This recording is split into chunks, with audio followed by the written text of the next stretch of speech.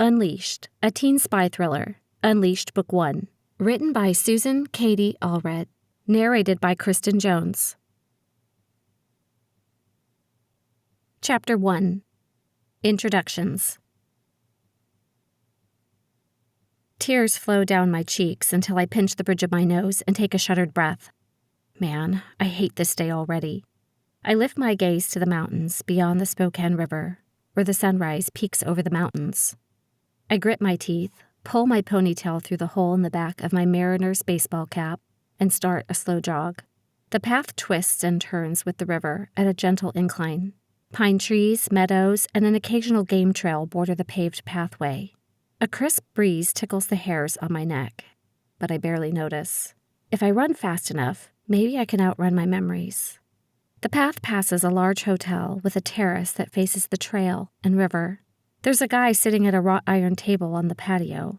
He has wavy brown hair, a cup in one hand, and a book in the other.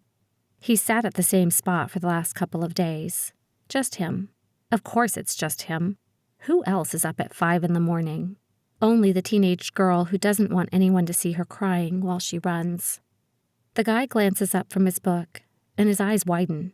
He leaps to his feet and opens his mouth. At the same time, I'm yanked backward by my ponytail. I yelp, grabbing at my hair. Adrenaline shoots through my veins and my heart races. I glimpse a thick, burly man with a scraggly beard looking down at me with feral eyes. 100 factors shoot through my mind in a split second. Bad guy. Bad intentions. Far from my car. And alone. Forgot my mace. Fight like hell, just like Dad taught you. I slam a fist to his groin. He doubles over, releasing my hair. I elbow him on the back of the neck, knocking him to his knees, then render him unconscious with a kick. Another guy, younger and leaner, tackles me from the side. I'm slammed to the ground and we skid to a stop in the grass. Wind bursts from my lungs. The taste of dirt and blood fill my mouth. My side and skin scream with pain. I'm elbowing the second attacker in the face and neck when he's yanked off me by the guy from the terrace. Terrace guy uses a few well-placed strikes until my attacker is in a bloody heap next to his buddy. Both attackers are unconscious. Terrace guy returns to me and holds out his hand. "Are you all right?" he asks, his eyes wide and chest heaving from the exertion. He looks pretty young, not much older than me, 20 maybe. I look down, checking myself for blood.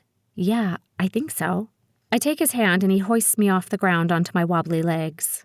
I wipe debris from my sweatshirt and leggings, hissing when I accidentally brush against exposed scrapes on my legs. He winces. "Oh, that doesn't look good. Come inside and I'll get you cleaned up." I hesitate, glancing at the 2 unconscious bodies. They're probably local transients living by the river. Terrace guy follows my gaze, pulls a phone from his pocket, and dials. After a moment he says, "2 guys just attacked a jogger on the trail outside the hotel. Can you take care of it? Thank you." He drops the phone back in his pocket and says, "Do you want to stay and wait for the police? Or would you prefer to get patched up?" I shudder, imagining a dozen things these guys could have done to me. Let's get out of here. I hold up a finger. Hold on. I walk to the smaller of the 2 guys and kick him in the ribs as hard as I can. I'm about to kick the other guy when I catch a glimpse of his hand. His fingernails are clean and well-trimmed. Odd for a transient. I furrow my brows, crouching to look closer. He makes a noise and starts to move. I straighten and back away, trying to get distance in case he comes to. The guy from the terrace stares at me slack-jawed. "What?" I ask. He snaps his mouth shut and blinks a couple of times. Nothing. Come on, you can use my bathroom to clean up." He steps off the paved path where I'd been running, toward the hotel onto a narrow path that snakes through the swath of overgrown vegetation between the hotel and my running trail. I shake my head at him. News articles about people murdered by their rescuers flash through my mind. I think I'll use the lobby instead, I say. "You're probably right. For all you know, I could be the boogeyman." He steps onto the path and glances over his shoulder. "The name's Drew, by the way." I follow him into the grass. "Aleasha, and thanks for the help." I stare at his back where his shirt stretches over well-defined muscles. I bet his chest and abs are the same way. He's lean, though, not bulky. I like lean. He pauses at a wire fence bordering the hotel's property and holds up a cable to let me through.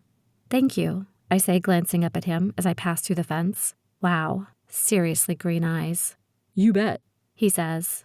We trudge up the incline to the terrace. He picks up his cup and book before ushering me inside, and points down the hall. The lobby is this way. How long are you in town? I ask. I'm not sure yet. It could be a couple days or a couple weeks. I'm here until the job is done. What do you do? Lots of things. Right now, I'm a headhunter, he says. What's that? I recruit people for specific jobs. How many people are you recruiting here? Do you recruit just Spokane, all over Washington State, or the entire country? I ask. Just one person. He guides me to the front desk with his hand at the base of my back. Warmth rushes to the spot where his fingers rest. How long have you been here? I ask, trying to ignore his hand. He raises a brow. This particular visit, or for this specific person? Both. At the front desk, a girl in a white button-down shirt, long curly blonde hair, and way too much makeup, gives me a once-over. Are you all right?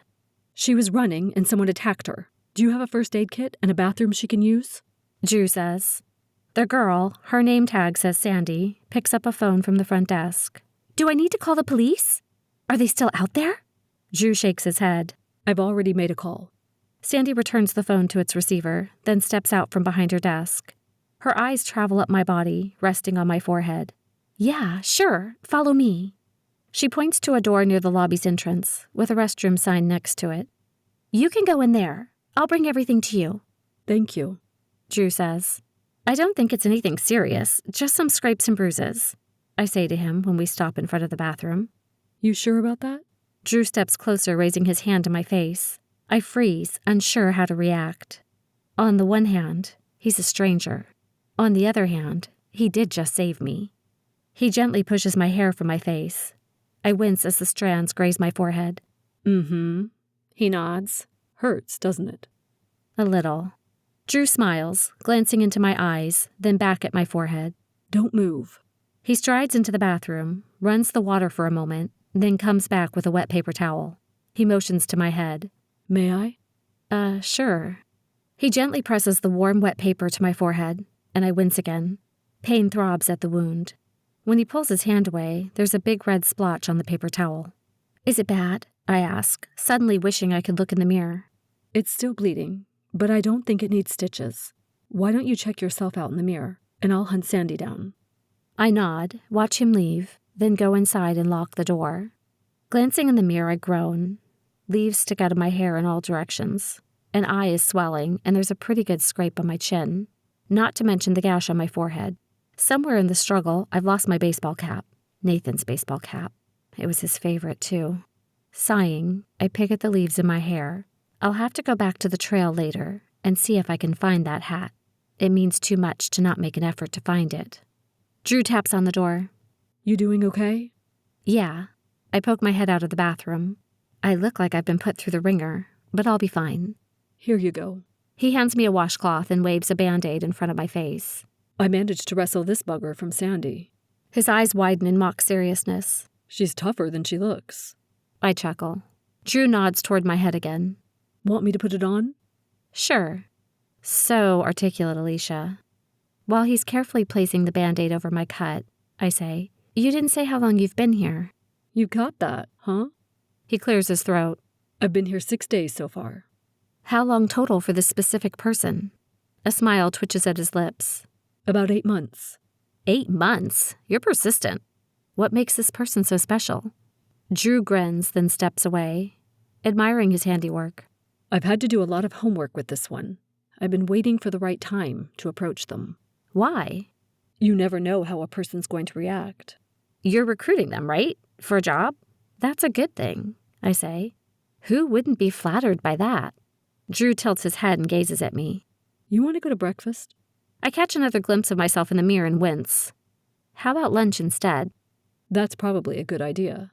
He glances at my forehead again. Do you need me to drive you anywhere? I start to shake my head, then realize that the quickest way back to my car is via the trail, and past the guys who just attacked me. What if they got away before the police got there? A shiver runs down my spine, and I force a smile. You know what? I'd love a ride. After he drops me at my car, I thank him and wave while he drives away. When he's out of sight, my smile fades. I unlock the door to my car, plop into my seat, and hit the lock button. My shaky hands grip the steering wheel until my knuckles are white. This probably never would have happened if I'd had Nathan running with me, but it's been almost a year now, and he's not coming back. A tear slides down my cheek and I whisper, "Happy would-be birthday, little brother. Thanks for dying and leaving me all alone." Chapter 2. Ghost from the Past. The scent of garlic and tomato sauce hits me as I step through the restaurant doors, making my mouth water. It's like walking into old Italy. Even the music is Italian. Little kids mash their faces against a picture window, watching the chef toss an ever-expanding disc of dough into the air. Weathered brick walls lined with large cans of tomatoes, wines, and strings of garlic surround dozens of tables and booths. Sheets of white butcher paper cover red and white checkered tablecloths, with a can of crayons centered on each table. Drew is sitting at a booth, crayons strewn over the table, sketching a picture. A lock of his wavy brown hair drops into his eyes, and he pushes it away. He glances up at me and meets my gaze, a smile spreading over his face. My cheeks warm, and a flutter fills my stomach. I half wave, then stride over to him. "You clean up nicely," Drew says as I slide into the seat across from him. I run my hands down the thighs of my jeans, drying my sweaty palms. "Thanks. It's amazing what happens when you shower and take the branches out of your hair." I gaze down at the picture he'd been drawing, and my jaw drops. "Is that me?" Drew's cheeks flush, and he tries to cover the sketch with his water. It's nothing, really." I move his glass to the side and stare at his doodles. He bites his lip and winces. He's drawn a pair of eyes, brown like mine with long lashes and surprising detail in the irises, especially for crayons. The second sketch is definitely a profile of me. He's drawn my brown hair cascading down my shoulders and down my back, with the sides tied up and secured with the ornate hairpin I inherited from my mother when she died. I stare at the hairpin. My eyes travel to the shirt he's drawn, the same one I wore to church on Sunday, while wearing the hairpin. The waiter brings a loaf of bread to our table and asks in a thick Italian accent, "May I take your order?" "Spaghetti?" I hadn't looked at the menu yet, but I can't tear my eyes off the picture. My stomach twists into knots. Did I misjudge him? Is he a stalker instead of a protector? "Very good. And for you, sir?" the waiter says, turning to Drew. "Chicken marsala, please." Drew dips his head, his brows furrowed. "You okay?" he asks me. As soon as the waiter is out of sight, I lean forward. "Who are you, and what do you really want?" Drew pulls back, resting his back against the booth, and his eyes search mine. "What tipped you off?" "Doesn't matter, creeper. What do you want?" He takes a sip of his water, then rests his hands in his lap. "I'm here to offer you a job." If I'd been eating, I would have choked. A job? Me? I'm 17. High school juniors don't get headhunted.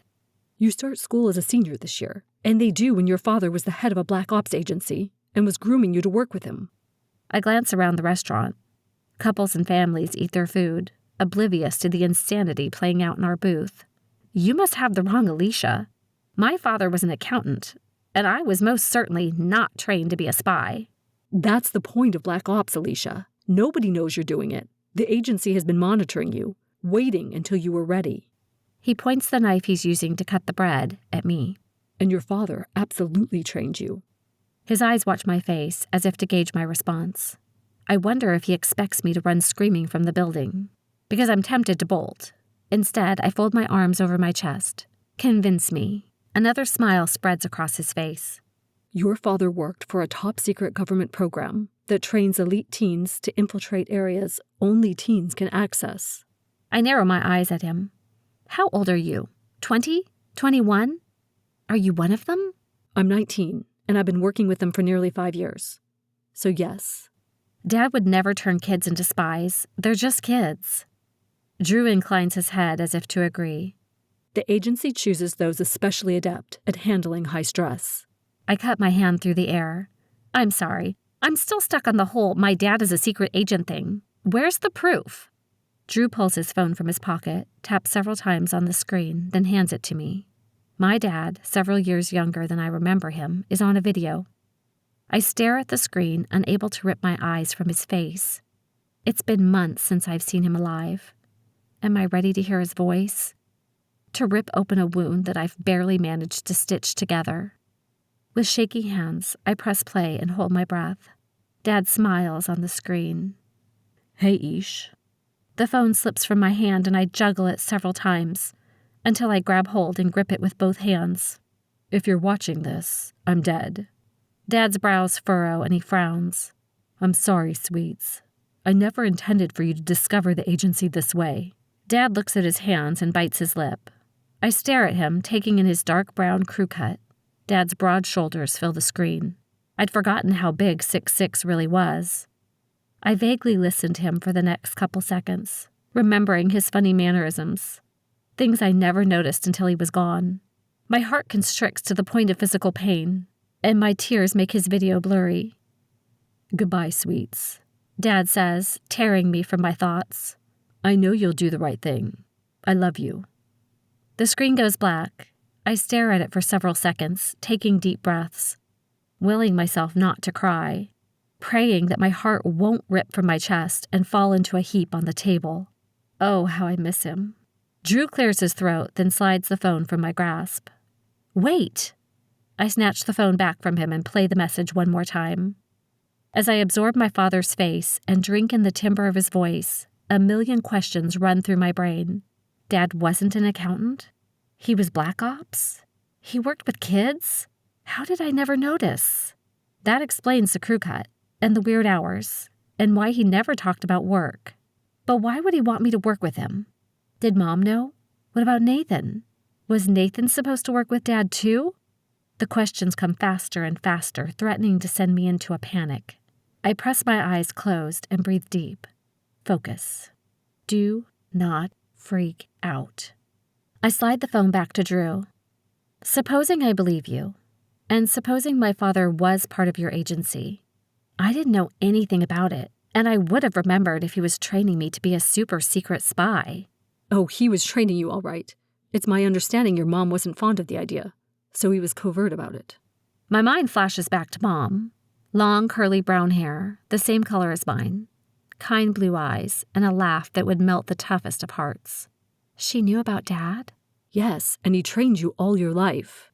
I start to slide out of the booth. I think I've ridden this crazy train long enough. I'm getting off now. He lurches for me, grabbing my arm. Stop, please. Don't touch me, I say, deftly breaking his hold. He scrambles around the table to block my path, placing a hand on each of my arms. You can't force me to stay here, I say, narrowing my eyes. Anger simmers below the surface of my skin. It's bad enough that I need to relive the heartache of losing my parents and the ache that comes with hearing my father's voice again. But these lies he's trying to feed me are too much. I know it's a lot to take in, but I can answer your questions. He dips his face till our foreheads are nearly touching, his eyes softening. Are you saying you're not flattered by the job offer? I pull away and stare at him. Is he trying to charm me? Oh, this agency he works for is good. They were ruthless to send the hottest guy on the planet to recruit me. I wonder how many other people he's done this to. Gritting my teeth, I say, fine. I slide back in the booth. I will listen a little longer, but I'm out of patience, so you better get to the point. Drew nudges me over and sits next to me, our thighs touching. I hold out my hand and snap my fingers. Let me see the video again. He taps his screen a couple more times and hands his phone back to me. Dad's face reappears on the screen. I grip the phone, staring at him. No matter how crazy all of this sounds, Dad's on the phone, confirming it's true. Speak, I say to Drew while staring at my dad. Your dad prepared you from birth. You already said that. I wrinkle my nose. And it's cliché. Yeah, but what does it really mean? How many other 17-year-olds speak English, Spanish, and sign language, are in the student body presidency? Were in the student body presidency, I say, holding up a finger. Semantics. Who volunteers hundreds of hours per year, is a commissioned artist, sings in front of an audience of hundreds, and has colleges lined up to recruit them for both track and volleyball? How many girls can fight off 2 grown men by herself and only end up with a couple of bruises? He nudges me. Look at yourself, Aleasha. Step back for a moment and consider who you are from an outsider's perspective. You are the ultimate teenager. You're beautiful, smart, athletic, musical, and can blend into nearly every social circle. You have a strong will, thick skin, and you're unafraid to speak your mind or stand up for yourself. He shakes his head. I've never seen anything like it. Teachers and adults adore you. Girls envy you, and boys want to be with you. When you walk into a room, you don't just light it up. People stop and stare. Do you have any idea how hard it is to be capable of both blending in and standing out? Drew points at his phone. You are everything your father hoped for, and more. I'm not that girl anymore. I'm not in ASB. I don't do sports. I don't even hang out with my friends. Not since the car accident. Images of my dead family flash through my mind, and I press my trembling lips together. Do not cry. Drew pauses long enough to let the server give us our meals, and then says, I'm not asking you to live your old life again. I'm offering you a new one. A chance to get away and start over. I want to introduce you to the agency, to your dad's secret family, the one he itched to show you from the time you started karate. Imagine what he'd say if he knew you were training with Cecil now. You know about Cecil? 8 months, remember? My jaw pulses, and the discomfort that pits in my stomach wars with the goosebumps of excitement on my arms. Could this really be true? What else do you know about me? Pretty much everything. I've read your entire file, and your dad wrote meticulous notes. Goosebumps gone. I stare at Drew's sketch, the one with the pin and Sunday's shirt. What tipped you off about me? He asks again, stealing a glance at me. Doesn't matter. I stand and nudge his arm with my hip, trying to get him to slide out of the booth. Because I'm not doing it. I'm not equipped to do, what'd you say, infiltrate places only teens can go. I don't want to be a spy. He doesn't move. Why not? Because my father didn't train me to be one. Because I'm the reason my family's dead. I killed them. No, you didn't. Yes, I did. I shove his arm, trying to get him to move. Dad rolled the car because I was throwing a fit, and I distracted him. I wipe at the tears on my cheeks. Frustrated, I've told him. I hadn't told anyone, not even Aunt Patty. And here I am, telling some stranger my darkest secrets. What's wrong with me? I glance down at him. Let me out, Drew. He grabs my hand and tugs until I'm sitting again. Aleasha, you didn't kill your family. They were taken from you. We can offer you a new family. Your father's agency family. We can offer you a chance to be happy again. I snort, wiping another tear from my cheek, then turn to stare out the window. It's not that easy. It is. Drew tugs on my chin until our eyes meet. But I look away again. He shakes my chin. Look at me. When I return my gaze to his, he says, What happened was a tragedy, but you can't give up. Your parents wouldn't want that. Your dad wouldn't want you to quit when you've come so far. You need to fight. Become the daughter he knew you could be. The person I know is inside of you. Show the world you're Aleasha freaking Summers, and you will not be broken. Another tear trails down my cheek, and I bite my lip. I don't know what Dad would have wanted. He never told me about any of this. But he told us, and we want to show you his hopes and dreams for you. Drew wipes my tear with his thumb. Did you know him? I jut my jaw out, and my voice hardens. Or did you read about him in a file, too?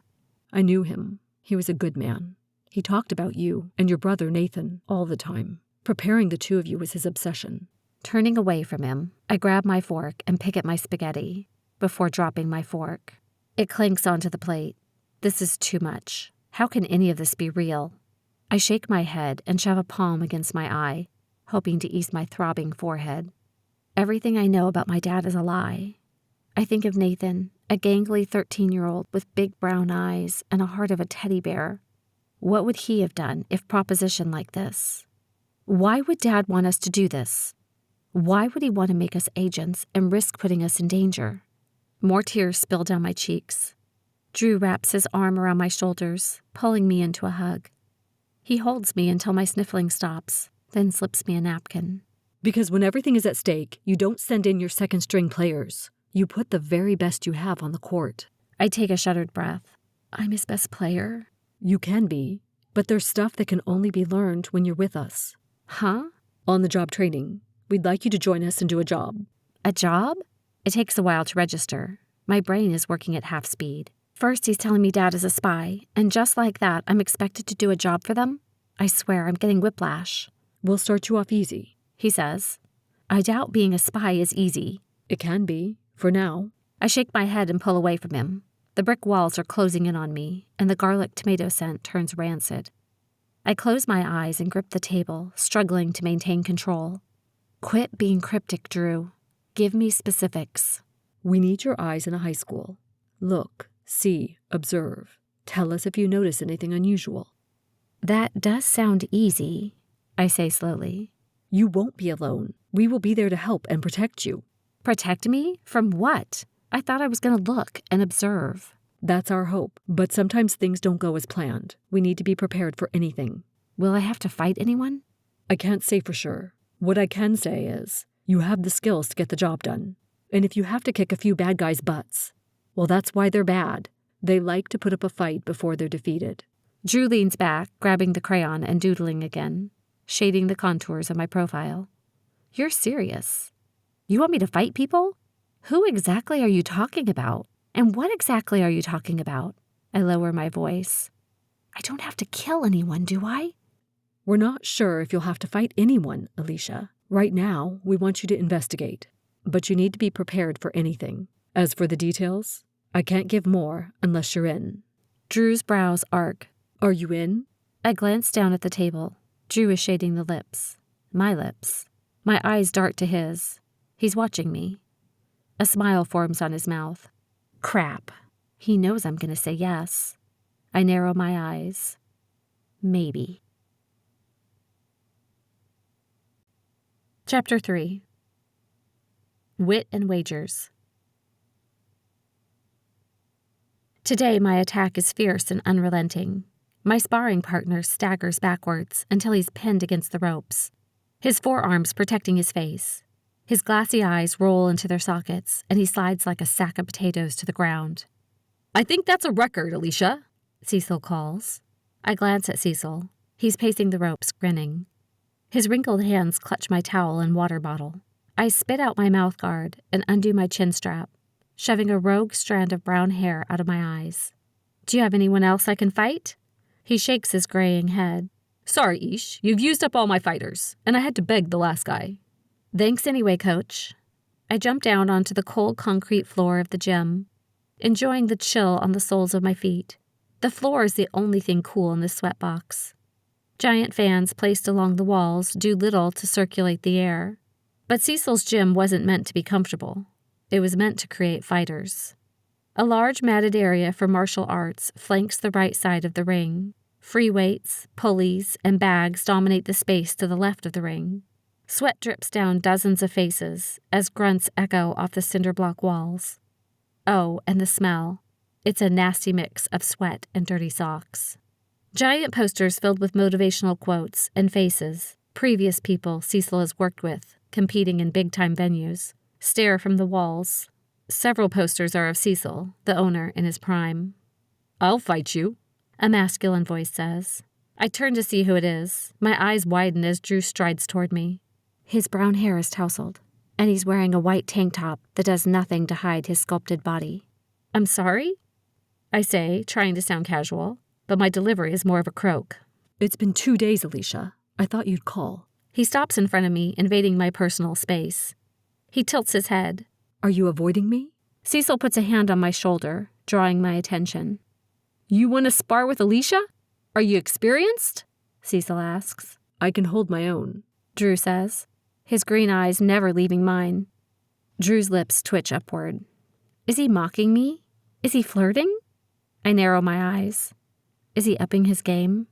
Cecil claps his hands together. Okay, pretty boy, here's how it works. The bout is 10 minutes. If you survive, you get paid for the session. How about if I win? She says yes, Drew says. That feeling I had when he walked in, whatever it was, lust, excitement, anticipation, it's gone. Replaced with a spark of irritation and twitchy hands that want to smack him. Are you kidding me? You want everything to hinge on a fight? I think I'll pass, I say. Then talk to me. You're not answering my calls or texts. I need to know what's up. Just get your stuff, I mutter. Pretty boy won't be quite so pretty when I'm done with him. What he's told me is crazy. I need time to process it, and he's not helping by pressuring me. If this is what I need to do to get him off my back, then so be it. I move to the mat and stretch, waiting for Drew to gear up. Are you seriously going to fight him? Cecil asks from behind me. Yep. And the stakes are what exactly? Cecil, you were right there while we were talking, I say, glancing over my shoulder. Yeah, but it doesn't mean I have an idea of what you're talking about. He's pressuring me to work for him. I don't like being pressured. Cecil breaks into a grin, then puts 2 fingers to his mouth and whistles. "We've got a live one." I curse under my breath and glare at his back. The staccato of metal on metal from the weights and pulleys grinds to a halt, and faces turn to stare at me. "Come on, Cecil," I rumble as bodies migrate to the edge of the mat. He ignores me and limps to the group, talking in hushed tones to the audience. Drew walks up to me wearing a pair of shorts hanging loosely over compression gear. He's barefoot and shirtless and ripped. "Hello." Drew inclines his head toward the group. What's going on? "They're taking bets," I mutter, then restrap my headgear. "Let's get this over with." Drew grins. "Hey!" I point to the large clock on the wall. Cecil motions for someone to add 10 minutes to the timer, then meets Drew and me in the middle of the mat. He looks from me to Drew and back again. "Okay, Ish, you're 5'10" and 165 pounds, right?" "Yeah." He looks Drew up and down. "You're what, 6'2", 180-ish?" About that, yeah. Cecil nods, then turns to me. "You okay with that?" He smirks, and I scowl. "Can we just begin?" Sure. Cecil chuckles, then yells, "Start the clock!" The gym explodes into cheers and catcalls as Drew and I slowly circle each other. His stance is low, like a fighter. Rather than bouncing around like some of the other idiots I've sparred, Drew's movements are smooth and cat-like. I throw a jab, and Drew blocks it. A slow smile washes over his face. He looks like he's having fun. I grind my teeth into my mouth guard, and my hackles rise. I'll show him some freaking fun. I unleash a full frontal attack, a series of strikes, kicks, hooks, and jabs, all of which are blocked. With each attempt, I become increasingly impatient. Why isn't he countering? And why aren't I landing any punches?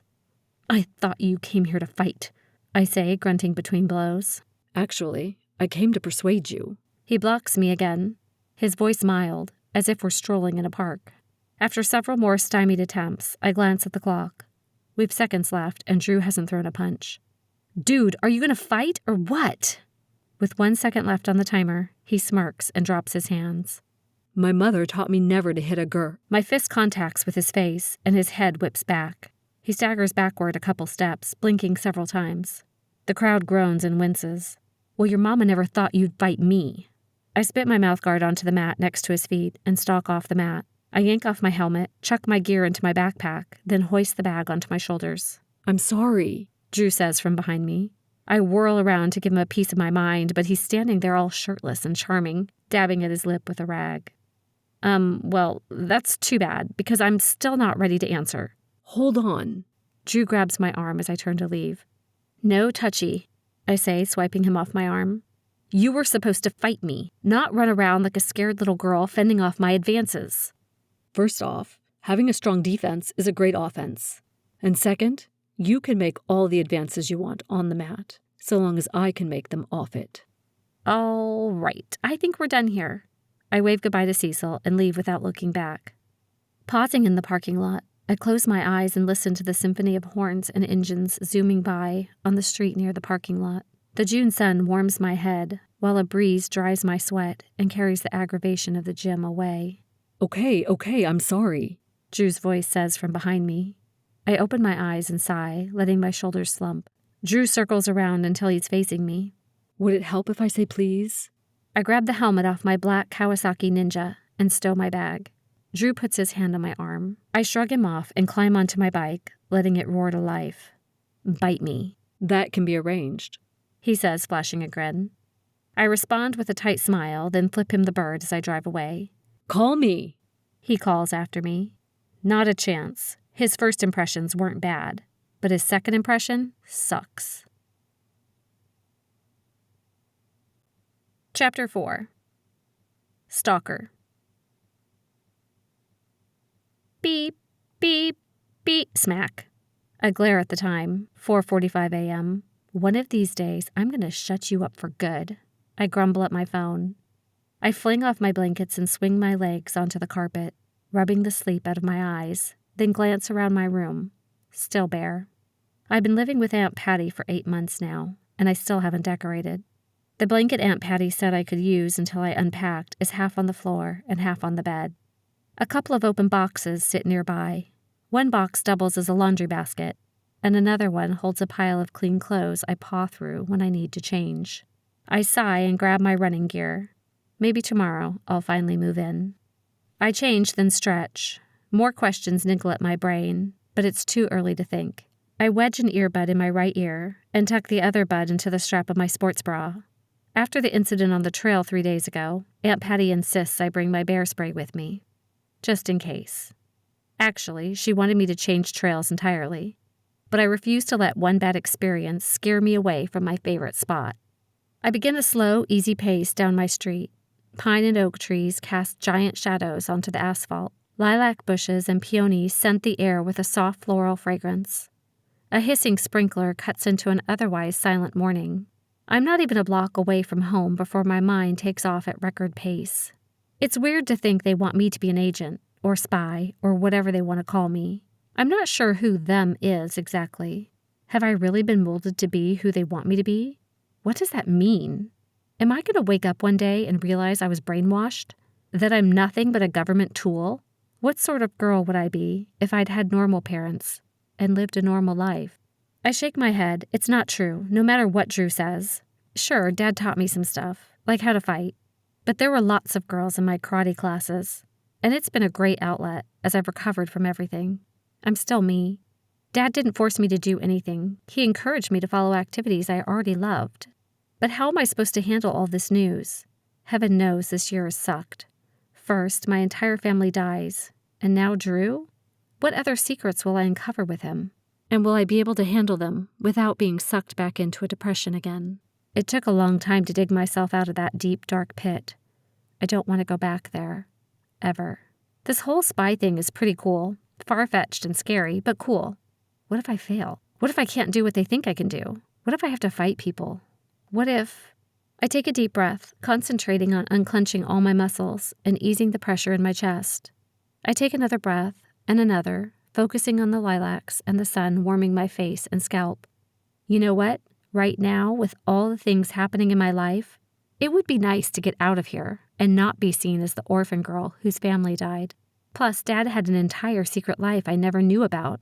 It'd be stupid of me to pass up an opportunity to find out who he really was.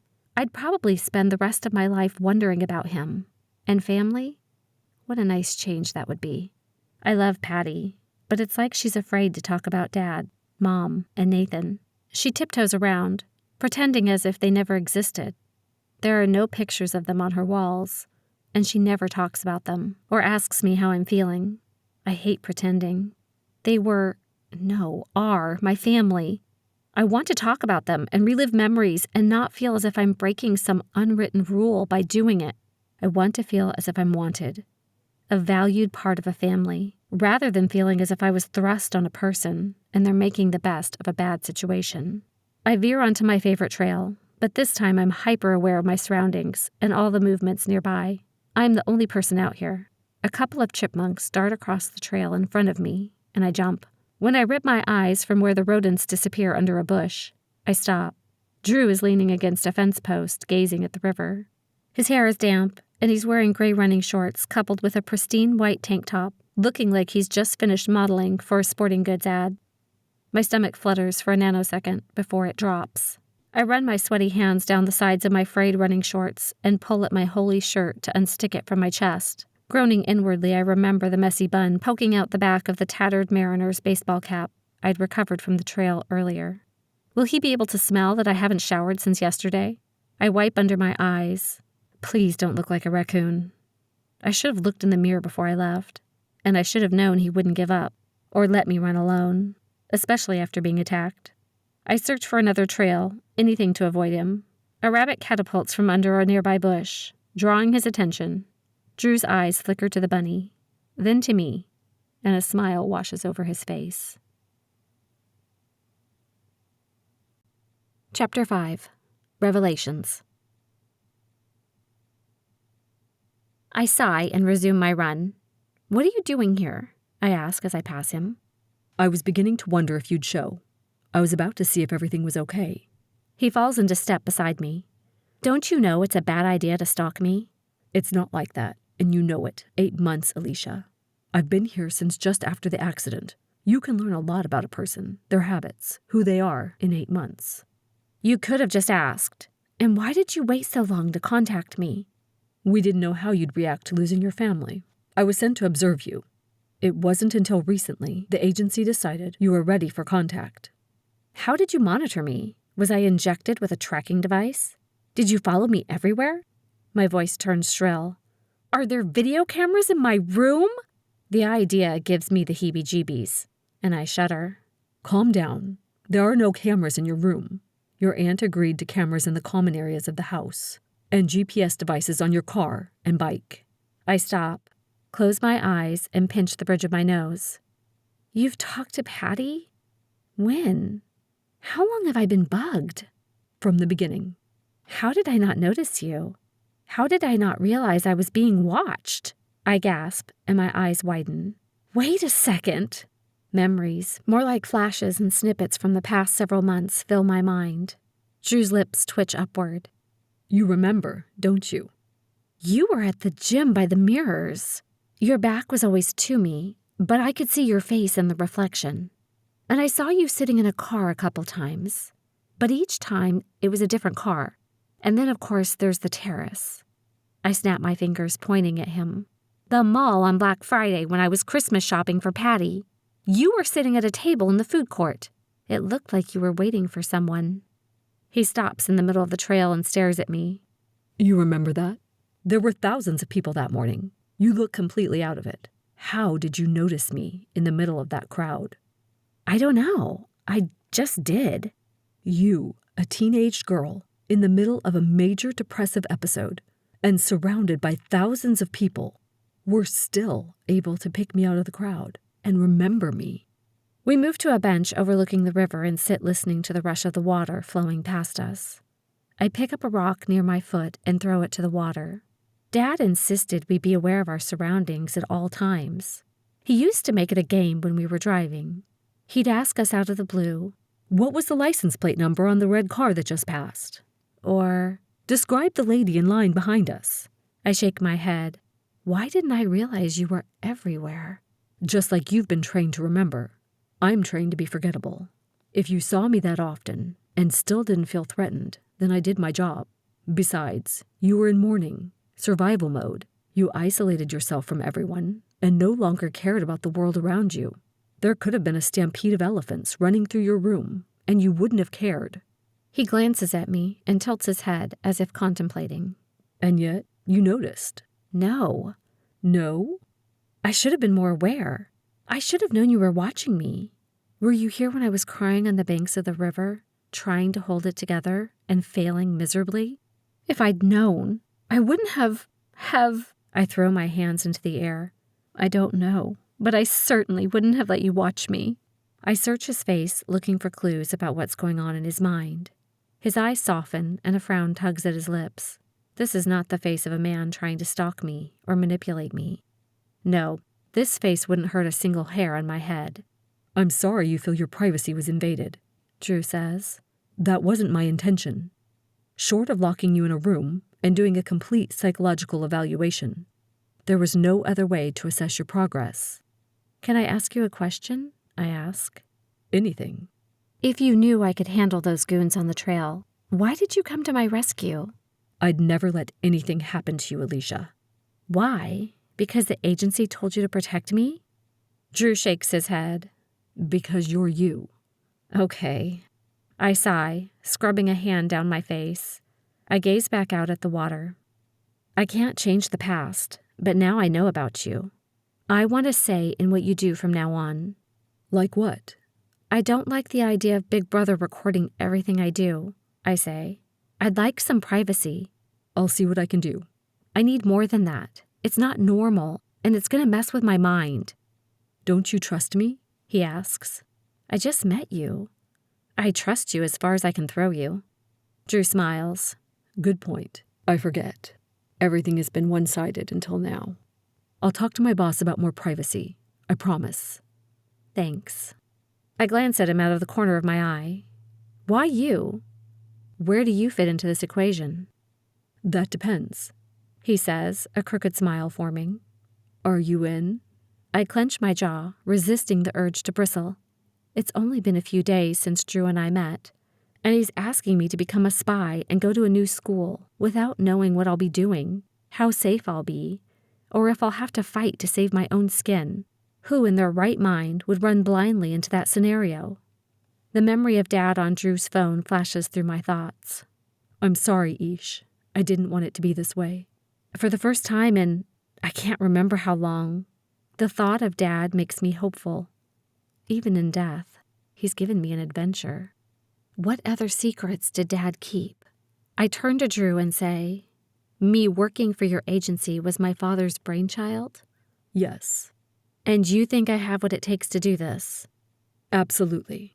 I stare up at the sky, then close my eyes. Trepidation and giddiness hum through my veins, warring for dominance. Finally, giddiness wins, and I open my eyes. Let's do this. Drew's eyes light up, and he breaks into a grin. Really? His smile must be infectious, because I laugh and nod. Yes, I'm in. Awesome. Let's get things rolling before you change your mind. Chapter 6. An Honest Spy. 30 minutes later, I have changed into a fresh pair of workout pants and a t-shirt that doesn't have holes worn through it. Drew and Patty sit at the dining room table, talking like old friends. He looks out of place in a room filled with Victorian furniture, pink flowers, and lace doilies.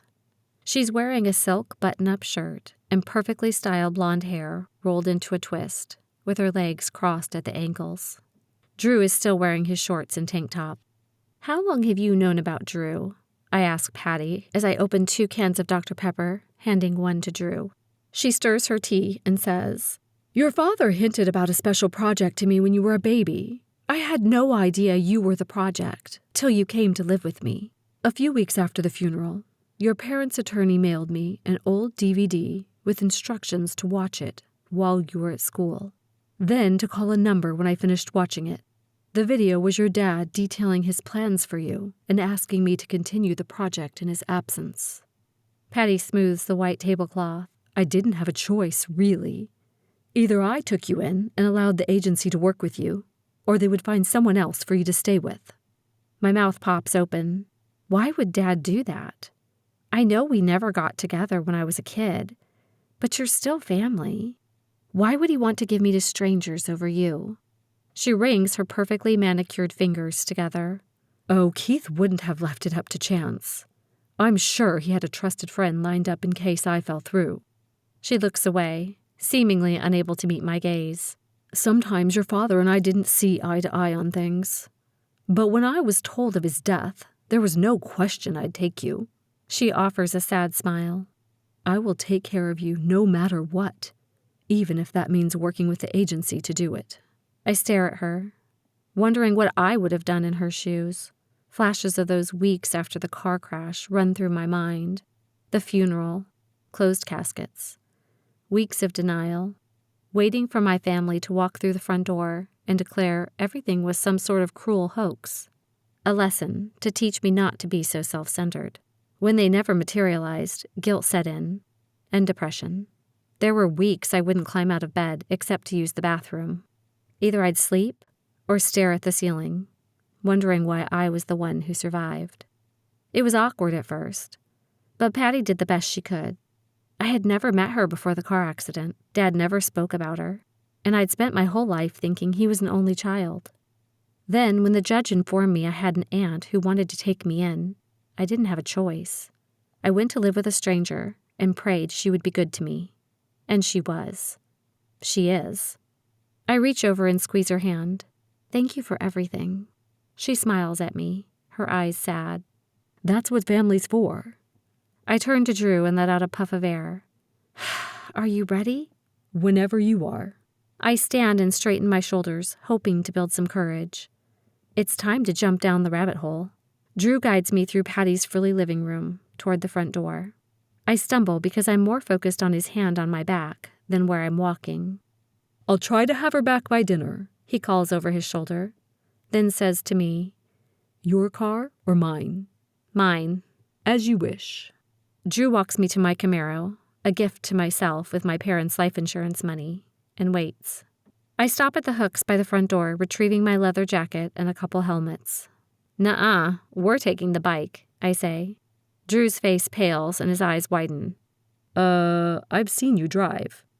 "Oh, come on. I promise you'll get there in one piece." I throw him a helmet and straddle the bike, biting off a smile as he curses under his breath. He swings his leg over the seat behind me.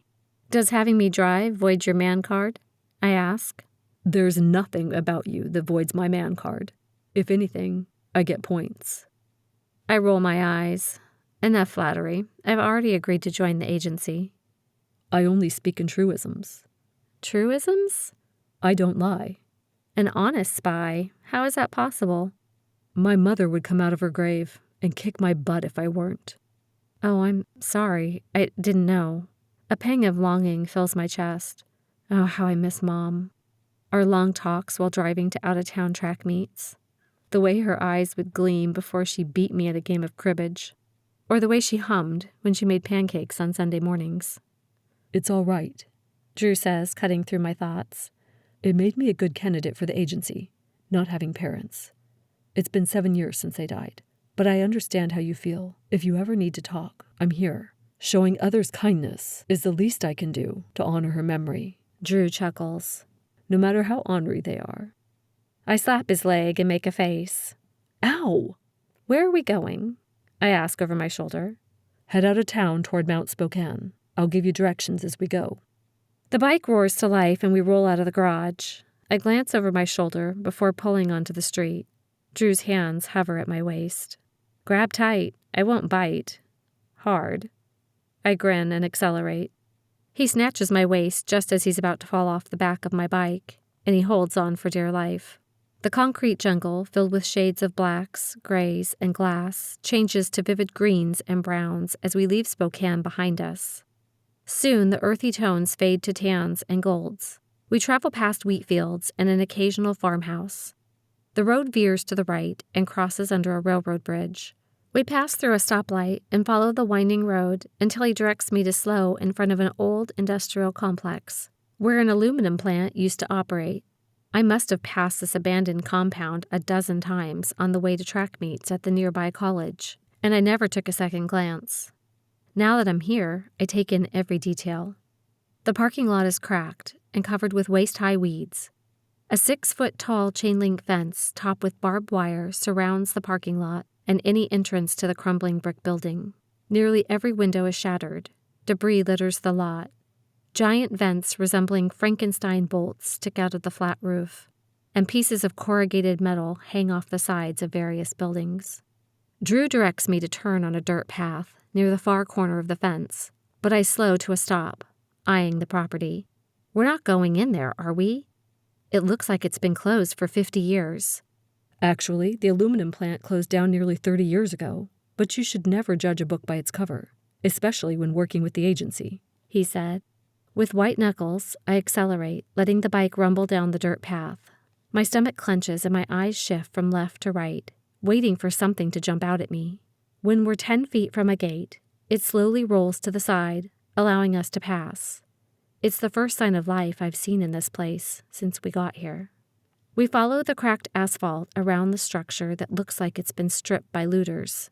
I bite my lip to keep from gunning the engine, doing a U-turn and racing out of this place. We're far enough away from the street that if I were jumped, nobody would be around to witness it. Drew squeezes my waist. We're almost there. He points over my shoulder to a warehouse that looks like the rolling garage door broke halfway down its rails. That's our entrance. I take a deep breath and coast through the opening. At least if someone comes at me from behind, they'll hit Drew first. Chapter 7. Agent 52. The second we're fully through the warehouse entrance, it's as if a curtain pulls back. The room goes from shrouded in darkness to bright as midday.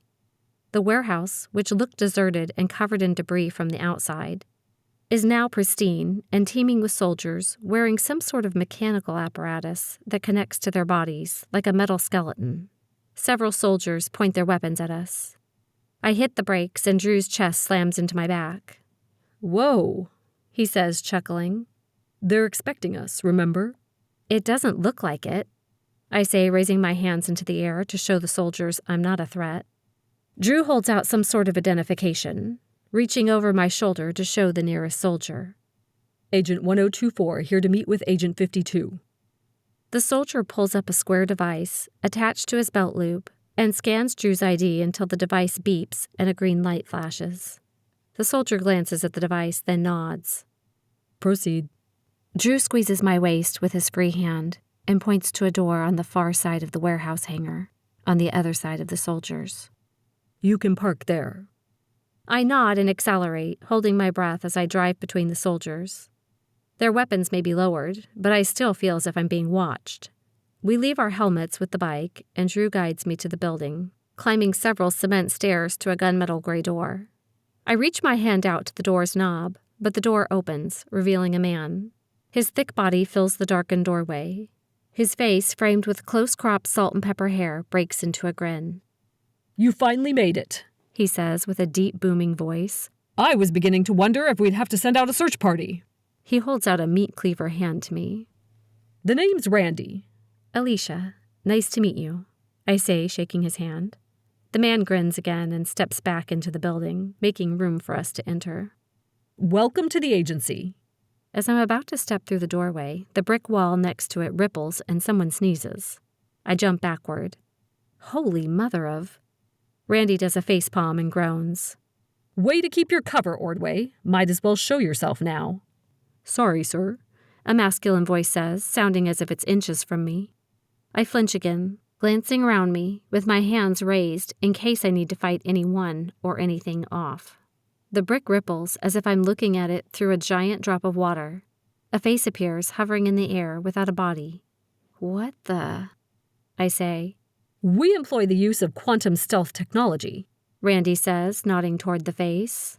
Ordway is covered in the stuff to keep from being detected, provided he doesn't sneeze. Ordway has a dark crew cut, a scar on his chin, and another above his eyebrow. He stares over my shoulder, his face emotionless, as if at attention. I nudge Drew with my elbow. Never judge a book by its cover, eh? Exactly, Drew says, grinning. As you were, Randy says to Ordway, then steps backward, allowing us to pass him into the building. We're in a reception area with leather couches, stainless steel furniture, massive mirrors, and cement walls. I could have sworn the exterior had broken windows, but there aren't any in this room.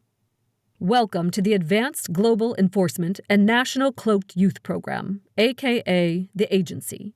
You're here, so that means you've said yes, right? Randy glances at Drew, who nods almost imperceptibly. Randy gestures toward a hallway on the other end of the reception area. Perfect. Let me show you around. Drew takes the lead, and I'm sandwiched between the two men. The hall slopes downward until the change in temperature indicates we're underground. We pass several doors, flanked by large, ornately framed pictures and mirrors. At first glance, the mirrors lend a sense of space and light to the windowless area. But do they serve another purpose? Drew leads us to the last door on the left and opens it. He gestures for me to enter.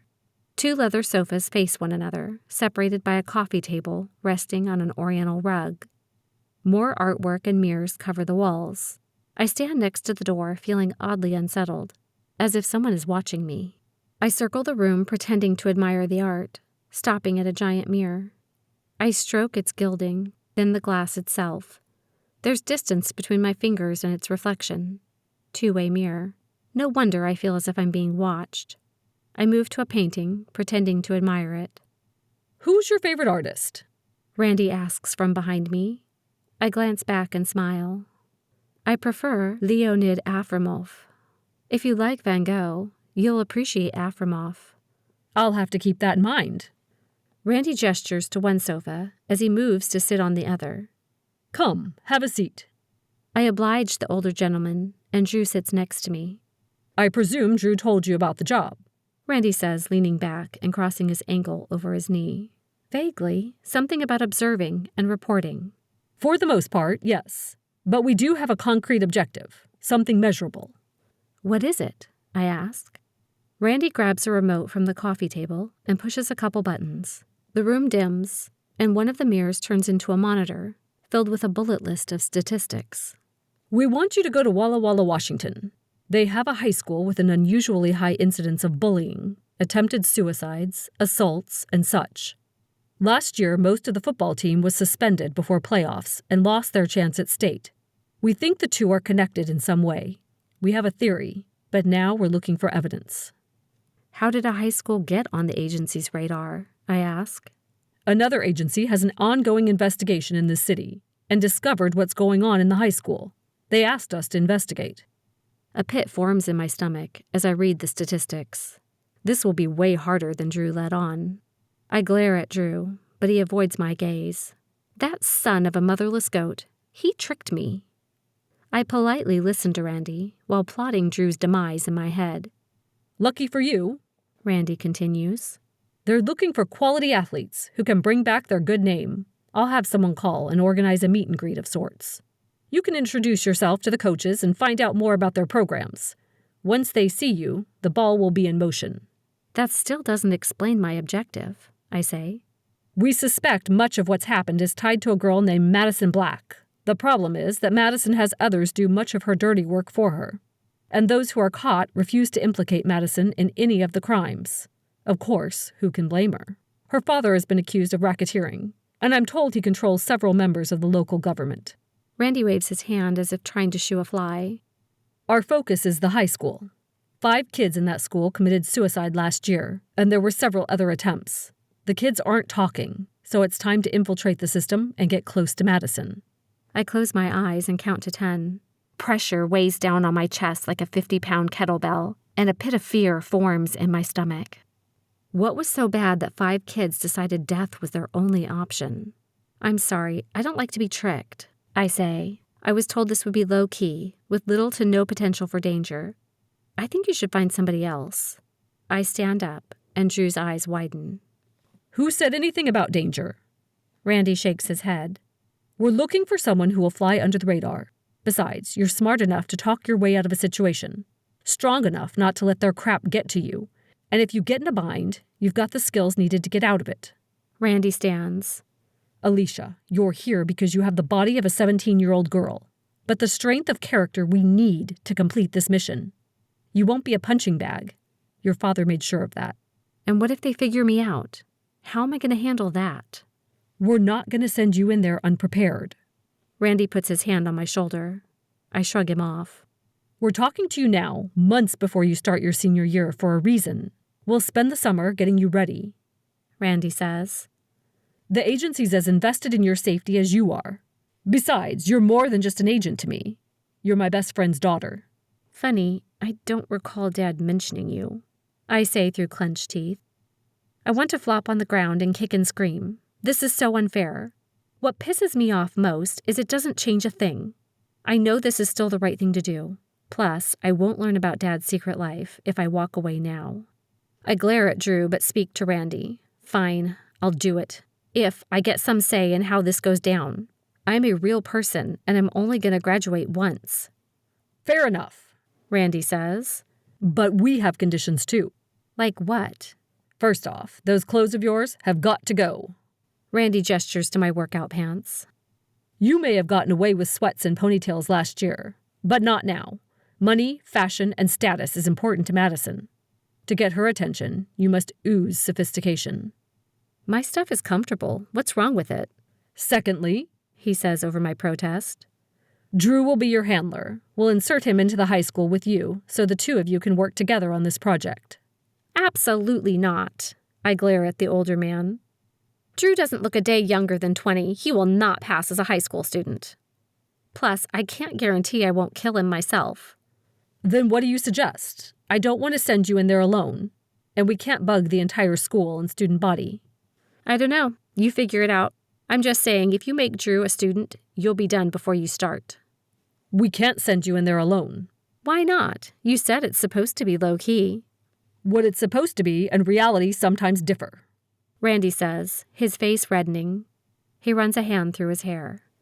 Give me a second to think this through.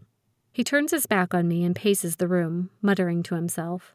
When he comes back, he's shaking his head and his lips are pressed thin with displeasure. We'll have to make Drew the boyfriend. It's the only way to justify him being around you all the time. Plus, we know Madison's MO. She has a tendency to go for her victims' boyfriends. If things go south with you, Drew can be our backup. I gasp. You cannot make him my boyfriend. Randy rubs his chin and gives Drew a once-over. I think it'll work. He mumbles something under his breath and circles Drew. How old are you? Almost 20. Alicia's right. You look too old. Drew stares at me with a deer-in-the-headlights look. Randy nods as if to close the subject, then smiles at me. You just got yourself a boyfriend. My stomach flutters while simultaneously wanting to vomit. This cannot be happening. There's got to be another angle. He can be my brother. You two look nothing alike. Doesn't matter. Mixed family. He's a step. No, siblings hate each other. It'd be weird if he hung out with you. Gay cousin? No. Indentured servant? Aleasha? Foreign exchange student? Aleasha! Randy scrubs his hand down his face. Look at it from our perspective. You are new to the agency. Drew is seasoned. I'm not sending you in without someone to protect you. Drew is the best we've got. I want him by your side the entire time. Is that too much to ask? I grimace at the ceiling. No. Good. It's settled. Drew will be your boyfriend. Drew and I stare at each other. His face mirrors my emotions. My stomach twists into knots. Holy crap. What have I gotten into? Randy turns to the two-way mirror. Let's get to work. Chapter 8. Operation Snowball. A wave of people pours into the room. I knew it. I knew I was being watched. Randy points to a girl with red hair and a sleeve of tattoos. Contact Patricia. Let her know we'll have someone by this week to get her things packed and to transfer her work to Walla Walla. We already have a house for her to move into. Notify the school of Alicia's enrollment. To a blonde guy, he says, Start on the paperwork. She needs clearance for Operation Snowball. To a Native American guy who looks about the same age as me, he says, Finalize the work on the location and gather our crew. And to a woman who is nearly a clone of my second-grade teacher, he says, Start on the cover stories. They need to be airtight. Randy gives me a once-over and clucks his tongue. You need new clothes. He points to Drew. Help her with the wardrobe. He, I say, jabbing a finger at Drew, does not need to help me dress. Drew looks down at his running clothes and lifts an arm as if to smell his armpit. What's wrong with the way I dress? You're a guy. You have no idea what it takes for a girl to look good. Trust me, I think I can handle it. You are not dressing me. Yes, I am. No. Yes, he is. Randy steps between the two of us and points at Drew. Get the laptop. You can shop while we finish up here. I glare at Drew's back, and Randy hands me a black credit card. Trust the process, Aleasha. We know what we're doing. I open my mouth to protest, but Randy's phone rings. He pulls it from his pocket, turns his back to me, and walks away, speaking in hushed tones. I look down at the card. It has my name on it. Drew walks up to me with the laptop tucked under his arm. He glances at the credit card and ushers me to the couch. Good. Let's get started. I prepare for what can only be described as hell. Shopping is my least favorite thing to do. Ever. I hate it more than getting a root canal. Drew sits next to me, our thighs touching as if we're Siamese twins. He types a 12-digit code to access the computer. I try to memorize it, but he's too stinking fast. He clicks on several icons until he finds a folder with my name on it. The folder has several dozen more files, including one labeled Wardrobe and another marked Surveillance. What's that? I try to open the file, but he swats my hand away with a smirk. No touchy. I stick my tongue out at him. Several hours, 4 arguments, and 2 Excedrin later, we're done. That is time I will never get back. I stand and stretch the kinks out of my neck. Randy returns and hands each of us a Dr. Pepper. All set? Drew gives him the laptop. Yup. Excellent, Randy says before turning to me. That leaves us one last item of business. What's that? I ask. Surveillance. About that, I shake my head. It's gotta stop. Drew told you why it's done, didn't he? Randy glances at Drew. Now that you're working for us, we need to protect you and document everything for the courts. Yeah, well, I need some friggin' privacy, too. No trekking my clothes and no bugging my room. I want to know I can get dressed without wondering if you guys are peeking. I shudder. It's creepy. Don't you trust us? Randy asks. No. A smile washes over Randy's face. I'll see what I can do. Don't see, do. I shoot Drew a glance that says, "What is it with you guys?" and then stalk out of the room, with Randy chuckling behind me. Drew's hot on my heels when I reach my bike. He manages to hop onto the seat and strap his helmet on before I speed away. Drew's hands grip me like a vice around my stomach, but I'm too pissed to care. Who does Randy think he is? He doesn't own me. He sure as hell doesn't get to spy on me 24/7. Isn't it bad enough they tricked me into being some bully's punching bag and insist on dressing me? Randy'd better freaking get a clue, or he can find another minion to do his bidding. The longer I brood, the more my blood boils. I tighten my grip on my handlebars. The engine revs to an unholy pitch, but I ignore it. I shouldn't be worrying about surveillance and privacy or bullies and cover stories. I should be at home with my parents and brother, bickering over who gets control of the TV remote and whose turn it is to do the dishes. Aleasha! Drew shouts over the engine, snapping me back to reality. Drew has me in a death grip, fused to my back. We're passing cars as if they're standing still. My stomach clenches and adrenaline spikes. I release the throttle, lurching us forward. At this speed, it would take one rock, one animal, one not seeing us, and we'd die like the rest of my family. What would that do to Patty? Drew's still glued to my back when we pull into my driveway. He jumps off the bike and yanks off his helmet before I cut the engine. He strides to the front door, passing Patty on her way out. She smiles and tries to talk to him, but he shakes his head and keeps walking. It looks like Drew is pretty shaken up, Patty says as I climb off the bike and put my gear away. Yeah, I might have gone a little faster than I should have, but he deserved it. I clench my hands at my sides, resisting the urge to punch something. Drew lied to me. This isn't some cushy take notes and pass them on sort of job. It's a get your butt handed to you assignment. I know you're angry, as you should be. Patty bites her lip. But could it have been handled another way? Why? He didn't consider my feelings when he lied to get me to join the agency. Why should I care about his? Ish, how much do you know about Drew? What do you mean? Did you know that Drew's parents died in a motorcycle accident? My body freezes as if someone dumped a tub of ice water over me. It was really quite horrible, if I recall. She looks over her shoulder at the door he rushed through. Drew was riding with his dad when it happened. It's a wonder the poor kid survived. Oh no. I close my eyes. Flashbacks from my car accident flicker through my mind. The crashing metal, shattering glass, flipping over and over and over, screaming, and then deathly silence. If I'd known. I know, sweetie, I know. Patty wraps her arm around my shoulder and squeezes. You guys have more in common than you think. There are things you'll never find out unless you give him a chance. I stare at the door to the house. Guilt washes over me, leaving me tired and defeated. Thanks for telling me. I go inside, dragging my feet with each step. Drew is in the kitchen, pacing. He stills when I walk in, leveling his gaze on me. I'm not the bad guy here, Aleasha. I open the refrigerator door, biding my time. How am I going to fix this? Dr. Pepper? Water? I ask. Water, please. I pour him a glass of filtered water from the fridge and hand it to him. I'm supposed to help you transition and to protect you. I didn't mean to manipulate the situation, but we need you. The director asked for you specifically. Who's the director? I don't know. It's pretty hush-hush. All I know is they asked for you, and we never tell them no. He pierces me with those unnerving green eyes. I want to squirm under their intensity, but I steel my nerves and stare back at him. After the stunt they just pulled at the agency, I still haven't decided whether they are entirely good or bad yet. But I'm not going to fall into line like a good little soldier, just because they tell me to.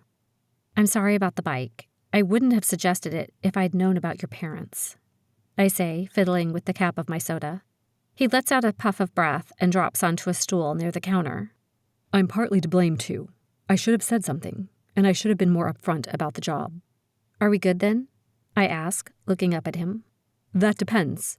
Do I have to ride on that metal coffin again? Do you plan on lying to me again? One side of his mouth quirks upward. No. Ditto. I hold out my hand. Truce? Chapter 9. 20 questions. Truce. Drew takes my hand and shakes it. Patty walks back into the house and nearly drops the mail in her hands. You're holding hands now. That escalated quickly. She raises her hands in surrender and slowly backs out of the kitchen. I spy a grin on her face before she disappears. You want something to eat? I ask him, turning to open the fridge again and scanning the shelves. Sure. He rummages through the cupboards, grabbing plates and silverware. I pull out sandwich stuff and spread mayonnaise on a slice of bread. Since you're going to be my boyfriend, why don't you tell me about yourself? Drew leans his elbows on the counter. What would you like to know? Tell me more about your family. That is, if you want to tell me more. I was 13 when my parents died. I was riding with my dad, and my mom was behind us. We were on a Sunday drive, checking out the scenery like we did every Sunday. Some guy pulled out in front of us, and we didn't have a chance. He picks at his sandwich. Both bikes T-boned the car. I was flung from the motorcycle, and my parents were pinned under the car. It was gruesome, and I had nightmares for years. My heart breaks for a little boy who was forced to watch his parents die, just like I did. Will you two quit arguing? Dad adjusts his rearview mirror to glare at us. Headlights veer across the double yellow lines, filling our windshield. Mom screams. My body freezes with fear. Nathan's eyes are wide, his mouth gaping. Dad's eyes dart back to the road in time to witness the impact. Metal crashes together at an unholy pitch, flinging me against my seatbelt. Our car twists and turns, flinging me against the door and the ceiling, creating a vortex of bone-crushing violence. I blink several times and grit my teeth to keep from shuddering. I swallow down the familiar sensation of bile climbing up my throat. Taking a deep breath, I focus on Drew's words. They didn't have a will in place, so no one was designated to care for me. He frowns. I ended up in foster care, moving from house to house. The foster parent's dog was usually treated better than I was. Your parents didn't have family? I think of Patty. I'm so lucky Patty existed, and she wound up being a pretty nice person. No, they didn't have siblings, he says. How did the agency find you? I was 14 when they found me. I don't know how. At the time, I was in a bad home. The dad would beat me regularly and was doing some shady stuff to my foster sister, Drew says. He stares at his half-empty water bottle. One night, I came home, and he was particularly drunk. She was cowering in a corner, trying to fend him off. I stepped between them, and he lost it. Drew's brows knit together. One thing led to another, and I wound up running away from the home that night, and right into Randy. He told me the agency had been watching me for a while. They offered to take me in, train me, and make sure I was never in foster care again. I said yes, and never looked back. Do you regret your decision to join? He looks up and levels his eyes on me. Not one bit. Drew clears his empty plate from the counter and puts it in the sink. If you don't mind, I think I'm going to call it a day. Hold on, I have more questions. We'll have plenty of time to share stories later, I promise. But before I go, I have something for you. He fishes through his pockets and opens his hand, revealing a ring and a diamond stud. The stud has no discerning characteristics, but the ring is different from anything I've seen before. It's made of dark cherry wood with some sort of blue gem inlaid down the middle like a stripe. The gem sparkles in contrast to the natural material, almost like a river between two muddy banks. Drew steps to me, invading my personal space. May I touch you, Aleasha? I nod. These are your new surveillance. The ring has a microphone and GPS. The earring has a camera. He hands me the jewelry to inspect. The microphone is on at all times, but the earring will only activate if you twist the center stripe like this. He twists the ring until it clicks. The earring vibrates in my palm. Lifting the stud from my palm, he places it in the cartilage of my ear, replacing an existing hoop. This is the privacy feature you requested. You can turn it off when you're dressing, or you want to be alone. You already had these before I talked to Randy, didn't you? I say, fingering the new stud in my ear. He smiles, sliding the ring onto my middle finger. He tucks a strand of hair behind my ear and traces my skin down to my earlobe, causing an unexpected jolt in my veins. Never take these off, he says. They're your safety net if I'm not around. As long as they're on, you'll never be alone. Drew steps back. You need a keyword for if you're in danger. When uttered, regardless of where you are, someone will rescue you. I stare at Drew. What the heck? Will it be that dangerous? We're just being cautious. He nods at my hands. You decide the keyword. It's got to be something you'll remember if you're in a bind, but not so common that it would be used in normal conversation. I've got one. It's our family code from a stranger danger talk when I was a kid. You already have one? His brows rise. What's the word? Black licorice. We used to have discussions about how to handle different emergency scenarios. We had stranger danger night, fire drills, made bug-out bags with 72-hour kits, and even discussed what to do if an intruder was in the house. Expect the worst, hope for the best, Dad would say. Your dad thought of everything, didn't he? Dad was all about the details. Drew repeats my keyword several times under his breath, as if committing it to memory, then strokes the ring with his thumb. These are virtually indestructible, so don't worry about breaking them. Keep them on no matter what. What about sports? I can't wear jewelry during volleyball games. Would the athletic department consider secret agent spy equipment as reason enough to bend the rules? There will always be someone at the games watching you, so you can take them off then. But you need to put them on immediately afterward, okay? Yes, sir. I salute. Drew rolls his eyes. Get some rest, Aleasha. Tomorrow will be another busy day. I watch Drew drive away in his Audi and wonder about tomorrow. How can it possibly get any stranger than today? Chapter 10. While aware? My phone rings at 4 a.m. I touch the screen and scowl into the darkness. What? Whoa, don't shoot the messenger, Drew says from the other end of the line. Randy woke me up too. Sorry. I yawn and sit up rubbing my eyes. What's up? Plans changed. Looks like we're moving to Walla Walla this week, and you're registering for school today. Great. I yawn again. When do we leave? In an hour. My head snaps up and I yank my blankets off me.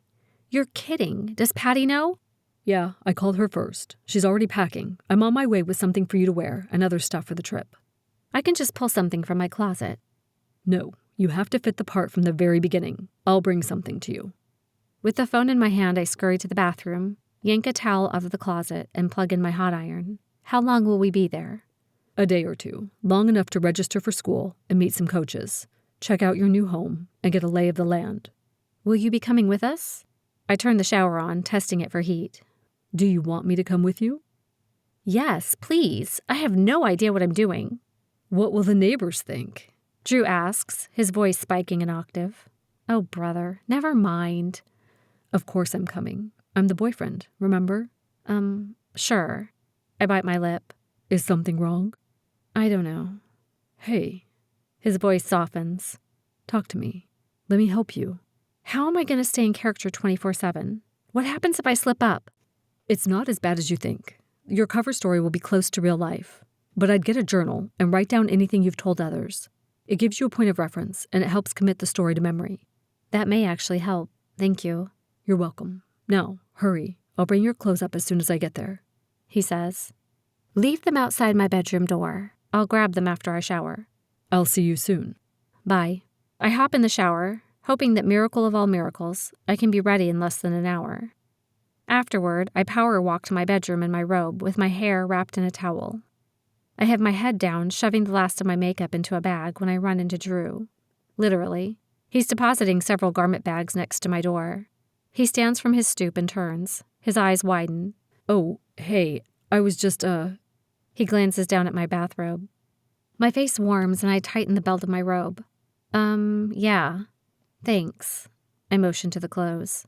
I pick up the parcels, open my bedroom door, and glance over my shoulder. Is Drew blushing? I close the door behind me and lean against it. A grin washes over my face. Watching the pretty boy blush is an excellent way to start a morning. An hour and a half later, I'm packed, primped, and wishing I had toothpicks to keep my eyes pried open. Or caffeine. Lots and lots of caffeine.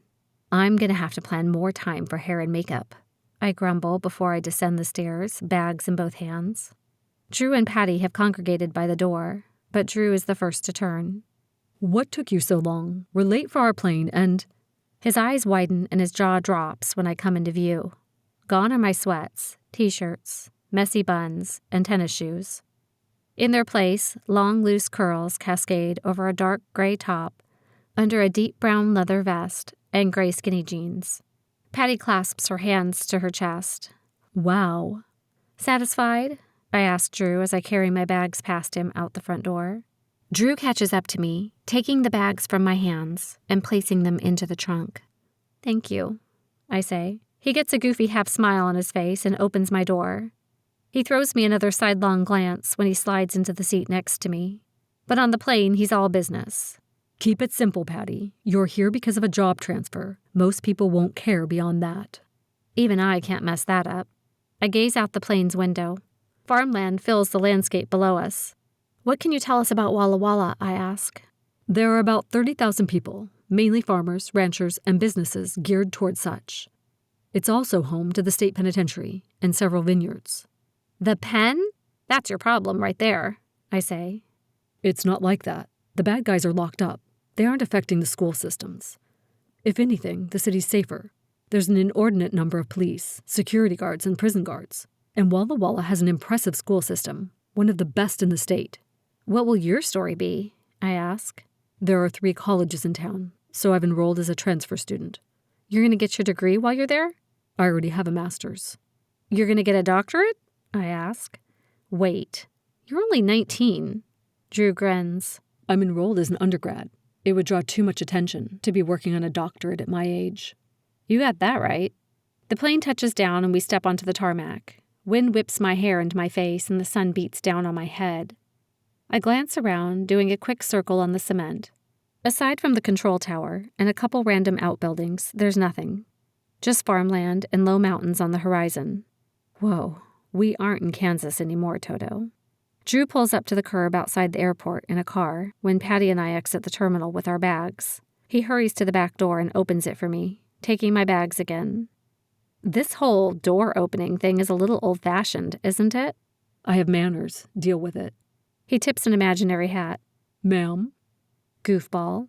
As Drew drives to the hotel, I stare out the window. Large leafy trees line the streets with wide swaths of grass separating the road from the sidewalks. There are cars, but not like Spokane. People seem to be strolling, stopping to talk to each other and gazing into shop windows. Sleek buildings, high-rises, and the gray tinge typically found in large cities are absent. Instead, there are architectural elements, splashes of color, greenery, flowers, and awnings everywhere.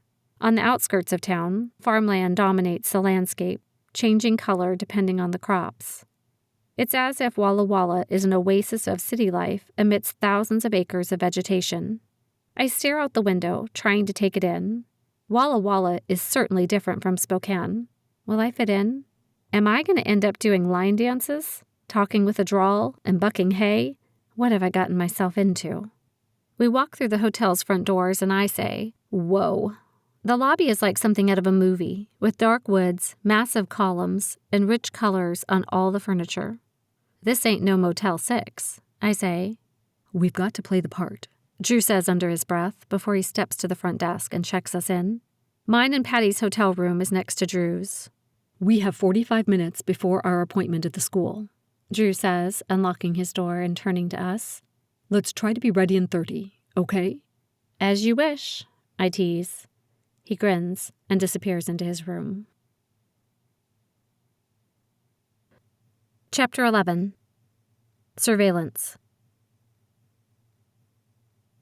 Our room feels like a miniature version of the lobby, with thick carpets, soft beds, and a separate room that looks more like Patty's living room than a hotel. Good. I wasn't sure how I'd feel about Drew hanging out in my bedroom. It doesn't take long to unpack and freshen up. I sit on my bed, flipping through all the stations on the TV, then flit from the bed to the mirror, double-checking my clothes while Patty freshens up in the bathroom. I flop spread eagle onto my bed and groan. Waiting sucks. I smooth my clothes for the umpteenth time and check my teeth in the mirror, feeling out of place wearing something so nice. I miss my sweats. How am I going to endure an entire year wearing this stuff? There's a tap at my door. I check the peephole, to find Drew smoothing down his shirt and fiddling with his hair.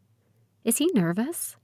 When I open the door, he walks past me into my room, and I get a whiff of spice and soap. Do I look okay? He asks. I'm going to be your boyfriend for the weekend, so I better fit the part. At the mention of boyfriend, my heart races and a thrill runs through me. What exactly does boyfriend entail?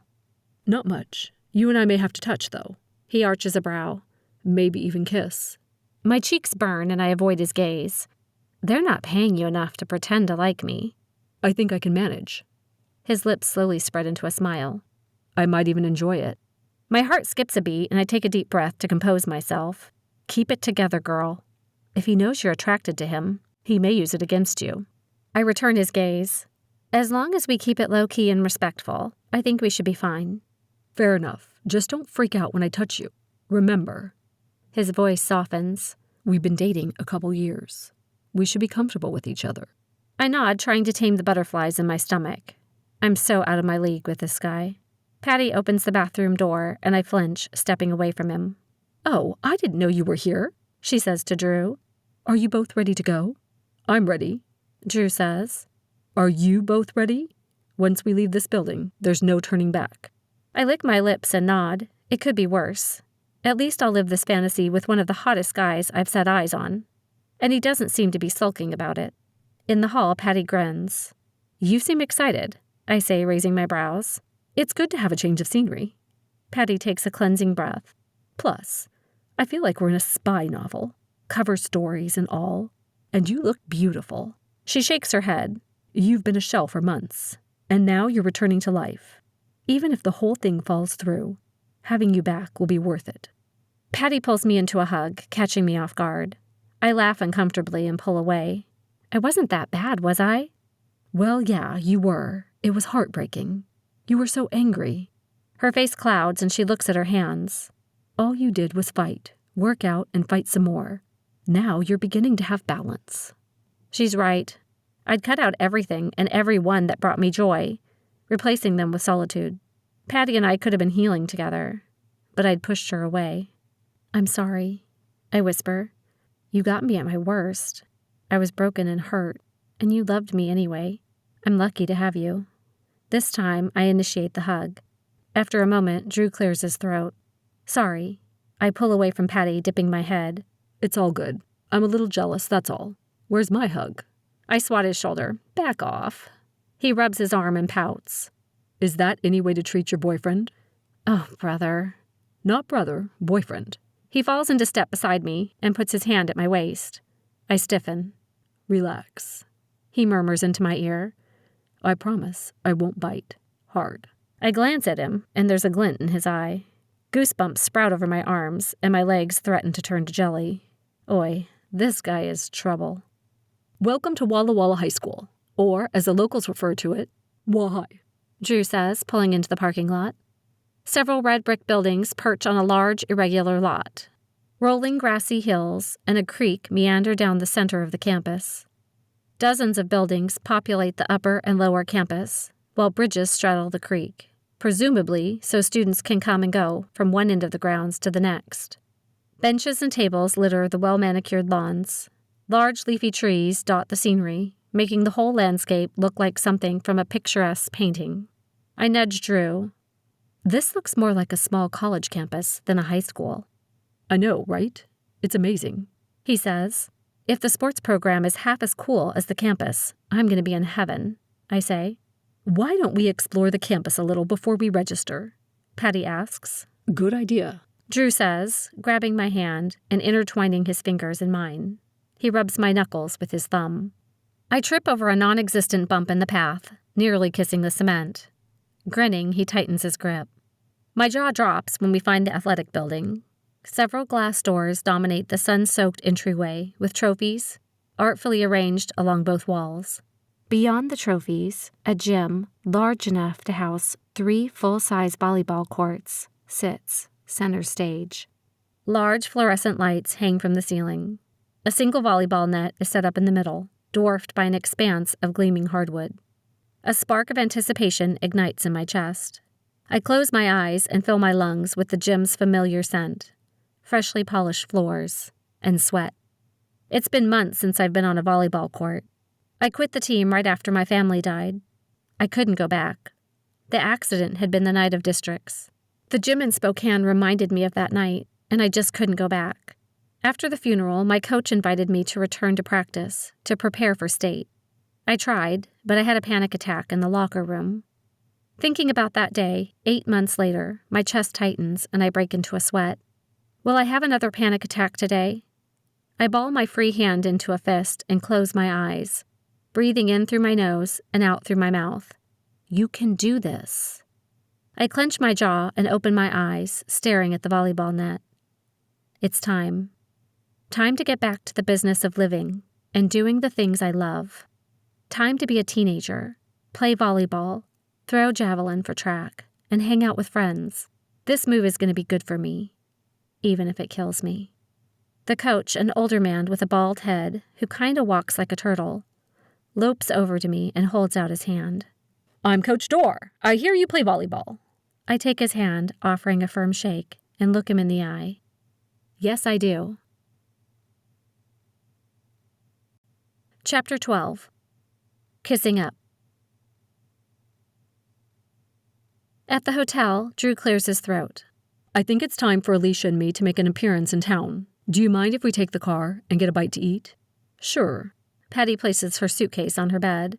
I'm going to read a book by the pool, then order room service. The early morning is killing me. Where are we going? I ask. Do you like sushi? I've been told there's a place that's amazing. If you know me half as well as I think you do, you know that answer. Sushi it is, he says. The parking lot is packed, and Drew holds my hand on the way to the restaurant. Again. I stumble. Again. Sorry, I mutter, my face warming. Those parking lines are brutal. Don't worry. I won't let those big bad stripes get you, he says, shoulder bumping me. Despite the crowd, we're seated immediately. As we weave around tables to get to our seats, I stare at the food everyone is eating. Each plate seems to be a work of art. One table has a dragon drawn out of dark sauce, with its mouth open, poised to consume the sushi. Another couple is presented with their sushi, shaped like a scorpion. We pass a table filled with teenage boys, who break into grins when a large wooden boat, filled with a variety of different Asian foods, is presented at their table. One boy looks up as we pass. His eyes follow me. I smile politely before turning away. You've already attracted attention. Drew inclines his head toward the blonde guy I smiled at. I knew it wouldn't take long. Huh? I glance back at the boys' table. All of them are looking at us now. One waves, and the blonde punches him in the arm. I glance at Drew. He's biting off a laugh. Don't encourage them, I say, my cheeks burning. A proper boyfriend would be upset. We choose a table on the other end of the dining room and sit across from each other at a booth. You're absolutely right. Shall we give them a show? Drew asks. How about this? Drew leans forward and stares into my eyes, then at my mouth. I press my lips together, trying not to lick them. The butterflies in my stomach grow to a swarm. He tucks a loose strand of hair behind my ear, and my breathing stutters. You okay? He asks. No. I let out a puff of air, trying desperately not to pant. Can we slow down a bit? As you wish. He grins and pulls away, taking a sip from his cup. I wipe my palms on my pants and glance at the blonde. He and his friends are staring at us, like we're the evening's entertainment. I feel like I'm in a fishbowl, I say to Drew while examining the menu. Out of the corner of my eye, I see Drew watching me too. He's way too amused for someone who's supposed to be playing my boyfriend. Well, we wanted their attention. Now we have it, Drew says. I'd say so. I glance up at him. You're enjoying this, aren't you? Drew's eyes crinkle at the corners. A little. Uh-huh. I raise a brow. Since you're a captive audience, why don't you tell me a little bit more about yourself? Drew suddenly becomes serious. What do you want to know? What was your first job for the agency? He leans back in his seat, rubbing the back of his neck. Well, some of us weren't trained all our lives to be an agent. So I spent a few years playing catch-up. You keep saying that, but I don't know what that means. Aside from karate, I don't remember Dad doing anything strange with me. Our food comes before he can reply. He grabs his chopsticks, placing a few pieces of sushi on his plate. And? I raise my brows. Tell me more about playing catch-up. He shoves a piece of sashimi into his mouth and points to it, as if to say he can't talk with his mouth full. I roll my eyes, cross my arms, and wait. He takes a long drink of his water and puts a sushi roll onto my plate. You've got to try that. It's amazing. I will, when you start talking. Drew sighs, placing his chopsticks on his plate. My first job was to go back into the foster system. I drop my chopsticks. What? Yeah, they didn't assign me the job. I volunteered. I'd seen firsthand what goes on in some homes, and I was prepared to deal with it. He shakes his head. At least I thought I was. I was so wrong. They sent me into a home with foster kids, coming and going like a revolving door. I was supposed to keep my head down and stay out of trouble and observe. Drew grabs a napkin and begins tearing pieces from it until the table looks like it's covered in snowflakes. The first night I couldn't sleep. I shared my room with 3 other boys. People would come in and take a boy. The youngest, he was 6 or 7, I think, cried. He begged not to go, but the foster mom made him. She threatened not to feed him the next day if he didn't go. The same sort of thing happened down the hall in the girls' room. I'd hear the foster mom or dad talking in hushed tones about one of the kids to someone, and they'd pull them from their beds. The kids would leave with the strangers, and they'd bring them back a few hours later, or the next day. Drew looks up at me, his eyes haunted, tears pooling in his eyes. Some of the kids couldn't walk for a couple of days. Others had bruises. Almost all of them looked shell-shocked, walking around like zombies. He shakes his head again. I lasted 2 days. 2 days is all I could handle. The foster mom came in the next night with a couple of guys. She pulled me aside and told me to go with them. I refused. She grabbed me by the arm and said she'd call the police, tell them she'd caught me beating one of the boys. I'd be sent to jail. They'd lock me away and throw away the key. Drew sniffs and looks up at me, shaking his head. I couldn't do it. They were trafficking children 6 blocks from the friggin' police station. He stares up at the ceiling, running a hand through his hair. I couldn't do it. I used my safe word, and Randy swooped in, pulling me from the house. What happened to the kids? What I had was circumstantial. I had a bunch of really good ideas, but nothing that could send them to jail. Drew rubs the back of his neck, staring at his water. Someone else had to take my place, until they had enough proof. I reach out, grabbing Drew's hands. Holy freak, Drew. That was your first job? I thought I could handle it, but I couldn't. I couldn't do it. He drops his head into his hands. I couldn't do it. My stomach roils. Do people like that actually exist? It's like someone punched me in the sternum, and I can't get any air. I put a hand on his arm. You can't be too hard on yourself. You were a teenager. Most adults couldn't handle that. I let those kids down, though. No, you didn't. Someone eventually saved them, didn't they? Yeah, but how many more nights did they have to live that nightmare? Less than they would have if you'd never come at all. Drew looks up, staring at me for a long time. I pick up a piece of sushi and take a bite. I offer another piece to him. You're right. This stuff's pretty stinking awesome. Just like you. Drew looks at the sushi, then me. He opens his mouth and takes a bite. The uneaten portion drops out of my chopsticks and onto the table. We finish our dinner, and I work hard to keep the questions easy and light until he seems to be back to his old self again. When we're done, he stands, offering me his hand. You ready to go? Yes, I say, resisting the urge to look at the table of guys still watching us. Drew rests his hand on my back as we exit, and I go rigid. Will I ever get used to him touching me? Behind us, the guys clamor out of the restaurant too, laughing and joking. It's time, Drew whispers in my ear. Goosebumps trail down my neck and along my arms. For what? To kiss. What? My stomach clenches and my cheeks flush. I begin to feel a bit lightheaded. Here? Now? What does my breath smell like? Is there anything in my teeth? Seriously, couldn't he give me some notice? I'm going to kiss you, Aleasha. I'm your boyfriend. That's what couples do. He whispers in my ear. Can we just hug or something? I note a hysterical edge to my voice. It matches the thoughts in my mind. No, we can't. Why not? We can't say we're inseparable. We must be inseparable. Like we can't get enough of each other. It's the only way to justify me moving here with you. We stop at our rental car. I stare at my feet, putting my full attention into not tripping again. Drew grabs me by the waist, twisting me till my back is against the car. My subconscious runs in circles, hands waving in the air, screaming at the top of her lungs. I freeze and stare at him, trying not to hyperventilate. Holy cow, holy cow, holy cow. He stiffens and glances around the parking lot. What's wrong? I've never kissed anyone before, I hiss, clutching his forearms in a death grip.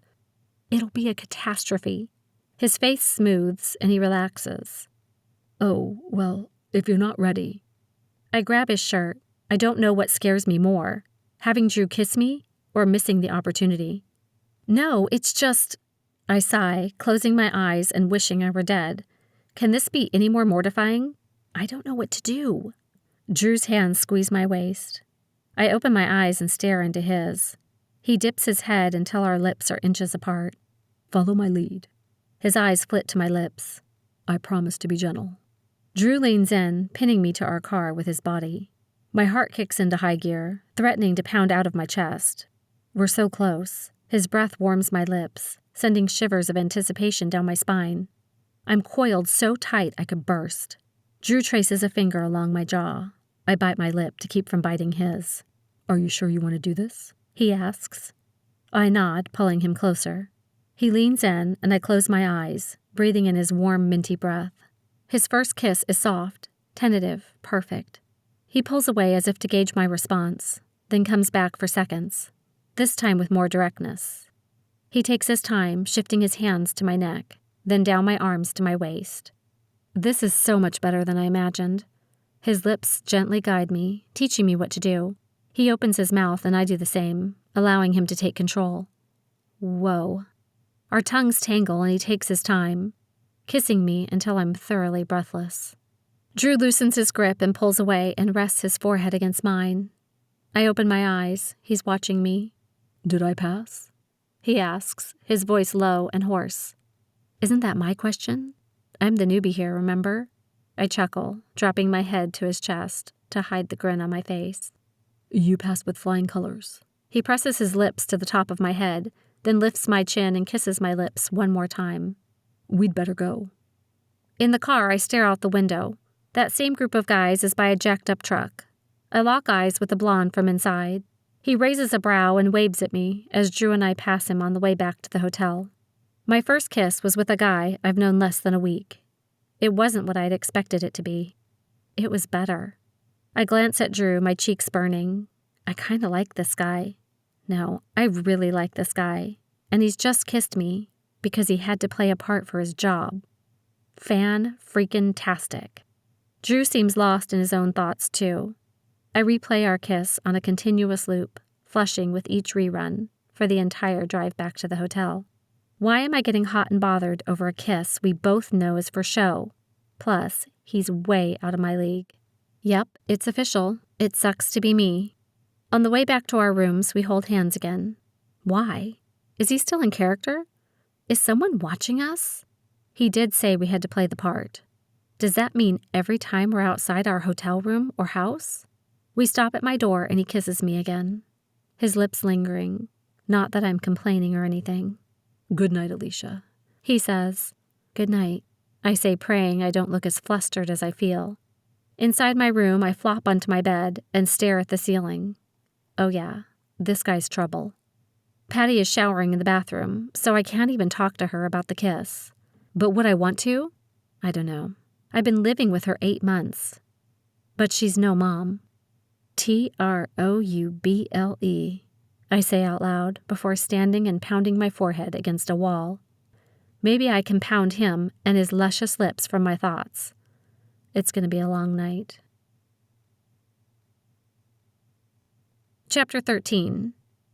New Digs. After breakfast the next morning, Drew wipes his face with a napkin and looks at Patty and me. Are you ready to check out your new digs? More than ready, Patty says, breaking into a grin.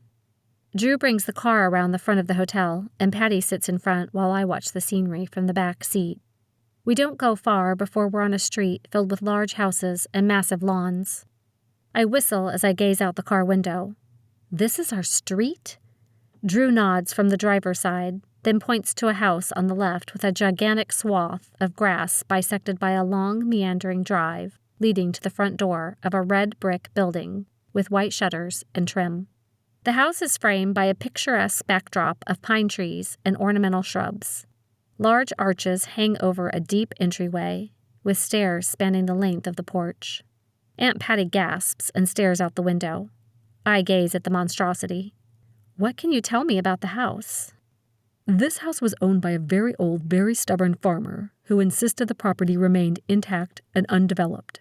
So there will be no construction around us. The property is completely private. Do we really need a house this size? I ask, trying to calculate how long it will take to mow the lawn. Yes. Drew says, You're supposed to be the girl with everything.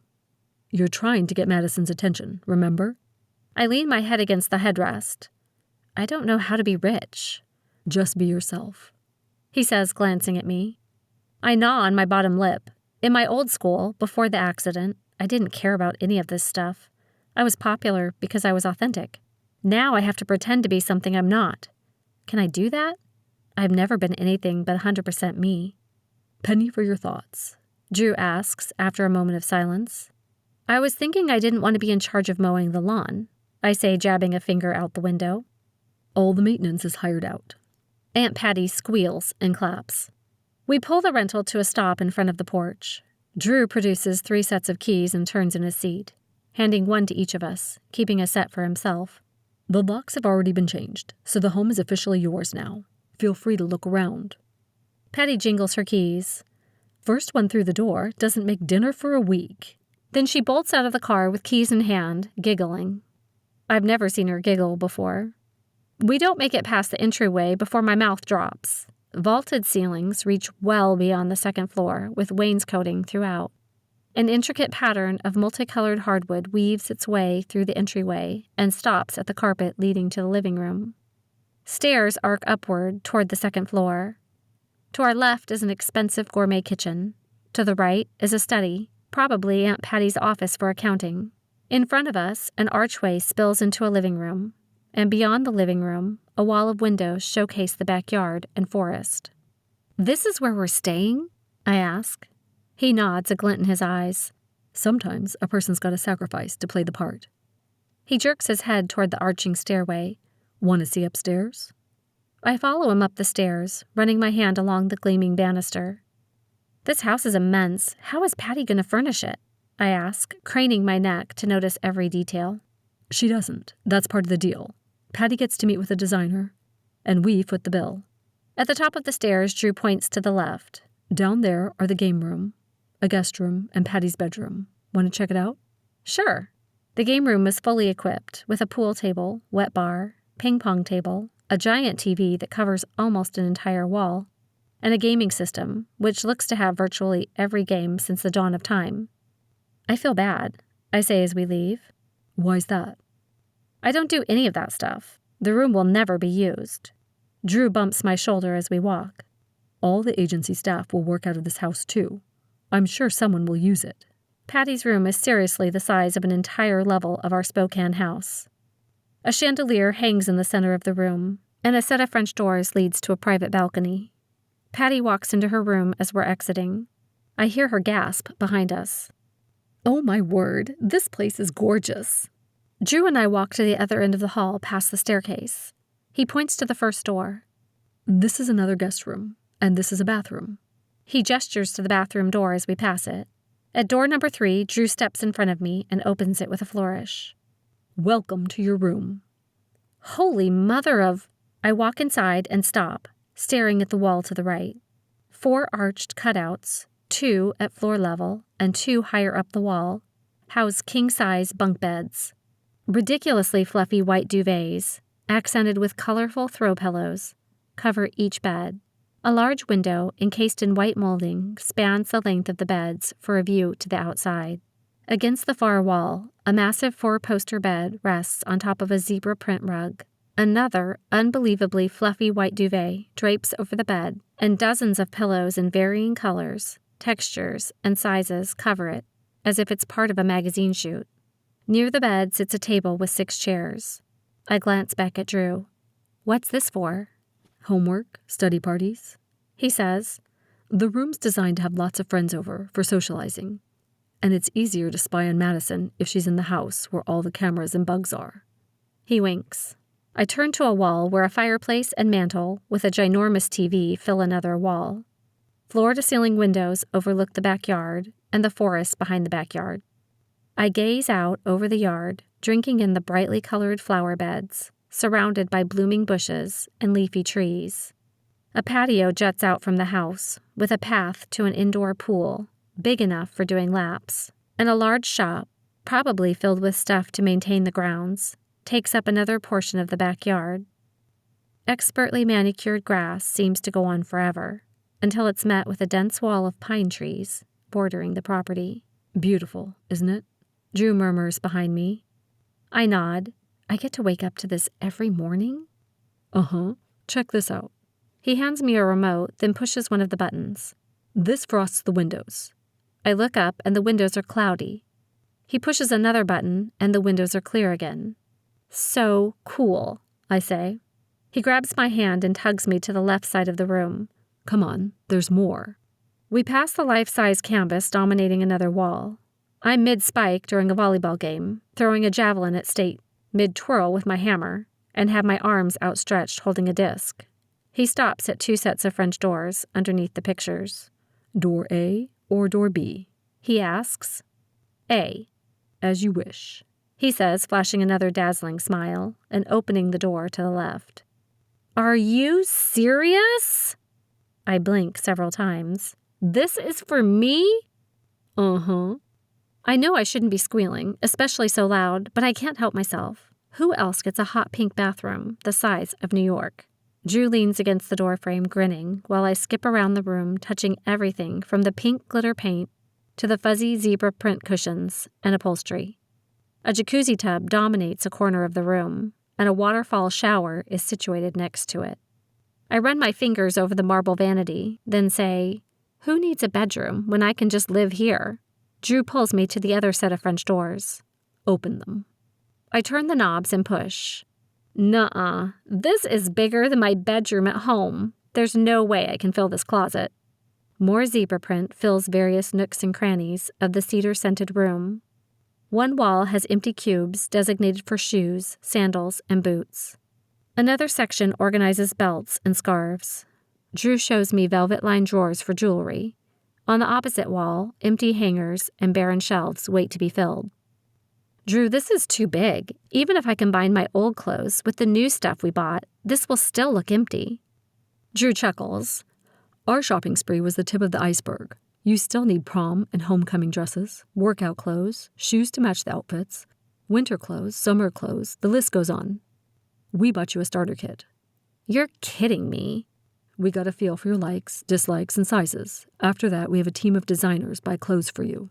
I have personal shoppers? Yeah, they shop for me too. It's part of the job. You don't pick out your own clothes either? Drew shakes his head. I narrow my eyes. I'll bet you used to wear sweats and tennis shoes too. You'll never know. He grabs me by the shoulders and turns me so my back is resting against his chest. So you like the place? What's not to like? Even for me, the fashionably ungifted, this room is a freaking dream. Good. I was in charge of making sure they match your personality. Thank you, I say, resting my head against his chest and looking up at him. It's beautiful. You're very welcome, Aleasha. Chapter 14. Proving Ground. Again! Randy barks, stretching out his meat cleaver arm to me. I grab it, then jump to my feet. Come on, Randy. We've been at this for 2 hours. I wipe my forehead with my arm and lean forward, planting my hands on my knees and panting. The walls of the training room we're using in the basement are beginning to close in on me, despite being bigger than the karate dojo I used to train in and having 2 walls filled with mirrors. Maybe it's a lack of windows, I don't know. But I can't shake the feeling I'm being watched again, and it's messing with my concentration. I take a swig of water from my water bottle. It's like fighting a gorilla, Randy says, circling me. You don't stop when you're tired. You stop when the gorilla is tired. Huh? It means you fight until the fight is done, not when you think you're too tired to continue. Randy bends down, his face close to my ear. Push through the pain. Good is not enough. You must be better than them all. I nod and straighten. Atta girl. One more time, then you can get ready for your date. He hands me a knife, and I assume my stance. He adjusts my grip. Remember, open grip with your thumb against the blade. More maneuverability. I nod. Randy paces 2 steps, then turns, lunging at me. I dodge, scraping his forearm with my training knife, then move out of reach. Good. Randy thrusts again, slicing in an X pattern. I dodge again, running my knife against his forearm on each side, then counterstrike with my free hand. He blocks, then lunges, aiming straight for my chest. I feign to the side, block, slice, and counter. We continue for several more minutes. Randy offering suggestions as we go. I end up on my back again, panting. Randy stands over me, his arm outstretched. He heaves me upright, then tosses me a towel as I plop onto a chair. He's barely broken a sweat, and I look like I've jumped in a lake. You'd think a guy his size and age would be less nimble. Not bad for your first week, he says, his hands on his hips. You're a natural. I don't feel like a natural. You're kicking my butt. I'd better be kicking your butt. I've been training longer than you've been alive. If you can beat me after a week, I should be fired. I crack a smile. You're right. Give me a month.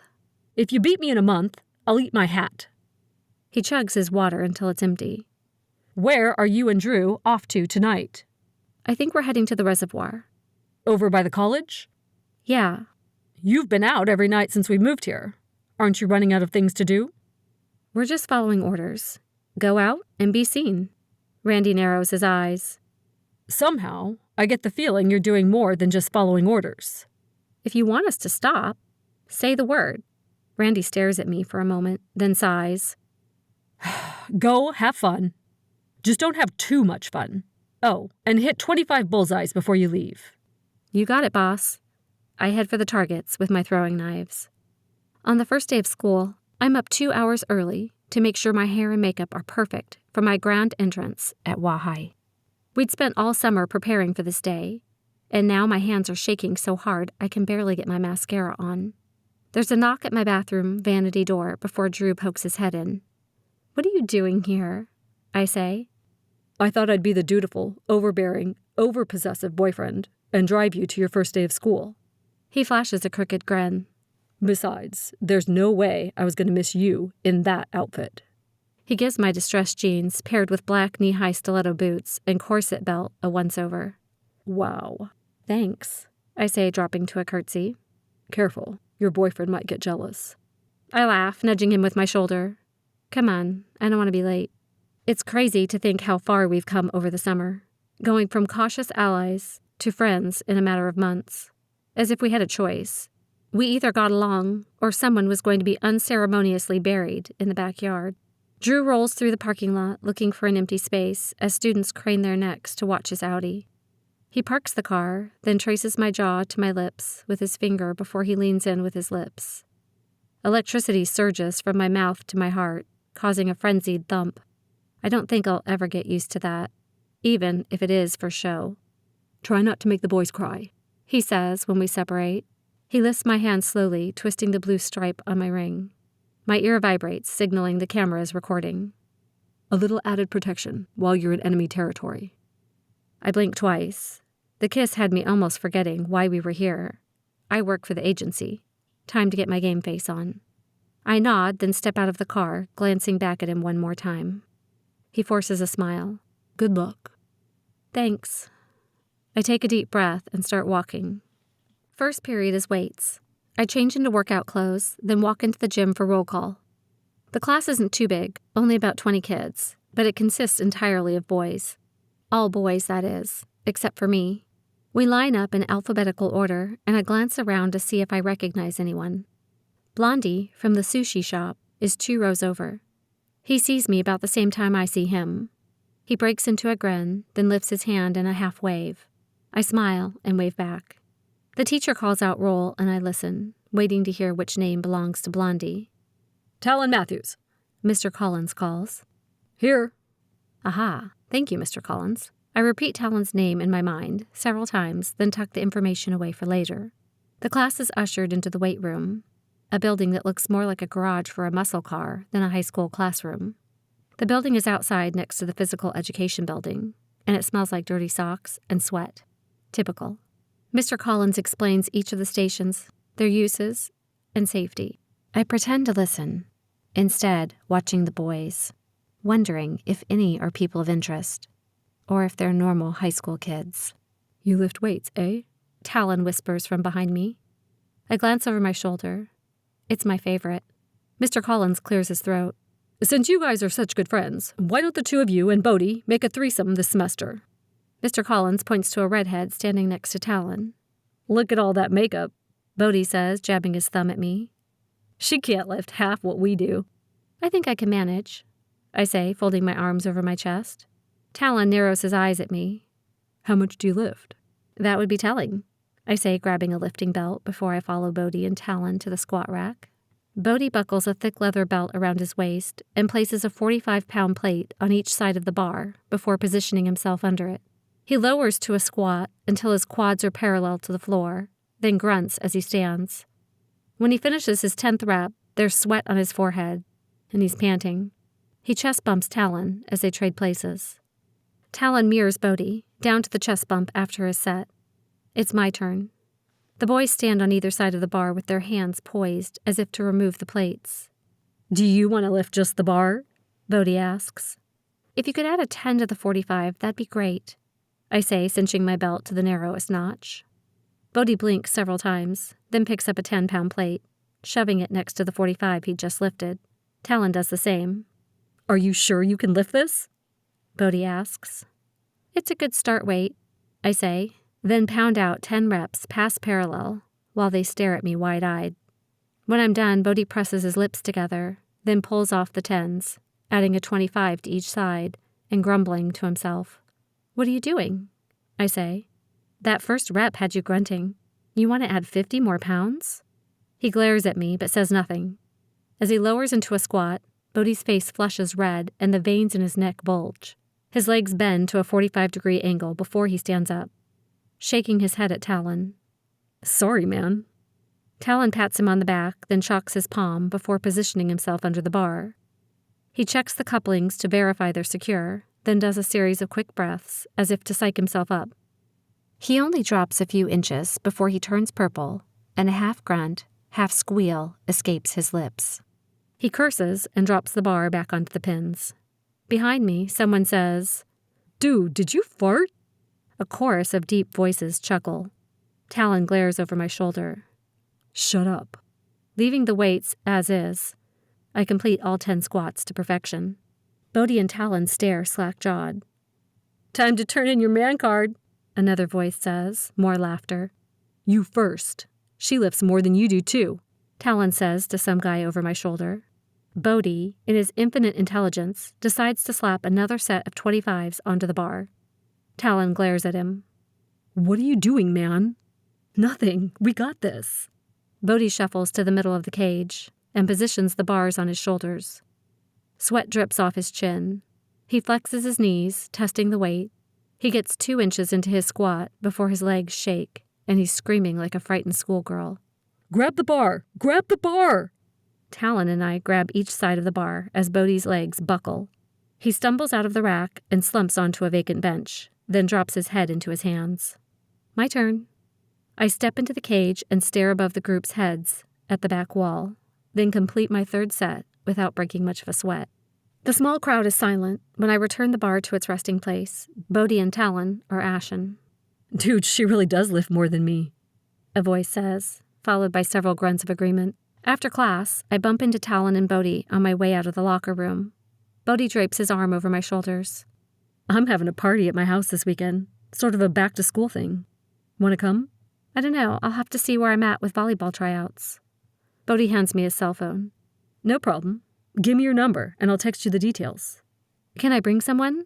Or is it invitation only? I ask while keying my number into his phone. Talon sighs dramatically. You can bring your boyfriend. If I don't have practice, we'll try to come, I say to Bodhi, ignoring Talon. The boys grin, and Bodhi stares at my number in his phone. Awesome. Chapter 15. You had one job. 4th period, I walk into choir and scan for anyone I recognize. Nope, I'm an athlete, and athletes rarely do choir. It's like there's an unwritten rule that a person can choose sports or music, but never both. I sigh. Time to make more new friends. The kids are broken into little groups of 3 or 4 girls, with an occasional boy in the mix. They've probably known each other for years. Bingo, I say under my breath, then walk toward a lone girl, wearing a black t-shirt, jeans, and a long wavy ponytail. She's wearing glasses but no makeup, and playing with her cell phone. I muster a smile, then sit down next to her. Hello. Hey, she says without looking up. I'm Aleasha. Mind if I sit with you? The girl shrugs. I wait for her to say her name, but she doesn't. Okay. So how long have you lived in Walla Walla? Forever, she says without lifting her head. Really? Yep. I tuck my hands under my legs to keep from ripping the phone out of her hands. What do your parents do? The girl sighs, then drops her phone in her lap, giving me an annoyed look. My dad is a farmer. He owns about 4,000 acres. I grit my teeth, forcing a smile. What part do you sing? Alto. What sort of things does the choir do around here? Any performances, or do we just sing in class? I flash her a dazzling smile and try to look enthralled. She gives me a blank stare, but finally answers. There's Autumn Festival, Christmas performances, Spring Spectacular, and a couple away competitions. For those you audition. Her eyes flip back to the phone. I'm about to give this girl a piece of my mind, but the teacher, Mrs. Banks, walks into the room, and a stunning brunette breezes in right behind her. The girl looks just like her picture. Long brown hair, dark eyes, and a petite frame. Probably no bigger than 5'1". Okay, class, let's begin with warm-ups, Mrs. Banks says. She glances over her shoulder at the girl. Madison, will you do the honors? Madison tosses her long wavy hair over her shoulder and moves to the front of the room. She scowls at the group. Her deep red lipstick emphasizes her pout as she leads the class in warm-ups, each note enunciated with bravado. Thank you, Madison, Mrs. Banks says, then turns to the class. Tryouts for Allstate are early this year. Anyone interested must submit a song by the end of this week. Mrs. Banks hands out music, and I watch Madison as she mocks a girl seated in front of her, then hits her over the head with sheet music. Well, the agency got the bully part of her right.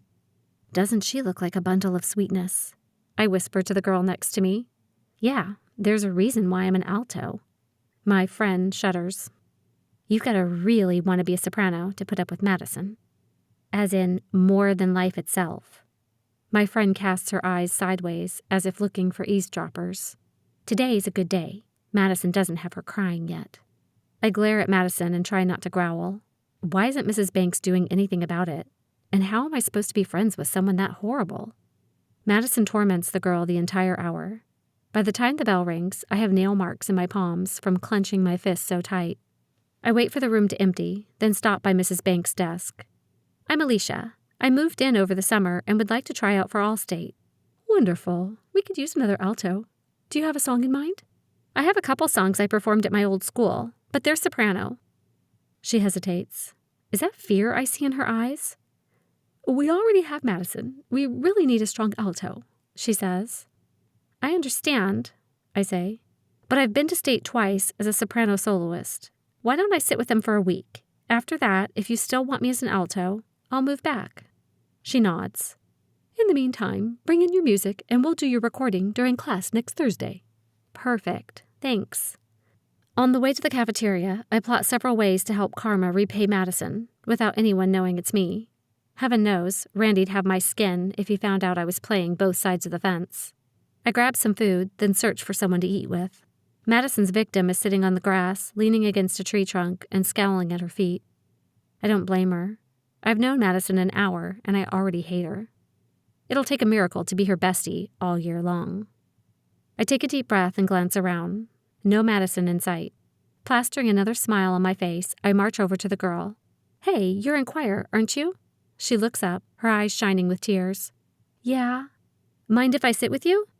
The girl stares at me for a moment, then sighs. Sure, why not? I sit next to her and take a bite of my food. My name's Aleasha. I was with the altos today, but I'm switching to sopranos. The name's Rachel. Yeah, I saw you over there, but I'm not sure if moving is a good idea. Why? Madison. She tortures anyone who isn't as good as her, which is everyone. Rachel's lip quivers, and she covers her face with her hands. Why don't you switch? I say, offering her my napkin.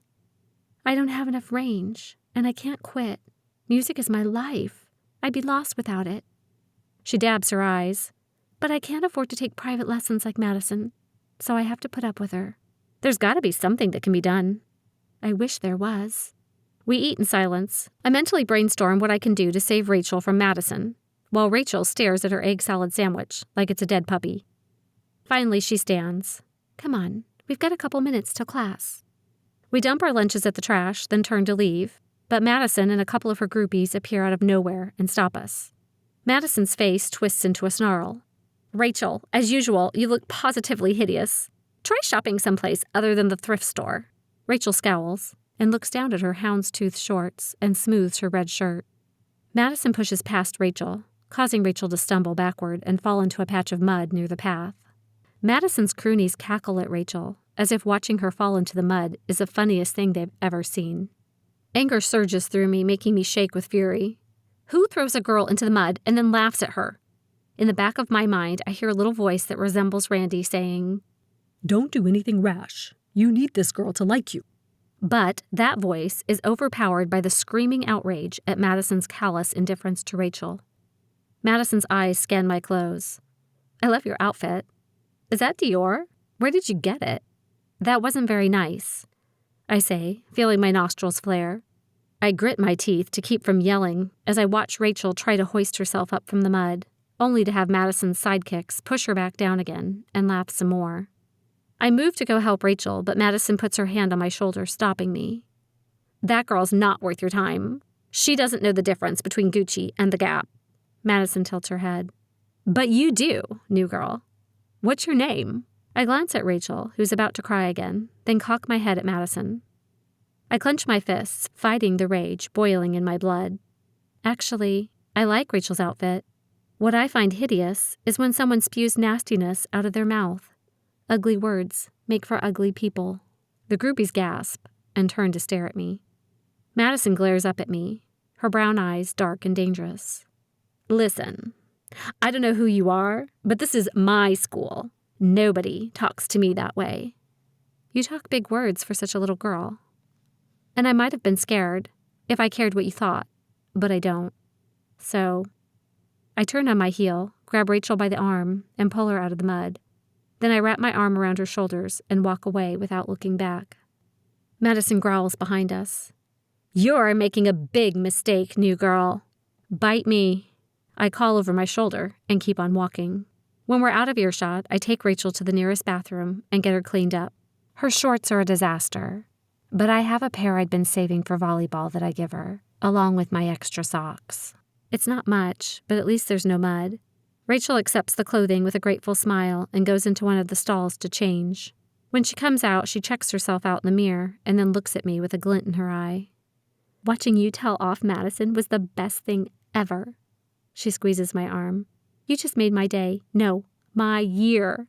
I've got to tell everyone what you just did. She grabs my phone and types in her number. Call me. I'd love to hang out. She's nearly through the bathroom door when she stops and turns back to me. And thank you for sticking up for me. You're all right, new girl. Giggling, she lets the door swing closed behind her. As she leaves, I let out a puff of breath, and my body deflates. What did I just do? There's no way I can still do my objective after what I just did. I am screwed. Chapter 16. An Uphill Battle. I walk out of the locker room and into the gym for the first day of varsity volleyball practice since Coach Dorr announced our team. Luckily, I'd found an extra t-shirt at the bottom of my bag that said, "You will pass out before you die." I'll be testing that theory today. Nice shirt, says Stephanie, a tall girl with jet black hair braided down to her waist. She plays middle. She seems to work hard and play hard, which makes her my kind of girl. Bridget, Stephanie's warm-up partner with long blonde hair, rolls her eyes. Bridget is an outside hitter like me. To say she's hostile is an understatement, and she's the bossiest girl I've ever met, aside from Madison. Thanks, I say to Stephanie, ignoring Bridget altogether. I'm a bit of a quote whore, so I collect these types of t-shirts. Well, at least you got the whore part right, Bridget says. I arch an eyebrow at her, then walk off to find a warm-up buddy. You got a partner yet? Callie asks, swiping a lock of electric purple hair out of her eyes. She's the team setter. I shake my head, and she sets the ball in a high arc to me. Good. I pass the ball back, and she jogs to get into position to receive the ball. How are you liking Walla Walla so far? She asks. It's not bad. The city's beautiful. Some of the kids aren't so much fun, though. Yeah, I know what you mean. Callie sneaks a glance at Bridget. Give him a chance. I don't know how I'd react if he took my best friend's place on the team. My mouth forms an O, and I glance back at Bridget. Coach blows a whistle. Time for hitting. Aleasha, you block first. I nod and run to the other side of the net, facing the rest of the team. Callie gets into position and sets Stephanie. I move to block her and get a piece of the ball, but it ricochets off my hand and out of bounds. Next is Bridget. She hits into my waiting arms, then scowls before jogging off to shag her ball. I continue to block as the coach gives instructions to the girls about how to get around me. It appears Bridget isn't listening, though. Again, she tries to muscle her way through my hands, but the ball is denied. Bridget curses under her breath, then walks off to retrieve her ball again. The third time around, most girls are tipping and swiping, and my success rate drops. But Bridget is still on the warpath. I block her, and the ball boomerangs back into her court. Her face is red, and she bares her teeth as if she's about to bite me through the net. But I'm already watching for the next ball.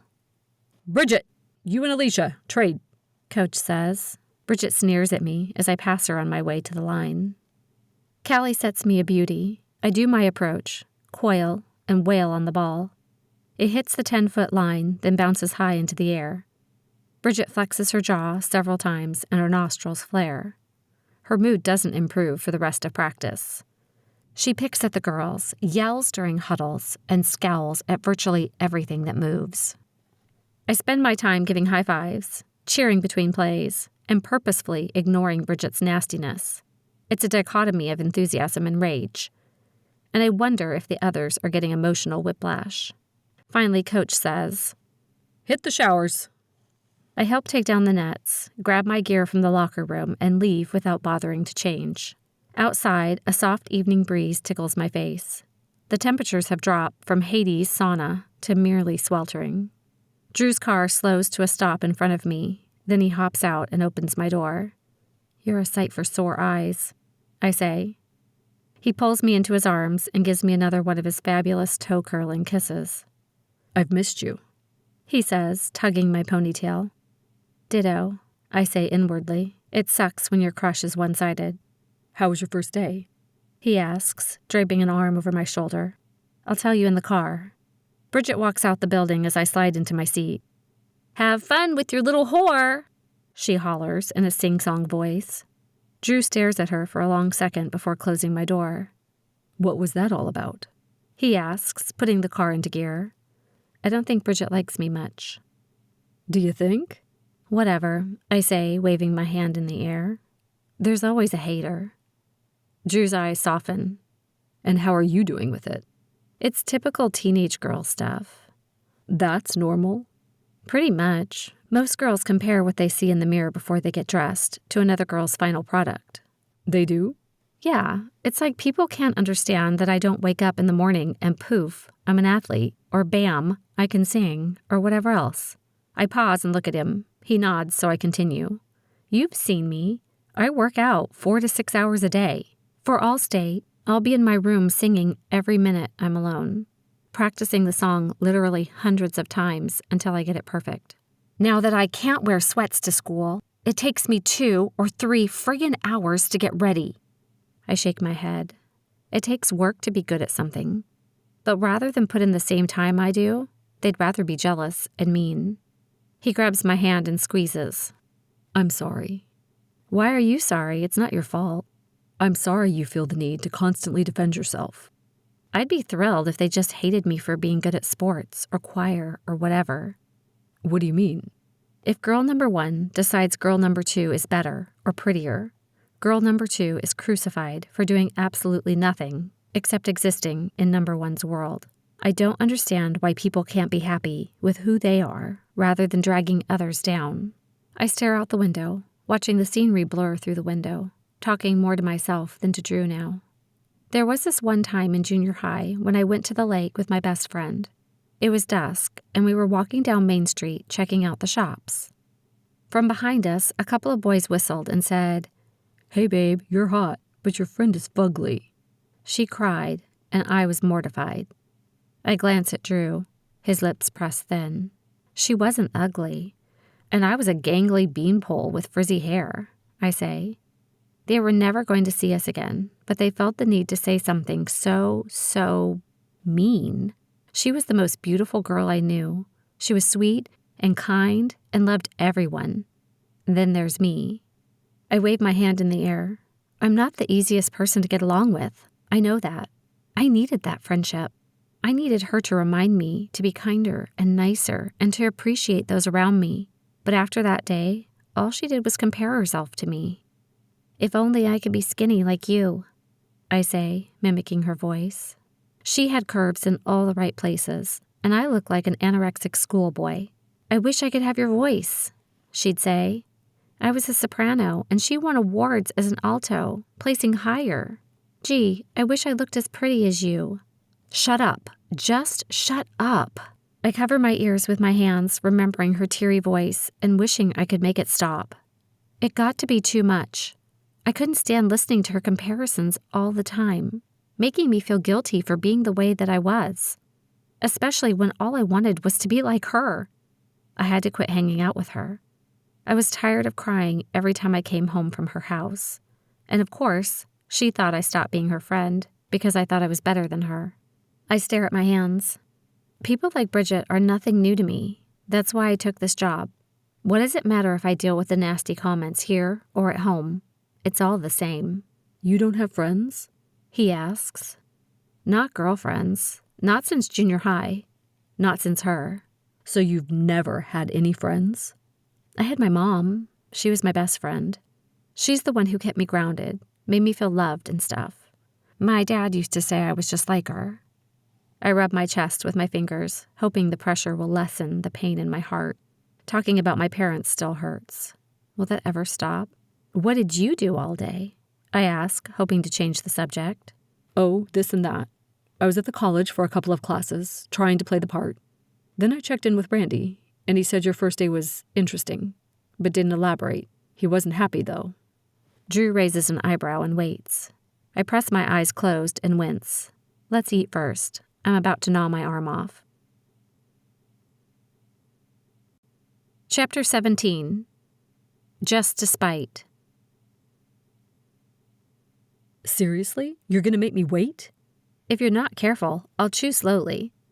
Ugh. Good thing we're almost home then. The scent of charcoal and flames wafts through the air when we open the front door. Steak, I say, grabbing Drew by the arm and pulling him down the hallway toward the kitchen. It's my favorite place in the entire house. It reminds me of our kitchen at home, where Mom would cook and we'd talk about our day. It's where we had our longest, deepest conversations after the guys had gone to bed for the night. And it was where Patty and I spent most of our evenings talking and crying after the funeral. Hello, you two, Patty says over her shoulder, while she labors in front of a steaming pot at the stove. How was your day? Same ol', I say, then close my eyes and breathe in. Dinner smells delicious. The steak is almost ready, and I made mashed potatoes and gravy, she says. Drew and I set the table while Patty checks the steaks on the barbecue. He talks about college, meeting a few new people, and how some kids recognize him from places we'd been this summer. I'm chewing when Drew gives me a pointed look. Tell us about your day with Madison. I narrow my eyes at him, then make sure to chomp 30 times before swallowing and taking a slow drink of water, nearly emptying the glass in one breath. Drew watches me with his chin resting on his fingertips, a patient smile on his lips. I dab my mouth with a napkin, then say, "We've met, but there's not much to say." Then I grab my knife and saw at my steak again. Hold on. Randy specifically told me you'd had a run-in with Madison. Spill the beans. Drew says. Fine. I sigh at the ceiling, my stomach coiling into knots. I knew this was coming. I've had all day to prepare.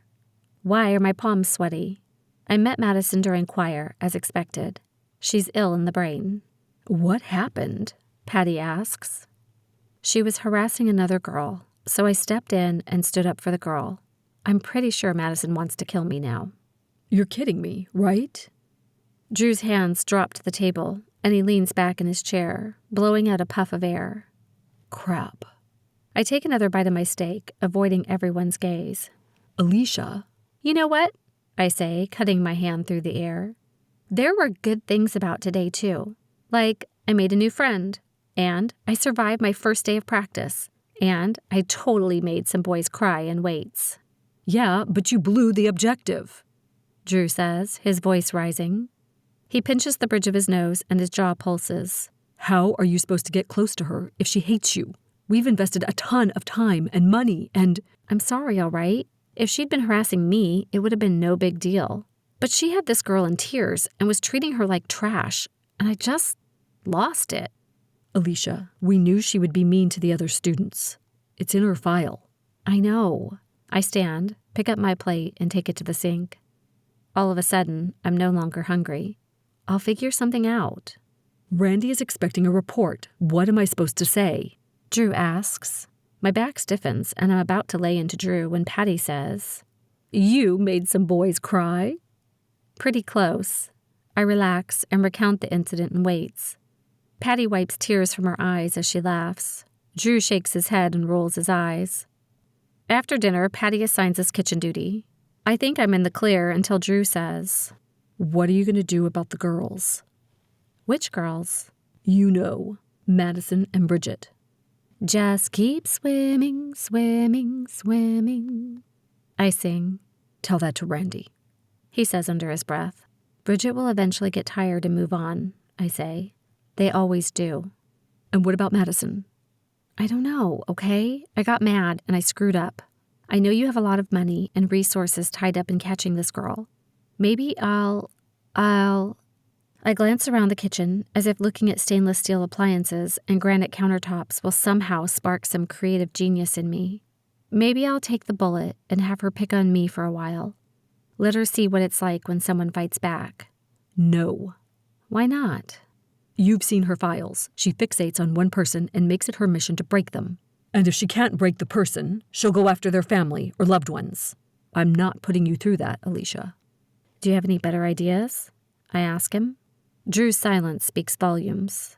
Does Bridget picking on me make me any less of a volleyball player? I ask. No. Will you like me any less when Madison is bullying me? Absolutely not. Then why not me? Yeah, it's highly inconvenient, and I'm gonna come home in a bad mood sometimes. But what matters is in here. I put my hand over my heart. What matters is that I'm a good person and I do good things. Yeah, I have a hot head, and I'm gonna work on that. But you guys said it yourself. I've got a thick skin, and I can fight back. Rachel couldn't. I couldn't let them treat her like that. She'd never survive, and I'd never forgive myself if I stood aside and let them destroy her. Come on, it's not that easy, and you know it. I grab a washcloth and wipe down the table. Actually, it is. Their nastiness says less about me and more about them. Others will see it too. Who died and made them God anyway? I decide whose opinion to value. Not them. Not ever. Drew waves both hands in front of his chest. Down, girl. I get it. Do you? Actually, yes. I was in foster care for a while, remember? It's not like it was all butterflies and rainbows there either. I spent years being beat down and harassed. Sometimes it was their life's mission to break me. How'd you survive? I ask. Drew places the centerpiece back in the middle of the table and turns to look at me. Some days I didn't. I'd go into my room and cry myself to sleep. I'd immerse myself in my studies, or I'd recall good times with my parents. But if I'm really honest, I don't think I ever learned to deal with it until after I was out of foster care. It's probably why I decided to major in psychology, to learn the whys and how to deal with the crap life flings at you. I guess we all deal with things differently, huh? I say, hip bumping him. I just want to make sure you make it out of this thing unscathed. I'm a fighter, remember? That's what we're banking on. I really wished you wouldn't be on the receiving side, though. Aunt Patty peeks her head around the corner. Is everything okay? It sounded like you two were fighting. Just a difference of opinion, I say. Keep the blood to a minimum, she says, arching an eyebrow. Yes, ma'am, we say in unison. Don't you two have some studying to do? She says. Drew and I exchange glances, and I groan. Chapter 18. Second Thoughts. I've been counting the minutes, he says dryly. He follows me upstairs to my bigger-than-life bedroom and plops himself into one of the chairs surrounding the homework table. I glance out the massive window near my bed. The lights from the pool let off a soft glow and leave shadowy ripples on the walls of the nearby shed and nearby bushes. But beyond the shed, it's complete and utter darkness. I know the forest is out there, but I can't see it. I imagine Madison in my yard beyond the reach of the lights, staring up at me through my window. An involuntary shiver runs through me, and I grab the window's remote, pushing the button to make the windows frost. Turning to Drew, I say, "How'd you get a degree? You're only 19. I grab my backpack and unload my books onto the table. I was a lot like you, smarter than the average Joe, and few friends to distract me. I took college courses during high school, and by the time I graduated, I was already a junior in college. Show off. He grins, pulling out a chair, indicating for me to sit.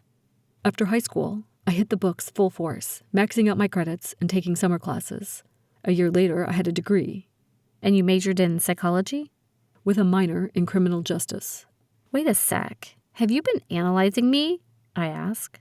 Only all the time, he says. My mouth drops and he laughs. Actually, no. I leave that to the professionals. Good. I'd hate to have you verify that I'm crazy, or worse.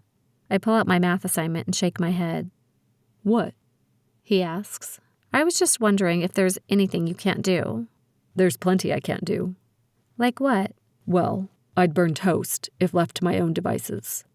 That doesn't count. I nudge him with my shoulder. Lots of guys can't cook, but that explains why you eat dinner with us every night. And you can't beat the company. He grins, but our eyes lock, and his smile slowly fades. A flutter fills my stomach. I can't tell if he's faking his affection, or if he genuinely likes me. It's driving me crazy. After several seconds, I see stars. I've forgotten to breathe. Inhaling, I focus on my assignment, pointing to a math problem. So, I couldn't quite figure out number 7. A couple hours later, I walk Drew out to his car. He shoves his hands into his pockets and chews on his lip, as if he's debating. Aleasha, are you sure you're up for this? You're already getting heat, and it's the first day. It's going to get worse. A lot worse. Drew, we've been through this. I know. It's just, I guess I don't want you to bite off more than you can chew. If I bite off more than I can chew, I'll chew it, I say, raising an eyebrow. And if I come across something I can't swallow, then I'll call you to save me. Be careful what you wish for, he says, then pulls me into a longer than usual kiss. I stand on my porch, watching his taillights with a goofy grin on my face. He seems like a genuinely nice fellow, Patty says from behind me. Mm-hmm. I glance back at my aunt. Were you worried? I thought you liked him. I do. You just never know with these guys. Is what they're saying genuine? Or is it an act? She wraps her arms around herself, then steps forward until we're side by side. When she looks at me, her eyes appear unsettled. I just don't want you hurt. I'll be careful, I promise. I know, Ish. I know you're more mature than the average 17-year-old girl. She puts an arm on my shoulder and squeezes. Does she see something in Drew that I don't? Is Drew playing me to get what he and Randy want? Thanks for looking out for me. I glance over at her. It's weird to think Dad had a sister and never told me about her. I try to look for similarities in her features, but there aren't any.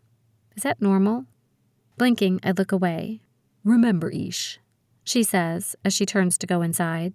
Drew's here for the job, and you are the job. My heart drops. Patty's right. It doesn't matter how I feel. Drew couldn't possibly feel the same. I'm the job.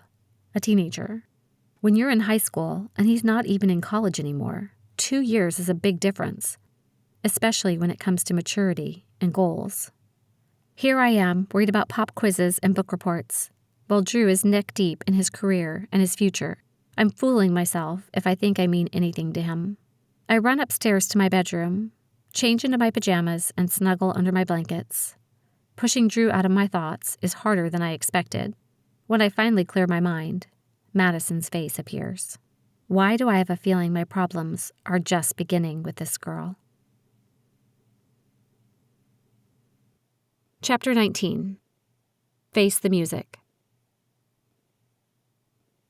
My bedroom door creaks as it opens. Familiar footsteps approach my bed, and a hand grabs my shoulder, shaking me. Aleasha, wake up. Groaning, I press my eyelids together and try to roll over. The hand stops me before I'm successful, shaking harder. I squint at the shadow. Her voice, low and urgent, Patty says, "Eesh." She shakes me again, nearly giving me whiplash. I groan and look at the clock on my phone. Aunt Patty, it's 3:30 in the morning. What do you want? Randy is here, she half whispers. to see you. What's he doing here? I don't know, but he's not in a good mood. Get up and get decent. He's waiting in the hall. Flinging off my covers, I grab my phone and text Drew. Me. Randy's here. I scurry to the bathroom and splash cold water on my face, then grab the clothes Drew and I picked out last night. We chose an outfit designed specifically to drive Madison crazy. She'd insulted Rachel's outfit, so I'm wearing something similar to make a point. I slip on my designer houndstooth pants and a yellow V-neck top, then pull my hair into a ponytail, allowing it to fall straight down my back. I've stalled for Drew as long as I can, so I pad down the stairs to the kitchen, stopping when I hear Randy's voice. "I was coming to see you next," Randy says, in a voice burning with hostility. "If I'd known you were angry, I would have come to your apartment and discussed things," Drew says. "What do you expect? What's going on over here, Drew?" "What do you mean? Yesterday was her first day, and as expected, she met Madison. Except, instead of buddying up to her, they clashed hard, eliminating any possibilities of friendship. She and I hashed it out and came up with a different angle to handle Madison, while still maintaining the objective. It's all in last night's report." "I read your report," Randy snaps. "I also spent a better part of the evening listening to Aleasha's audio." Randy's voice lowers, so I step closer, straining to hear them in the kitchen. "You're getting emotionally involved, Drew. She's a minor for Pete's sake. Neither of you can afford to get attached. You need to be objective. Too much hinges on this job, on her. The director is going to come unglued when she finds out about the two of you and what's happened with Madison." "I've been following protocol," Drew says. "Aleasha and I get along, and she's nice, but I haven't broken any rules." "Come on, boy. I can read between the lines. I hear the undertones. I feel the tension. And I hear her responses. The heat between you two is practically melting the speakers. And don't get me started on the film." Randy sighs again. "You're right. You haven't broken any laws. But you're into some dark gray territory. Pull your head out now, or I'll pull you off this case." Wait a second. Undertones? Tension? Emotionally involved? I blink several times. Drew likes me? I glance at my ring and pinch the stud in my ear. Crap. I'd forgotten the film has been on this whole time. I propel myself through the doorway and into the kitchen. Sorry it took so long. I stuttered to a stop. Randy is towering over Drew, who's sitting at the table. Randy straightens, his face smoothing from a snarl to the same warm smile he used when we first met. "Aleasha, you're up." I blink several times, staring at him. Has Randy been acting too, just like Patty warned? Randy walks over and gives me a half hug, leaving Drew at the table, looking ashen. Sorry it took so long. I needed to get decent, I say, trying to keep the emotion from my voice. I walk to the table and take a seat next to Drew. We exchange looks as I pass him, and he shakes his head, almost imperceptibly. "I read Drew's report about your first day of school. It sounded exciting," Randy says. He said when he picked me up that you'd tipped him off about Madison. Why are you waiting until the middle of the night to talk to us about it? To congratulate me on screwing up my first day? No, Randy says, smoothing imaginary wrinkles on the front of his perfectly pressed shirt. "It takes a while to go through 12 hours of audio, even listening at double speed. Written transcripts don't pick up on inflection and nuance. And I had a meeting in Spokane. I came here as soon as I got back to town. Why didn't you wait until morning to talk to me? I ask, yawning. Randy pinches the bridge of his nose and closes his eyes. This is morning for you, Aleasha. I woke you up an hour early to be debriefed on yesterday. If I waited any longer, you wouldn't have time to get all dolled up to play your part. Your little tantrum yesterday put months of hard work and a whole lot of taxpayer dollars at risk. I want to hear how you plan to minimize the damage. I know I should feel bad. Randy's right. I lost my temper, and I may have screwed everything up. But his condescending tone makes me plot 10 different ways to dispose of his arrogant body. Simple, I say, gritting my teeth. We killed 2 birds with 1 stone.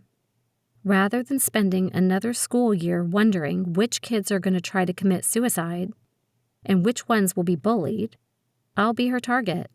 With all your expensive toys and my utter lack of privacy, I'm sure you'll get more than enough evidence to put Madison away for a long time. Heck, if you're lucky, maybe we can implicate her daddy too. I'm up to 15 ways now. Sound good to you, Drew? I say, turning to him. Drew's eyes widen and he glances at Randy. My glare rests on Randy. I'm inching toward 25 ways to make his death look like an accident.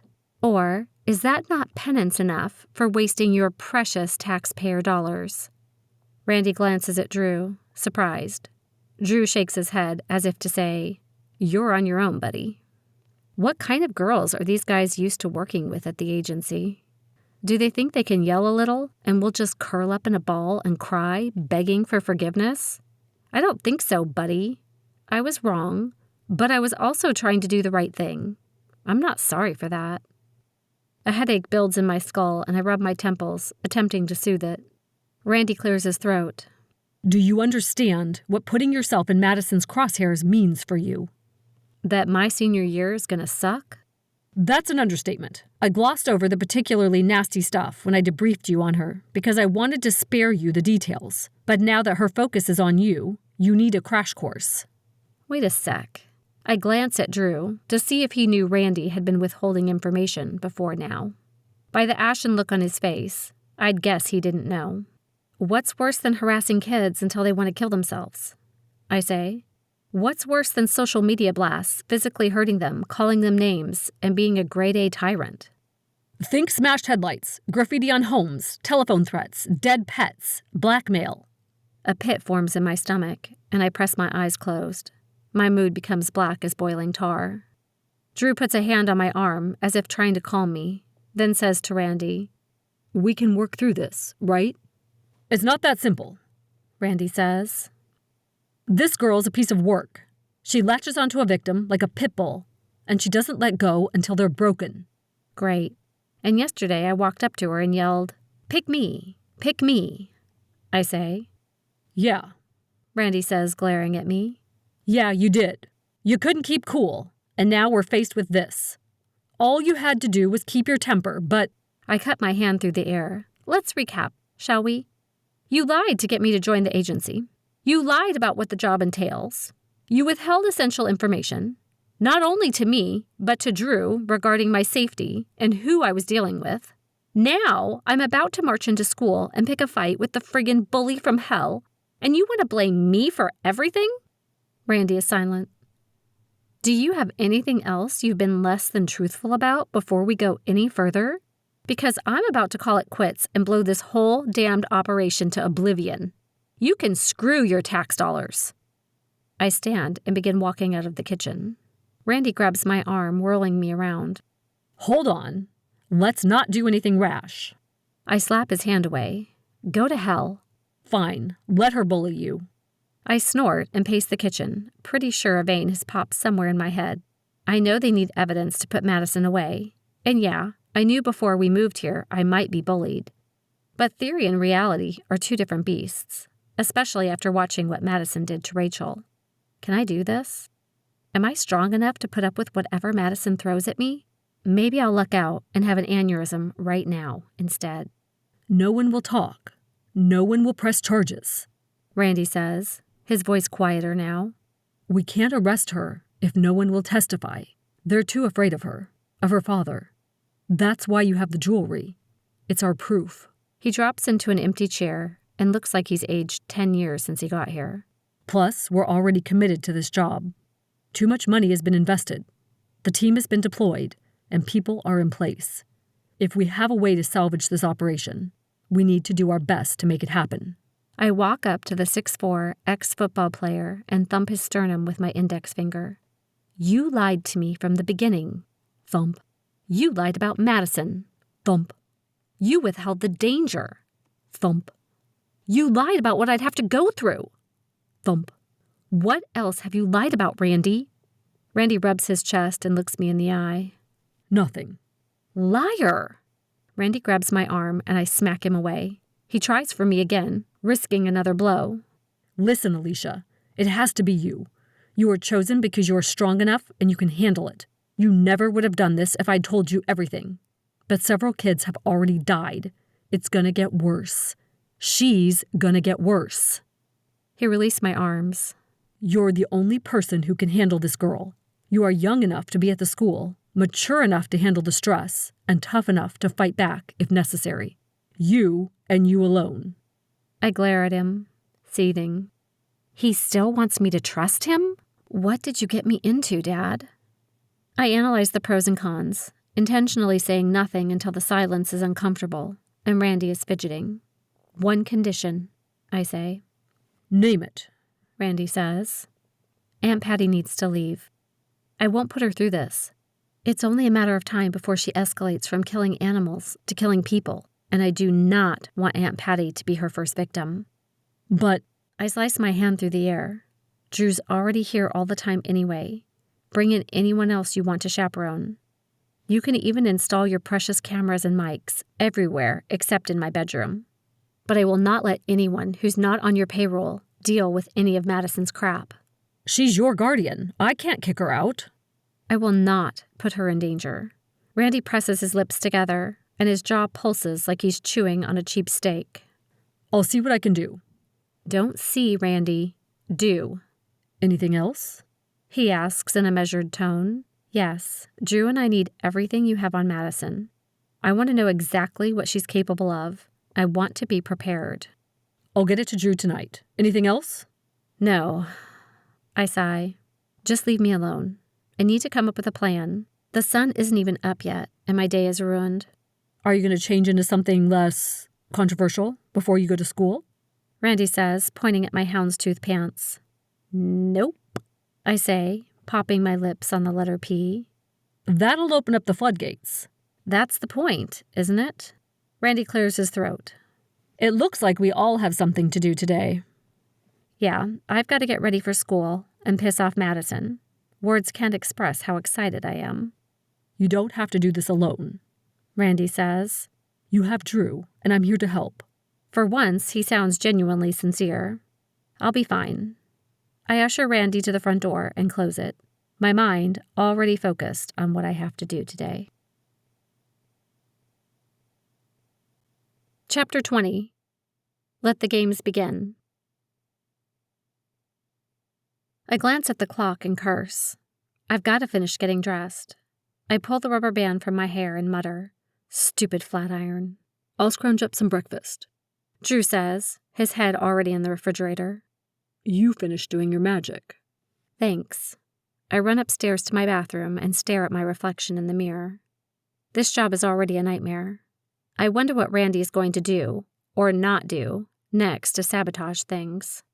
As I remember the conversation between Drew and Randy in the kitchen earlier, I smile. Drew likes me. In record time, I'm ready. I open my bedroom door and grab my school bag on my way out. Drew's in the doorway with his hand poised to knock. Whoa, he says as I grab him to keep from knocking him over.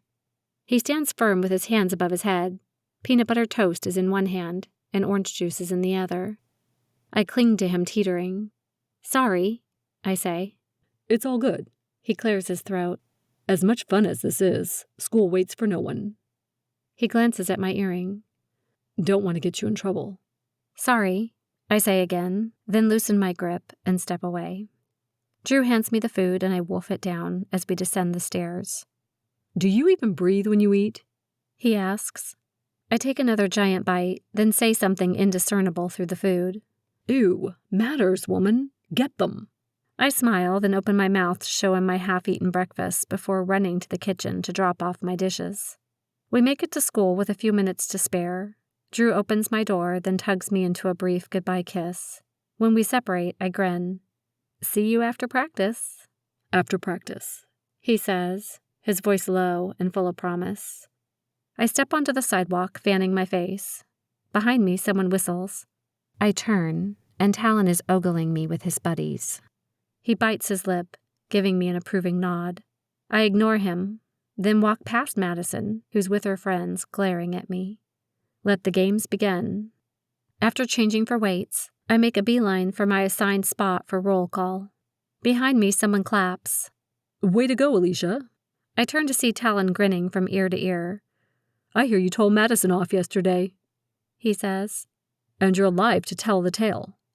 The gym quiets, and several pairs of eyes stare at me.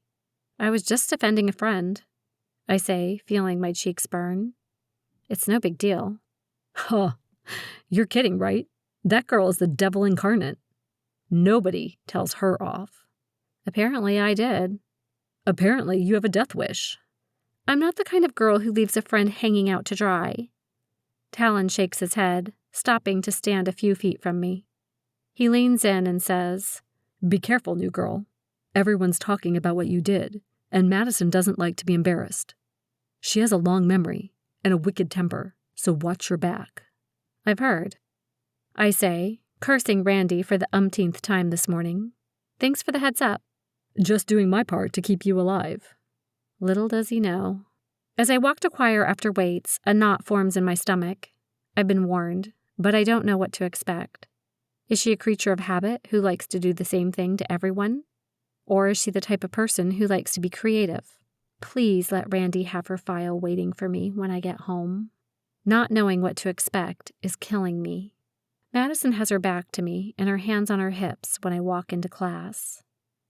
Who does Aleasha think she is? She can't just waltz into town and take over. One of the girls in her group points over Madison's shoulder, and she stops, turning to glare when I pass her to sit in my new seat. I flash Madison an artificial smile and wave before plopping down next to Rachel. Madison growls, and I raise an eyebrow. Rachel leans over to me and speaks loud enough for Madison to hear. I like your outfit. It's a classic. Madison's face turns red, and she lets out a string of curses. For the next 50 minutes, she sits behind us singing at the top of her lungs, drowning out the rest of the class. Mrs. Banks reminds her twice that voices in a choir are supposed to blend, not stick out. By the look on Madison's face, those were not the words she wanted to hear today. After class, Rachel and I go to the same grassy spot as yesterday to eat lunch. Today was the first time in I don't know how long I've been to choir and actually enjoyed myself. Thanks for sitting next to me, Rachel says.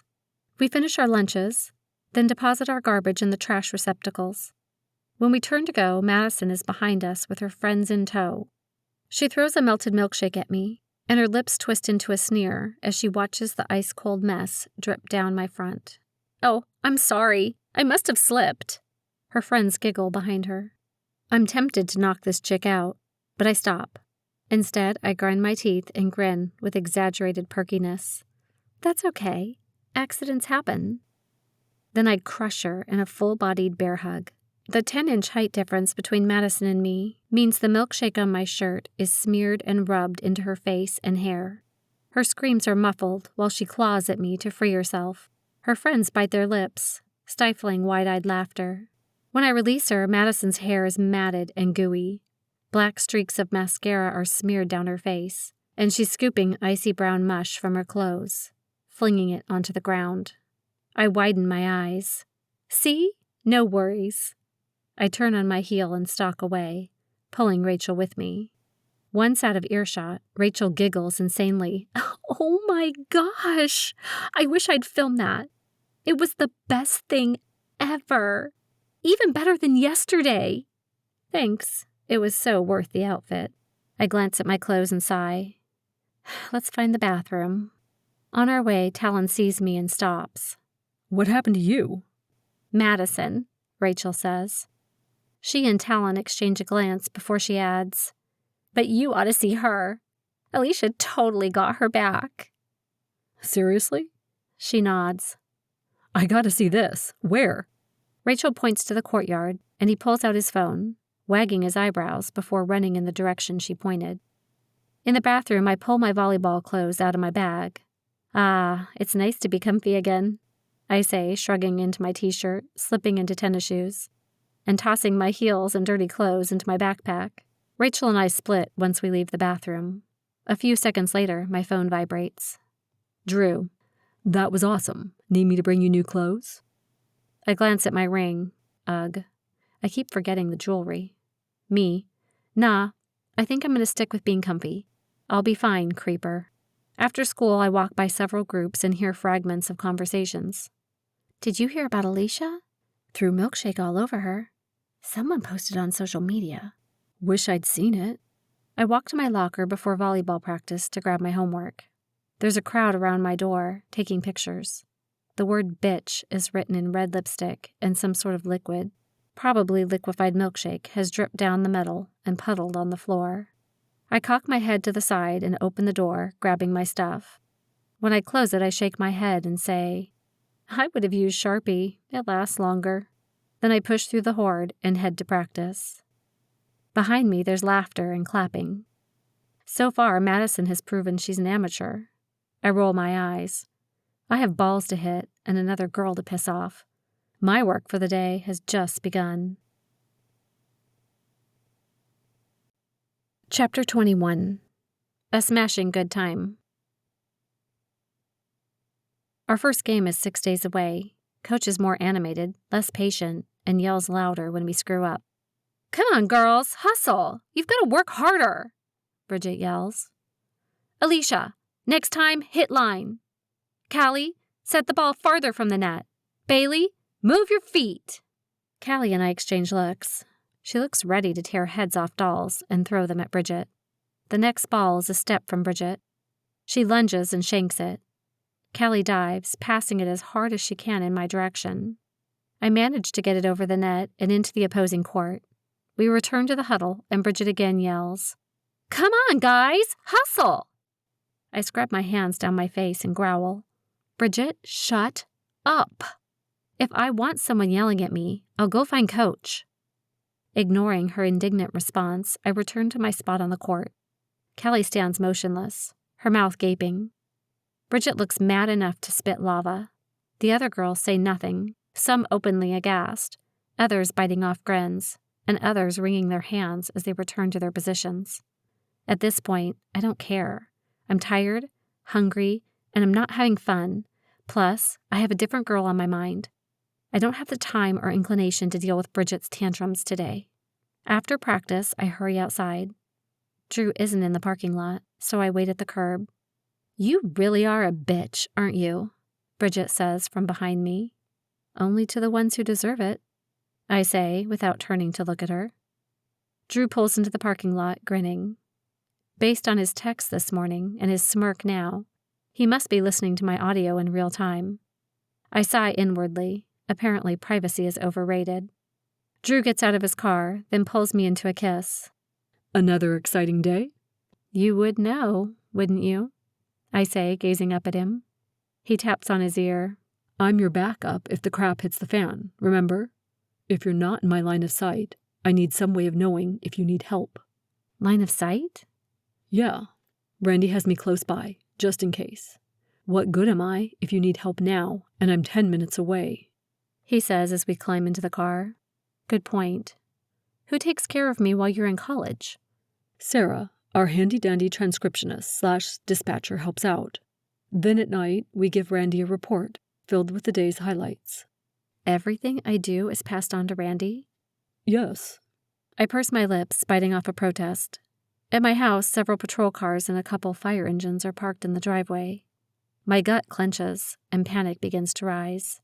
"Drew?" A police officer stops us before we can get very far down the drive to the house. "I'm sorry, no one is permitted in the residence." I search for Patty among the throng of people. "What's going on? Where's Aunt Patty?" "Miss, she's fine. She's talking with another officer, and we've got people inside collecting evidence and taking pictures. Do you live here? I nod. Evidence? And pictures? Someone vandalized your home. They smashed it up pretty good. They even threw some ice cream on one of the beds. Drew and I exchange looks. Didn't we put security cameras in the house? I ask Drew. He shakes his head, tightening his lips. That was scheduled for tomorrow. Of course it was. Do you have any idea who might have done this? The officer asks. I'll bet you $20 it's Madison. She threw a milkshake on me at lunch today. And I had nasty words written in red lipstick on my locker after school. I can't prove it, but I'm pretty sure she's your girl. The officer stiffens and stops writing. He lowers his voice. Madison Black? I think that's her last name. We're familiar with everyone in the Black family. She's a particularly nasty one, that girl. He glances around. You better watch out. If she doesn't like you, she's relentless, as you've already discovered. The officer hands me his card. Call me if you come up with anything else. And I mean anything. I'll pass the words on about Madison to the others. They'll be extra thorough with the crime scene. Thank you, Officer Santos, I say, reading his card. I'll forward your info to the person in charge, and I strongly urge you to get those security cameras in place as soon as you can. He shudders almost imperceptibly. I'd keep an eye on any pets if you have them too. Thank you. Drew and I exchange looks again. After the officer leaves, Drew calls Randy, and I text Patty. Me. I'm at the house. You okay? Patty. Yeah, it was like this when I got home. Me. How bad is it? Patty. It's bad. Your stuff got the worst of it. Me. What did she do? Patty. Tried to set your room on fire.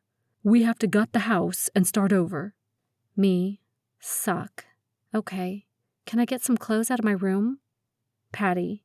Not unless you want to smell like a smokestack. Sorry. Me. Want me to wait for you? Patty. No, have dinner with Drew. I'll call after. Me. Okay. Patty. Thanks. Drew touches my arm. How are you doing? I'm freaking pissed. I close my eyes. I know making her mad was the plan, but I didn't expect her to retaliate so fast. Drew pulls me into a hug, kissing the top of my head. I sit rigid, my hands balled into fists. How can I help you calm down? He asks. I need a punching bag. If I can't punch her, I need to punch something else, but I can't go to a gym because I don't want her to know I can fight back yet. I want her to feel confident she can hurt me like all the other girls. Then I want to break her, let her get a taste of her own medicine. My chin juts out. People should not mess with my family. Drew takes my hand and squeezes it before putting his car in reverse and backing out of the driveway. Let's feed you. Then I know a place we can go. I take a deep breath and nod, rolling my head from side to side to relieve the tension from my shoulders. We pick up burgers, then drive to a park. Orange and red clouds sweep across the sky as the sunset soaks into the horizon. The park surrounds a giant gazebo, complete with a lush, grassy lawn, ancient oak trees, and a road around the perimeter. Ducks squawk and birds chirp as they bed down for the evening, and most visitors have already left the park. This leaves Drew and I to enjoy our meal in relative peace. He guides me to the gazebo, and we sit on a picnic table, silently watching the sun disappear behind the horizon. The oranges and reds melt into hues of purples, then black, like my mood. Drew puts his arm around my waist, pulling me close, but my mind rages on. Finally, I sigh, close my eyes, and let my shoulders sag. I turn to Drew and smile, though I doubt any emotion reaches my eyes. Thank you for the dinner and sunset. It was, wow. I wrinkle my nose. I still need to punch something, though. I figured as much.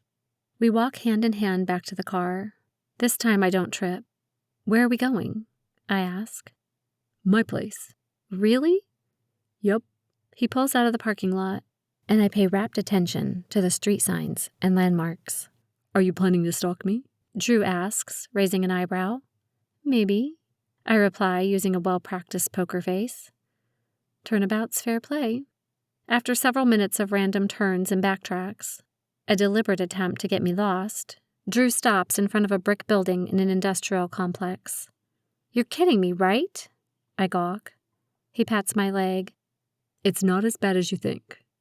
I scowl at the building. There's trash tumbling along the parking lot, kicked along by a breeze. Has this place been inhabited? I don't know. Ever? Drew helps me out of the car, kisses my hand, then slowly twists the jewels on my ring. The earring vibrates and I look at him. He makes a cutting motion across his neck, indicating the video is off. I grin. It isn't much, but it's a little privacy, more than we've had for a while. He tugs me by the hand, up the cement stairs to the metal door, then pushes a code on a keypad connected to the doorknob. He pauses for effect, before opening it and flipping a switch. Chapter 22. Fighting for control. His place is clean, not just clean as in, hey, you picked up your stuff, but clean as in, I prefer to clean with a toothbrush clean. I search for something, anything that hints at what Drew is about. No pictures, no memorabilia, not even a leftover dish or piece of mail on the counter. Polished hardwood covers the floors, red bricks line the walls, and galvanized ductwork snakes around the ceiling's thick metal I-beams. A queen-size bed with a simple white duvet, no wrinkles of course, and a single pillow fill the wall across from us, flanked by an end table and lamp. To our left is a small kitchen with a table and 2 chairs. Beyond the kitchen is a desk with a laptop, printer, and a couple shelves filled with books. Again, nothing is out of place. Note to self, check out the books to see what he reads. The bathroom is over there, Drew says, pointing to a closed door past a weight set and heavy bag. Other than that, what you see is what you get. What I see is it's your OCD. Do you actually live here, or is it just another front? He smiles. I live here. Everything just has a place. Freak. Okay, so I'm a bit fanatical. He admits with a wave of his hand.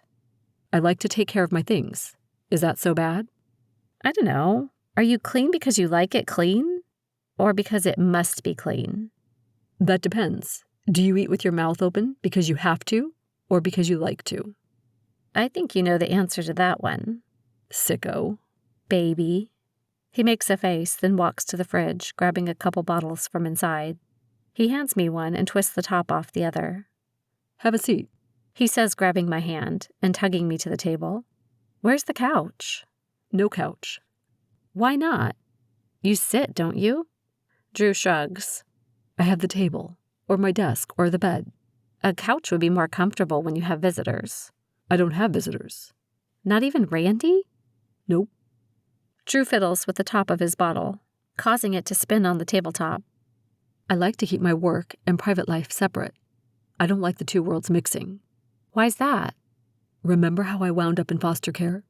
Yeah. Often, when I arrived at a new home, everything I had was either taken or stolen. What little I had, I guarded fiercely. It's a mentality that stuck. I don't let many people into my personal life, because it's mine, and I decide who will be a part of it. He gestures to the front door. That car outside is my first indulgence since joining the agency, and I've been with them for years. I stare at Drew, fighting the urge to cry. Images of a little brown-haired, green-eyed boy flash through my mind, frowning much like he is now, all alone, with nothing to call his own. How did you do it? I ask. I didn't have a choice, really. Yes, you did, I say, laying my hand over his. You lost everything. Your parents, your home, your family, your possessions, your identity. And yet look at you. You're amazing. Drew shakes his head and stares at his hands, so I grab his face between my palms, forcing him to look at me. You're calm, focused, and someone your parents would be proud of. Someone anyone would be proud of. I drop my hands and focus on his bottle top. Then there's me. I didn't lose a tenth of what you have. I have Patty, stability, a home, school, sports, a life. And what do? I focus on what I've lost instead of what I have. You can't be too hard on yourself, he says, intertwining his fingers into mine. This is still pretty new to you. I had an angry phase too, But I was a kid, so I dealt differently. I've learned to adjust. How? Well, for starters, I learned that kicking and screaming doesn't fix anything. Lemons and lemonade and all that crap? Something like that. He smiles, then clears his throat. Still in the mood to punch something? Always. Good. I may have just the thing for you. I believe you're well versed in the heavy bag? He walks to a drawer and pulls out a pair of hand wraps. I put them on, thankful I'm still in my volleyball garb. He takes me to the bag. There's serious wear along the surface, including a few places where duct tape has been used to patch damage. I stare at Drew with wide eyes. You're not supposed to use a baseball bat. He grins wickedly. You're not the only one who needs to punch things from time to time. He plugs something into his laptop and music fills the apartment. It's fast, loud, a little bit angry, and the perfect tempo for a fight. I close my eyes to let the rhythm soak into my bones and my soul while he excuses himself to change. He comes back in a pair of long black shorts sitting low on his waist and a white tank top. The top is tight enough to see every ripple of his chest and abs, and I try not to drool. Who are we kidding here? I'm totally staring. It reminds me of our sparring session at Cecil's. But this time, I can appreciate him more. Drew holds up his hands as he approaches. Easy now. We're here to work out. This is a no-touchy zone. Got it? I have no idea what you're talking about, I say, then break into a grin, turning my face away from him until I regain my composure. You're in beast mode, remember? He says, pointing to my t-shirt. Ladies first. He leans into the heavy bag and gestures with his head. Get to it. I wail on the bag until I'm gasping for breath and my arms scream for mercy. We switch places, and I let him have a go. His pace is relentless and mind-numbing, but it's exactly what I need tonight. I need to leave it all in this room. Take it all out on this bag, or else tomorrow will be a bloodbath. Tomorrow, holy crap. How am I going to face Madison at school without killing her? Okay, I'd settle for maiming her, but still, how am I going to do it? We change spots again. I match his pace until sweat is dripping from my face. And I have a strategy in my mind. Drew's turn. With a strategy for Madison, I concentrate more on him. His technique, efficiency of his strikes, strength of his blows, and the way his muscles ripple when he hits the bag. We continue with the heavy bag until I can't throw another punch, let alone raise my arms. My shirt looks like I pulled it from a swimming pool, and Drew lost his tank top a few rotations back. Not that I'm complaining. I hunch forward with my hands on my knees, gasping for breath. We make our way to the table and guzzle more water. I glance at my phone. Crap. What? I swipe at the screen. I've missed 3 calls and 4 texts from Patty. I check the clock. It's nearly 2 a.m. Drew lets out a low whistle, and I nod. She must be freaking out, he says. Do you think? Patty picks up on the first ring. Where are you? I've been trying to get a hold of you for hours. I'm so sorry. I wince. The phone was on silent, and I was using the punching bag. I lost track of time. Sorry isn't good enough, young lady. Do you know how worried I was? I couldn't get a hold of you, and I couldn't get a hold of Drew. Nobody was texting back, and after today, her breath is ragged. Now is not the time for the silent treatment. I thought you guys were hurt, dead, or dying in a ditch somewhere. I cringe again. I'm so sorry. I won't do it again. Did you know Randy asked me to leave town? Can you believe that? Me leave you? I don't think so. If he thinks he can boss me around, then he's got another thing coming. He can't just kick me out. I'm your guardian. I chew on my bottom lip. Maybe it's better. Safer. They recruited me, not you. It'd kill me if... No ifs, Missy. I'm staying, and that is final. Yes, ma'am. She takes another deep breath. Where are you staying tonight? The house is uninhabitable. They must have spent all day there. Oh, I'm not sure where I'm sleeping. Where are you staying? I glance at Drew, and he gestures to his apartment with a wide sweeping movement of his arms. Actually, I interrupt, letting fatigue seep into my voice. Drew just offered to let me crash at his place. It'll only be for a few hours, and I'm totally beat. I don't know, Ish. I can't blame her for hesitating. Drew and me alone all night in his apartment? That's a recipe for disaster. Even I know that. Think of it this way. I have the best chaperone there is, a microphone on my finger, and a camera in my ear. It'll be like having Randy and half the agency in the room with us while we sleep. Patty is silent for a moment.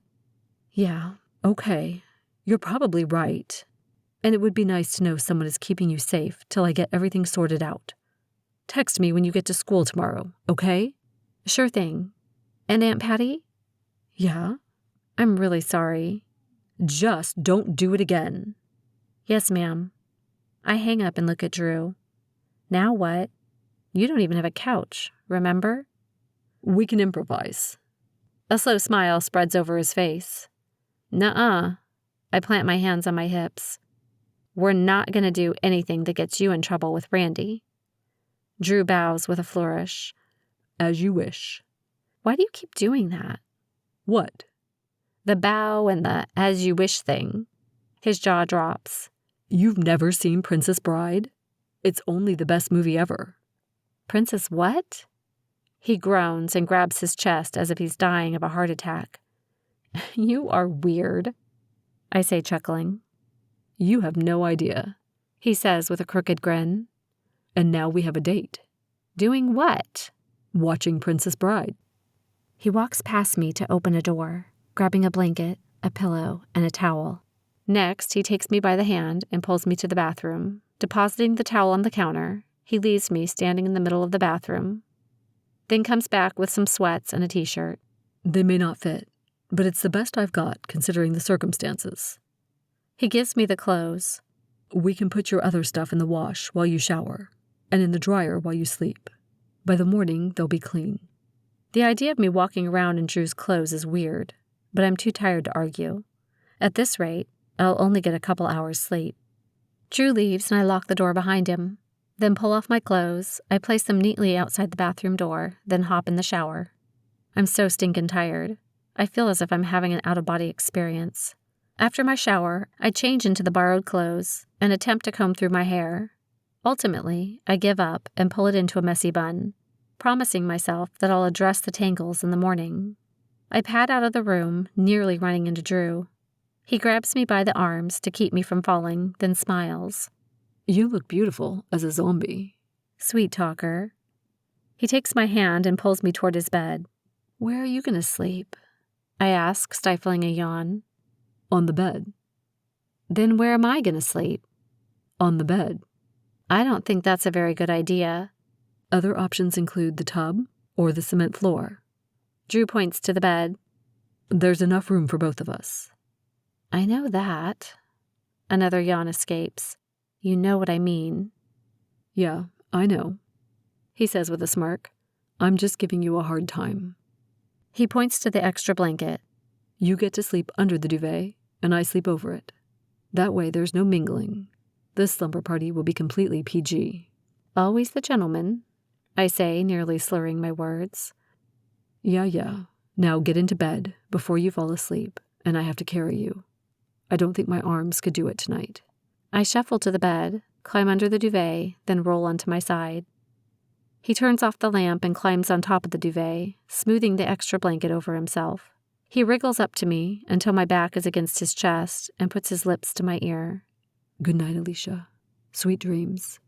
Then he wraps his arms around me and settles in for the night. No problem, I mumble as I drift off to sleep. Chapter 23.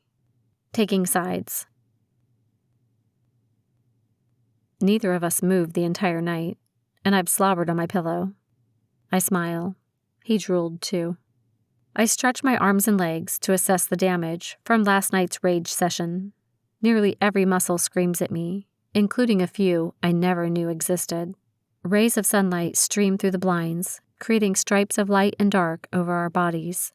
I listen to him breathe, slow and deep, then watch the dust motes dance in the air. Lifting my hand into the sunlight, I watch shadows from my fingers play along the wrinkles of the bedspread. I stare at the ceiling for several seconds, then search for something to do until Drew wakes. After eyeing the kitchen for a couple seconds, I slink off the bed, watching him for any changes in breathing before tiptoeing over to the kitchen. Finding a bagel and peanut butter, I make myself some breakfast, and I'm nearly done eating my bagel when I glance at the stove's clock. Frick! What? He mumbles, cracking his eyes, then stretching. What's wrong? I'm late for school. I'm so freaking late.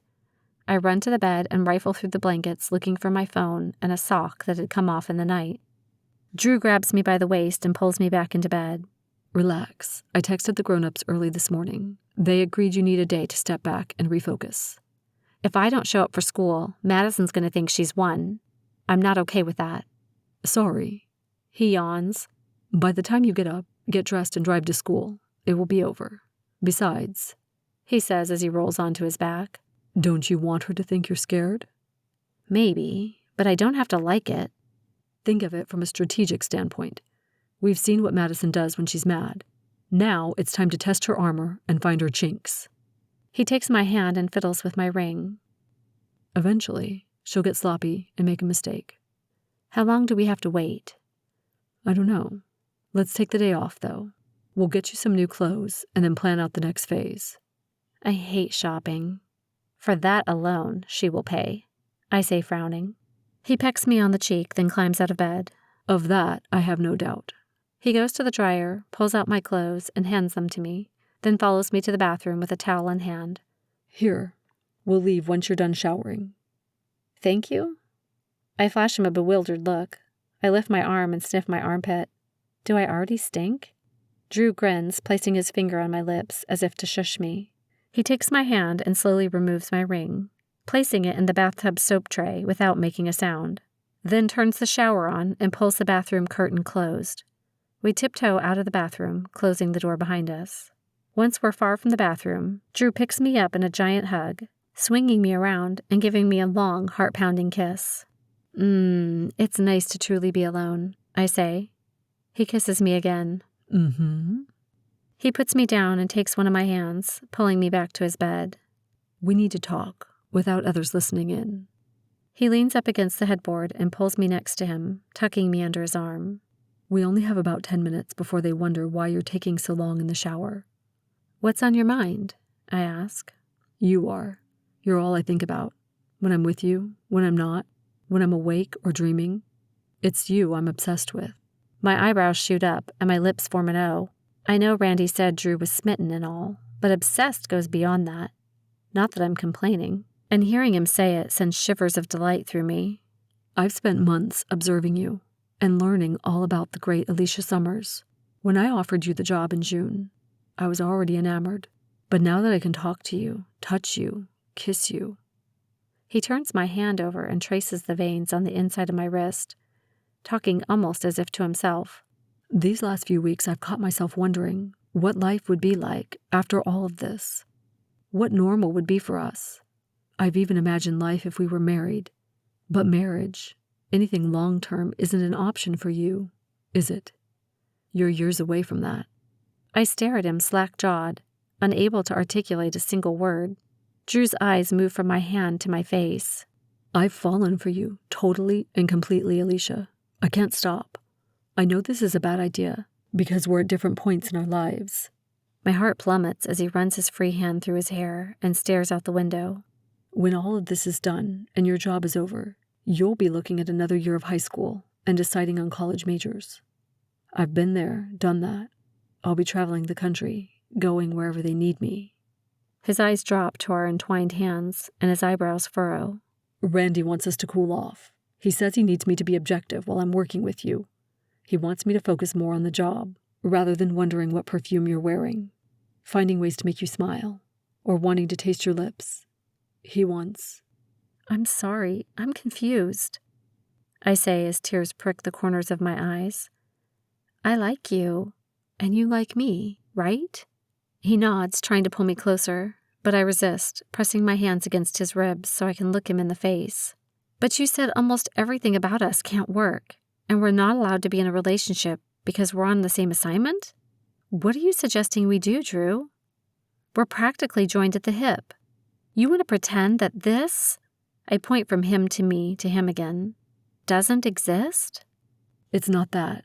I'm just saying Randy's right about... Wait. I pull from him completely, anger straining my thoughts. You're siding with him now? When did this start happening? I thought we were in this together, that I could trust you. Now you've decided to ignore our chemistry and fall in line with whatever Randy wants? I shake my head. Even if it was true, what was the point of telling me? I stand and turn to him, ignoring his shocked look. Patty was right. He's playing on my emotions. He and Randy have an objective, and they'll go through anyone, including me, to get what they want. Do you have some grown-up perspective that I, as a mere child, cannot understand? The house is destroyed, and I'm playing some dangerous game of chess with a psycho bitch who wants to see me suffer.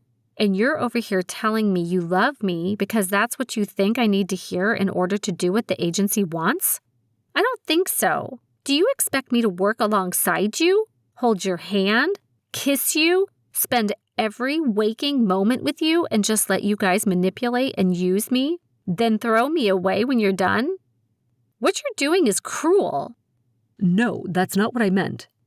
What did you mean? Because what I see is that right now, when I need you most, when things are getting dangerous, you're telling me everything I want to hear, but still stepping back and siding with Randy. You don't see something wrong with leaving me out here to fend off the jackals by myself? I thought you were my handler. I thought you were the one who would always be there to protect me. Listen to me. I don't want to listen anymore, I say, backing away from him. We should be coming together. We should be walking side by side through this fiery hell. Tears stream down my cheeks in full force now. This is too much. I need him. Not just because I want to spend every waking minute, no, second with him, but because for the first time since we started this crazy mission, I feel genuine fear. He's my backup. He's supposed to keep me safe when Madison decides that breaking things is not enough, and it's time to break me. But I also can't trust that he isn't playing me for a fool. Drew lunges for me, grabbing at my arm. Hold on, you don't understand. I shake free. Let go. He scrambles off the bed and grabs me again. Aleasha, let me finish. I pry myself from his hands a second time and run for the bathroom, slamming the door in his face. Your 10 minutes are up. Locking the door behind me, I change into my clean volleyball gear, stash some money from my wallet in a pocket, then put my ring on my finger. When I open the bathroom door, Drew is waiting, his eyes frantic. I hold my hand in front of my face and turn the blue center until my ear buzzes, turning the camera back on. Showtime, I mouth as I glare at him. Drew's face goes blank. Let me take you to the mall for some new clothes till the rest comes in. He turns to get his keys and wallet. You know what? I scurry to the door. I think I want to go running instead. Let me come with. I slam the front door behind me. It's time for a clean break. Starting now. Chapter 24. Running.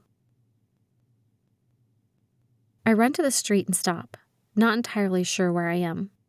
Luckily, Walla Walla is small enough, and I can run far enough, that I'll eventually stumble upon someplace familiar and find my way home. I'm in no hurry to talk to anyone, anyway. And if they really want to find me, I have my jewelry. I settled into a comfortable pace, weaving in and out of streets and alleys. Drew's going to have to work to find me. I discovered neighborhoods I'd never seen before, and a few I hope to never see again. Stopping at a park, I grab a bite to eat from a vendor and rest my legs at a park bench while sorting through my thoughts and emotions. What the crap just happened? My eyes well with tears, so I stand up. Apparently, I'm not ready to deal with this. So, more running. I end up on the outskirts of town. Problem is, I think it's the wrong part. My house is near the foothills, but all I see are rolling hills of grain. A breeze tickles the tops of the stalks, and I'm mesmerized by how they look like a golden ocean with waves rippling along the hills. Combines are going 24 hours a day now, kicking up dust into the air. The sun fades, leaving a mural of pink and purple in the cloudy horizon, while a harvest moon nearly consumes the sky with its enormous size and beauty. Darkness descends, and my time outdoors needs to end. My muscles tremble and ache, and then some. I've had little to eat, and I'm on the brink of collapse. I'll be paying for my stupidity tomorrow. I slow to a walk and pull out my phone, calling Patty. She picks up on the first ring again. Not good. Where are you? I pull the phone from my ear and wince. I was running. And you couldn't be bothered with telling me where you were or answer my texts? We went over this last night. I know, I say, my voice thick with emotion. Drew and I broke up. The phone is silent for a moment. I didn't know you were really together. It's complicated, but he's shut all that down now anyway. He's siding with Randy and trying to make distance. Now I'm going to have to face Madison all by myself because he won't be there. And I sniff and wipe my eyes. Can you just come and get me? It's getting dark and I'm in the boondocks. Where are you? I'm not sure, really. But you should be able to access the GPS on my jewelry to get my location. I wish I'd thought of that earlier. Patty sighs. Someone will pick you up soon, okay? Thank you. I wipe my eyes again. And Aunt Patty? Yes? I really am sorry. She sighs again. You're 17 years old, Aleasha. It's time to grow up and realize there are other people to consider. People who worry about you and are trying to keep you safe. It's not fair that we have to spend hours tearing our hair out with worry because you are too caught up in yourself to tell us you're all right. I didn't mean to make you worry. I know. Just like you didn't mean to make me worry yesterday. But it took less than 10 hours before we were right back to square one. I'll try to do better. That's all I ask. Someone is already on their way. They'll be there in a couple of minutes. Okay, I say through trembling lips. Thank you. Yup, she says with a clipped tone. The line disconnects. A few minutes later, an old Chevrolet Jimmy slows down behind me. The sky is nearly pitch black now. I don't recognize the car. It's not Patty or anyone from the crew. I tense, preparing to fight, expecting one of Madison's goons to appear. The driver rolls down their window, pops his head out, and grins. Aleasha, what are you doing out here? I recognize the voice and relax. Drew and I broke up, I blurt, causing the floodgates to open again. Talon's face brightens momentarily, then drops to a frown. Are you all right? I sniff a couple of times, wiping at my face. I will be. It's just brand new. Like brand new? I nod. Maybe I should get you home. You look exhausted. Come on, get in. I climb into his car at the same time Drew's Audi slows to a stop behind us. My heart sinks. Patty sent him? Who's that? Talon asks, motioning to the Audi. Drew. Who? Just drive, I say, balling my hands into fists. I'm not getting in the car with him. Talon glances in the rearview mirror. It's your ex, isn't it? I nod, and he shifts gears, pulling onto the road before Drew opens his own door. The Audi flashes its lights, and Talon accelerates. Drew pulls onto the road, and a car swerves to avoid hitting him, then lays on its horn. Talon glances into his mirror again. We can't outrun him. The Audi honks behind us. Talon glances at me. How mad are you right now? Pretty mad. Good. He smiles, then lets off the accelerator until the speedometer is reading 25 miles per hour. What are you doing? Driving Miss Daisy. Huh? What does it look like I'm doing? I can't outrun him, so let's have a little fun. It's not like he's going to run us off the road. I stare at Drew's headlights through the side mirror, watching the Audi zigzag behind us. Drew must be mad. It's Friday night, Talon says, propping his elbow out his window. Still interested in that party we told you about? My cell phone vibrates, so I look at the screen. Drew. I ignore it. I don't think I'm dressed for a party. I gesture to my sweaty workout clothes. Talon gives me a once-over. Nah, you don't look so bad. A couple of touches and you'll be good as new. Seriously? Sure. You look better at your worst than most girls do with makeup caked on their faces. I'd suggest a little deodorant, though. Not that I mind or anything. Here. He pulls open the glove box in front of me, and a bunch of toiletries spill out into my lap. I stare at the contents, then at the Audi's lights. Thanks for the offer, but I don't think I'm up for a party. Would you mind dropping me off? Talon raises an eyebrow and points out the windshield. Look around. There's nothing for miles around here. I'd lose 30 minutes if I turn around now. Why don't I stop and let Drew take you home? No. Talon's face breaks into a grin. Well then, let's party. Chapter 25. Dancing with the Devil. I glance at the Audi lights, then grab the deodorant, pulling off the cap. The scent is spicy, but it'll mask my sweat. I shoot a quick text to Patty, telling her about the party, then pull my hair into a new bun and freshen up. Talon turns onto a gravel road, continues for a mile, then slows to a crawl. He stops in front of a large farmhouse out in the middle of nowhere. Cars are haphazardly parked along the side of the road and in a newly cut field. Several dozen kids spill out from the backyard and through the front door. Wow, I say as I watch a bunch of squealing girls bolt from around the side of the house with a boy in hot pursuit. His parents don't mind all the kids? His parents are out of town. Talon wedges his Chevy between two cars, then cuts the engine. Drew speeds past us in search of his own parking spot. My phone buzzes again. I ignore it again. We've got about 5 seconds before Drew comes back, I say. Let's make a run for it. Talon wags his eyebrows. 1, 2, 3, go. We dash out of the truck and push into the crowded house. I'm gonna get us some drinks. Talon hollers over the noise. I'll be right back. As he leaves, he glances back at me. Don't get caught. I salute, then search for an inconspicuous place to stand or a familiar face to chat with. There are several people I recognize from school, but no one I've actually made friends with. That's the problem with only being at school 2 days. Not enough time to make friends. I frown when I realize what kind of party this is. Couches are shoved to the side and filled with kids smoking weed. Others gyrate to music loud enough to make my ears ring, holding red Solo cups in their hands. There are couples making out on couches or against walls, and I see one girl wearing a come-hither look, leading a guy up the stairs. The kitchen table is being used for a drinking game, while still more kids roam from room to room. I'm about to turn and leave when Drew appears in the front door, searching for us. Crap, I mutter under my breath. I turn and weave toward the back of the house, hoping to get lost in the crowd. Across the room I see Rachel. She has her hair down and makeup on, but she looks groggy, as if she's about to fall asleep. Has she been drinking? I push toward her to get a closer look, but some guy tugs her by the arm and leads her out of the room. Huh, does she have a boyfriend? There's a tap on my shoulder and I spin around, expecting Drew. Instead, Talon shoves a red plastic cup at me. Drink up. I put the cup to my mouth, smelling it before I sip. The amber liquid smells rancid, and I wrinkle my nose. Is this beer? Yeah, what else would it be? We're at a party. I shove the cup back at him. Sorry, I don't drink. Not at all? Come on, it's just one drink. He pushes the cup back, but I shake my head. I don't drink. Not one drop. I stare him squarely in the eye. My parents and brother were killed by a drunk driver.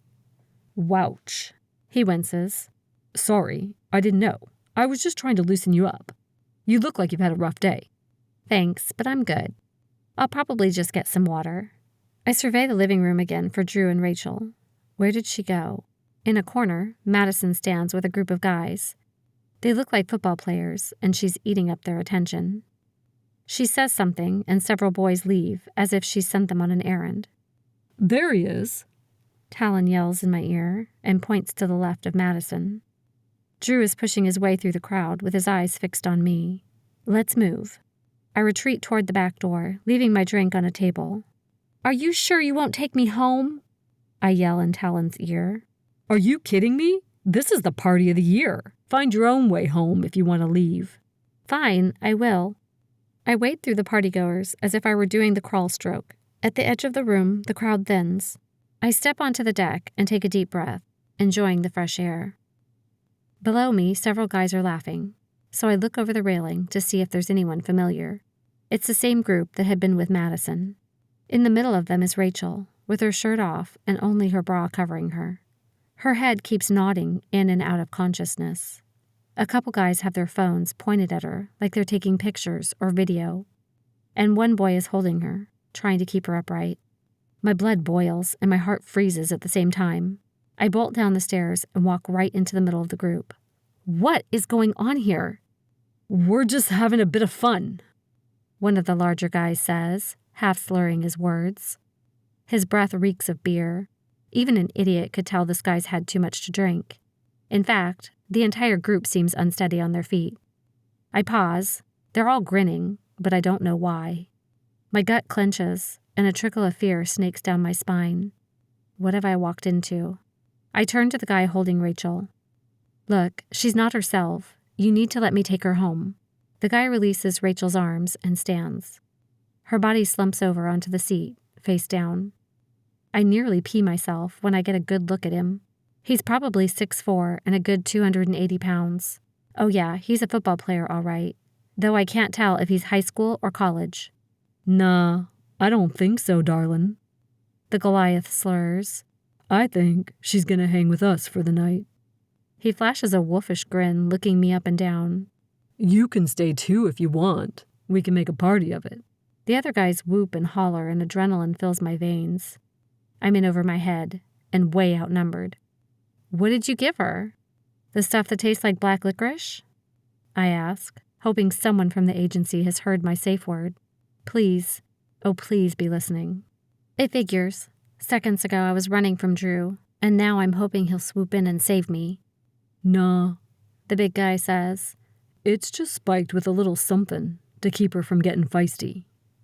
One of his buddies hands him a red cup. He smirks and shoves it in my face. Here, honey, give it a try. The group laughs, and I rack my brain for ways to get Rachel and myself out of here with our clothes and dignity intact. I slap the cup from his hand and scowl, trying to look fierce. I don't think so, buddy. What you're doing is illegal, and she's my friend. She's coming with me. He roars with laughter, causing others from the party to stop and stare at us. What are you gonna do, little girl? Throw your lipstick at me? Goliath says. Give her to me, or I'll take her from you, I say around clenched teeth. Goliath shoots his buddies a not-so-subtle look. I glance over my shoulder and bark. Don't even think about it. But the boys charge me in an all-out blitz. I sense the first guy before I see him. He grabs my arm, and I pivot, striking him in the throat. He releases me, gasping for air while I punch him in the stomach, causing him to double over. I finish him with a knee to the face, breaking his nose and knocking out teeth. A second victim lunges for me. I step back, immobilize his arm, and hit the underside of his elbow as hard as I can. Crack. He howls, dropping to his knees and cradling his arm, as I punch him in the face, knocking him to his back. By now, people are packing together like sardines on the deck to watch us. I hear Drew in the background yelling to get through. His voice is a mix of desperation and anger. A third guy comes from behind. I step back, elbowing him in the stomach, and he buckles. I turn, and in one swift movement, grab his hair, knee him in the face, and throw him to the floor, leaving him unconscious. Guy number 4 manages to get his arms around me from behind. I rear back with my head, breaking his nose. I pound his groin, stomp on his foot, and watch him double over. I finish with a knee to the face before throwing his blood-covered body to the floor, where he curls into the fetal position, groaning. 4 guys lay scattered around me, bleeding onto the cement. I turn to Goliath, hoping I don't look like I'm on the verge of collapse. Let her go. He chuckles. Girl, you have no idea who you're dealing with, do you? Out of the corner of my eye, Drew breaks free from the crowd, but still can't muscle his way to the stairs. I glance at Drew, and Goliath seizes his opportunity, charging me with a guttural roar. Drew's eyes widen as Goliath hits my chest and drills me into one of the deck's support beams with his body. My legs dangle like a rag doll's in the air. Goliath roars with laughter. At the very least, he's knocked the wind out of me, but he's probably broken some ribs. I half cough and half laugh. Is that all you've got? Then I headbutt him as hard as I can in the nose. He grabs at his face, screaming, and my body crumbles to the cement. I scramble to my feet, then stalk toward him like a lion about to finish a wounded gazelle, though it probably looks more like a house cat about to finish off a grizzly bear. No, you have no idea who you're dealing with, I say. Goliath is bent over, pinching his nose, watching me out of the corner of his eye. He tries to stumble out of the way, but I kick him on the inside of his knee, knocking his legs out from under him. Drew calls my name, and I glance upward. Goliath tries to grab at me, but I dodge, kicking him in his face, leaving him unconscious. Sirens sound in the distance, and teenagers scatter, causing drunken chaos and leaving enough room for Drew to finally reach me. The sheer terror in his eyes is undeniable. He looks at the guys writhing on the cement, then to Rachel, who's still slumped on the seat. At the top of the stairs, Madison shrieks, "What the?" She and I lock eyes. Fittingly, I'm still wearing my beast mode t-shirt. I glare at her until she backs into the house. Drew grabs me by both arms. "Are you okay? Did they hurt you? What the hell was that all about? Why did you leave? Why wouldn't you talk to me? Aleasha, He pulls me into a hug, and I gasp at the pain in my ribs. I glance at Rachel. Drew. He follows my gaze, and his lips tighten. He unbuttons his shirt and takes it off, covering her with it. I join him at the bench. Thank you. He snakes his arm around my waist and pulls me into a hug, pressing his face into the nape of my neck. When we're done here, you'll listen to all I have to say. Understood? I nod. Good. Don't move. I'll meet the cops out front. You stay with Rachel. I have a feeling we'll have some explaining to do. Chapter 26. Breakdown. Patty is at the hospital waiting for us when we arrive. She's talking to someone at the nurse's station when I'm rolled into the emergency room with Drew following us. She bursts into tears when she sees me. This is way too dangerous. We've got to stop. A woman races through the sliding doors, nearly running over a nurse. Where's my daughter? I heard she was here. Mama? Rachel's voice calls from behind one of the curtains. Mama, I'm in here. Rachel's mother turns in the direction of the sound. Which one are you in, sweetie? A hand pushes a curtain aside, and Rachel's face emerges. Mascara trails down her blotched cheeks, and she bursts into sobs. Oh, Mama! Baby! Her mom cries, then runs to her daughter, tugging the curtain closed behind them. I stare at the curtain, listening to the sobs from both of them. Uniformed officers and a doctor knock on their doorframe and peek their heads inside. I'm whisked into my own curtain-clad cubicle. Patty sits in the chair next to my bed. Drew stands on the opposite side of my bed and grabs my hand. I try to tug away, but he holds firm. I'm too tired to make a scene, so I listen to the distant beeps of machinery and footsteps of people rushing down the hallway on the other side of the curtain.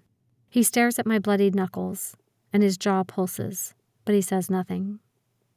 A few minutes later, there's a knock on the doorframe, followed by a somber-faced officer peeking his head inside. He glances at each of us, then zeroes in on Drew, pointing at him. I need to talk to you in private, please. Drew glances down at me. You good?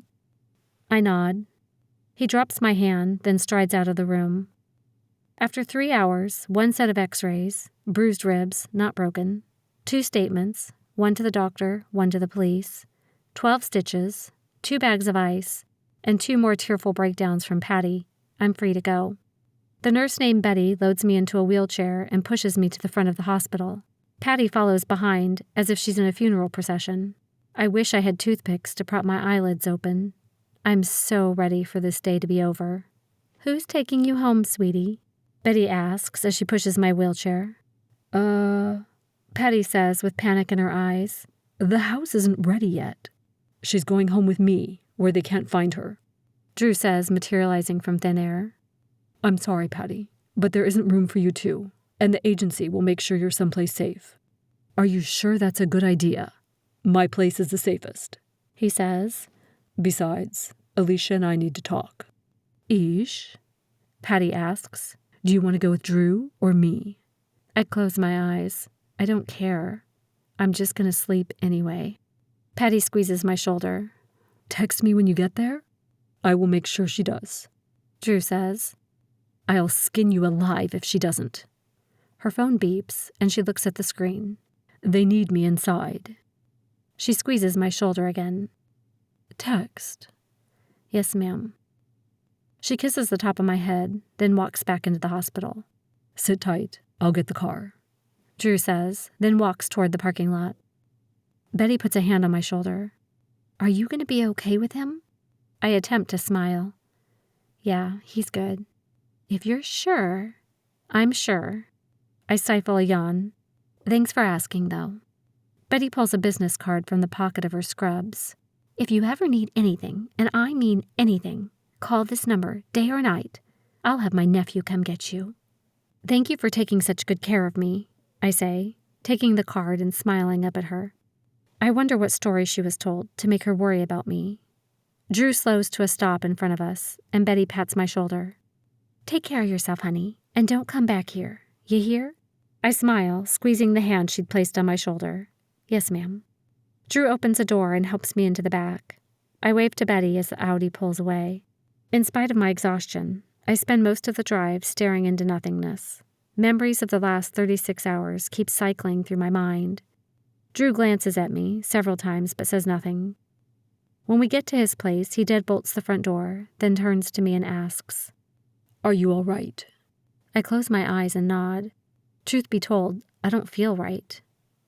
I feel as if I should want to scream or yell or something. There's none of that. This is different. I feel him staring at me, so I open my eyes again. Seeing the concern on his face causes my emotions to slam into me like a tidal wave. I slide to the ground, wrapping my arms around my legs, and sob. Drew threads his arm under my legs and gently picks me up. He walks me to the bed and sets me down, then cocoons me in an extra blanket. He wraps his arms around my shoulders, holding me until I drift into a fitful sleep. When I wake, my eyes are crusty, and Drew's arms are still around me. He hands me a tissue.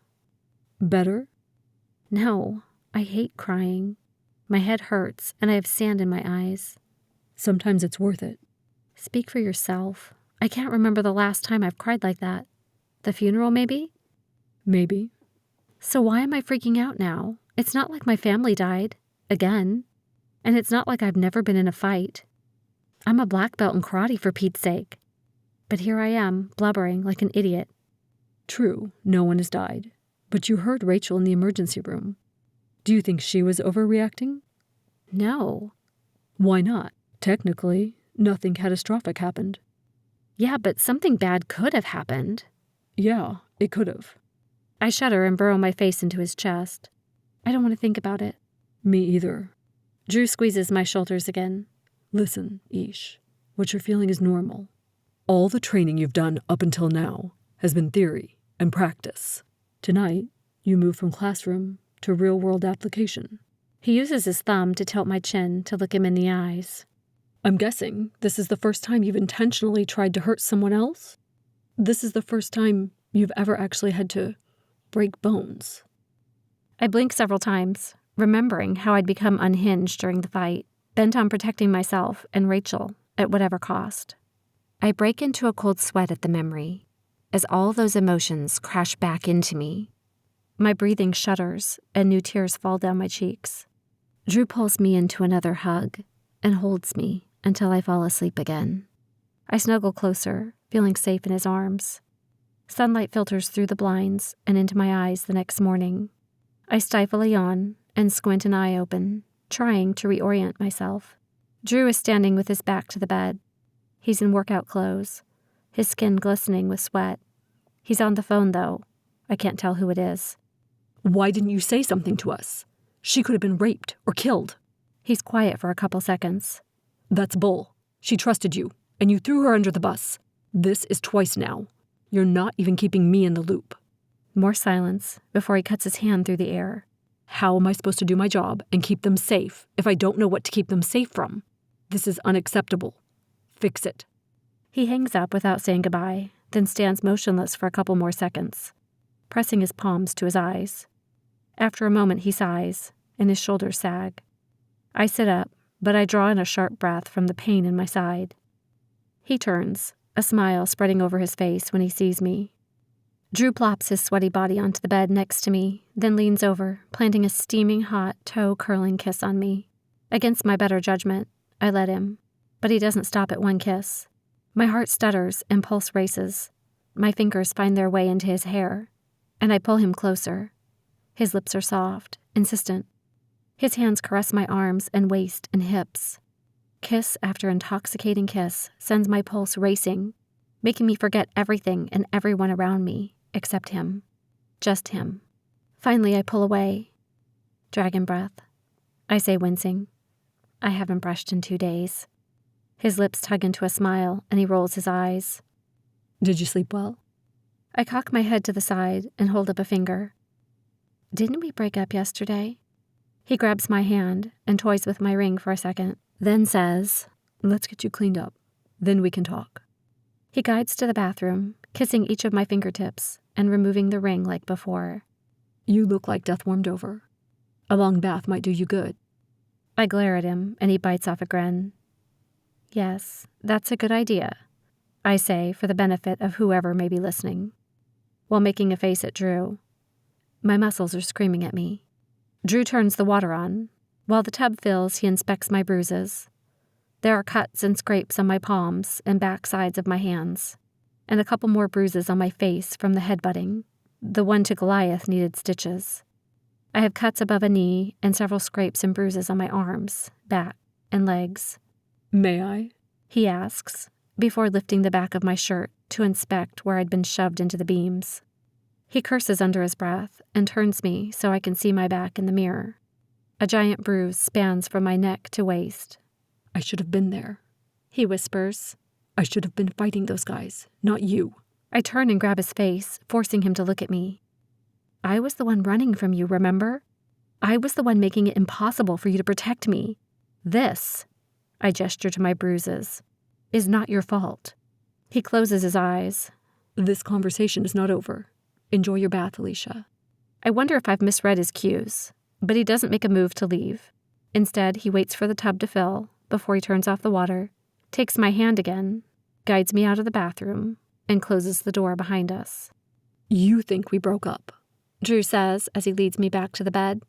But what I was trying to say when you ran out is that I don't want to break up. There may be reasons why we shouldn't be together, but I know of 1,000 why we should.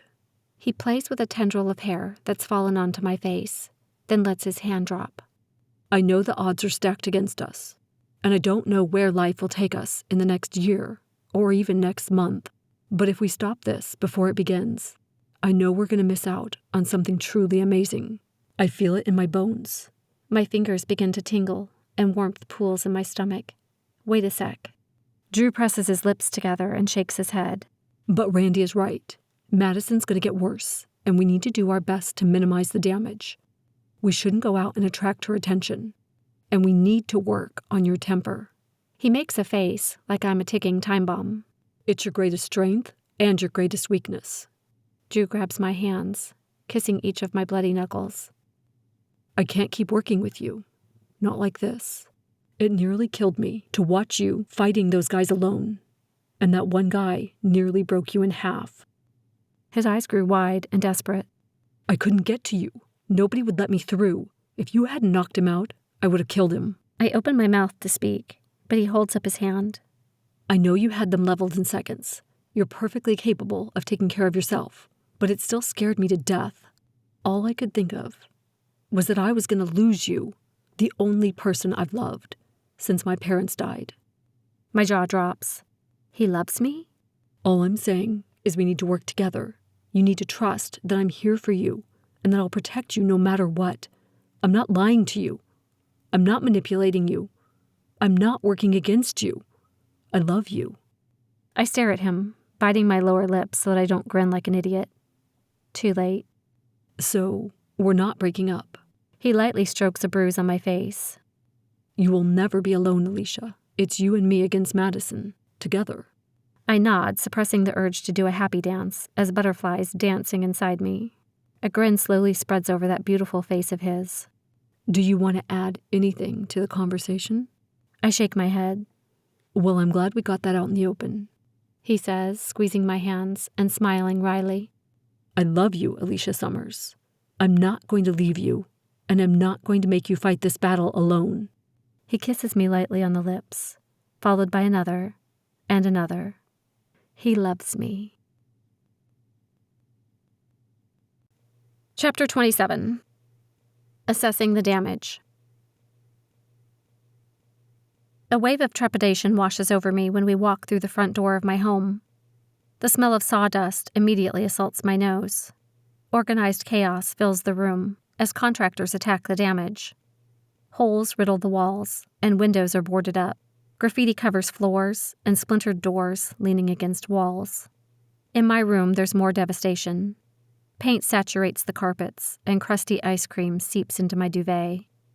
Every window is smashed, and it looks like someone took a sledgehammer to the bathroom. Each surface, corner, and crevice is tinged with soot and reeks of smoke. Giant charcoal pockmarks cover the floors, and a pile of charred clothing lay drenched in the middle of the closet near a wall of water-damaged clothing and shoes strewn in all directions. My feet squish with each step, and water seeps into my shoes, chilling my toes. I glance up at Drew. He's watching me from the doorway, his brows knit together. I use my finger to write, "This sucks," in the soot on the wall. Picking up a dripping boot, I toss it back onto the floor. What a waste. Looks like we've got to get you more clothes. Then he says in a sarcastic voice, "Goody." "Can't we reorder the stuff we chose the last time?" I ask. "We can't. We need stuff today." Gah! He pats me on the head. "What a trooper." Like I've got a choice. "You do. Go naked." "Yeah, no," I say, walking out of the room. We head down the stairs in search of Patty, but halfway down I stop. Drew skids to a halt behind me. "What is it?" "Did they get into the garage?" "Oh, I don't know. Let's look." I nod, envisioning 30 different things they could have done to my car and bike. None of them good. I flip on the garage light and drop to sit on the steps. I think I'm going to hurl. They'd gotten to the garage all right. Patty had taken her car to run errands for the afternoon. I, on the other hand, was not so lucky. My babies had been in the garage because Drew did all the driving. I circle my Ninja and mutter obscenities under my breath. The tires are slashed, the lights and windshield broken, and the seat ripped. They even keyed the paint job. I stroke the dented handlebars and gas tank. It was nice knowing you, girl. I take a deep breath, then turn to my car. I loved my Ninja, but I adored my Camaro. Every time I slid behind the wheel, I'd purr. There was no beating the rumble of its engine and the way it handled. Now I feel as if someone has ripped out my heart and squashed it into the ground. It looks like someone played whack-a-mole to the outside. What kind of monster would do that to a poor, defenseless car? I wail. Drew pulls me into another hug. "It's okay," he says, smoothing my hair. "It can be replaced." "It's not the same," I mutter into his shoulder. "They ruined stuff, Aleasha. Be happy nobody was home when it happened." I look up into his eyes, and though I see genuine concern in them, I also see amusement. Clearly, he is not as bent out of shape as I am. My body tenses at the thought of Patty being in the house when all this happened. He's right. This could have been so much worse. "But they still shouldn't have hurt my babies," I say, pouting. He rolls his eyes and presses his lips to my forehead. Then he tugs me toward the kitchen where Patty's comparing material and paint swatches. She glances up when we enter and gasps. "Look at you, all those bruises." "It's not so bad," I shrug. "They hardly hurt, and I forget I have them. Unless someone freaks out and reminds me they're there." "How's the rest of your body?" she asks. "Not good," Drew says quietly. "Are we going to restore the house back to how it was?" I ask, changing the subject. "Most of it, yes," Patty says. "But the addition of security cameras and microphones necessitates the need to be creative with how to camouflage them." She pushes a set of blueprints toward me, and I try to look interested. "Randy's bringing in a new guy for security, too," Patty says. I push the blueprints back at her. "You don't have to come back." "Yes, I do," she says. "Randy didn't give us the whole story. This is more dangerous than they let on. I wouldn't have agreed to it, or you coming with me, had I known." "Randy explained about Madison last night. I understand the risks. That's why we're ramping up security," she says. "But—" "No buts," Patty says, staring me down. I'm impressed and intimidated at the same time. "This is my decision, not yours," she says. I scowl, but say nothing. Randy walks in and plops onto a chair. He looks as haggard as I feel. "Good morning. How are you feeling, Aleasha?" "I'll survive." I stare at my clenched hands. Don't punch your boss. Don't punch your boss. Randy scrubs a hand down his face and sighs. "I'm sorry. We knew she was trouble, but this girl is a piece of work. Do you think? I press my palms to my eyes. We need to find a way to protect Rachel. How are we going to do that? Randy asks. I don't know. That's your job, remember? I'm the one who has to jump in front of the friggin' bus. What are you going to do, Randy? Silence. I push away from the table and growl, taking a step closer to the man. I'm thinking, Randy retorts. Patty flinches, and Drew appears behind me, rubbing his hands up and down my arms. Calm down, Aleasha. We're doing the best we can. Really? I say over my shoulder. Tell that to Rachel. It's not like I pull everything out of my arse, Randy says. It takes deliberation and preparation, and yes, we'll do something to protect Rachel. In the meantime, let's go through Madison's file, Drew says. We'll spend the weekend learning everything there is to know about her. I glower at Randy. You will find a way to protect Rachel. I glance back at Drew. Has Randy given you the files? Drew points to a file box sitting on the counter. They're right there. How long have you been watching this girl? I say, walking to the box and peering inside. About 3 years. And you're just now doing something about it? Life isn't so black and white, Randy replies. We have to exhaust all standard police-related resources before we take the next step. Think about how much money we've invested in getting here.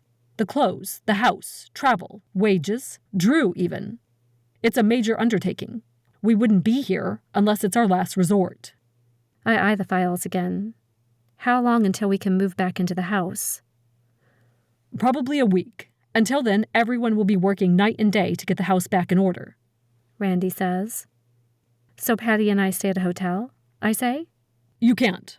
There are too many ways they can get to you in your room. Drew's place is the most secure right now. You'll be safer with him.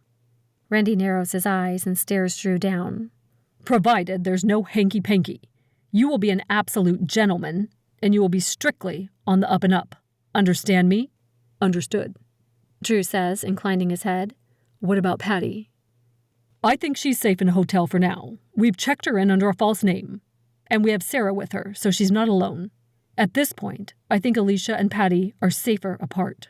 Let's get an extra bed in Drew's house, Randy says. But in the meantime, keep going to school, train, anything. Just spend as little time alone as humanly possible. Randy points at Drew.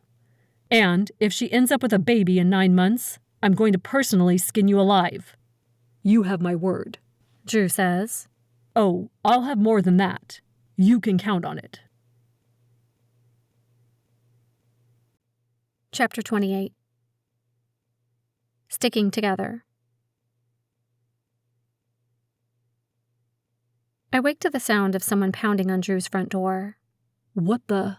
Drew mumbles, then crawls out of bed, running his fingers through his hair as he strides to the door. He looks adorable with his wavy hair sticking out in all directions, scruff on his face, and wearing a pair of pajama pants and a t-shirt. He cracks the door and then looks over his shoulder at me. We have a bed. I straighten, then hurry to the bathroom to change. When I emerge, 2 men already have the twin-size bed set up next to Drew's and are positioning mattresses in place. When finished, they gather the garbage into their arms. Drew thanks them, slipping them a tip on their way out the door. Drew's scratching his head when I walk up behind him and wrap my arms around his waist. Unexpected?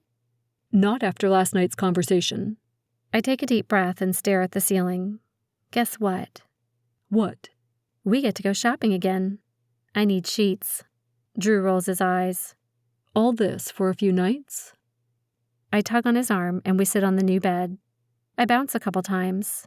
It's not so bad. You won't have to wake up to my dragon breath anymore. That is a bonus, he says, smirking. Maybe we can go shopping after we visit Rachel. But first, a movie.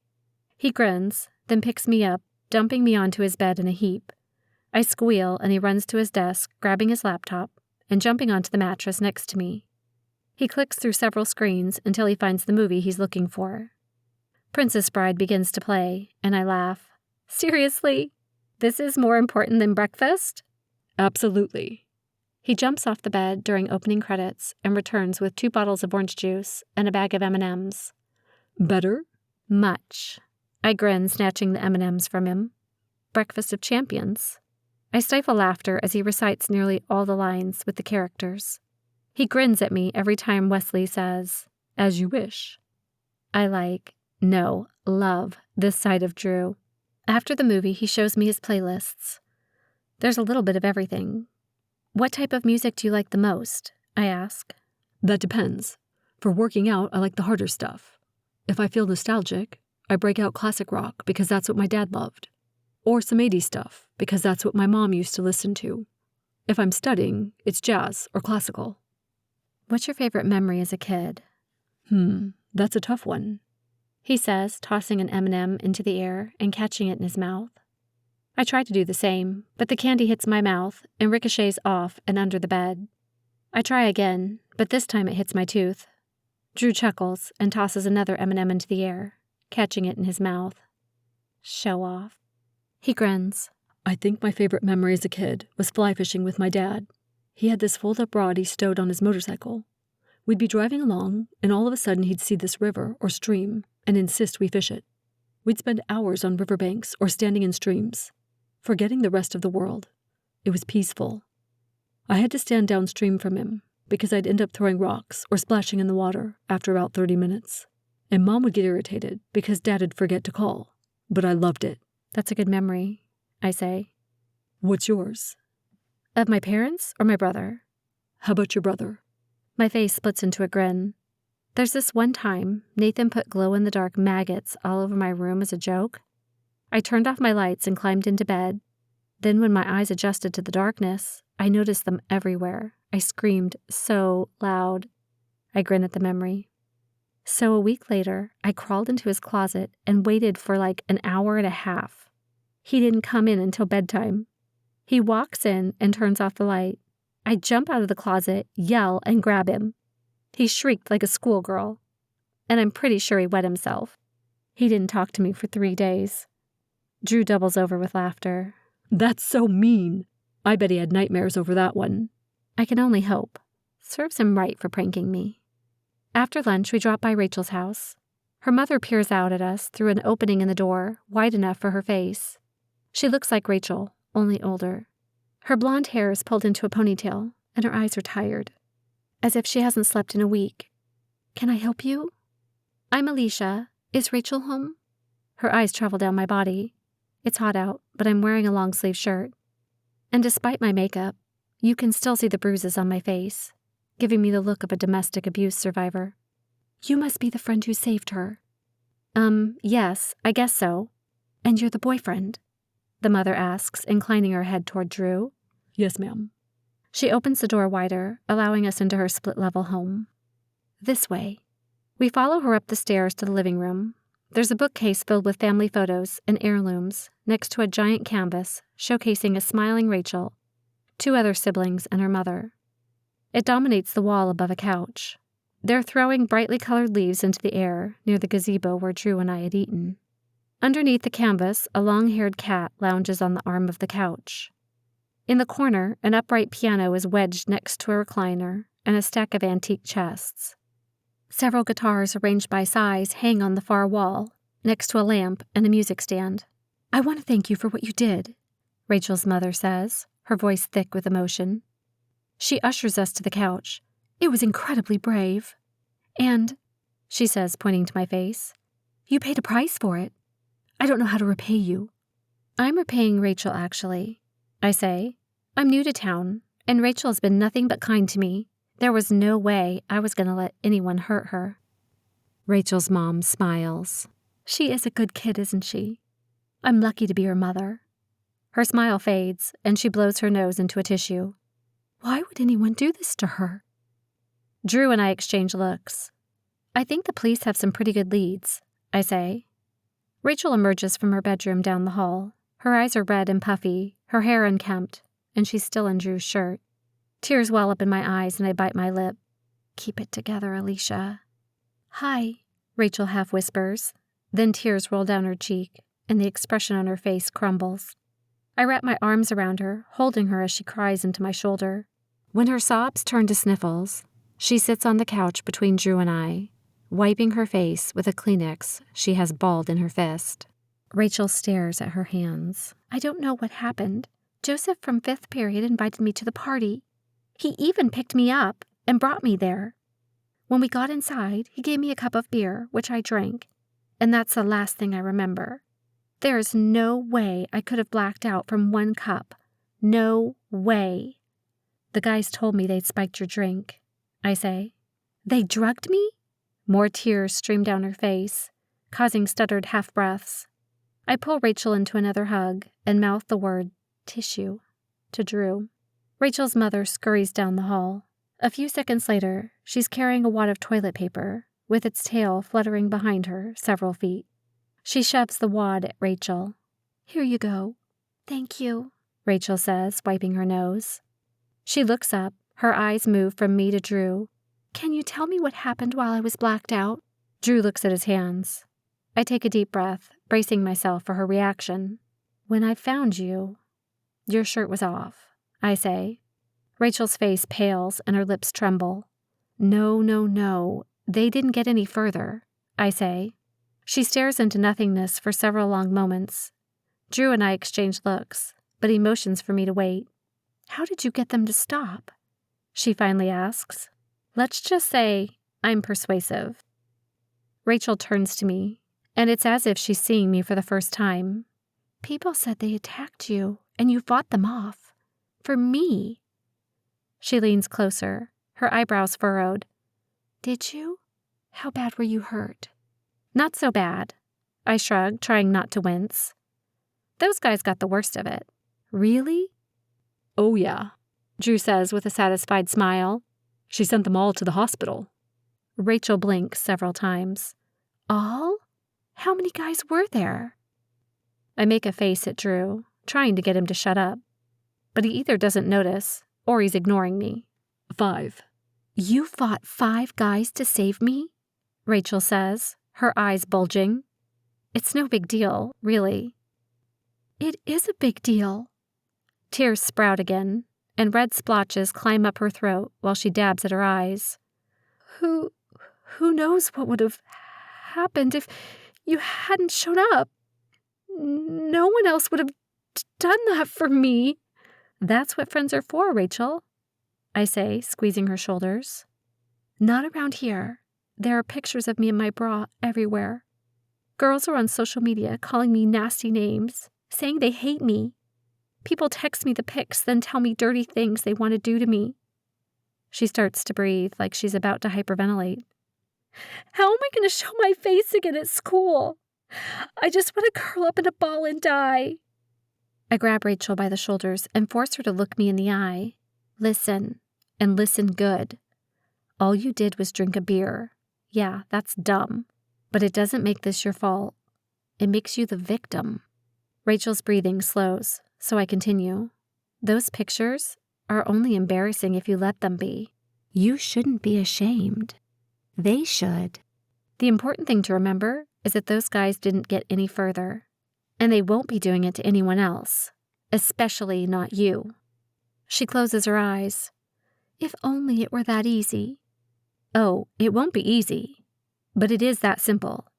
Those girls on social media aren't worth the air you breathe. They're spouting mean, nasty words, and words can't hurt you unless you let them, remember? Sticks and stones may break my bones, but yeah, I know. It's a lot easier than it sounds, though. Not easy. Simple. She blots her eyes again, and I muster a smile. I've only known you 2 days, and I already know that you're not the girl they see in those photos. You know it, too. That's all that really matters. We talk for a while longer. She shows me the texts and tells me she doesn't know who's sending them. So Drew and I write down all the numbers, what the texts say, and show her how to block them. I scowl at the messages. You need to report these to the police. They need to be held accountable. We log into her social media. She shows me the pictures and the messages. Drew looks as though smoke is going to billow out of his ears at any second.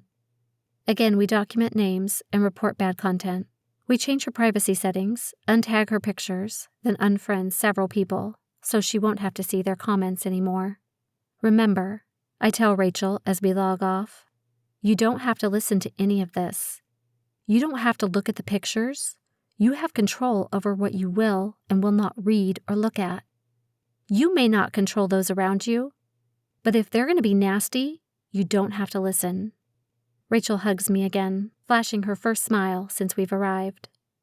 You're so strong. How do you do it? I think everyone's teased or bullied at some point in their lives. I decided kids were going to hate regardless of what I do, good or bad. The true friends will love me, for me, rather than trying to drag me down. Thanks for being my friend, she says. I don't know what I would have done without you. Stick with me. I lean into her, nudging her shoulder. We'll take on the haters together. Rachel smiles. Will I see you at school on Monday? I ask. Rachel's face drops and she looks away. I don't know. I'm not sure I can ever go back. Don't let them win, Rachel. In a few weeks, everyone will have forgotten and moved on. Rachel bites her lip. Let me think about it, okay? Drew and I walk to the front door. Call me if you need anything, I say. Oh, and Drew, thanks for the shirt, Rachel says. Hang in there, Rachel. You can do this, he says. You're the psychologist, I say as we're walking to his car. How do you really think she's doing? Not good. He rubs the back of his neck. She hasn't showered or changed. She's been crying nonstop. She mentioned she'd rather die than face anyone. And she doesn't think she can handle going back to school. Any one of those would be a red flag. He pauses to open the door. At the very least, she needs to speak with a counselor. She most definitely needs to take time off school until she's mentally stable. With all the kickback she's already getting, could you imagine her mental state after dealing with it in person at school? Not good. He climbs into the driver's seat, then seems to deflate. It'll take lots of time. I frown, then pull out my cell phone, texting Randy an update of our visit. I also ask him to get Rachel a counselor, and to consider some sort of security until things calm down. Drew glances over my shoulder and reads the text. Let him know I think someone may need to talk to her about a suicide hotline. You think it's that bad? In this case, it's better safe than sorry. We don't want to add Rachel to Madison's list of suicide victims. Chapter 29. The Grim Truth. It may be 8, but it feels more like midnight. I lay on Drew's bed, my eyes crossing, and fighting the urge to drift off to sleep. Drew hefts the box onto the table and sits down. I groan, roll off the bed, and pad to a chair, thankful the cement floor is cold. At least the floor will help keep me awake. Let's get this over with, I groan. I'll take this half, and you take that one, he says, lifting several files from the box. We read through police reports, incident reports, and unconfirmed complaints of Madison's handiwork. There are newspaper clippings, photos, and a list of victims. One girl was blackmailed with nude pictures taken while she changed in the locker room. Another was stalked and received pictures of herself from her bedroom. Another was bullied daily. One report details how Madison decided she liked the girl's boyfriend, so she seduced him, then had the boyfriend do the harassing. Another discussed how a dog was tortured and left on someone's front door. I slam a file folder closed and push away from the table.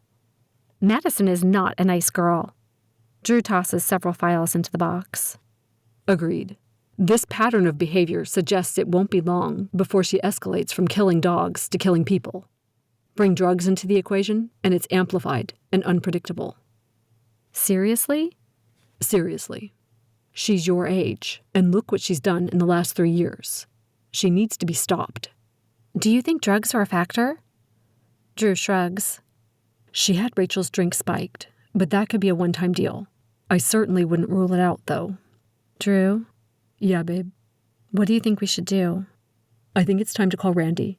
This goes beyond the debriefing I had prior to bringing you on. I was told this would be an easy job. If he had the box, then why didn't he share? I ask, placing the top back on the box. That's a question you'll have to ask Randy.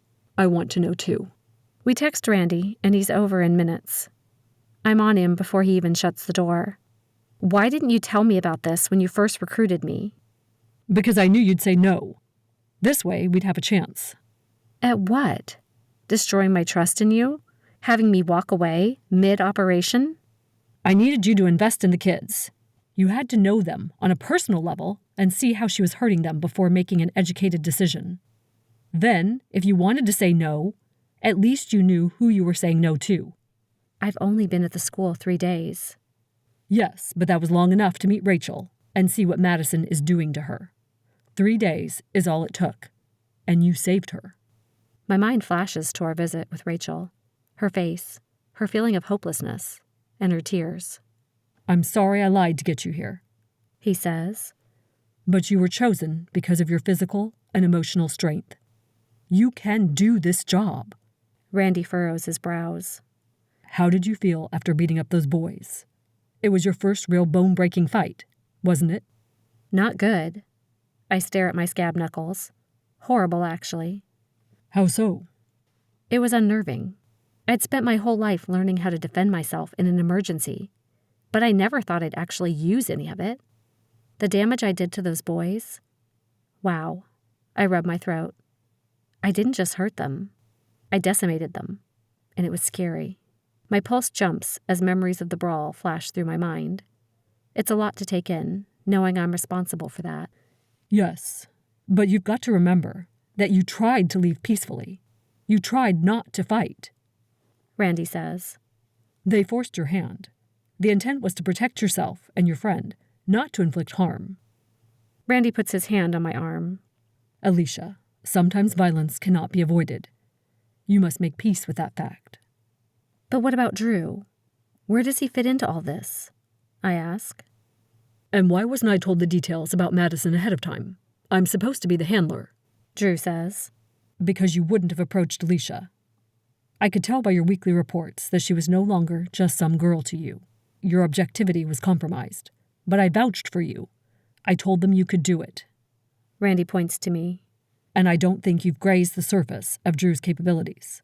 Right now, he's primarily emotional support. But somewhere down the road, you'll get a better idea of his specific talents and abilities. Are there any more secrets we need to know about? I ask. At this point, you know as much as I do. Well then, I'm going to need one more thing from you to get through this next year with Cruella de Vil on my back. What do you need? I pull out a blank piece of paper and begin writing a list.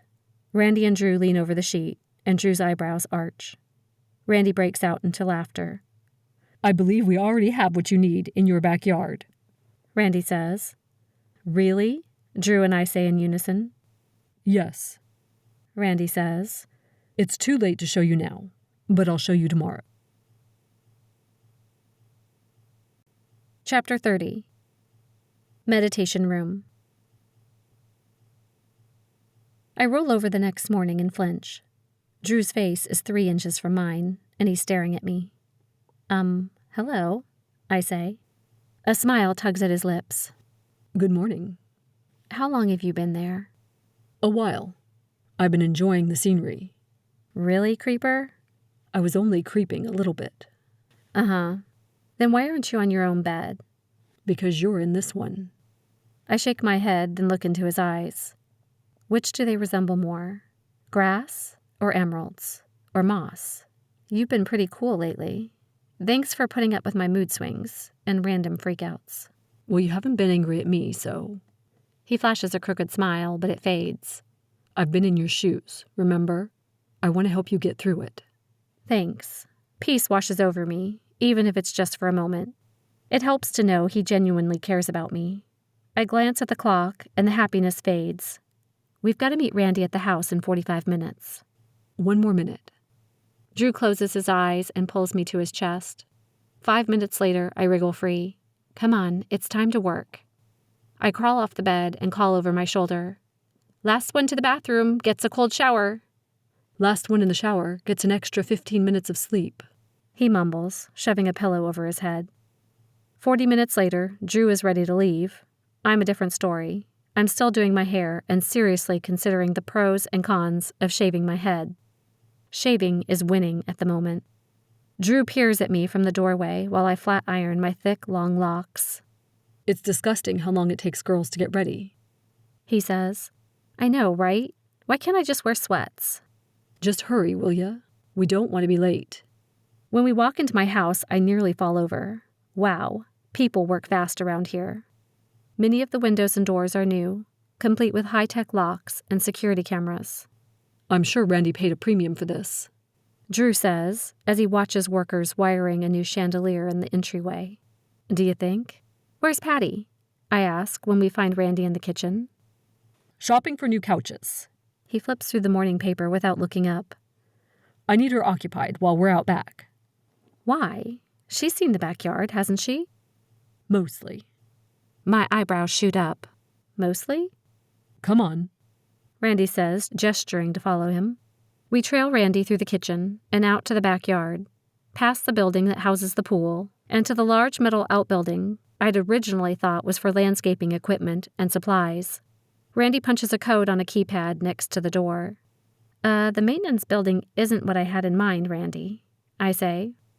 Trust goes both ways, Aleasha, Randy says over his shoulder. The door clicks, signaling it's unlocked. Randy pulls it open, ushering us into the darkened building. Let me get the light, he says, and several fluorescent lights flash to life, revealing an industrial lawnmower and several tools neatly arranged along the walls. It's nice and all, but there's nowhere to meditate, I say, placing my hands on my hips. Is that what we call it now? Meditating? Drew asks. Yes. Psychopath? You're just jealous, creeper. Randy reaches for a rusty coat hook next to the door. He twists it as if to straighten the hook. At the same time, a panel on the floor shifts, revealing a set of stairs. Holy 007, I say. Randy grins. The last owner was a prepper. What's a prepper? A doomsday prepper, Drew says. They're those people who think the world is coming to an end and prepare for it. Some build bunkers. Others think there might be a zombie apocalypse. A few stock up on food and supplies for a year or more. Really? Oh yeah, Drew says. It's a big thing nowadays. They have TV shows, boards on Pinterest, and businesses devoted to prepping. It gets pretty hardcore. I arch an eyebrow at Drew. How do you know about Pinterest? It pays to be informed about everything in my line of business. Uh-huh. I'll bet you have your own account. I'd love to see your boards. I gaze at the ceiling. Let's see, basket weaving, princess parties, cake decorating, oh, and fashionista. Drew runs his tongue along the roof of his mouth. More like self-defense. Guns, guns, and more guns. He snaps his fingers. Oh, and spy stuff. What's Pinterest again? Randy asks. Never mind. I shake my head. No respectable man should know what Pinterest is. Whatever. Drew mumbles. Let's get back to business. Randy waves his hand toward the stairs. Aleasha, after you. Lights embedded into the walls illuminate when I touch the first step, causing them to buzz as electricity surges through the elements. We go deep into the windowless corridor. The temperature cools, and it feels like descending into a dungeon. At the bottom is an enormous metal door. I push, discovering it quite heavy. Must have been worried about zombies, I mutter as I lean into it. More lights trigger automatically, revealing cinder block walls lining a room several times the size of the shed above ground. The place looks like it's built for the Fourth World War. I spot what I'm looking for and bob up and down like a child at Christmas. We'd already decided on the property before they told me about the bunker and the shooting range, Randy says. It's wide enough for 2 lanes and equipped to handle .22 caliber rifles and small caliber pistols.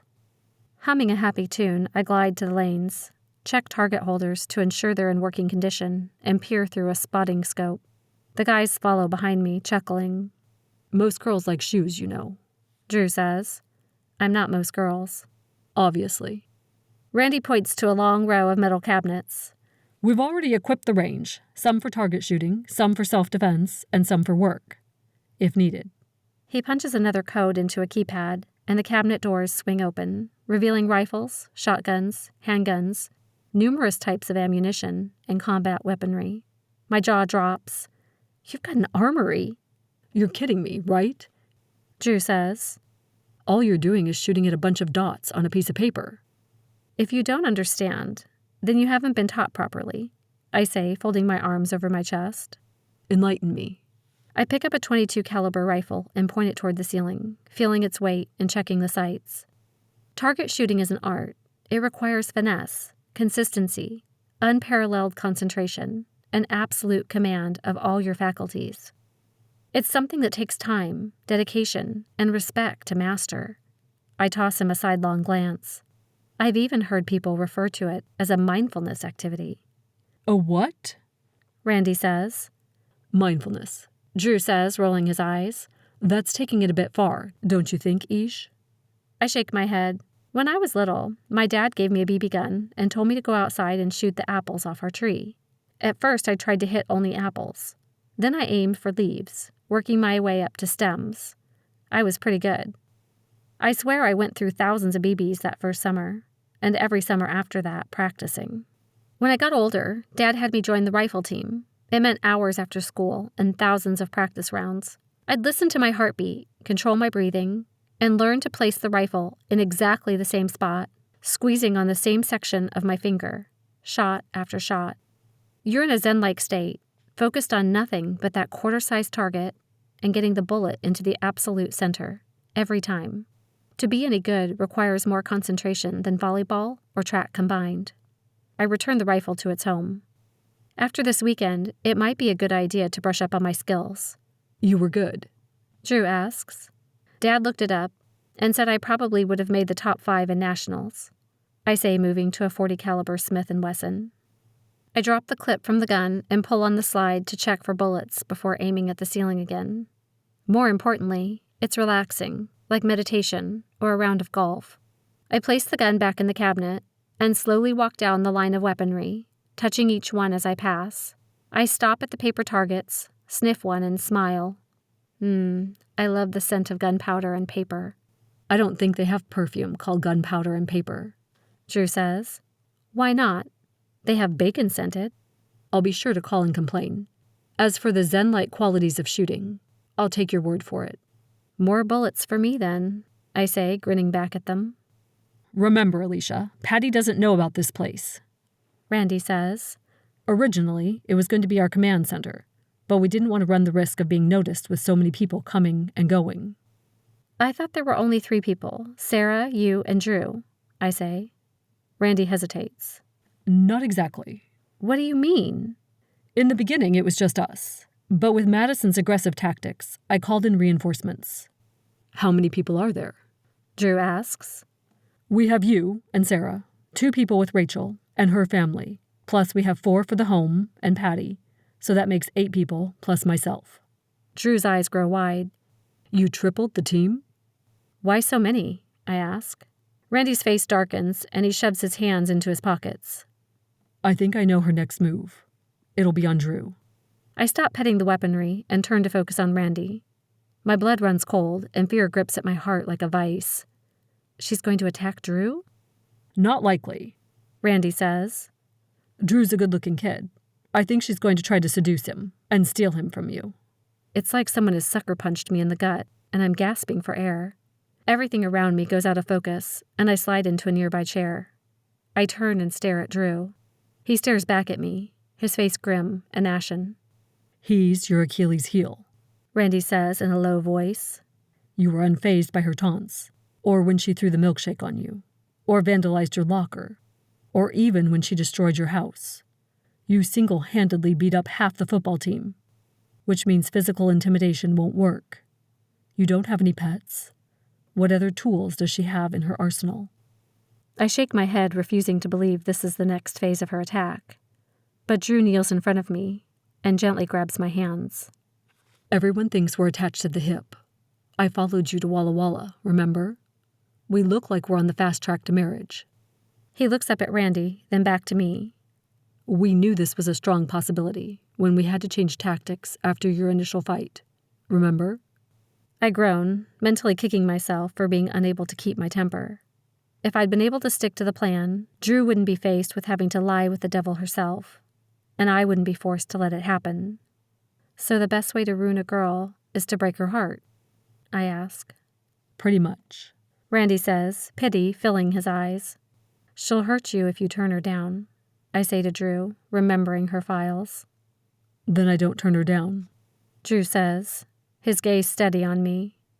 Then he looks away and presses his eyes closed. Fear spikes through me like 1,000 knife cuts. What if she sees through the story? Worse yet, what happens if she does seduce him and he doesn't come back to me? Holy crap. That may actually cripple me. Drew must have seen something on my face because he pulls me into a hug. We're not positive this is the angle she's going to take, but you need to be prepared for anything. He presses his lips to the top of my head, and I want to stay in his arms forever, ignoring the world and the stupid reality we're in. I'm supposed to let her take you? Just like that? Without a fight? A little fighting between girls is never a bad thing, Drew says, and I hear the smile in his voice. Dunderhead. I mumble into his chest. His body shakes with laughter. If you don't put up a fight, she'll be suspicious, Aleasha. Randy says. But you have to let go when Drew tells you to. Fine, but you can't hold me responsible if I accidentally break her arm, or maim her, or she goes missing in the middle of the night. Sure, Randy says, waving his hand in the air dismissively. All hazards of the job. And on a better note, we'll have the new agents showing up within the next couple of days. I nod and start walking back to the stairs, but stop and turn to the guys, cringing. I forgot to tell you, I signed up for a team dinner on Wednesday. Will the house be done by then, or do I need to cancel? I cringe. Sorry. Randy snickers. We already knew about it. Jewelry, remember? He says. Don't worry, it'll be done sooner. As we climb the stairs, relief washes over me for the first time in seemingly forever. At least my spy life won't screw up my sports life. For now, anyway. We exit the outbuilding, and the floor closes with a whoosh behind us. How soon until I move back in? I ask. I pulled a few strings, and you can move back tomorrow. The rest of the work can be done when you're here. We trudge through the backyard, and Randy opens the back door, allowing me to go inside first. As soon as you move back, the real work begins. Chapter 31. Silence before the storm. It's Monday morning, and I haven't had any real FaceTime with the road for days. I'm long overdue. I wipe the cobwebs from my eyes and glance over to see Drew fast asleep. We stayed up late watching movies, and somewhere along the line, I fell asleep before making it to my own bed. His face is serene, almost childlike, when he doesn't have the worries of our job weighing him down. I watch him for a few minutes, memorizing his features. There's a tiny scar on his left cheek, and a birthmark in his hairline by his temple. His lashes are long and dark, and his lips full and inviting. Looming in the back of my mind, I know Madison will try to get her claws into him. Seduction is the most sensible option, but the idea claws at me like a pack of feral cats. Worst of all, I'll have to step back and let her. My heart aches at the thought of them together, even if Drew's faking it. I press my eyes closed, hoping to erase those thoughts from my mind, then slowly try to roll out from under his arm. I've almost wriggled free when he wakes with a start and pulls me back. Oh, no, you don't. He buries his face in the crook of my neck and hugs me from behind. I love the way you smell. Yes, dragon breath and sweat. Ranks right up there with vomit and poo. Shut up, he murmurs in my ear. You smell like flowers and baby powder. I like it. Apparently my breath has ruined your sense of smell. Just say thank you. He grumbles. Thank you. Better. Now go back to sleep. It isn't even light out yet. I'm going for a run. Nope, your bruises haven't healed. He tugs me closer. You go out in public, and the police will arrest me for abuse. That's what running pants are for, I say, then snuggle into his arms and drift back to sleep. When my alarm goes off, Drew groans, then loosens his grip. 2 hours later, I'm nearly ready for school. Today is going to be a good day, I say to my reflection in the microwave as I wait for our breakfast to cook, no matter what it takes. Drew steps out of the bathroom, followed by a gush of warm, steamy air. He's drying his hair with a towel and is wearing a pair of baggy jeans that hang low on his waist. He's barefoot, and he hasn't put a shirt on yet. I totally stare. Maybe it's a good thing I'm moving back home, because my fingers are itching to pounce on him. You look beautiful, he says, giving me a once-over. You're one to talk. I bite my lip, then tear my eyes from his chest, and pull our breakfast from the microwave when it beeps. Drew buttons a green shirt that brings out his eyes. His hair is tousled and damp, I want to run my fingers through it. He places his hands around my waist and pulls me to him, giving me a chaste kiss on the lips. Darn it. Are you ready for week 2? He asks. As ready as I'm gonna be. I hand him his breakfast sandwich and we gather our stuff to leave. At the front door, he stops me. He fumbles in his pocket and retrieves a long velvet jewelry box, then opens it. Inside, there's a delicate silver chain with an infinity symbol. It's beautiful, I say with awe. It's an anklet. It won't get in the way of your accessories, he says, gesturing to my ring.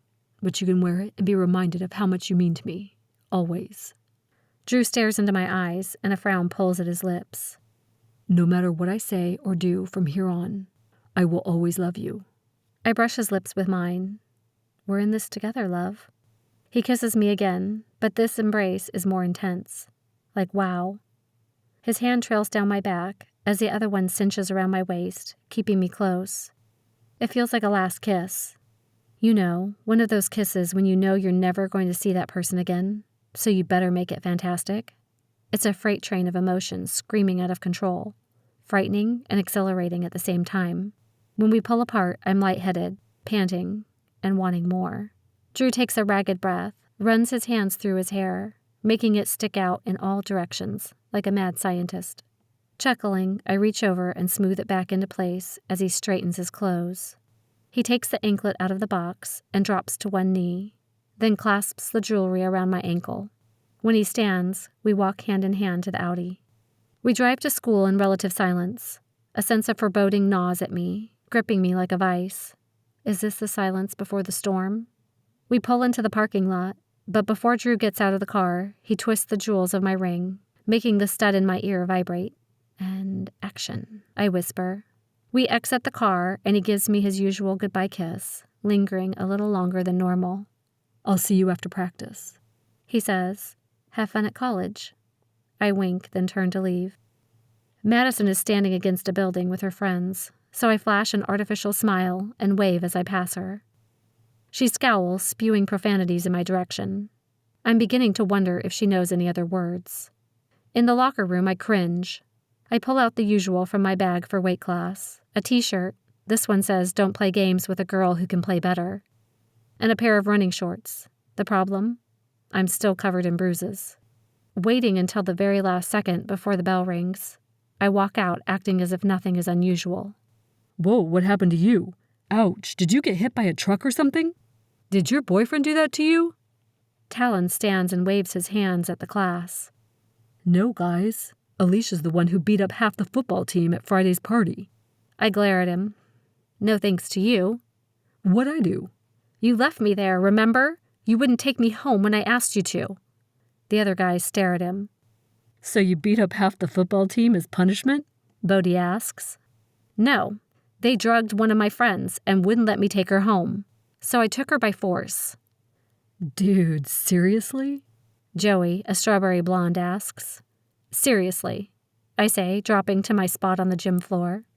She more than got in a fight, says Chris, a muscle-bound dude with a tattoo on his arm. I was there. She sent all of them to the hospital. They're all out for the season.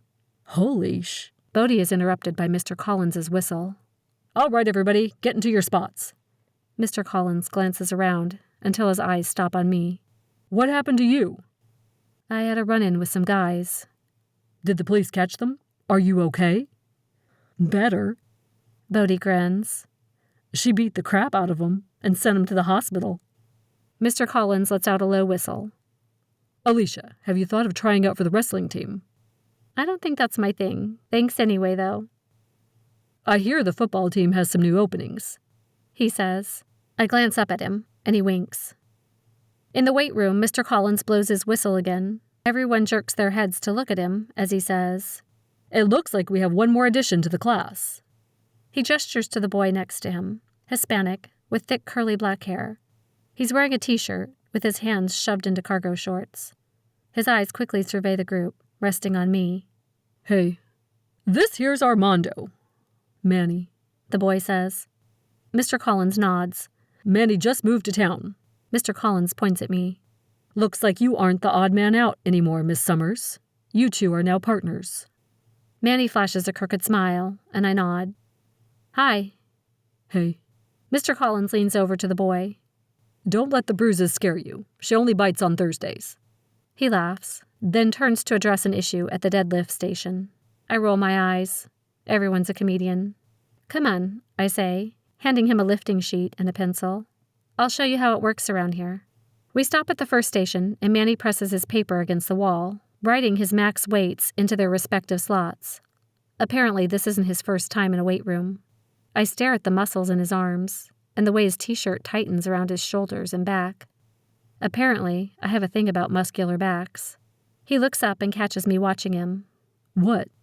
He wipes his mouth with the back of his hand. Do I have something on my face? No, sorry, just lost in thought, I guess. Good. I'd hate to make a bad first impression. His eyes flicker to my arms. I don't want to be rude or anything, but how'd you get the bruises? Oh, those? I got into a fight with a couple of guys at a party. 2 guys beat you up? He takes a step closer to inspect the bruises. Did anyone beat them up? Bodhi erupts into laughter from 2 machines down. No, dude. She beat them up, and there were 5 of them. Shut up, Bodhi. I search for something to throw at him. Nothing. Darn it. Manny's jaw drops. Seriously? It's a long story, I mutter as I push past Manny to adjust the weights at our station. Manny points at the clock. Seems to me like we've got about 30 minutes. Is that long enough? I shake my head. I so do not want to have this conversation with the new guy. Come on, Talon says. Tell us what happened. I want to smack that smile off his face. Hard. But others gather around our station, and I'm cornered. I shoot Talon a withering glare. So I got a ride to a party from this guy who turned out to be an absolute dipwad. Hey, I was there to have fun, not babysit, Talon says. Besides, I found you on the side of the road, remember?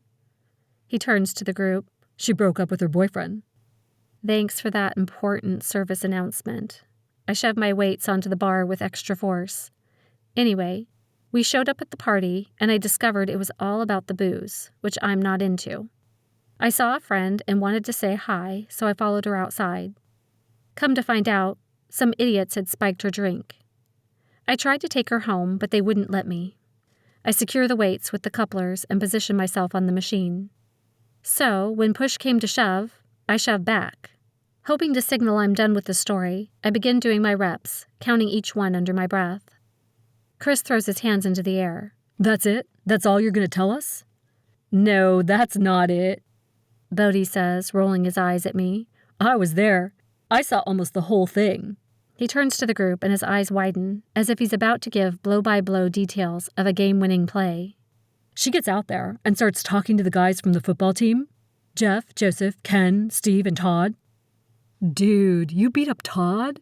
One of the boys gasps. He's like a Sasquatch. I know, right? Bodhi says. Then he proceeds to talk about the incident, going into detail about everything that happened. I cover my face with my hands and shake my head. My face burns with the humiliation of it all. The last thing I want right now is for everyone to clue into who I am and what I can do. Talon shoves a lock of blonde hair out of his face and starts flailing his arms around in the air.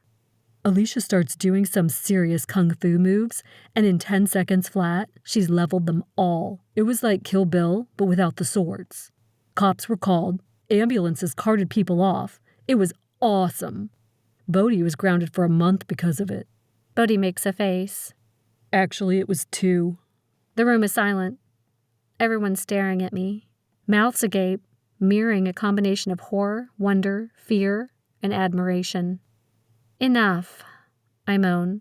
Any one of you would have done the same thing if you'd seen what they were doing to her. Not me, Talon says, raising his hand. They would have kicked my butt. Obviously not you. That's why you're an idiot. Actually, none of us would have taken them on, Chris says. I don't think I would have done it, even if it were 5 against 5. Those guys are big. And mean. Joey says, his eyes widening. Girl, you're one tough chick. The group nods in unison. You know what? I don't want to talk about this anymore. And for the record, it's sad to think that none of you would have helped her. The bell rings and I'm saved. I gather my stuff and head toward the locker room. Manny catches up to me before I open the door. That's a pretty cool thing you did, he says. I wish I could have seen it. No, you don't. When it's 5-1, things get brutal and vicious. Nobody should have to watch or experience it. I leave Manny standing at the entryway, looking after me, bewildered. Chapter 32. Love me or hate me? A guy slams into my shoulder as he walks past me. Thanks for ruining football. I straighten my shoulders and keep walking, my lips pressed into a thin line. A brunette veers toward me, and I brace for impact. Instead, our arms barely graze, and she murmurs, "Atta, baby." I relax and release the breath I'm holding. Another shoulder slams into mine, and I stagger sideways, my jaw clenching. In choir, Rachel is a no-show. Who could blame her? I probably would have skipped too. I make a mental note to drop by her house again. Madison's eyes follow me to my seat in front of her. She and her friends are unusually quiet. A chill runs up my spine as I wonder if she's the kind of girl who'd stab a person in the back. Literally. Here's to hoping she doesn't have scissors. After class, I stay behind and record my submission for Allstate. After I finish, Mrs. Banks grins. That was beautiful, Aleasha. Such emotion. My cheeks burn as I hand her the music. Thanks. I was working on it in my last school. I'm a bit rusty, but it's nice to be at it again. Would you be willing to sing the national anthem at the homecoming game? Football? I don't think that would be such a good idea. Why not? I glance at the wall and bite my lip. I'm the reason we lost half our team. Mrs. Banks gasps and scooches closer, speaking in a hushed voice. You're the girl they're talking about? Yeah. Are you ashamed of what you did? She asks.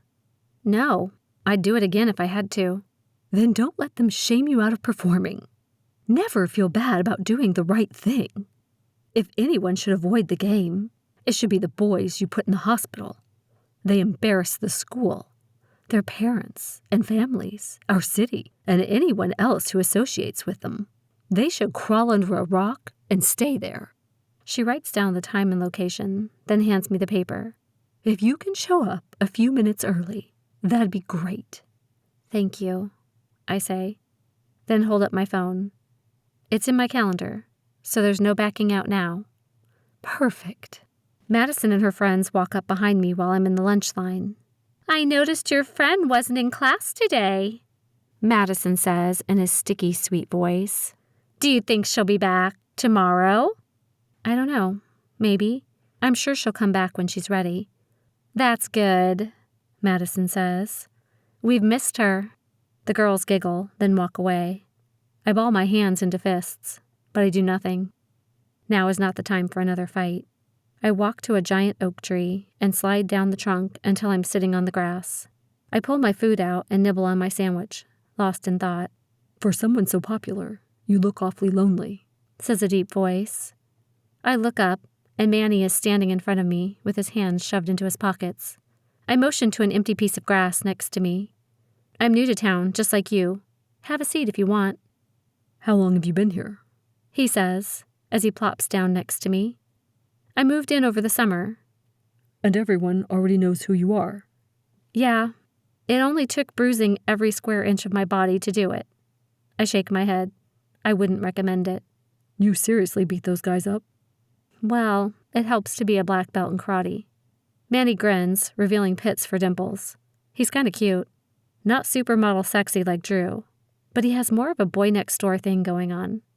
I'll definitely have to introduce him to Rachel. I cock my head to the side. If you'd been at the party, would you have tried to save my friend, even if it was 5-1? Manny shrugs. Even if I knew I'd lose? Probably. Good answer. I guess we can be friends. The warning bell rings. See you around, he says, standing. I nod. Later. My next class is English, which means the most direct route to class is through the freshman building. I hate the freshmen around here. They're a bunch of immature dopes, intentionally clogging the hallways and making it impossible for others to get to class on time. Today is no different, except I've already had my fill of stupid for one day. I walk up to a group of about 12 kids gathered around the same locker and clear my throat rather loudly. A freshman standing in front of me looks up.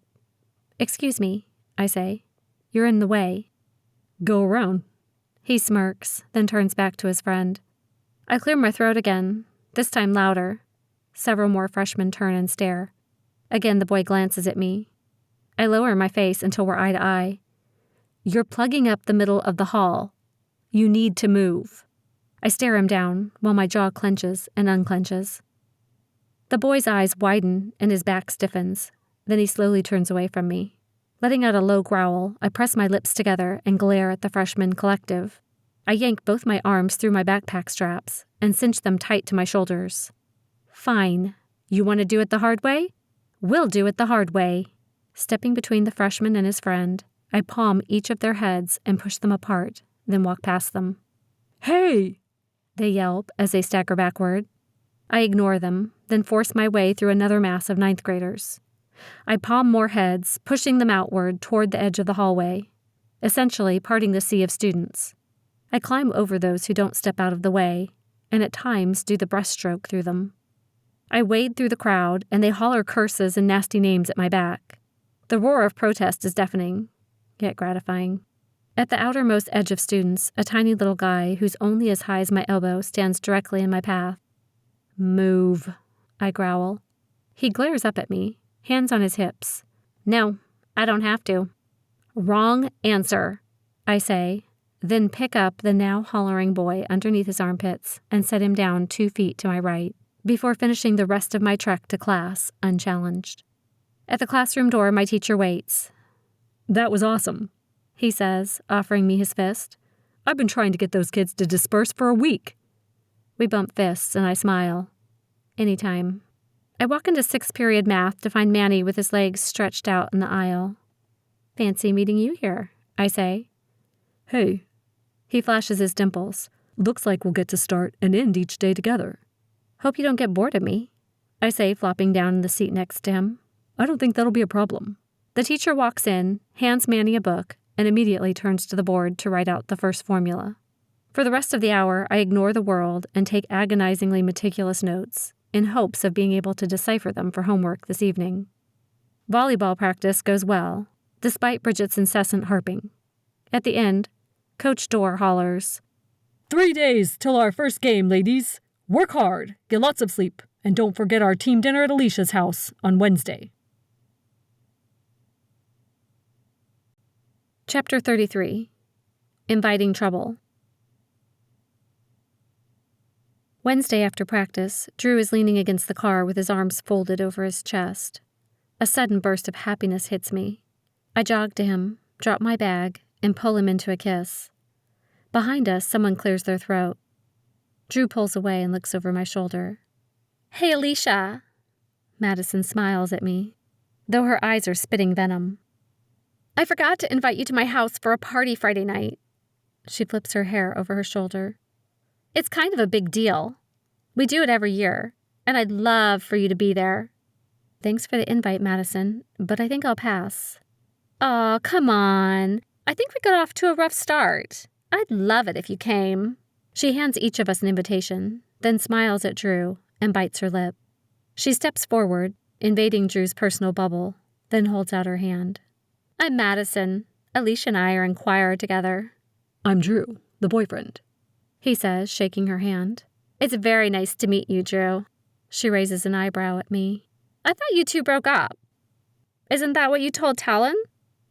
"Thanks again for the invite, Madison," I say through clenched teeth. "See you there."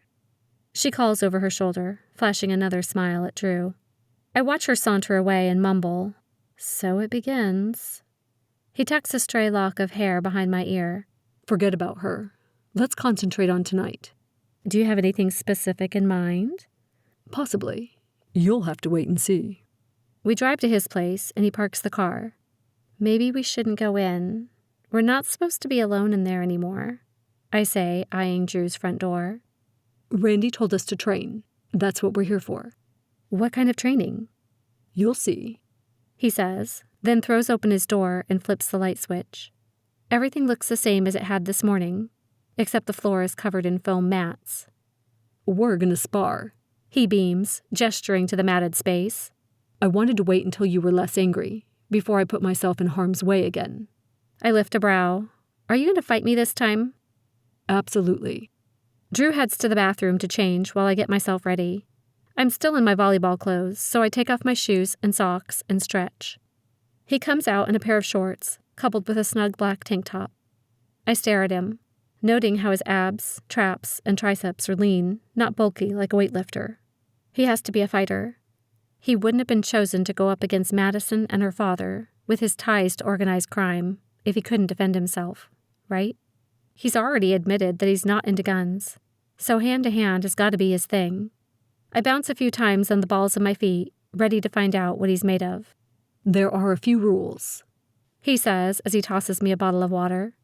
First off, this will not be full contact. We're not using any gear, so it's touch only. He wags his finger at me.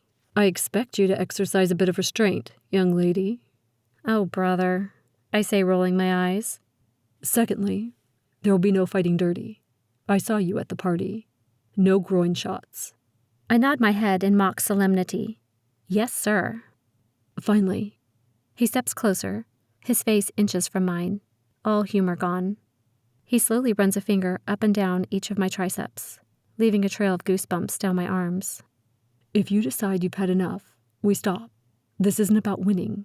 It's about having fun while sharpening our skills. Got it? Got it. I breathe. I take a deep breath, hoping to calm my racing pulse. Good. He smiles, then moves into ready position. Ladies first. I blink, trying to refocus, then follow suit. Donning my game face, I start with a simple jab, which he blocks. His lips twitch upward. 2 jabs and a kick to the ribs. Block, block, block. Right, left, right, knee to the ribs, elbow to the face, all of them blocked. He's fast, I'll give him that. But I already knew that from our first encounter. His lips curl into a smile, and I grin. I try for a kick. He steps to the side, grabs my leg, and drops me to the ground, administering a touch to the face. I stick out my tongue, and he grins before holding his hand out to me. I grab his hand and he pulls me to my feet, before assuming his stance again. He attempts a kick to the face, and I duck, then swipe his leg out from under him, tweaking his nose when I administer my death punch. Honk. He rolls his eyes and I smirk, heaving him off the ground before we start again. We appear to be evenly matched, moving, dodging, hitting, blocking, and kicking, like a well-choreographed dance routine. It's exhausting, but exhilarating at the same time. Madison and all her crap evaporates, until all I can concentrate on is my next move. The Drew I normally see, mellow, easygoing, and carefree, has been replaced by someone focused, determined, and freaking fast. Again, he overtakes me. As the minutes tick on, I spend more and more time flat on my back. Up until this moment, I've spent my life being second to no one. First to earn black belt, rifle team captain, straight A's, president of everything. Yet here I am, using my finest moves on this guy, and he's still a half a step ahead of me. I can't beat him. Funny thing is, he knows it. The grin on his face proves it. I don't have to throw punches or worry about his ego. This guy matches me punch for punch, and then some. He can take care of me, rather than the other way around. He isn't threatened by my success, and I'm not threatened by his. Instead, we complement and encourage one another to do better. Be better. During a particularly arduous round, the look on his face changes, and he goes on the offensive. It's all I can do to fend off his attack, and I find myself losing ground. Cold brick presses against my back, and I glance over my shoulder to see he's backed me up against the wall. Drew grins, then kisses me, pinning me to the cold, rough surface. I'm taken off guard, but a nanosecond later I'm responding with fingers in his hair, legs wrapped around his waist, and kissing him with matched urgency. His body is slick from sweat, and there's a hint of salt on his skin, but I don't care. His tongue brushes my lip, and I open my mouth, letting our tongues do the dueling for a while. His lips move to my chin and then along the column of my neck, leaving a trail of heat in their wake. My insides coil and uncoil, wanting more. Drew's hands are on my back, then my waist, and then down to my hips, driving me crazy. Too crazy. With a groan, I tug at his hair, forcing his lips from me. He opens his eyes and slowly drags them up to mine. We've got to stop. I whisper. My body begs for more. He closes his eyes for a few seconds, then nods, lowering me back to the ground. He holds me for what seems like eternity. I've never felt this way about anyone, I say, breathing in the scent of him and kissing his bare shoulder. Me either. What are we going to do? I don't know. We've got to focus on Madison first, then let the dust settle and see where we're at, I guess. He kisses the top of my head and hugs me tighter, burying his face in my hair. He's right. We have to ride this out. Madison is the priority, then us. I need to go, I say. Patty's expecting me to sleep at the house tonight. He nods, backing away from me. No more late nights. No more sleepovers. We need to play it safe. Drew drops me off, kissing me again at the door. I watch the Audi drive away, feeling a jolt of desire course through me as I replay our post-sparring tryst in my mind. How am I going to let Madison take him? Chapter 34. So it begins. Thursday night warm-ups are done, and the volleyball game is about to start. People trickle into the gym until the bleachers are nearly full. I scan the crowd one more time. Talon, Bodie, and even Manny showed up to cheer us on. Patty waves from her spot next to Randy, but the seat next to him is empty. No Drew. Where is he? He promised he'd be here. The whistle blows and I focus on the game. I start in the middle back position, and our team serves first. Jordan's ball wobbles in the air, changing trajectory at the last second, and the other team shanks it into the bleachers. 2 more serves go over the net before our opponents get the ball to their outside hitter. She's an Amazonian girl of 6'2", with rainbow hair braided down to her waist and legs up to her neck.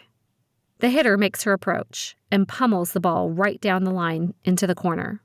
I dive for the ball, Superman style, but miss. Our team regroups in the middle of the court, and I try to shake off the point. I glance into the bleachers. Drew's seat is still empty. 1 hour and 2 games later, we're ahead, but both teams are fatigued. I check the bleachers to see if Drew has shown up. Nope. Is something wrong? Is he hurt? Why isn't he here? While in a huddle, I glance at Randy and catch his eye. He glances at his empty seat and shrugs. I press my lips together and nod. Aleasha, are you listening? Coach Dorr says, pulling my eyes back to his clipboard. Get in the game. I nod, and we break from the huddle. I'm in the front now. So is the Amazon. She's strong, tall, and athletic. What she doesn't have is stamina. Her block is losing height, and her movements are beginning to slow. We've played tough games, each team giving it all they've got, but training with Drew and Randy has given me an edge. Bridget receives the next serve, passing it right to Callie. I do my approach and wail on the ball as hard as I can, right over the Amazon's hands. The crowd erupts in cheers, yelling and stomping until the noise reverberates off the walls at a deafening level. I move to the center of the court, regroup with my team, then head back to my position. I glance at the gym door at the same time Drew walks in, with Madison behind him. Madison? What is she doing with him? What is he doing with her? I grit my teeth to keep from bellowing at the sky. All this time, I've been worried he was hurt. And he's been hanging out with Devil Woman? Callie sets another ball to me. I jump and unleash on it, imagining it to be Madison's head. It's hit so hard, there's a different sound when my hand strikes it. This time, the ball goes right at the Amazon, or rather, her face. The ball ricochets off her face out of bounds. Her head flings backward and she falls to the ground, her hands covering her nose. Cheers change to murmurs as the girl's coach and the parents run onto the court, surrounding her. Crying is heard behind the wall of bodies. Callie calls us into a huddle. My stomach sinks as they help the girl walk off the court. She has blood running from her mouth and nose. I wince and close my eyes. "Hey!" Bridget barks. "Get your head back in the game!" My eyes shoot open, and I bristle, preparing to unleash a tirade on her. Then Bridget's face softens, and she puts her hand on my shoulder. It was an accident. Nobody wants to hurt the other team, but there's always a chance. And that was one awesome hit. The other girls murmur in agreement. Their faces are red and sweaty and grim with determination. Bridget shoves her hand into the middle of the huddle, and the others follow suit, one on top of the other. "Don't you dare hold back. Got it?" she says. I take a deep breath and add my hand to the pile. Got it. The whistle blows, and we return to our positions. Again, Callie sets to me. This time the ball isn't outside as usual. I adjust my footwork and come at it, hopping off one leg instead of two. I snap my arm across my body, hitting around the block. The crowd erupts into cheers as another point is added to the scoreboard. It's game point now. Bridget serves, but it's received perfectly. They set to the middle and pound it hard. Stephanie's in position for the block, but the ball hits high off her hands, sending it spiraling out of the court. I run as fast as I can, tracking the ball with my eyes and hoping nothing is in my way. At the last second, I dive head first as if trying to fly. I barely get under the ball with my right hand, cocking my fist backward and swinging as hard as I can. I land with a teeth-rattling thud on the hardwood floor and skid to a stop against a cinder block wall. I'm going to feel that one in the morning. Bridget is behind me. She runs to the ball, maneuvering it back into play. Then Callie passes it back into the opposing team's outermost corner of the court for the game point. The gym pulses with celebratory screams and shouts. Callie jumps around like she's doing some sort of rain dance, and Stephanie pulls everyone into a group hug. I smile at Bridget, and she smiles back. Somewhere, somehow, we've forged a truce made from blood, sweat, and tears spilled on this court. This may be a pretty good season after all. After Coach Dorr talks to our team, I walk to where the grown-ups are waiting for me. Thanks for coming, guys. Patty moves in to hug me, but changes her mind. I think I'll wait until after you've showered. I grin. Good idea. How does it feel to be back? Randy asks. Pretty fantastic. My grin fades when Drew joins the group. Randy clears his throat and exchanges looks with Patty. Good job, kid. We'll see you tomorrow. I nod and wave as everyone but Drew leaves, heading for the parking lot. You promised to be here for my game, I say, turning on Drew. I haven't played a game of volleyball since the night my family died. And when you weren't here, I spent the whole time wondering if you'd been hurt. Then you come walking in with Madison? What's that all about? I'm sorry, he says. I didn't realize you were worried about me, or that it would bring back memories of your family. I would have found a way to let you know I was here, I promise. You missed my game, Drew. And for Madison? Really? Drew grabs my hand and drops his voice. She stopped me just outside the gym doors and kept talking until the match was over. I swear, I watched it all. Why didn't you blow her off? Aleasha, I understand that volleyball's important to you, and you want your high school experience. But Madison decided tonight was the night she was going to make her move. I had to let it happen. She's the whole reason we're here in the first place. I stare at him, grinding my teeth, mad that he missed the game, but furious that he's right. Finally, I let my shoulders drop and I look away. I'm just glad you're okay. Madison, on the other hand, is toast. Chapter 35. Running from Danger. My legs still hurt from last night's game, but I need to clear my head and think a few things through. I've been warned Madison was going to make a move on Drew, but this girl works fast. I wake up early to run in Pioneer Park. It's the same park Drew took me after the house had been vandalized, with the giant gazebo and trail next to the duck pond. Boulders jut out of the water, and trees hang over the paved path, brushing the pond's surface with their leaves.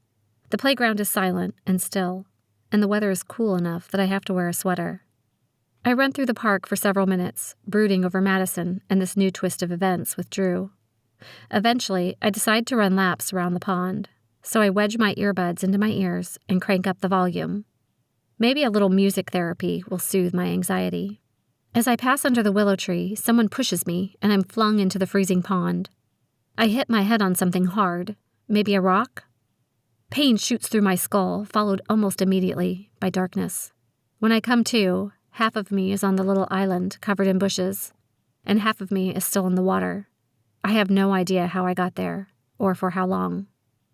It takes me a while to get my wits about me. My brain is foggy, and I can't kickstart it. Even blinking takes effort. What to do first? I look at the deep green water that looks like it hasn't been cleaned in 50 years. My body begins to shiver. Maybe I should get out of the pond. I stand, but my legs are wobbly, and the world circles me on some funky axis. My head screams bloody murder. I slip and fall a couple times, sinking up to my chin in filthy, freezing water that smells of rotten duck turds. It drips from my clothes when I stand. I stumble to the banks of the pond at a turtle's pace. I'm pretty sure I look like a cross between a drowned rat and a homeless person. The shivering sets in, and it takes forever to climb out of the water onto the pavement. Panting, I stare at the underside of the willow tree, shivering. By some miracle, I remember I have my phone with me, somewhere. As if on cue, it starts to ring. I blink and slowly sit up, searching for the sound and fighting the urge to puke or fall over, because the freaking earth won't sit still. The phone stops ringing, but starts up again. I find it near the edge of the pond. Must have fallen out when I fell. Got pushed? I don't know. I check the phone. My vision is blurry. That's odd. I blink a couple times and look again. My stomach roils, probably from motion sickness, and I lean over the edge of the pond and puke. I check the phone again and wipe a cold, damp arm over my clammy forehead.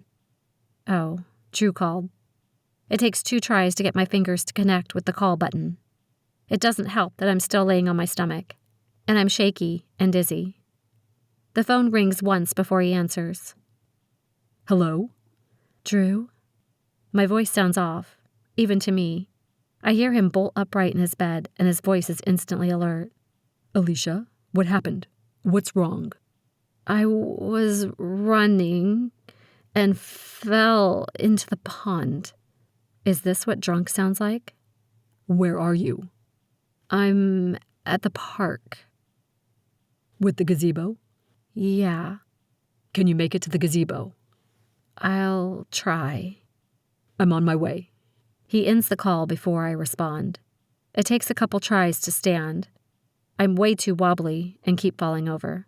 My legs refuse to work correctly. I walk in a sort of zigzag shuffle toward the gazebo, fighting the spinning scenery every step of the way. My head won't quit screaming at me, so I press my palm against the loudest part and give it pressure. The breeze claws at my face, hands, and clothes. Before it was gentle, now it reminds me how wet and cold I am. I make a trail of soggy footprints behind me. Somehow I reach the gazebo before Drew and sit on the stairs leading to the platform. Tired of fighting the dizziness, I lean my torso and head against the stair rail and close my eyes. I hear Drew's car engine and force my eyes open. He fishtails into the parking lot, drives over the curb, onto the grass, and straight toward the gazebo, leaving tire marks in the grass. I'm cold and all, but isn't this extreme? He jumps out of the car with a blanket in his arms and runs toward me. I watch him, sort of, but don't move. The fog is too thick. He wraps me in the blanket and puts his arms around me for support. Come on, let's get you into something dry. I close my eyes as soon as I'm in the car, barely noticing the heater cranked to full blast. I'm physically and emotionally numb. All I want is to go to bed and sleep for a year. When he stops, I open my eyes again. Why are we at your place? Because my place is closest. My stomach gurgles and burns, working its way up my throat. I think I'm going to be sick. Drew's eyes bulge and he runs to my side, flinging the car door open and guiding my head between my knees. Stay there. He opens his front door, then scoops me into his arms, carrying me straight to his bathroom. He sets me down next to the toilet, and I lean against the wall, waiting for the waves of nausea to pass. He twists the shower handle until a spray begins, then fiddles with the temperature before turning to me with a funny look on his face. Are you going to be able to undress yourself? You look pretty green. I say nothing, shivering with my eyes closed. I feel like I've run not 1, but 2 marathons. Screw the shower. I just want to sleep. Okay. He mutters more to himself than me. How are we going to do this? My body sways to the side as I begin to drift off to sleep, but Drew catches me gently, shaking my shoulders. Aleasha, wake up. I try to open my eyes, but they feel like lead weights. He shakes me again. Babe, we need to take off your clothes, okay? I nod. At least I think I nod. I grab the toilet in a vice grip. All my energy is spent trying to stay upright. He helps me take off my shoes and socks, then peels off the rest of my layers until I'm down to my underwear and sports bra. Can you get in the shower on your own? He asks. That pond stinks, and you've probably got a decade of duck poop all over you. Plus, it'll warm you up. I open my mouth to say yes, but nothing comes out, and I half fall against the wall. His lips press into a line before he slips off his shoes, socks, and shirt, leaving his pants on. He picks me up and carries me to the shower, standing with me in the warm stream. What's that? Drew's voice sounds alarmed. There's blood in your hair. His voice raises an octave. Did you get hurt? Did they hit you? Were you fighting? He touches my head and I wince. Ouch. I mumble with my eyes still closed. I think I hit it on a rock. Drew whispers an expletive to himself. Aleasha, you need to stay awake. Wake up, Ish. He shakes my shoulders and I try to open my eyes, but I just can't do it. I'm too exhausted. Drew shuts off the shower and I manage to crack my eye open long enough to step out of the tub. Drew has droplets falling from his eyelashes and chin. He grabs a towel and wraps it around my torso as best he can, then gets a second towel for my legs and feet. He carries me out of the bathroom to his bed. He's still sopping wet, but seems completely unaware of it, instead focusing on getting me under the covers. I sink into the pillows, and I'm nearly asleep when he snaps his fingers in front of my face. My eyes flutter open. Babe, stay awake. Look at me, okay? He says. I nod, but my eyes cross, and the lids slowly lower on their own. He shakes me awake again. Aleasha, eyes open. You gotta stay awake. I'm calling Patty, okay? My eyes crack open enough to see him reach for his phone and dial. I touch Drew on the arm, and he turns to me. I'm gonna throw up. He lunges for a nearby garbage can and puts it to my face just in time. Patty, it's Aleasha, Drew says into the phone, while his eyes alternate between me and the can. Something happened on her run, and I need to take her to the hospital. Can you call Randy for me? I spit into the can a couple more times. I'm covered in a cold sweat and breathing hard. What little bit of energy I had is now gone, so I roll onto my side, close my eyes, and succumb to the darkness. When I wake, I'm lying in a hospital bed with an IV sticking out of my arm and hooked to a monitor. Drew is sitting in a seat next to the bed, typing on his laptop. He looks up, and a smile washes over his face. I'm glad to see those brown eyes open again. What happened? I took you to the hospital, and they did some tests. You have a concussion. What does that mean for volleyball? You just got your head cracked open. Could have drowned, and all you can think about is volleyball? I raise an eyebrow. Well? He puts his laptop on the floor and moves to sit on the bed facing me. They said once the cut heals and you feel better, you can go back. We're guessing at least a week or 2. No lasting effects? I won't be cross-eyed or walk with a limp? Aleasha, this is no joke. Whatever. All this proves is that I'm not nearly as graceful as I pretend to be. What do you mean? Drew says, leaning closer and grabbing my hand. They probably just meant to throw me in the water, but I managed to find a great big rock, just for kicks. Drew's face darkens. I don't want you running by yourself anymore. Why? This. He gestures to me lying on the bed. I don't want you getting hurt again. This was a fluke. I was careless. I had both my earbuds in instead of running with only one. If I'd been alert, I could have avoided this. You can't prevent everything, and you won't always win. You can't prevent everything either, Drew. I say, shaking my head. Making me run with a bodyguard won't guarantee my safety. The whole purpose of this thing we're doing is to put me in harm's way, to bring out the crazies so we can deal with them head on. I don't like it. This had the potential of being very, very bad. I know. He reaches over and plays with a tendril of my hair, but he's still frowning. What is it? You missed another day of school. Yes? Madison called me while you were getting your CT scan. She said she noticed you weren't in class and wanted to know if you were okay. Dread pools in my stomach and builds until it's got my lungs and heart in a vice grip. I close my eyes, knowing the answer, but wanting to hear it from his lips. How did she get your number? I gave it to her at the volleyball game. A slew of curse words run through my mind, and my throat tightens. Why? She went on and on about the party tonight and how badly she wanted you and I to go. She kept asking if we were coming and I couldn't commit because I didn't know. Drew shrugs. She said she needs an RSVP. Something about wanting to have enough food for everyone because it's catered. That was all it took for you to give her your number?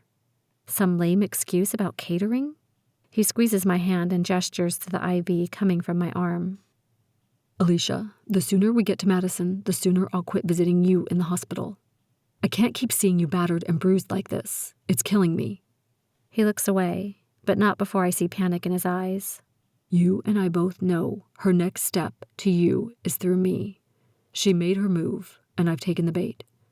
What does that mean? It means when she called this afternoon, we spoke for an hour on the phone. She's been texting nonstop since then.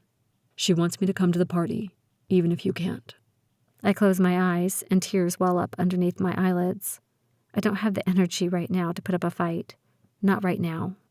Resigned, I say, and you said yes. He nods. How far are you willing to go with this girl? He runs his hands through his hair and looks away. I don't know. Are you willing to sell your soul? Your body for the mission? I don't know. Drew stands and paces the tiny room. What I do know is if I don't go willingly, there will be hell to pay. You can kick my butt, and you're worried about them? I touch his arm, getting him to look at me. What's really wrong? Look at you. You're in the hospital. A few days ago, you were in a fight with 5 big guys.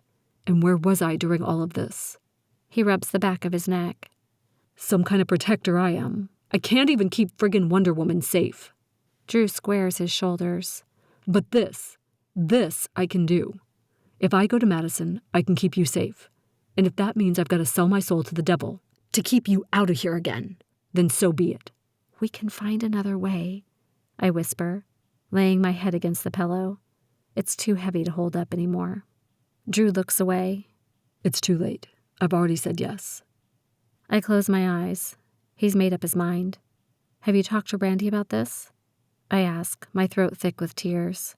Yes. He wants me to see what I can learn from the inside. Tears spill down my cheeks, and my heart physically aches. I want to scream and fight and yell, but I don't have the energy. The room starts to spin again. So you're going to the party then? I'm so sorry. Drew.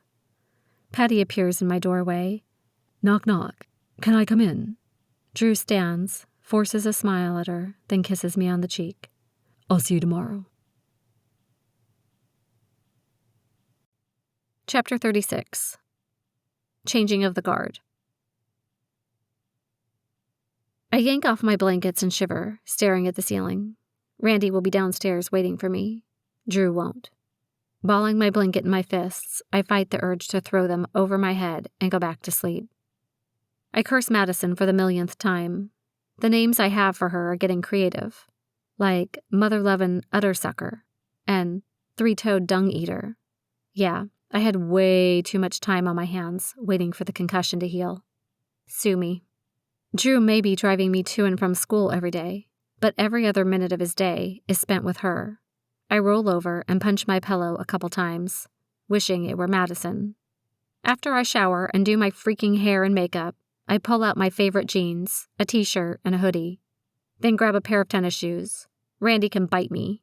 I'm not in the mood to look fancy today. After applying mascara and some chapstick, I head downstairs to the kitchen for breakfast. Patty's already talking to Mark, one of the new guys assigned to us after the vandalism.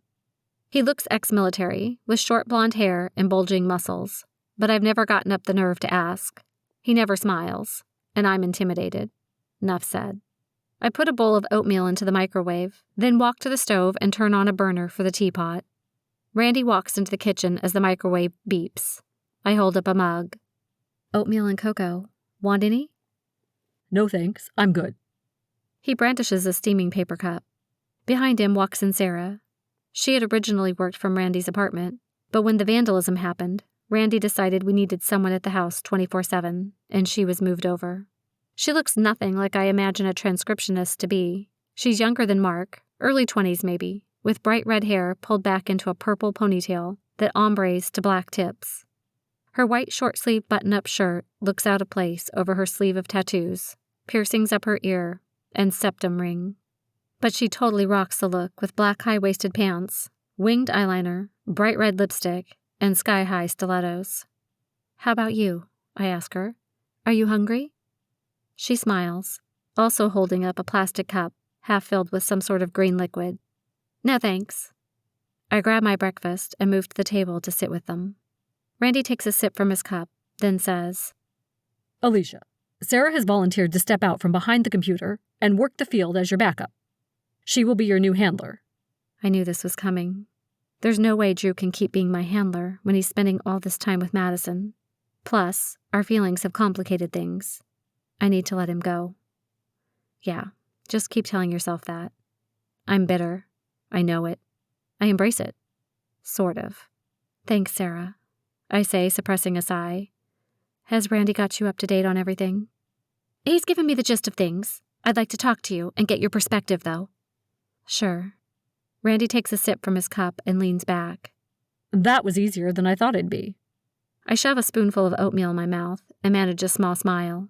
He takes another sip of his drink, then says, I want to introduce Sarah as your cousin, also going to college here.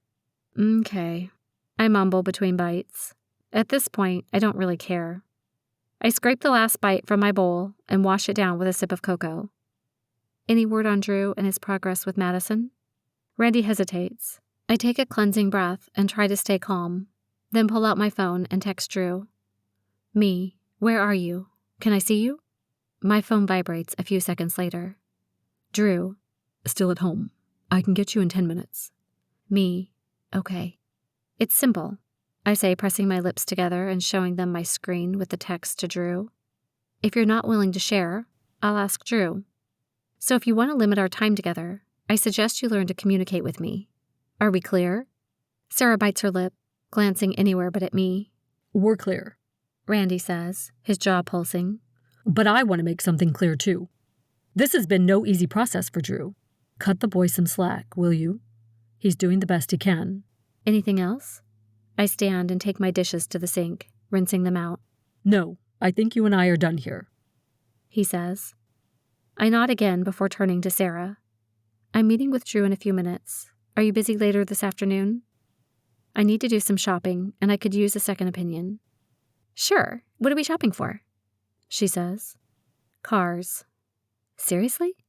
Madison trash transportation. I never needed anything because Drew always drove, but now...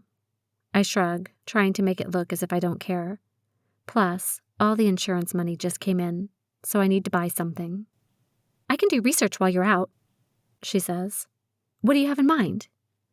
I write down a few ideas, and she grins. I think I'm going to like shopping with you. A few minutes later, my phone vibrates. Drew. I'm here. Me. Come in. I'm in the kitchen. Seconds later, he walks in carrying a bottle of Dr. Pepper. My heart skips a beat, seeing him looking all tousled and sexy. His face lights up when he sees me, and he flashes his toothy smile. Good morning. Drew nods at Randy and Sarah. Hey, guys. Morning, Randy says. We were just talking with Aleasha about Sarah being her new handler. Drew's smile fades and he nods. He hands me the Dr. Pepper. You want to see me? Yeah, can we go somewhere? As you wish, he says, gesturing to the hallway, then follows me outside. Where to? Someplace private, if you don't mind. He smiles, but it doesn't reach his eyes. After driving in silence, we stop in front of his apartment. Is your camera on? He asks. No. Drew nods, then takes my hand, tugging me inside to the bathroom. As if a switch flips, he becomes the old Drew again, kissing the tips of my fingers, then my palm, lingering longer than usual before removing my ring and placing it on the soap dish. He takes my hand and tugs me out of the bathroom, closing the door behind us. Have you kissed her yet? I ask as we walk to his bed. My bed is gone now, erasing any evidence that I'd been here before. Silence. He's in front of me, so I can't see his face. By the set of his shoulders, I can tell this is not a conversation he wants to have. Has she been here? I ask. Still nothing.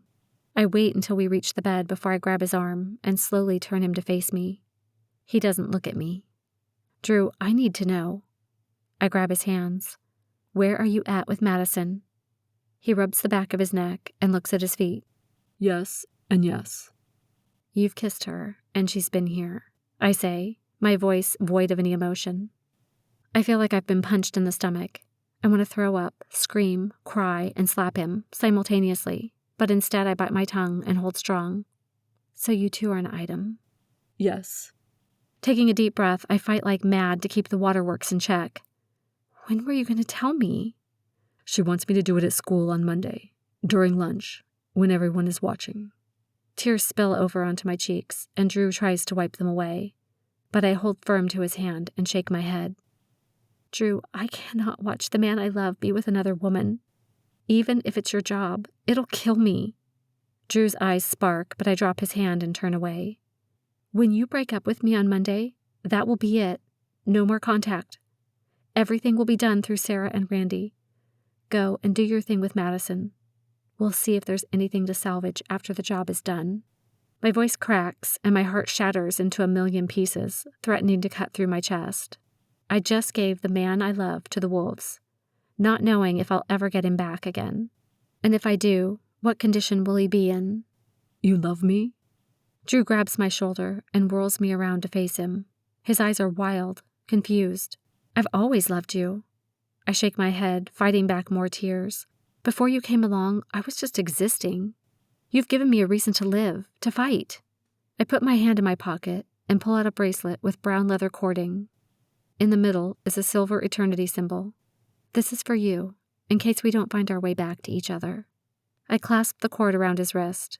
I will love you forever, Drew Jacobson. Drew gazes at the bracelet, then back at me. You love me. Yes, I love you. He lets the thought sit for a second or two, almost as if he's trying it on for size. Then a toothy grin spreads to his lips and splits his face. He grabs my face and kisses me, then kisses me again.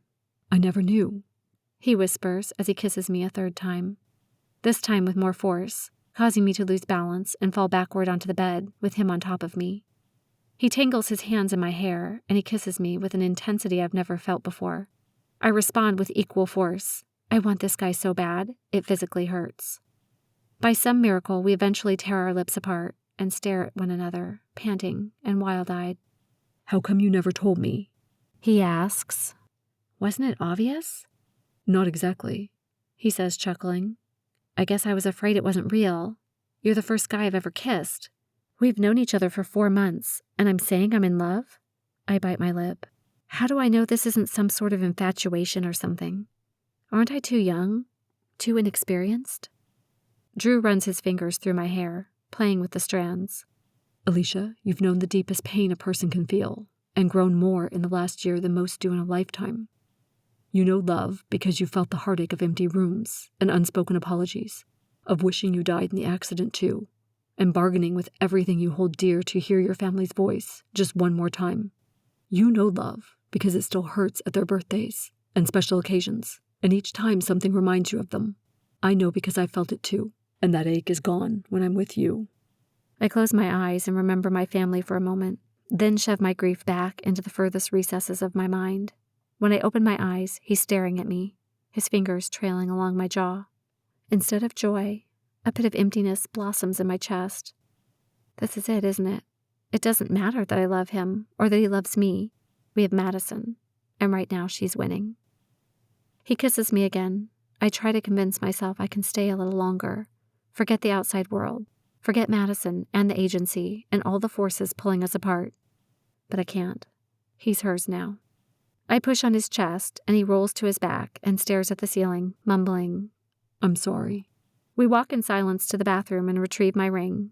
Again, he kisses the tips of each of my fingers and my palm before returning the ring to its home and twisting the jewels to turn on the camera. At the front door, we hug for what seemed like an eternity. Can I take you home? He asks, shoving his hands into his pockets. No, I think I'd like to walk. I turn to leave, but stop and look back at him. I love you. I love you too. Can you do me a favor? I ask. Anything. Buy a couch. The door closes quietly behind me with a click. Then I walk away from the man I love, tears streaming down my face. Chapter 37. Dark Moods. I wake up Monday morning to gusty winds, torrential downpour, and clouds as dark as my mood. I pull on a black cowl-neck sweater dress, black leather leggings, and black thigh-high boots. I look like I'm going to a funeral. I feel like I'm going to a funeral. In the kitchen, Patty's going over the day's activities with Mark and Sarah. The group falls silent when I walk in. There are no secrets in this job. Not with my jewelry and having to report everything to Randy. Everyone already knows Drew and I are breaking up today. Mark, why don't you show me those upgrades you made? Patty says, pushing away from the table. She scurries past me, planting a quick kiss on my cheek. Good luck. Then she disappears with Mark in tow. Sarah fiddles with the wrapper of her protein bar. So, Sarah, what are your plans for today? I ask as I pop my oatmeal into the microwave. Nothing yet. The microwave beeps and I stare at the door. For a split second, my surroundings feel surreal, as if I'm having an out-of-body experience. Then I hear the words come out of my mouth, and reality snaps back into place, slapping me in the face. Drew and I are breaking up today during lunch. Can you pick me up after school? Why can't you drive? Randy asks. Because Drew has driven me to school every day since the beginning. It would be strange if today, on the day he decides to ambush me with a breakup, I happen to drive myself.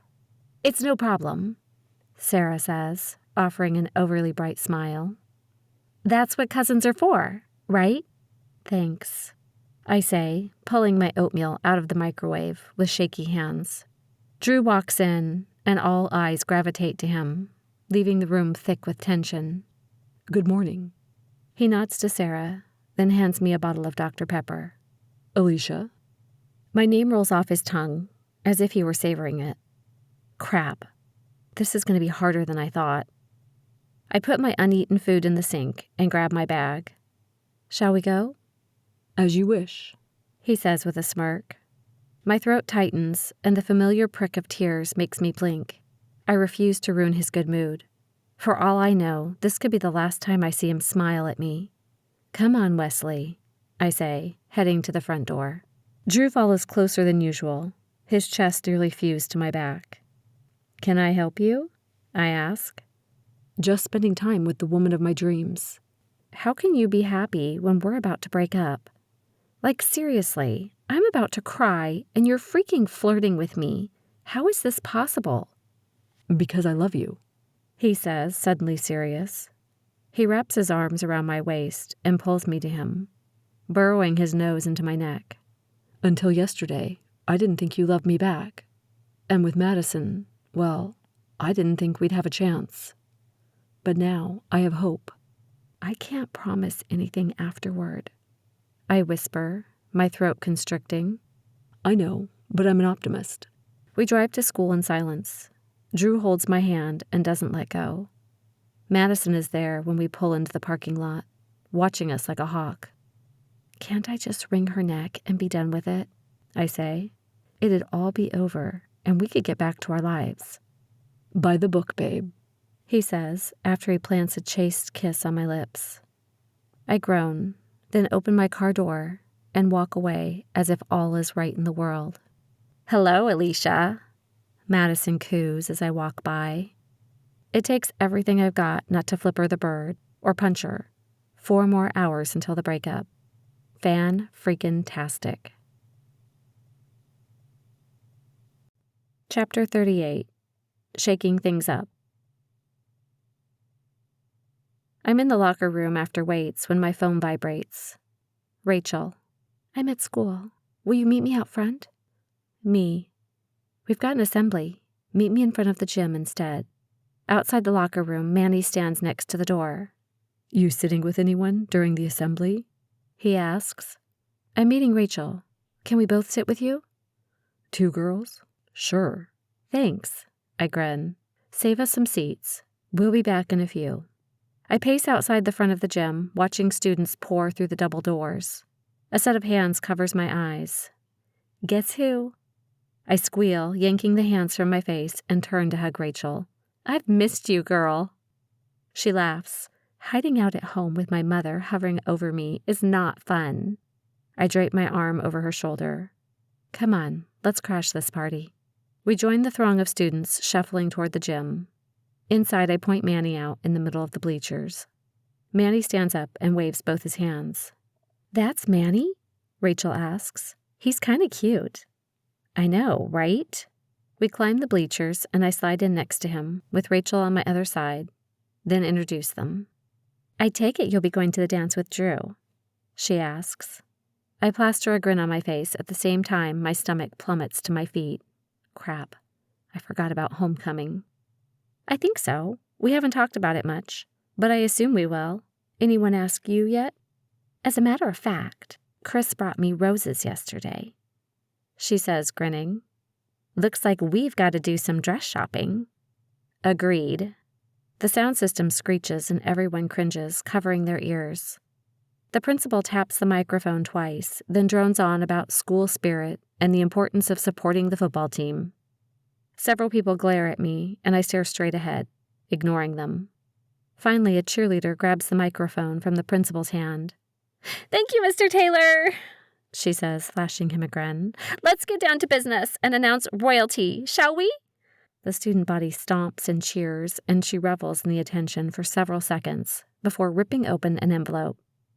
The freshman prince and princess are Jason Thompson and Amy Smith. Freshmen erupt into cheers. The couple moves to the front of the gym and accepts their flowers from the cheerleader. Our sophomore prince and princess are Tim Ryan and Danielle Lee. More cheers. A petite girl with smurf blue hair hops up and down, fanning her face. The boy next to her tugs on her elbow, escorting her down the bleachers where they accept their flowers. Our junior prince and princess are Talon Fowler and Aleasha Summers. Wait, Aleasha? Me? All eyes are on me, and Rachel nudges me forward. That's you. Go. I find my way down to the gym floor and stand next to Talon. As I accept my flowers, he leans into me and says, Congratulations, princess. Thanks, I say, rolling my eyes. There's a drum roll, and the crowd calms. Our homecoming king and queen are Madison Smith and Gage Sanderson. My jaw drops. Madison is homecoming queen? She glides to stand next to the cheerleader, glaring at me as she passes, then smiles to the crowd. Poor little Madison doesn't like me as princess. That's too bad. The assembly ends in time for lunch. The moment I've been dreading is finally here. I glare at the sky and silently declare Mother Nature a traitor. The rain has stopped, and beams of sunlight stream out from behind the clouds. In the courtyard, Drew stands under the walkway, watching me with his hands jammed into his pockets. He glances at Madison, who's sitting with her friends watching us. Then he pushes away from the wall. I do my best to look surprised and happy to see him as he waves to Rachel. Welcome back. How are you doing? He asks her. Great, Rachel says, shooting me a look of surprise. Do you mind if I borrow Aleasha for a moment? She's your girlfriend. Rachel and I lock eyes, and she grins as I walk past her toward Drew. Drew takes my hand, pulling me aside. Madison acts like she doesn't notice, but she's positioned to get the best possible show. Aleasha, I think we need to break up. Drew blurts. It's not working out. Why? I ask, attempting to sound shocked. Am I too busy? Do I need to make more time for you? No, it's not that. I just think we've grown apart. How? What's changed? Drew takes a sudden interest in the ground, nudging a rock with his toe. I don't know. It's just... He glances at Madison, and I follow his gaze. Are you seeing someone else? Silence. Drew? Look, it just happened. He runs his hand through his hair, causing it to stand on end. But the more she and I talked, the more I realized it's not like it was before with you and me. Drew sighs. Listen, you've moved here, and you've changed. You're getting into fights, you're yelling at people, you're not the same. I'm not in love with you anymore. This isn't real. This isn't real. Tears sting my eyes and fall down my cheeks anyway. Hey, don't cry. The old Drew makes an appearance for a split second, and he steps closer, wiping my cheeks. But as quickly as he appears, my Drew disappears. His posture stiffens and he backs away, raising his voice loud enough to carry to Madison. It's going to be all right. You'll find someone else. I grit my teeth, and something inside me snaps. Who is it? Drew blinks several times. What? Who is she? Do I know her? He fidgets, glancing back at Madison's table. I'd planned on making this as painless as possible. Let him say his goodbyes and walk away. But now I'm mad. If I can't beat the holy living crap out of Madison for putting us here, I'll be darned if I'm not going to make this breakup as comfortable as a sponge bath with a porcupine. I know her, don't I? Aleasha, don't do this. Don't make this any messier than it has to be. Too late. Don't make me do this. He half whispers. His eyes are pleading, but all I can see is red. Who is it? He closes his eyes and says, Madison. Her sneer disappears and her face pales. She stands up and her cronies scatter. She curses, then looks around for help, but no one is nearby. It's just her, me, and about 40 kids staring at us with rapt attention. I stalk toward her, imagining all the things I'd like to do. Drew grabs my arm. Don't do this. I shake him off. Aleasha, she stammers. I'm sorry. I didn't mean for this to happen. It just did. We're in love. She smiles at Drew. If I didn't know how evil a manipulator she was, I'd have almost believed the look on her face. How can you dispute love? She says. Stealing my guy isn't love, I say as I ball my hands into fists. You did this on purpose, Madison, and you will not get away with it. I'm right in front of her now. Madison is frozen, her eyes wide as saucers, and she has nowhere to go. I cock my arm to punch her, and Madison cowers. Mid-swing, Drew catches my arm, holding it firmly in place. This is why I don't love you anymore, he says in my ear, loud enough for Madison to hear. Who wants to be with someone capable of so much violence? I stare at him for a long moment, then drop my arm and stomp away. I manage to reach the bathroom before I burst into tears. The door's hinges squeak when it opens. Rachel slides to the ground next to me and puts an arm around my shoulders. She's probably one of the few people who can fathom the irony of what's happened. I just lost my boyfriend to the school bully because he thinks I'm too mean. It's okay, sweetie, Rachel says. If he can't see Madison for who she is, then he's not worth it. I cry harder. It's the ugly cry that always gives me a headache when I'm done. I wipe my nose on my sleeve. What am I supposed to do now? I say. You're going to pick yourself up and you're going to move on. He can only hurt you if you let him. Rachel pauses and smiles. Isn't that what you told me? My tears slow to a sniffle. She hands me a paper towel and I wipe my nose again.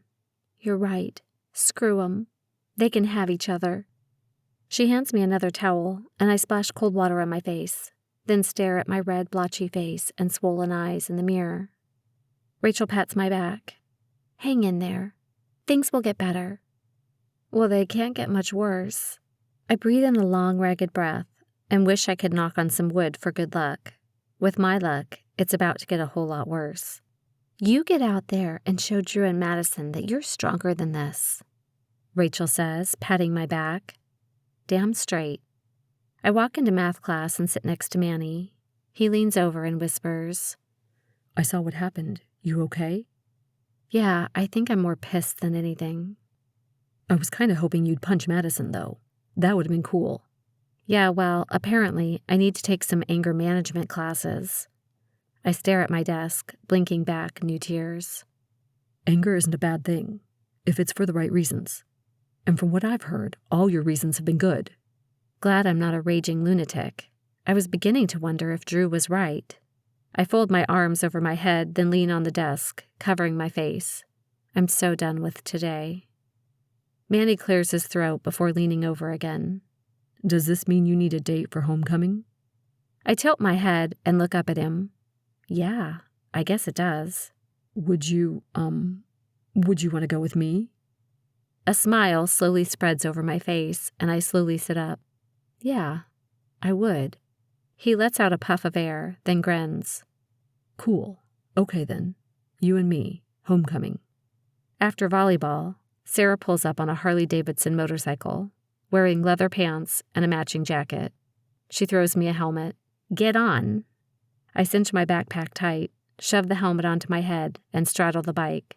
She speeds away with me giggling in her ear. So Madison brought the theatrics at lunch, though I think she wet her pants a little when you nearly punched her, Sarah says as we're walking inside the house. Good.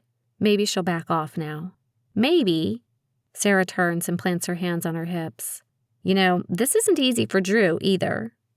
I press my palms into my eyes. I don't want to talk about it.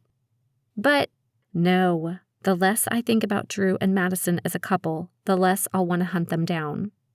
She throws her hands into the air. Fine, we won't talk about it. Fine. I hold up a finger and cringe, as if expecting her to slap me. By the way, someone else asked me to homecoming. I may need help finding a dress. Chapter 39. A Woman Scorned. Pull up your big girl panties, you can do this, I say to my reflection the next morning. It's going to be hard not to slap the smile off Madison's smug little face, or throw her down the stairs, or out a window, or get a hold of yourself. No one said this would be easy. I spent an inordinate amount of time this morning making sure my hair and makeup is perfect. It occurred to me last night as I was choosing my outfit that since I'm not trying to fit in with Madison anymore, I can wear whatever I want. So liberating. I slip into my favorite outfit, a pair of leather leggings and an oversized sweater. Maybe Madison will notice the giant middle finger I'm sending her. I will not let this breakup break me. In the garage, I run a finger along the shiny black paint of my new car. New relationship status, new attitude, new car. Granted, I bought the thing just after a breakup, and I wanted something that would run people over, just in case. But I think the H1 Hummer, the one the military uses to drive through rivers, up mountains, and through walls, is exactly what the doctor ordered. It's large, wide, boxy, and fierce. The engine roars to life, and I grin. Then I dial Rachel on my phone. Hey, I'm leaving my house now. You ready? Heck yeah. I can't wait to see your new car. I hope it's red and fast. I want their jaws dragging when they see you. Oh, their jaws will be hanging. Be there in a few. Her eyes are wide as saucers when I pull up to her house. What do you think? I ask when she opens the door. Well, it makes a statement. If I can beat up half the football team, I should have a car that matches, I say, pulling away from the curb. Then it's perfect. When we pull into the parking lot, Drew is with Madison. She's wearing the shirt he'd had on yesterday. Son of a... I yank my keys out of the ignition and chuck them into my backpack. Rachel's eyes dart from them to me. They're leaning up against his car, gazing into each other's eyes. I want to puke. What's wrong? Rachel says. Besides the fact that Drew is scum and Madison is the devil. She's wearing his shirt. Rachel's jaw drops. You don't think they've already had sex, do you? Why else would she wear his shirt? It's not a jacket or a sweater. It's a friggin' shirt. Maybe. It doesn't matter. I'm done with him. When I walk into choir, I lock eyes with Madison. It's as if she's been watching the door for me. I'm really sorry about Drew, she says when I sit in front of her. But I love him, and he loves me. That's all right, Madison. I don't want a guy who cheats on me anyway. You can have my leftovers. She opens her mouth, then snaps it shut before repeating the process again, then screaming at the ceiling. I stare at her with amusement, then turn around to stare at our teacher, trying not to laugh. After choir, Rachel and I walk to the cafeteria to get our lunch. A familiar figure is in the courtyard snuggling with Madison. I groan. Rachel follows my gaze. Is that Drew? Yup, I say, popping the pea. Do you want to sit somewhere else? No, I'm not going to let her keep me from eating where I want to eat. Rachel and I take our usual spot. Drew follows us with his eyes. but Madison snaps her fingers in front of his face until he focuses on her. Point for Aleasha. Manny slides in next to me, closer than I'm comfortable with. "What are you doing?" I ask. "Just giving your ex a little something to wonder about when he's alone at night." Manny grins and wags his brows. "What are you talking about?" "Nothing." He hums to himself and stares at the sky. Music spills out of the school speakers, and nearly all the kids in the courtyard start moving to some sort of choreographed dance around me. I gawk at Manny. "You organized a flash mob?" "Just enjoy it," Manny says, grinning. Drew and Madison find themselves in the middle of the mob, so they retreat onto the sidewalk. Madison crosses her arms and taps her foot impatiently, her eyes fixed on me. I refuse to look at Drew. Several guys in blue and white tutus jump to the front of the group. They hop and twirl until the music stops. Then Manny stands in front of me while someone races to him with an arm full of roses. He takes the flowers, then drops to both knees, lifting the bouquet up to me like an offering. "Aleasha, will you be my homecoming date?" Laughing, I take the roses, cradle them in my arms, and say, "Yes!" He stands, whoops, then spins me around in a hug, crushing the roses to me. I catch a glimpse of Drew and Madison mid-spin. She's yelling at him, gesticulating wildly, and he's dodging her hands. I look at Manny and shake my head in wonder. He winks at me. I couldn't have planned a better screw you to Madison and Drew. Here's to hoping she changes her mind and cuts Drew loose. Chapter 40. Taking Sides.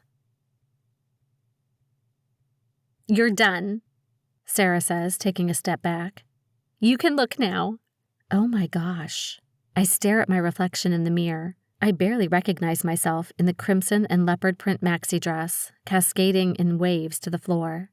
A loose braid falls over one shoulder, and wispy tendrils frame my smoky eyes and red lips. "One last thing." She reaches around my neck to fasten a necklace dripping with amber crystals. "Fierce." I lean in to hug her, but she holds up her hand. "Don't you dare mess up the hair." I grin, then cross my fingers in front of my chest. "Wish me luck." "Honey, luck has nothing to do with it," she says. "You've been practicing the national anthem nonstop for weeks. You can do this in your sleep. I could probably do it." "You guys will be there, won't you?" "We wouldn't miss it," she says. "You may not see us in the bleachers, but we'll be there screaming the loudest." I pull in front of Manny's house. It's a 1970s cookie-cutter home on a quiet cul-de-sac with roses framing the yard and toys littering the lawn. I love his home. It isn't pristine or new, but every inch of it has evidence of a loving family who works together, plays together, and grows together. I knock on the door. The pitter-patter of 6 little feet and high-pitched giggling increases until the door flings open. 3 sets of big brown eyes stare up at me. Then the oldest yells over her shoulder, "Manny, she's here!" They giggle more as they shove one another to get a better look at me. Manny's mother pokes her head around the corner. Her long black hair spills over her shoulder, and her face brightens into a warm smile. She says something in Spanish to the children, shooing them out of the entryway, then holds her arm out to me. "Aleasha, welcome." "Hey, Mrs. Juarez," I say, smiling at the beautiful woman. She has Manny's eyes and his chin. My heart squeezes. I miss my mom. "Mama," Manny says, appearing behind her in a black tux with red accents. He kisses her on the cheek before grabbing a coat from the closet. "We're late. I'll bring her back for pictures, okay?" She takes my hands and kisses my cheek. "You look beautiful. Good luck with your song tonight." "Thank you," I say, squeezing her hands. I wave to the kids as Manny shoos them away again. He looks me up and down and lets out a low whistle. "Mi cariño, you look beautiful." "Gracias. You clean up pretty well, too." He stares at me until I start to fidget, so I poke him. "Shall we go?" "Sorry." His face reddens and he grabs a couple blankets from a table next to the front door, then walks me to the Hummer. I grab his arm for balance. The heels Sarah chose for me are higher than I'm used to, and I'd prefer not to break my ankle tonight. I dangle my Hummer keys in front of his face. "Here you go, as promised." His face lights up and he snatches them from me. Thanks. I promise I'll bring it back the day after homecoming, washed and shiny. No problem. Are you going to tell me what you have planned for our date? Not a chance. You'll have to wait and see, he says, grinning mischievously.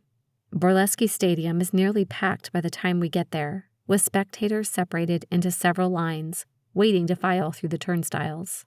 Inside, small groups congregate along the edges of the sidewalk, with periodic squeals from girls who reunite with friends they haven't seen in 3 whole hours. Giant stadium lights turn the field bright as day, while blue and white uniformed players warm up on the grass. The band has commandeered a section of the bleachers and is playing a lively rendition of some fight song I've never heard before. Judging by the crowd, people around here take football very seriously. Aleasha. Mrs. Banks waves at me from the sidelines. I walk to the railing, and Manny follows. Whew, I was worried you weren't going to make it in time, she says. We're about 10 minutes from performing. I glance back at the crowd. It's the homecoming game, so we'll be close to capacity, she says, following the direction of my eyes. Go warm up, and I'll get you when it's time. Okay. She walks away, calling after someone carrying a trombone. I pace in front of Manny, doing vocal exercises and wringing my hands.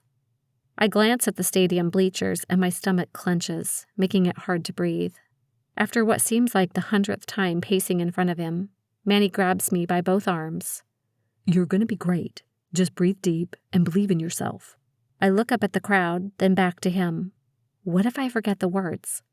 What if my voice cracks? You won't do either. You can do this. Thanks. I muster a smile. I reach into the pocket of my coat and pull out a plastic bag, then pop several gummy bears into my mouth. What are those? They coat the throat so I can sing better. Really? I nod, chewing. Little things you never know unless you talk to a choir geek, he says, grabbing a bear and biting off its head. I scan the bleachers for Sarah, Patty, and Randy. Instead, I find Drew and Madison. They're toward the front, presumably for easy access to the field at halftime. She's dressed in a strapless, electric purple ball gown, with beading along the bodice. Her hair is piled high, and she's dripping with giant rhinestone baubles. Drew, as usual, is stunning. He's in a black tux with purple accents. He has his hand wrapped around Madison's waist while she talks with her friends, but he's staring at me. At the assembly, when our names were announced for homecoming, I assumed Talon would escort me at the homecoming game, but afterward we were told to bring our own escorts that would bring us to the field, and then our prince or king would escort us off the field. Having no dad meant I got to ask Manny to be my escort onto the field. Apparently, Madison chose Drew for hers. A voice booms over the loudspeaker, asking the crowd to rise for the national anthem. As my name is announced over the speakers, I'm ushered to my place and given a microphone. 2 notes into my song, I realize there's no sound coming from the speakers. Technicians scurry out to the field, frantically checking wires and flipping switches. Anxiety creeps up my spine, and I glance up into the stands, looking for Manny. I catch Madison smirking instead. A murmur ripples through the bleachers. Tears prick at my eyes, and I resist the urge to run. I scan the crowd again, finding Manny pressed against the railing, separating the crowd from the field. We lock eyes, and he nods, as if he's telling me, "You've got this." I bite back my fear, concentrating on him and no one else. Taking a deep breath, I lower the microphone and belt out the song I've spent weeks practicing. The crowd stills. I relax my mouth, willing the music to make its way to the top of the bleachers. When I finish, it's silent for a split second. Then the crowd bursts into a thunderous round of applause. Take that, Madison. When I find my way back to Manny, he pulls me into a hug. I knew you could do it, mi cariña. Thanks to you, I say as he guides me to our seats a few rows in front of Drew and Madison. He smooths the blanket on the bleachers to insulate us from the ice-cold metal, then unfolds another blanket, putting it over the 2 of us. The second blanket seems small, and we're nearly sitting on top of one another to stay warm. But Manny doesn't mind. What a great idea, I say when we're settled. He turns and plants a kiss on my cheek. Anything for you, mi cariña. The football game is boring, but that tends to happen when the 5 best players can't play. By halftime, the bleachers are only half full. Manny and I head toward the field with Drew and Madison behind us. We're given instructions on where to stand and what to do. Then when the buzzer signals halftime, I remove my gloves and full-length wool jacket. Manny gawks his approval. Madison breaks into another tirade. I raise an eyebrow at Manny, and he bites off a grin. All eyes are on Madison when she's crowned, just the way she likes it. And I do my best to maintain a wide berth from her during the entire ceremony. After we're off the field and the game begins again, I meet Manny at the corner of the bleachers near concessions, and Manny hands me my gloves. One slips out of my hand and onto the ground. I bend at the knees to pick it up. When I stand, there's a ripping noise behind me and an expletive from Manny. I look back. There's a huge rip in the back of my skirt and Madison's high heel in the middle of it. "Oh my!" She brings her hand to her mouth, her eyes wide with feigned innocence. "I'm sorry. I didn't see your dress there." She bats her eyelashes, then grins, more like sneers at me. I clench my jaw, ball my fists, and whirl around, yanking my skirt out from under her shoe. She stumbles backward, and Drew catches her. "There are people watching," he says, glancing at the bleachers and the people milling around us, then back to me. "You're still siding with her?" I push him aside, then stomp away, making a beeline for the exit. Anger and hurt war inside me, and tears drip down my cheeks and chin. Intellectually, I know I should suck it up. This is why the agency is here. This is my penance for losing my temper when Madison was harassing Rachel. Even knowing all of that, I want to scream and hurl rocks at her. Manny catches up to me before I make it to the parking lot. "Where are you going?" he asks. Where does it look like I'm going? I'm tired of fighting that witch. She's everywhere I turn. I just want to go home. "No." "What?" "No, you can't go home." "If you won't drive me, then I'll walk." "Hold on." He grabs my arm and I yank it away. "I'm just saying you shouldn't let her trash your night," he says. How am I supposed to do that? My dress is ruined, and now I don't have anything to wear to homecoming tomorrow. "Then let's turn lemons into lemonade," he says. I turn to retort, but snap my mouth shut. There's a glint in his eye. "What exactly do you have in mind?" I ask. He grins and pulls me to the Hummer, then points to the step side. "Stand here." I climb onto the footrest, and Manny shoves his hands in his pockets. "What are you doing?" "Swiss Army knife," he says, holding up the red tool and kneeling. "Turn around." "Why?" "Did I ever tell you I'm an Eagle Scout?" They teach sewing to Eagle Scouts? "Not much, but they're big on being prepared." He opens his knife and cuts the fabric horizontally. He slices the fabric about 2 or 3 inches, then grabs each piece of material, pulling them apart. Rip! I close my eyes and grimace. Sarah is going to kill me. Mustering up some courage, I peek down at my skirt. The fabric is torn in a straight line. Manny smiles, then repeats the process, cutting and tearing until he hits a seam, using his knife to cut through it. He rips the entire skirt until a length of fabric falls to the ground. My full-length gown now stops at my knees. It isn't perfect, but it's better than it was, that's for sure. And from a distance, most people won't notice the fraying fabric. I hug Manny. You, my friend, are a miracle worker. "My mom does lots of sewing. I've learned a trick or two." We throw the fabric into the Hummer, and he looks up at me through his lashes. "Now will you come back to the game?" For you, anything. Our arms are intertwined when we return to the bleachers. I don't even glance at Drew. Manny sits next to me and whispers in my ear. "She's coming unglued." Then he kisses me on the cheek again. After the game, we wait in the Hummer for the parking lot to empty. Manny gestures to my dress. "What are you going to do about tomorrow?" I'm not sure. I'll figure something out. "Why not wear the dress again? I don't care. I'm not going out with the dress." Aw, thanks, Manny. You're a great friend. His face falls and he stares straight ahead. What? "I was just wondering if there was a way to get out of the friend zone." Oh. I bite my lip and tug at a loose string on my skirt. The breakup is still kind of new. I'm not ready to be in a relationship again. "I figured as much, but I want you to know that I think you're amazing. And when you're ready, I'd like a shot at being that guy. I can't make any promises, Manny. Can we be friends for now? His shoulders slump, but he forces a smile and nods. Yeah. We drive back to my place in uncomfortable silence. At the house, Manny escorts me to my front door. Thank you again for saving the night, I say. You were awesome. He smiles and rubs the back of his neck. It was nothing, really. Nuh-uh, you saved me. Madison almost won. But you showed me another way to deal with her. Manny flashes a crooked smile. Ah, the life of an Eagle Scout. I grin, but it slowly disappears. We stare at each other for a few seconds, and the air begins to fill with electricity. Manny leans in as if to kiss me, but pulls away. He leans in again, but pulls back a second time, then sighs. Good night, Aleasha. I bite my lip as he walks away. Good night, Manny. Holy crap, that just happened. Chapter 41. Redemption. I text Patty to let her know I'm home, then text Sarah to tell her the dress is ruined. I drape it over my bed, trying to imagine a way to rescue it from certain death, but the damage is done. It can't be salvaged in time for homecoming. I stare out my bedroom window into the darkness of the woods. My mind flashes to the front porch with Manny. It was almost as if in that moment I wanted him to kiss me. I'm 95% sure that would have been a mistake. Maybe 85%. I groan and scrub a hand down my face, then trudge to the bathroom and take a shower, hoping it will clear my head.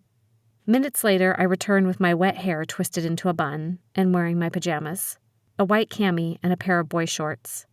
I walk in while slathering lotion over my arms and hands, but look up and stutter to a stop. Drew is on my bed, leaning against the headboard with several pillows snuggled around him. Well, don't you look precious? I say. Doggone it, wasn't I supposed to be mad at him? Hey. He climbs off the bed. His eyes trail from my toes to my head. His lips spread into a wolfish grin. Nice outfit. My cheeks burn, and I hold up a finger. 1 second.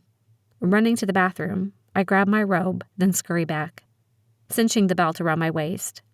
He hasn't moved a muscle. What are you doing here? I ask. Won't you get in trouble? I imagine what Madison would do if she knew he was in my bedroom. I shudder. Madison's at home getting her beauty sleep. Then to what do I owe this special occasion? I was worried about your dress. Is it totaled? He walks to the chair where I draped the dress and picks it up, giving it a once-over. Pretty much, I say. I thought so. Come here. He holds out his hand to me, and I take it. Then he tugs me to my walk-in closet, guiding me to the very back. Happy birthday, he says with a flourish of his hand. Except my birthday isn't for months. I reach for a full-length gray garment bag and discover it's heavier than I expected. It came in the week before we broke up, he says, then shoves his hands into his pockets. It was supposed to be a surprise. I unzip the bag and pull out a silver, full-length dress with a scoop neck and cap sleeves, adorned entirely of silver crystals and sequins. The back drapes in a loose arc, almost to the waist, with a slit up one side, probably to mid-thigh. Hooked onto the hanger is a thick crystal-encrusted bracelet and a pair of large crystal teardrop earrings. Chrome-colored strappy heels and a matching bottle of nail polish shift in the bottom of the garment bag. You picked this out? I ask, running my hands along the jewel-encrusted bodice. Yeah, I never went to homecoming, so I had big plans for us. Drew looks away. Then when everything changed, I forgot to mention it. It's... wow. I carefully hang it back up, then pull him into a hug. He stands awkwardly at first, then relaxes. You know this is going to infuriate Madison, right? I say. It'll be worth it. Drew pulls out of the hug and runs a hand through his hair. He looks exhausted. Puffy eyes, too long hair, and dead eyes. I need to get back. Oh, okay. I had hoped we could sit and talk, but I guess he has his reasons. He runs his hand along my cheek, and I close my eyes, reveling in the sensation. When he stops, I open my eyes, and my stomach drops to the same miserable, knotty position it's been since we broke up. He walks out of my room, and back out of my life. I stroke the dress again. Light reflects off it, creating prisms of rainbows dancing along the walls. I slip into the crystal creation, then gasp when I see myself in the mirror. It fits perfectly. Even without makeup and my hair a frizzy mess, I can imagine how I'll look at the dance. I grin at my reflection and send a selfie to Rachel and Sarah. Excitement builds in my belly. Tomorrow may not be so bad after all. Chapter 42. What just happened? Aleasha, Maddie's here, Patty calls from the foyer. I descend the staircase, feeling like an old-time movie star. Maddie gapes when I come into view. Wow. I grin and twirl for him. You like? Sarah found this on Craigslist. It's a bold-faced lie, but what else am I going to say? My ex snuck into my room last night and gave it to me? Not going to happen. Manny lets out a low whistle. She could do your shopping anytime. Patty did the whole take a million pictures of the kids in their formal attire routine. Then Manny escorts me to the Hummer, offering me a hand as I climb in. Even with the thigh-high slit, it takes a bit of finesse to get in without showing too much skin. I catch him staring at my legs and say, "Don't get any ideas." He flashes a devilish grin. I wouldn't dare. We follow a 2-lane road away from Walla Walla that parallels a river and winds toward the mountains. Tree casts long shadows over the road, while the rushing sound of the water relaxes me. Where are we going? I ask. Some guys at school told me about a place. I thought it would be a good spot to eat. We turn on to what can loosely be described as a dirt road. Deep ruts etched into the ground threaten to scrape the underside of the Hummer. The path steepens and the road becomes more precarious, while the tires alternate dipping and raising, depending on the ruts and mounds in our path. Thank heavens we're driving a Hummer. Otherwise, we'd be walking. After an eternity of jostling, we stop. I carefully step onto the ground, then take in the scenery from the top of the mountain. Several deer graze in a nearby meadow, while wildflowers cover the countryside like a blanket, rustling in the wind. Farmhouses pepper the neighboring hills, and birds chirp nearby. Manny holds out his elbow and guides me to a patchwork blanket. My mouth waters when I catch a whiff of tamales. I hope this works, he says, pulling food from where he'd kept them warm.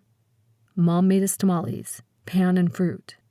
My stomach rumbles, and he raises his brows. This works? You have no idea, I say. A little birdie told me you don't drink, he says, then hands me a champagne glass and pulls a chilled bottle from a nearby ice bucket. He turns the bottle to show me its label. So I brought sparkling cider. I hope the year suits you. It's perfect, I say, grinning. We eat and laugh until my cheeks hurt. I can't remember the last time I've had this much fun with someone. Do you mind if we take a selfie? I ask, grabbing my phone. I want to remember this. I pull my skirt up and walk on my knees until I'm sitting next to him. Then reposition my skirt around me. I lean into him so we're nearly cheek to cheek. Say cheese. Queso, he murmurs in my ear as I press the button. His breath warms my neck, sending chills down my spine. I turn to look at him and realize he's staring at me. Our noses an inch apart. Neither of us moves. Another thrill shoots through my veins, and my heart pounds like crazy.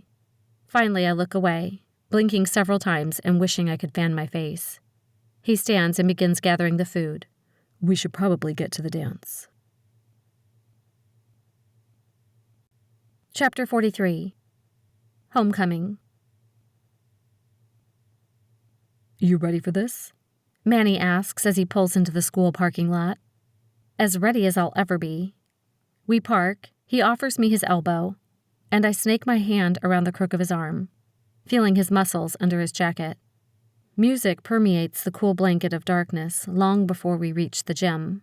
Inside, lights are dimmed and strobes twist and turn as people fill the dance floor, bobbing, swaying, and grinding to the music.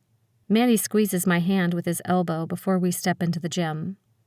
Heads turn and conversations sputter to a standstill, followed by people leaning into one another, as if to whisper. Manny straightens and presses his lips together as if he's trying not to smile. Drew and Madison stand on the other side of the gym. Madison appears to be shouting, her hands waving around wildly, but I can't discern what she's saying. Drew stares at me, slack-jawed. I look at Madison, then back to Drew. I hope it was worth it. Madison catches Drew staring and smacks him on the arm with her bag, yelling again. He flinches, then gives her his full attention. Manny leans over, murmuring in my ear. Looks like there's trouble in paradise. What a shame, I say, distracted by Manny's warm breath tickling my ear and the scent of his earthy cologne. Get a grip. A slow song begins and Manny leans in again. Shall we, mi cariña? I'd love to, I say, then walk with my arm resting on the crook of his elbow to the middle of the gym. He rests his free hand on my waist, then pulls me in close, giving me a better view of the gold flecks in his eyes. Do they teach Eagle Scouts how to dance too? I ask. You can thank my dad for that one. He made me learn for my cousin's quinceañera. He pulls me forward and back, twisting and turning through the crowd like a pinball machine. Uno más? He asks when the music stops. Yes.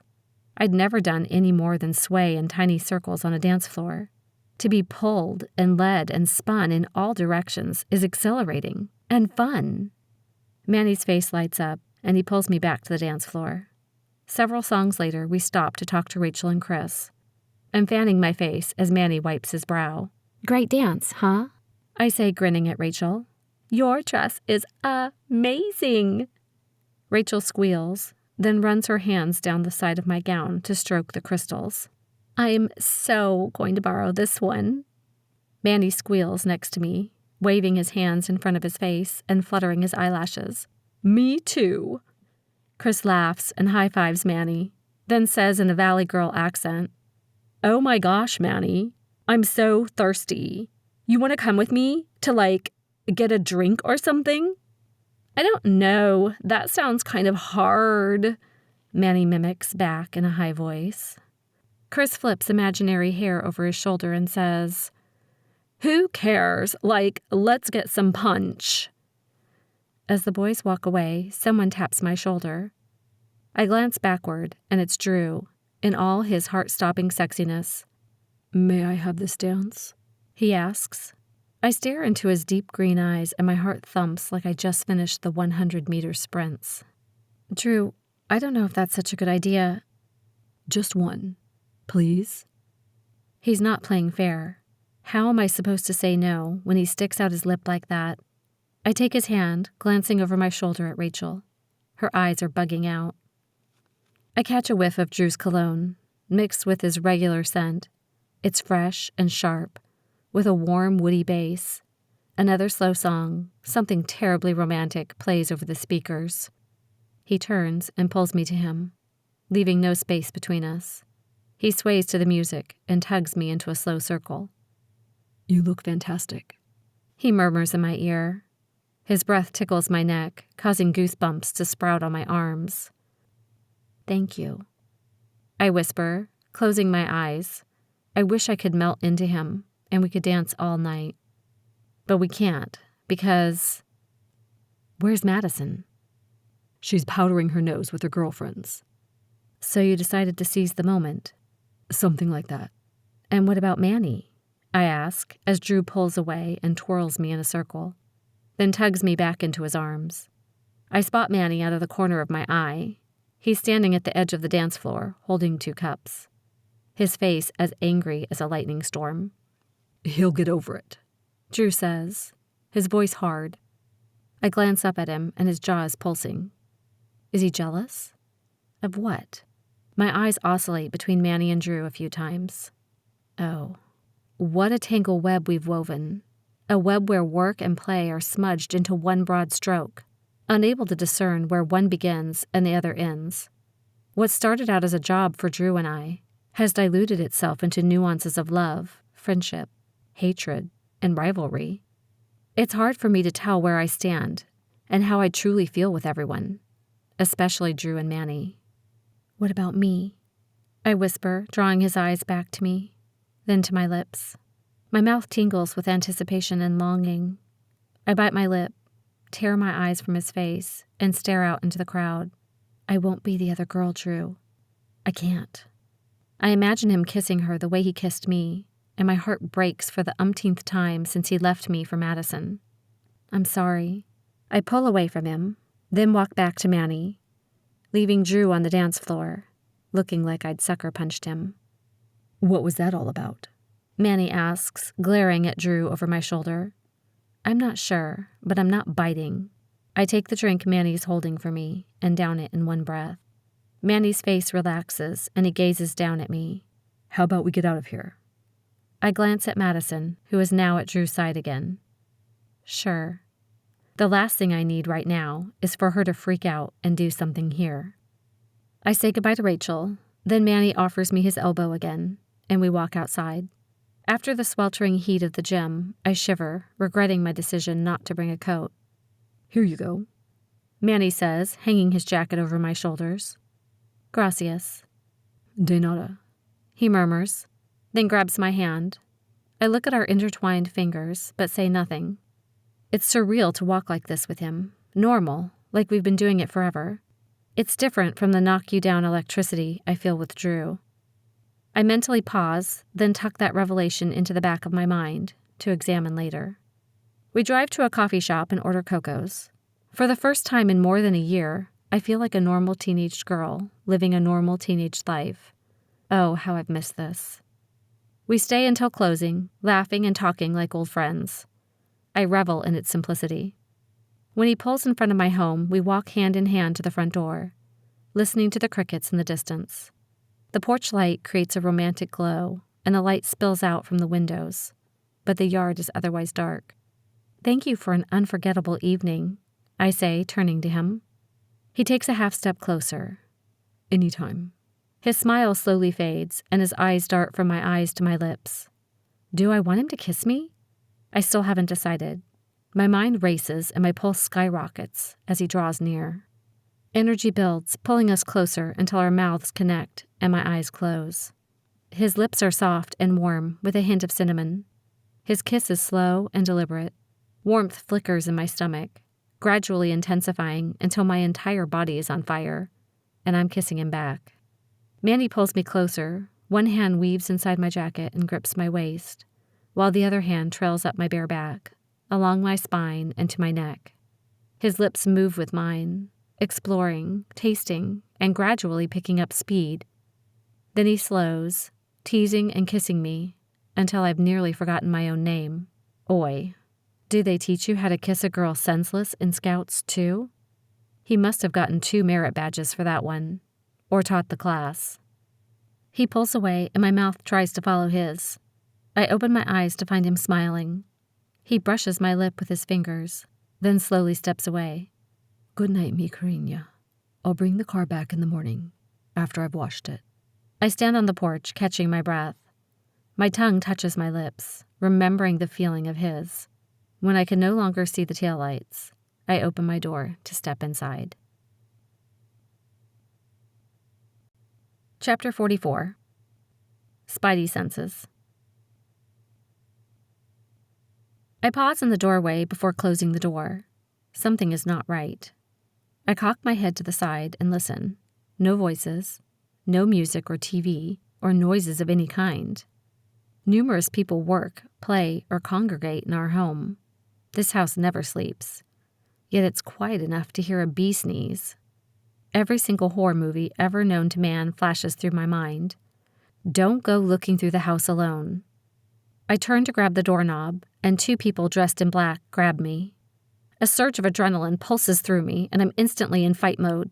With every ounce of force I can muster, I stomp my heel into the top of one attacker's foot, and he howls in pain, loosening his grip. I headbutt the other one, holding me from behind, and force my arms up, breaking his hold. He grabs for me again, but catches hold of Manny's jacket, and I shimmy out of his grasp and kick my shoes off so I'm barefoot. The guy throws Manny's jacket to the ground and comes at me again. As I fight off these 2, I hear voices coming from the kitchen. Before they can get to the entrance where I am, I grab the first thing I can get my hands on, a vase on a table near the front door, and throw it at the guys. Then I yank the front door open and run outside, veering left toward the backyard. Grabbing my dress, I swing the excess material over one arm and haul ass through the side yard toward the maintenance shed. One of my attackers yells, "She's here!" I hurdle a shrub. I pass 2 more people in conversation and hear snippets of what they're saying. "Get the others. Find Randy. Agency." Light from the back patio reflects off the crystals and sequins of my dress, causing a disco ball effect. Rainbow prisms swirl over everything within the light's reach. I run faster, hoping to reach the shed before they catch me. The wind shifts and I wrinkle my nose. What is that smell? Is that a skunk? Great. The last thing I need is to be sprayed by a skunk while I'm fighting off Madison's goons. "There she is." My adrenaline kicks in and picks up speed like a thoroughbred at the Kentucky Derby near the finish line. I'm nearly to the shed. My stomach drops and I cringe, anticipating hands grabbing me any second. The footsteps are right behind me. I won't be safe until I'm on the other side of the shed door, but I have to stop and punch in the freaking code, with people right behind me. Beyond the shed, I see lights in the woods. Maybe someone's having a party?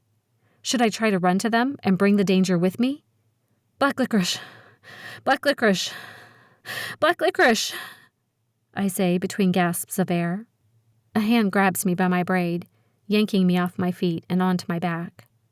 I whip my feet into the air, catapulting my body back to a stand before they can keep me on the ground. In the shadow of the shed, I make out 4 people surrounding me. The first person makes a grab for me, but I knock his arm away, countering with a right hook to the neck. He makes a choking sound. The second guy lunges, but I block him, and counter with a left hook and a knee to the groin. My dress rips up to my waist, and I cringe. Another dress destroyed. But now my legs aren't inhibited by this stupid skirt. The guy groans and falls to the ground. The third person is a girl, slighter in frame. There's a glint in her hand from a knife. All those grueling sessions with Randy flash through my mind. With 4 against 1, I need that knife. She lunges, and I feign to the side, lock her arm, secure her wrist, and scrape the knife from her hand in one swift motion. I have just enough time to block the 4th person and slash with the knife before the group converges on me at once. I'm hit in the face.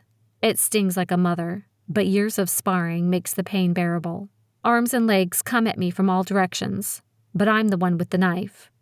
And I used it to my advantage, blocking and slicing with the blade and using the point to puncture when the opportunity arises. I'm exhausted, but Randy was right. I don't quit when I'm tired. I quit when the gorilla is tired, or in this case, too wounded to fight any longer. I scan the yard and see more people coming. Running like mad, I head toward the shed, punching in the code as quickly as I can and closing the door behind me. As the door clicks shut, footsteps approach. I lean against the door, gasping for air, then feel for my phone in my bra and look at the screen. How it didn't fall out is a miracle in itself. I call Patty. No answer. Then Sarah, then Randy, then Mark. Nothing. Son of a... Outside there are voices and gunfire. How many voices are there? 3? Maybe 4? With no one left to call for help, I finally text Drew. Please still don't be with Madison. Me, black licorice. Seconds later, my phone buzzes. Drew, "Where are you?" Me, in the shed, attacked at home. Everyone is missing. Drew, "On my way." I wait a few minutes, resting my back against the cold metal door and listening to what's going on outside. Lots of voices, lots of chaos. Is that because of me? Or is something else going on? Maybe Mark and Randy showed up after all. Someone starts slamming into the shed door, making it rattle. Fear creeps up my spine. I flinch when bullets hit, but don't penetrate the door near my head. I scramble away from the metal, trembling by the secret entrance. The otherwise smooth metal door now has 3 new bumps the size of quarters. A few seconds later, the door is assaulted again. This time, it sounds like a battering ram. Is Drew here yet? Is he fighting them now? Did they win? Is he out there bleeding to death while I'm in here? I can't wait any longer. I can't risk being above ground when they break through this door. I run to the hook and twist. The stairs appear, and I bolt down them, pressing a button to close the trapdoor and making it several steps before the motion sensors kick in, turning the lights on. A few seconds later, there's a commotion above me. They've broken through. I run down the rest of the stairs, praying they aren't following me. I listen for more footsteps, but can't hear anything. What's going on up there? Where's Drew? I text him again. Me. I'm downstairs. Please, oh please let him be okay. I go to the gun cabinet, grabbing a handgun and a rifle. I fill all my clips, grab a box of ammo, then position myself behind the corner of a couch, where I can see the bottom of the staircase. Lying in the prone position, I line my clips on the floor, then lay the loaded handgun next to me. If Drew is hurt and they find some way to get to me, I'm not going quietly. I look at my phone for missed messages. No reception. Son of a... Closing my eyes, I take a deep breath and say a little prayer. What should I do? I can't wait here forever, can I? And I have no idea what's going on up top. After what seems like eternity, the panel to the stairs slides open. I break into a cold sweat, and my heart thumps like a jackhammer in my chest. The automatic lights in the stairwell illuminate.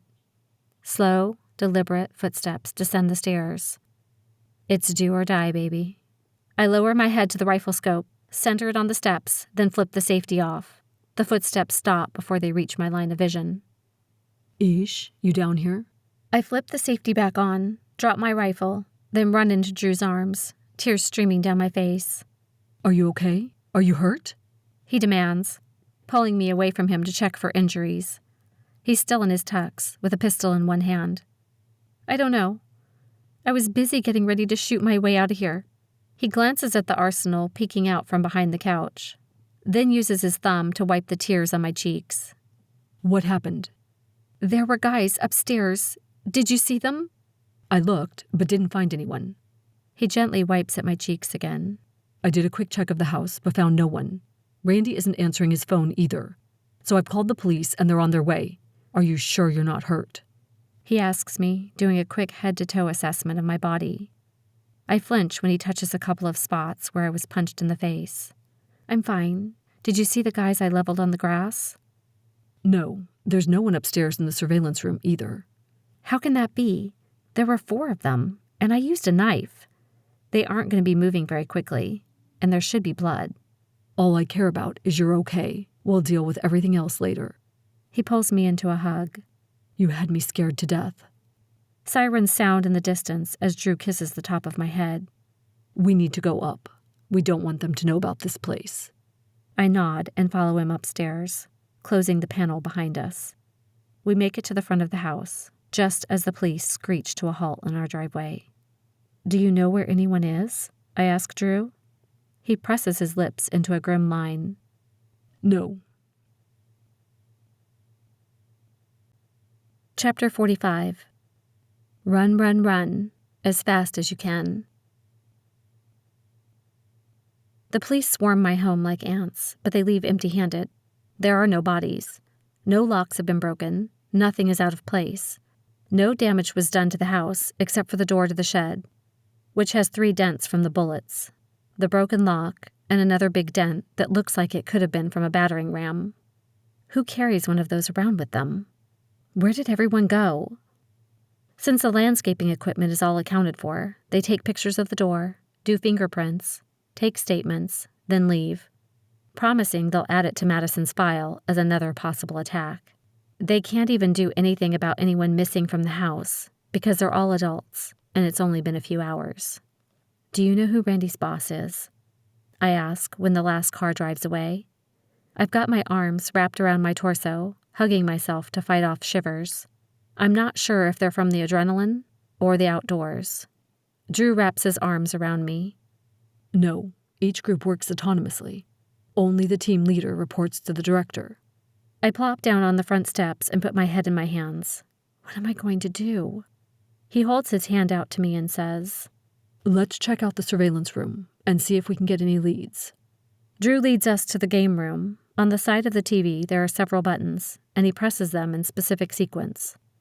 A wall slides open, revealing the surveillance room. 3 desks and banks of monitors cover one wall.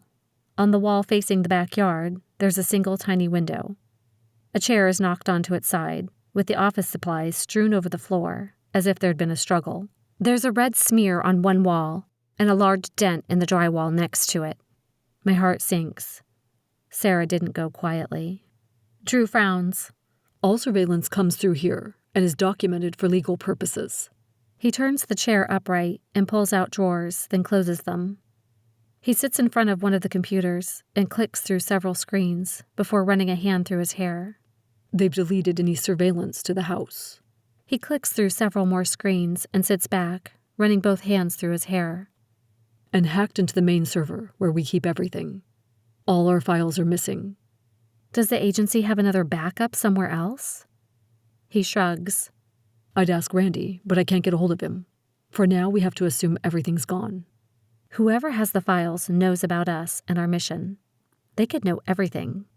We'll deal with that later, he says, his eyes steely and emotionless.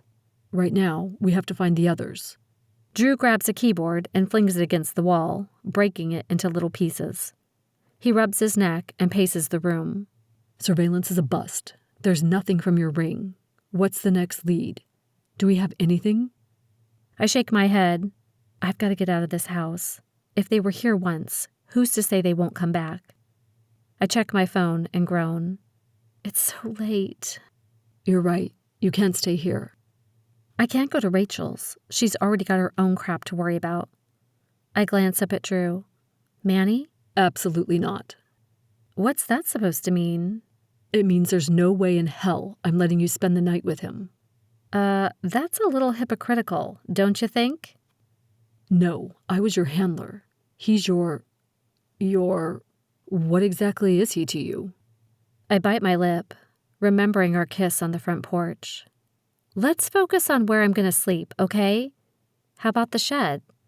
Oh, hell no. If they come back, they'll want to find out if you're still behind that door. This isn't over. He exits the surveillance room, and I follow. We walk down the hall to my bedroom. Why did this happen? I ask as he goes to my closet. This is extreme even for Madison. I'm not sure. I didn't overhear any talk about retaliation on you. Did she do it? Is there someone else who would want to attack me? Us? I say. That's the million-dollar question. He opens a suitcase and yanks clothes from hangers, stuffing them inside, then grabs shoes, piling them on top of the clothes. He points at me. You want to choose your underwear, or do you want me to go through your drawers? My face warms. I got it. I stuff some underwear into the bag, and Drew zips the suitcase closed. Let's go. Where? A hotel? I stop at the windows in my room overlooking the backyard. Lights from the back of the house casts eerie shadows from the bushes and trees to the pool and the shed. But beyond the shed, it's black all the way to the tree lining. Light trickles through some of the pine branches, making them look like shadows in the night. Drew stands behind me and says, You're staying with me. No, I'm not. Madison's been to your place, remember? Imagine what she'd do if she found me with you. Just get your stuff, he says, nudging me toward the bathroom. We're not coming back here until we figure things out. I glance at myself in the mirror while I'm grabbing toiletries and groan. I look like I've played football in my dress, and my hair looks like I was zapped by lightning. That's 2 destroyed dresses in 2 days. Drew notices me staring in the mirror. A smile tickles the corner of his mouth. You remind me of that day at the trail when you were attacked. Twigs and dirt are a good look for you. Then he snaps back to business. Let's go. The sooner we're out of here, the better. Chapter 46. Truce. I shrug into a jacket, then follow him out the door. I take one last look at my room and shut off the light, saying a little prayer.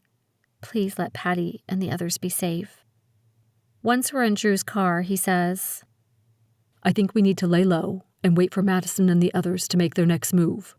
No way. Who knows how long that could be? And who knows what she's doing to Patty and the others? I grab his arm. I don't know what I'll do if they end up hurt.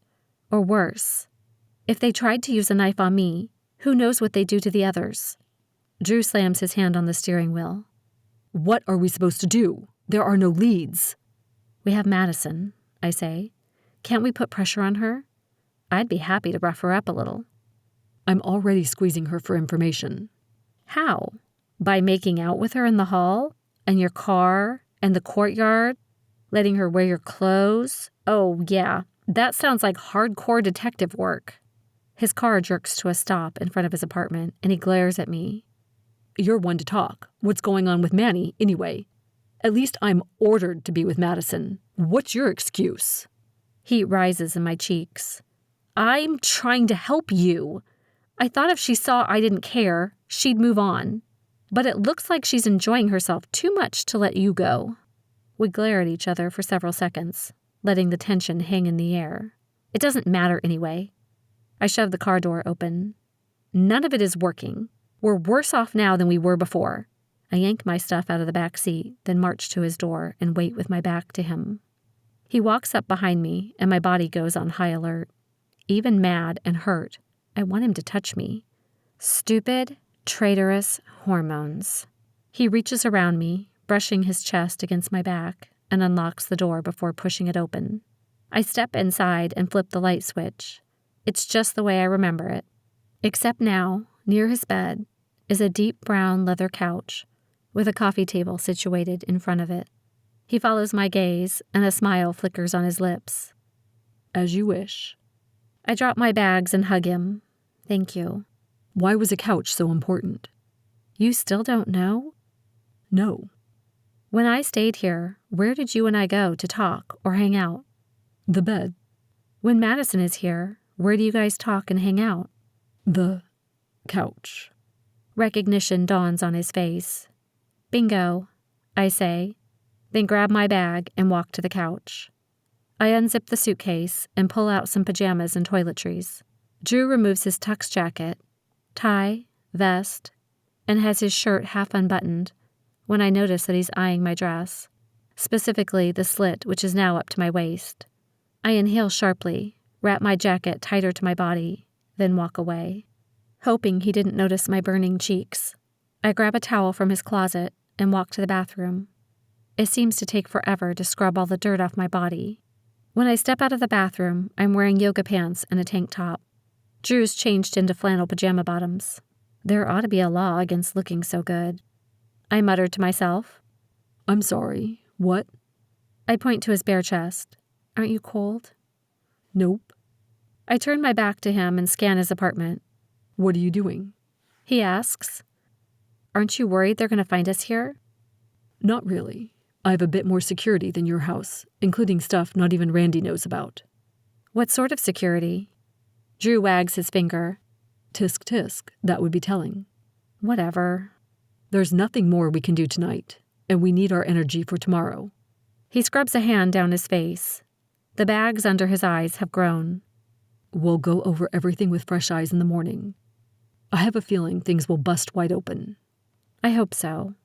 I say, as a million different horrifying scenarios flash through my mind. I just wish there was more I could do right now. I walk to the linen closet and open the door. What are you doing? He asks. Getting a blanket for the couch. You're not going to need a blanket. Why not?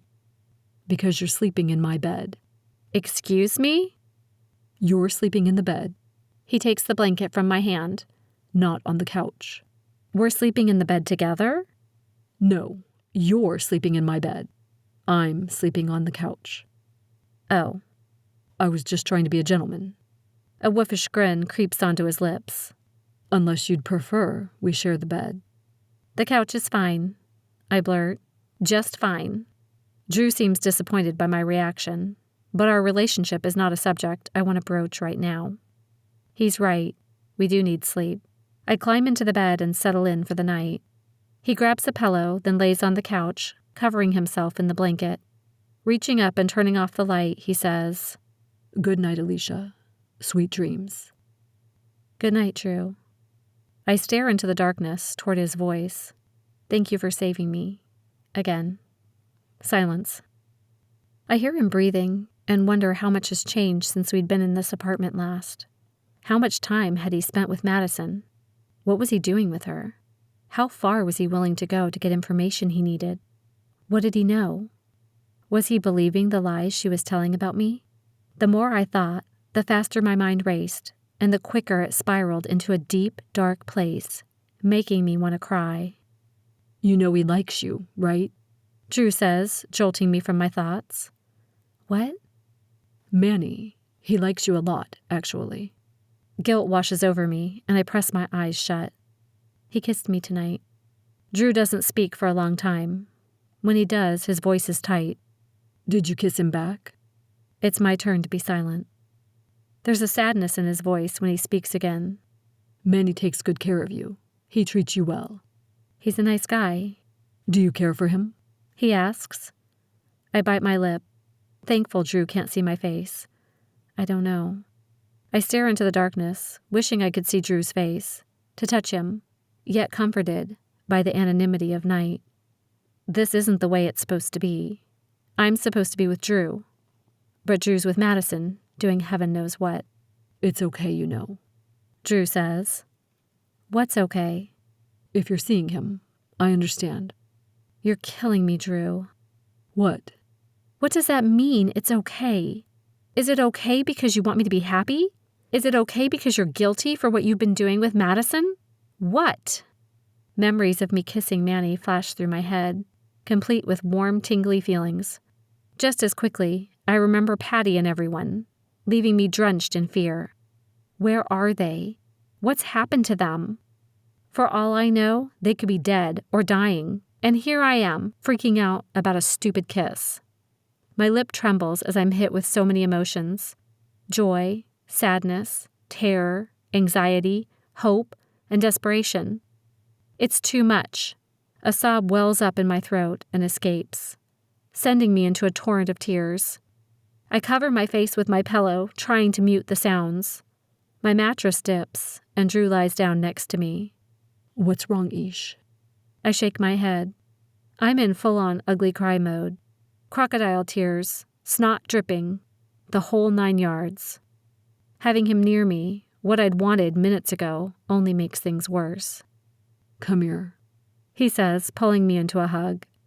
I burrow into his chest and bawl like a baby, until my ragged breaths slow and I drift off to sleep. A few hours later, I wake with a jolt. My body is covered in sweat, and I'm gasping for air.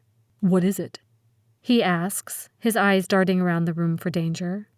I think I know where to look for them. Chapter 47. Preparing for battle. Wait, what? Drew says. I said I think I know where to look. Drew flips on the light. How do you know? Quick, before I forget. I yank the blankets off me and go to his desk. He beats me there, opens a drawer, and hands me paper and a pen. I scribble frantically. At first it's random words, then thoughts, phrases, and a couple of pictures. Drew looks over my shoulder, but gives up after a few seconds, and plops into the chair to wait. I show Drew my paper and point to the scribbles. I had a dream about the house. He looks at the paper, then shakes his head. I can't decipher any of that. You know how when you're in the middle of a fight, there's so much going on, but you're really focused on one or two things? I'm listening. That was me tonight. I was so focused on getting to that shed, I didn't process anything else. Tell me your dream, he says, standing up and taking both my hands. He guides me to his chair, has me sit, then squats next to me so we're at eye level, looking at the chaos written on the pages. I take a deep breath, then close my eyes. When Manny and I drove up, there was nothing unusual about the house, but there was a funky smell. At first, I thought it was a skunk or something. In the distance, past the backyard, there were lights. I didn't think anything of it because I was so caught up in whether Manny was going to kiss me. I blush and crack an eye open. Drew's lips tighten, but he says nothing, so I continue. The people at the house ambushed me. They may have been at the house for some other reason, though. Drew's face clouds. This isn't Madison? I know Madison is rotten, but do you think she can make everyone disappear all by herself? Maybe she enlisted the help of her father. Then how would she have known about Sarah, the secret surveillance room, and how to hack the agency's system? Do you think Randy would have told her? Or Mac? She's good, but she's not that good. Drew nods. Then why were they there? They were looking for something, but they didn't ransack the house. I say, also not typical for Madison. It's like she wants the world to know she's been there, And these people didn't want anyone to know they'd been there. Drew says. It must also be why they tried to catch me. They may have thought I saw them. Drew rocks back on his heels, then runs his hands through his hair. Then what about the surveillance room? Why did they ransack that? Maybe whatever they were doing, the agency discovered it. These guys were trying to get rid of evidence, and anyone who may have seen the footage. Drew chews on his bottom lip. We've got to go back to the house. Check the surveillance room again and see if we missed anything. Then check out the woods. I check my phone. It's 3:30 in the morning. Any word from Randy yet? Drew asks. Nothing. I shoot off another text, just in case. That's not like him. Yeah, and how does he fit into all this? Was he at the house when this all went down? Did they know about him ahead of time and find him someplace else? I sigh and stand up. I feel like I'm missing something. But at least we have a jumping-off point. Let's start with that. Maybe we'll get lucky. Drew presses his lips together. Time to gear up. Gear up? Yup. You didn't think Randy sent us here with just new clothes and bubblegum, did you? Drew opens his laptop, clicks on a folder, and punches a complex code. Next, he opens the second drawer in his desk, moves aside a couple papers, and pushes a nearly non-existent button toward the back of the drawer. The laptop emits a red beam from the camera lens, scanning his face. He says something in Latin, and a brick wall next to the desk rotates, creating an opening to another room. It's all very James Bond-esque. Drew inclines his head toward the opening in the wall. Follow me. This is what you meant by a little more security? I ask, as the brick wall closes behind us. I blink, adjusting to the brightly lit room. On one side, monitors display video from several surveillance cameras. Some screens I recognize, several perspectives of his apartment, both inside and out, the front of Rachel's home, the school courtyard where we eat, etc. There are several more feeds of an unknown house. Where's that? I ask, pointing to the mystery house. Madison's place. Oh, that makes sense. On the opposite wall is a large desk with a keyboard and 5 more monitors. 2 of them seem to have wavelengths dancing across them. Another is running a program, rapidly scrolling through thousands of files. The 4th and 5th screens are blank. What are those? I ask, pointing to the wavelengths. Recordings of people talking. One is me, the other is Madison. I focus on the monitors. He clears his throat and a line jumps. The lines create a fingerprint of the person's voice, so we can pinpoint it later in other conversations and recordings.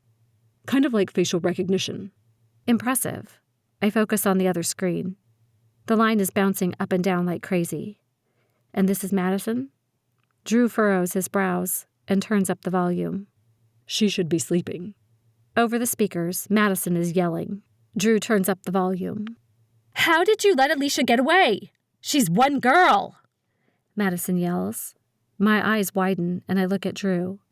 So much for this not being Madison, I whisper. He looks as shocked as I feel. Find her. Daddy wants to know what she knows about the operation. I don't care how late it is. Find her. And send someone out to the trailer to see what the others know. How far away is she from here? Can we follow them to find out where the trailer is? I ask Drew. He shakes his head. About 10 minutes. There's no way we can get to her house before they leave. He watches the video feeds of her house. Maybe we can see which direction they go. Drew watches the monitors, but there's no activity outside. Is she on the phone? I ask. Maybe. Madison's monitor dances again. I lean forward. This couldn't have been worse timing, Daddy. I was going to make tonight with Drew special, and now it's all screwed up. I raise my eyebrows. I think she likes you. Daddy, Madison says, sounding horrified. No, I won't let you do this. You're not being fair. Work always gets in the way of my fun. Madison gasps. Don't you dare. Give me one more day with Drew. I'll find out what he knows. There's a pause, as if Madison is listening to something on the other end of the phone. Or what? Madison says. Don't threaten me. I've done your dirty work. I've done everything you asked.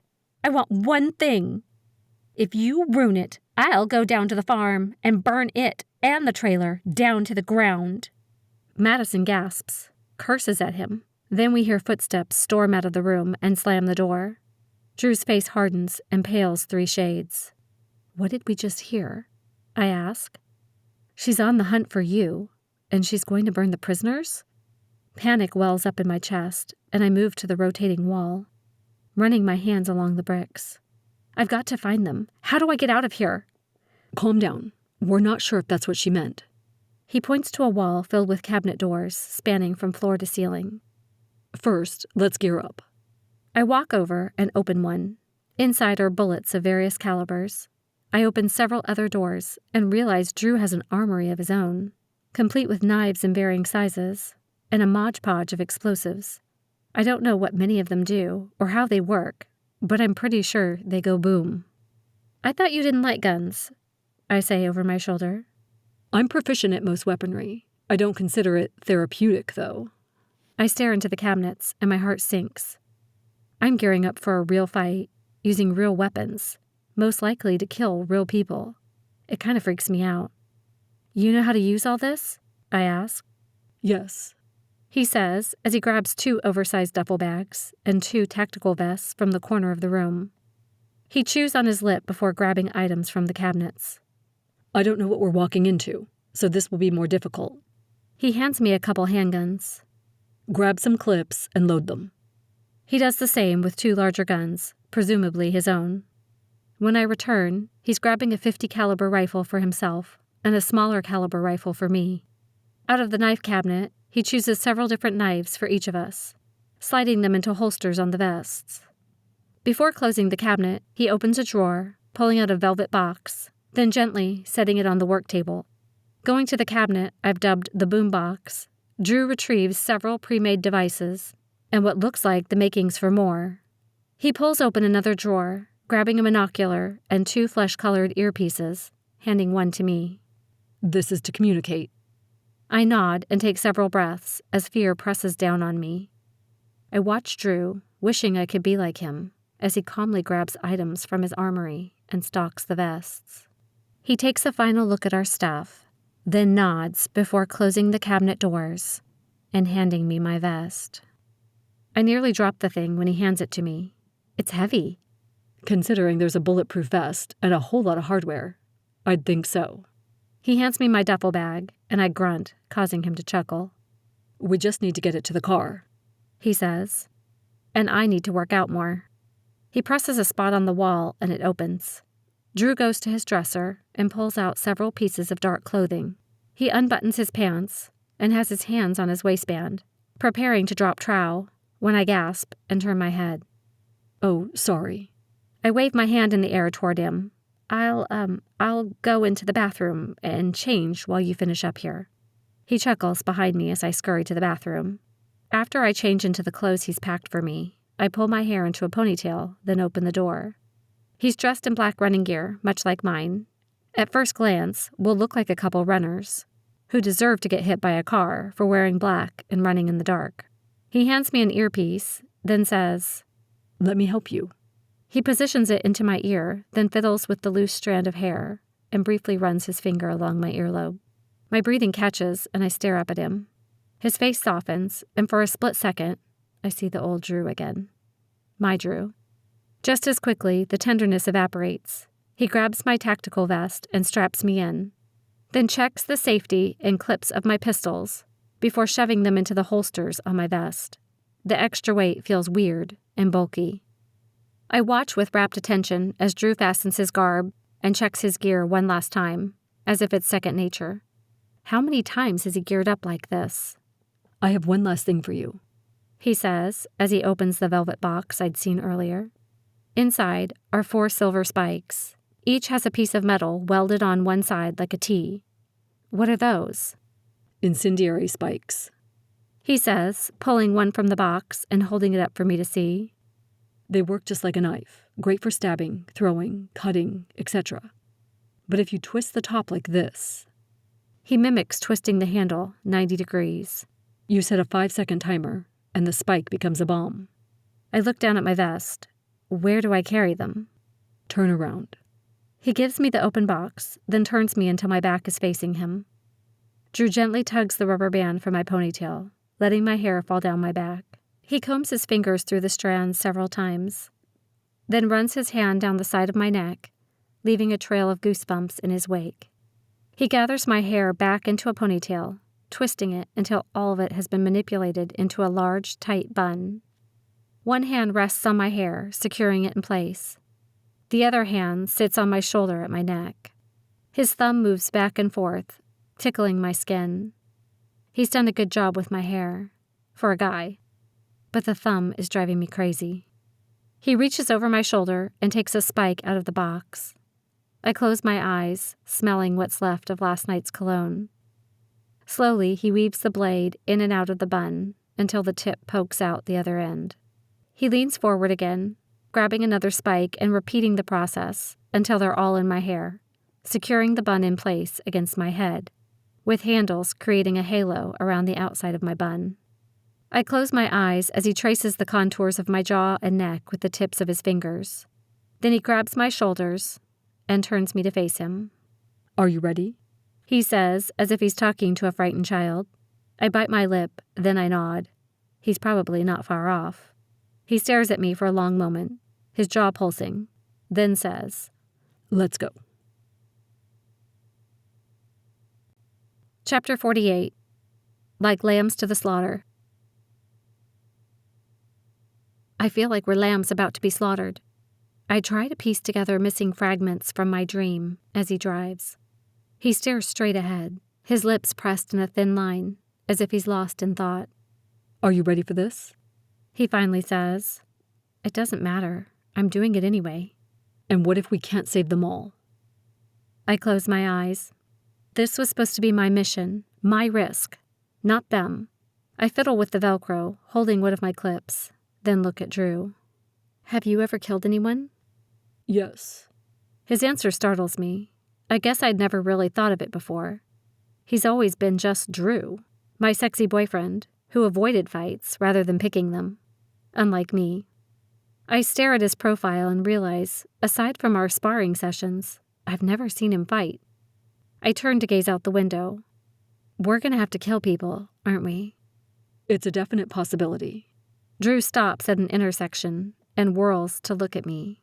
His eyes are wild and desperate. Please don't do this. Let me go on my own. Why? Do you think I can't do it? That's not it at all.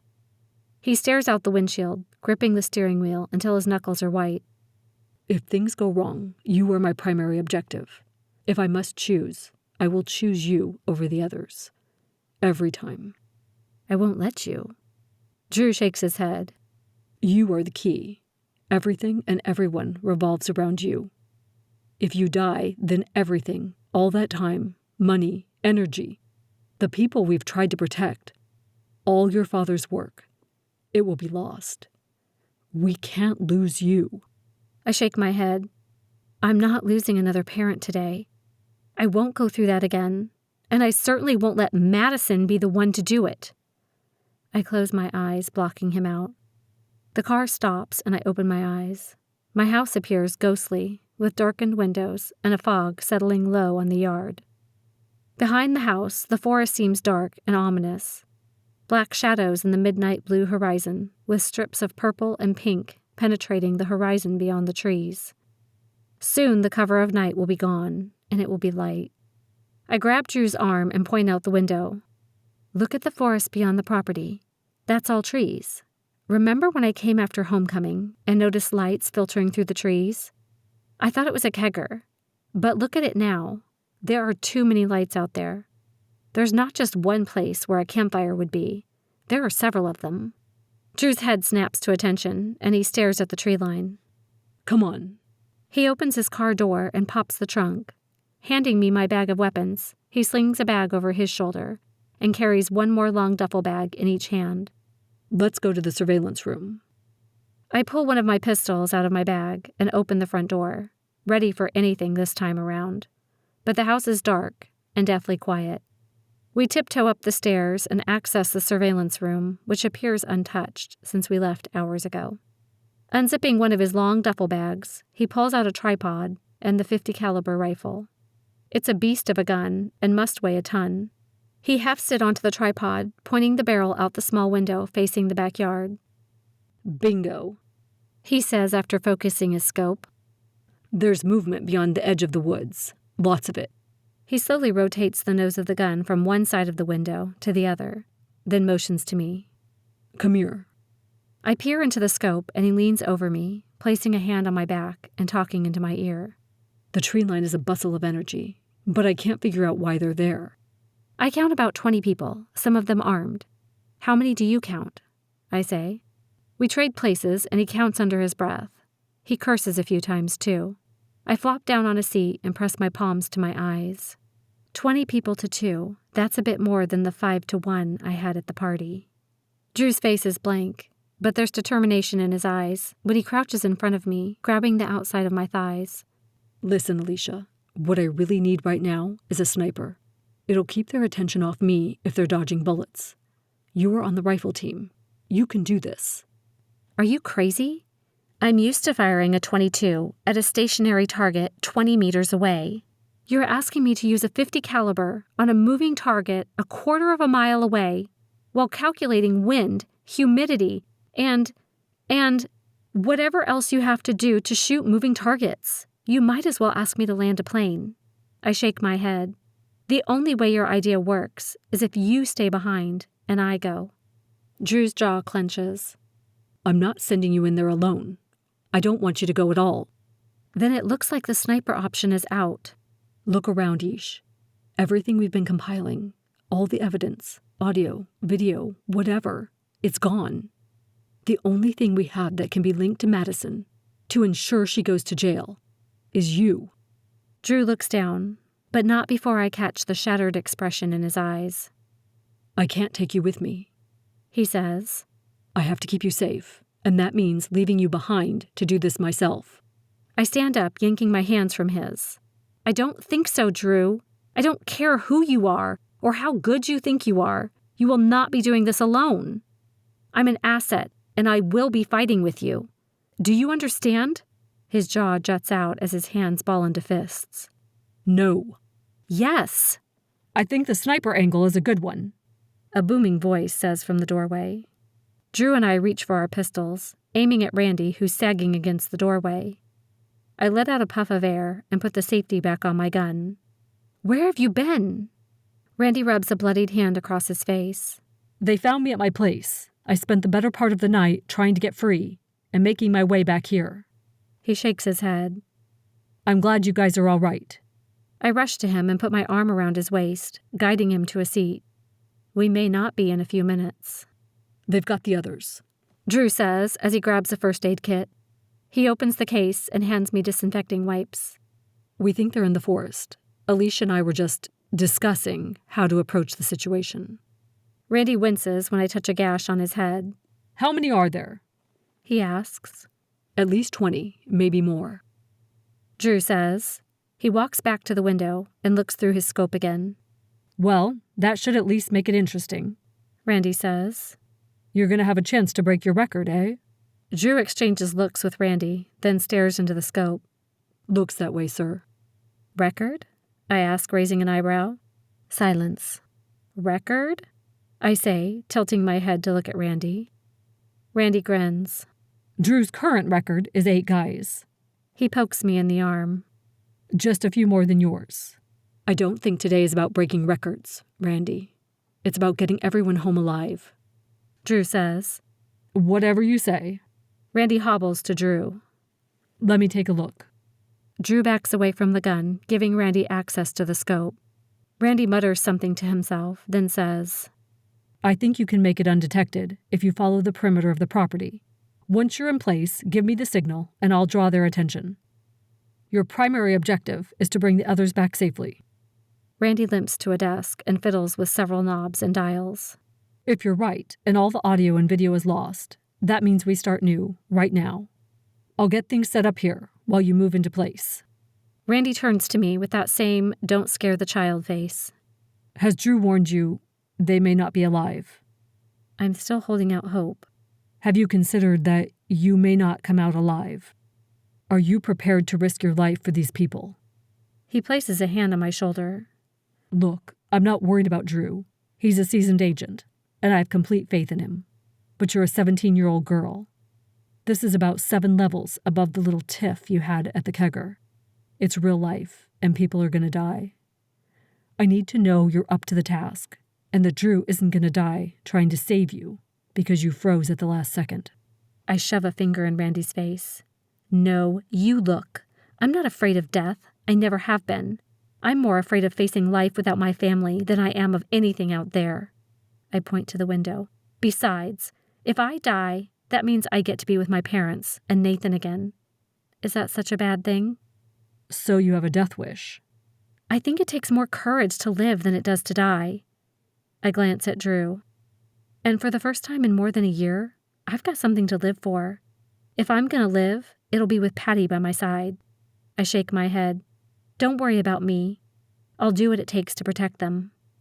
Okay. Then I wish you the best of luck. He looks at Drew. You ready?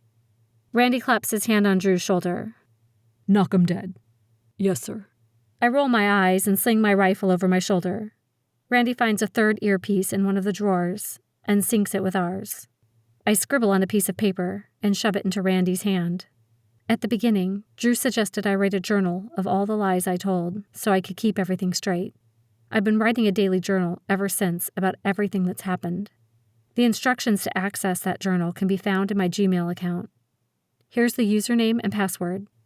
I don't have this information written anywhere, so if you lose it, or if I die, there will be no finding it again. Randy grins. You are your father's daughter. Thank you, I say, before turning to Drew. He nods to Randy, then we leave, ready to do battle. Chapter 49. Day of Reckoning. The closer we get to the forest, the louder the commotion. Several electrical cords, obscured by long grass and camouflage, snake into the forest from our property. At the forest line, we fall to our bellies and hide in the meadow. Drew retrieves a monocular from his bag and scans the forest again. I sniff the air. What's that smell? I thought it was skunk last night, but now that it's stronger. I make a face. It's disgusting, whatever it is. Drew whispers to Randy. Looks like they're growing marijuana. There's acres and acres of it out here. It's the most organized and sophisticated farm I've seen yet. Drew leans over me and points into the air several feet above us. That's why we haven't noticed them before. There's a massive wall of camo netting strung along the trees to conceal this place. Behind the netting is something akin to a small city of workers, harvesting acres of large marijuana plants as fast as they can. Heat lamps cast a blue light onto the area, and irrigation pipes run between each row, watering plants easily taller than I am. Trash litters the perimeter, mingled with jugs of fertilizer. It reminds me of a tent city of transients, with their filth strewn about. The workers use machetes to cut the plants at their base, then load them into truck beds, while several armed men yell from their posts. That must have been what Madison was threatening to burn down, I say, gesturing to the plants. On the other end of the clearing is a trailer. A man steps out of the trailer, with blood on his white shirt, and wiping his hands. I tap Drew's shoulder and point to him and the trailer. I'll bet that's where everyone is. He nods. It's a place to start. How many people are we looking at? Randy asks through the earpiece. I'd guess 20 to 25 armed and another 30 or 40 unarmed. What are the chances we can call the DEA and have them come out? The guards will have too much advance notice. They'd be gone before the DEA got here. So that leaves us. I'm afraid so, my friend. You know what you need to do. Give me a look-see, and I'll do what I can from here. Drew turns to me, then closes his eyes and takes a deep breath. This is a suicide mission, Aleasha. We're severely outnumbered, and there are too many unknowns. Look at me, I hiss, grabbing his face with my hands. He opens his eyes, and I smile, inexplicably calm. We got this, babe. You have guns. I have guns. What could possibly go wrong? Drew's brows shoot up, and I grin. If I die, it's with no regrets. I got to meet you, to love you, to be loved by you, right here, right now, fighting for what's right, And to save our family? There's no better reason to die. I drop my hands from his face and grab his hands. We're doing the right thing, Drew. Now is not the time to fear. Now is the time to be calm and have courage. Drew takes a cleansing breath and his shoulders relax. Crazy girl. He mutters, then kisses my forehead. So what do we need to do to save our people? I say. That look of determination is back again. Drew glances around, then points to the poles. We've got to find a way to get that camo down so Randy can see. Next, we need to get to the trailer and get inside. We don't even know if our people are in there. If they are, we got to get them out. If they aren't, we pull back and call the cops to clean up this mess. I nod. How do we get the netting down? He holds up some incendiary devices, wagging his brows. Perfect. See? We've got this. I glance around the complex. How do we get our people out of here? There's no cover if we go through the yard. Drew's brows knit together, then he points to an old Chevy pickup near the trailer. We're going to steal that. The explosions will get their attention. You do suppression fire, while I run to the other side and set the second charge. Once the first side falls, Randy can help. I'll run to the trailer, grab our people, hotwire the truck, and go through the backyard to the house. Drew points to a path from the trailer through the backyard to the side of the house. Randy will keep them pinned till we're safely home. There's only one problem with that plan, Randy says. What? Drew and I say together. You strand Aleasha while you drive away. Drew's face drains of color, and his eyes dart back to the trailer. I can't send her in there blind. There's too much risk. Well, then I guess it helps that I'm a track star, doesn't it? I nudge Drew's shoulder. Randy and I will take care of the baddies. Then I'll hightail it back to the house. I nudge him again. I bet I get a new personal record. That would work, except... It'll work, I say over Randy. We're running out of time. Let's get this done so we can go home and take a nap. Drew smiles briefly, then fear resurfaces in his eyes. I brush a curl off his forehead. It's like a run in the park. That went so well for you last time, he says. We kiss, pausing for a moment before letting go and pressing our foreheads together. I don't think my stomach could churn more if I were in a barrel falling down Niagara Falls. I breathe in his scent, memorizing this moment, then put on a brave face. When this is done, we're going to talk about this other woman you've been seeing. I'm getting tired of sharing you.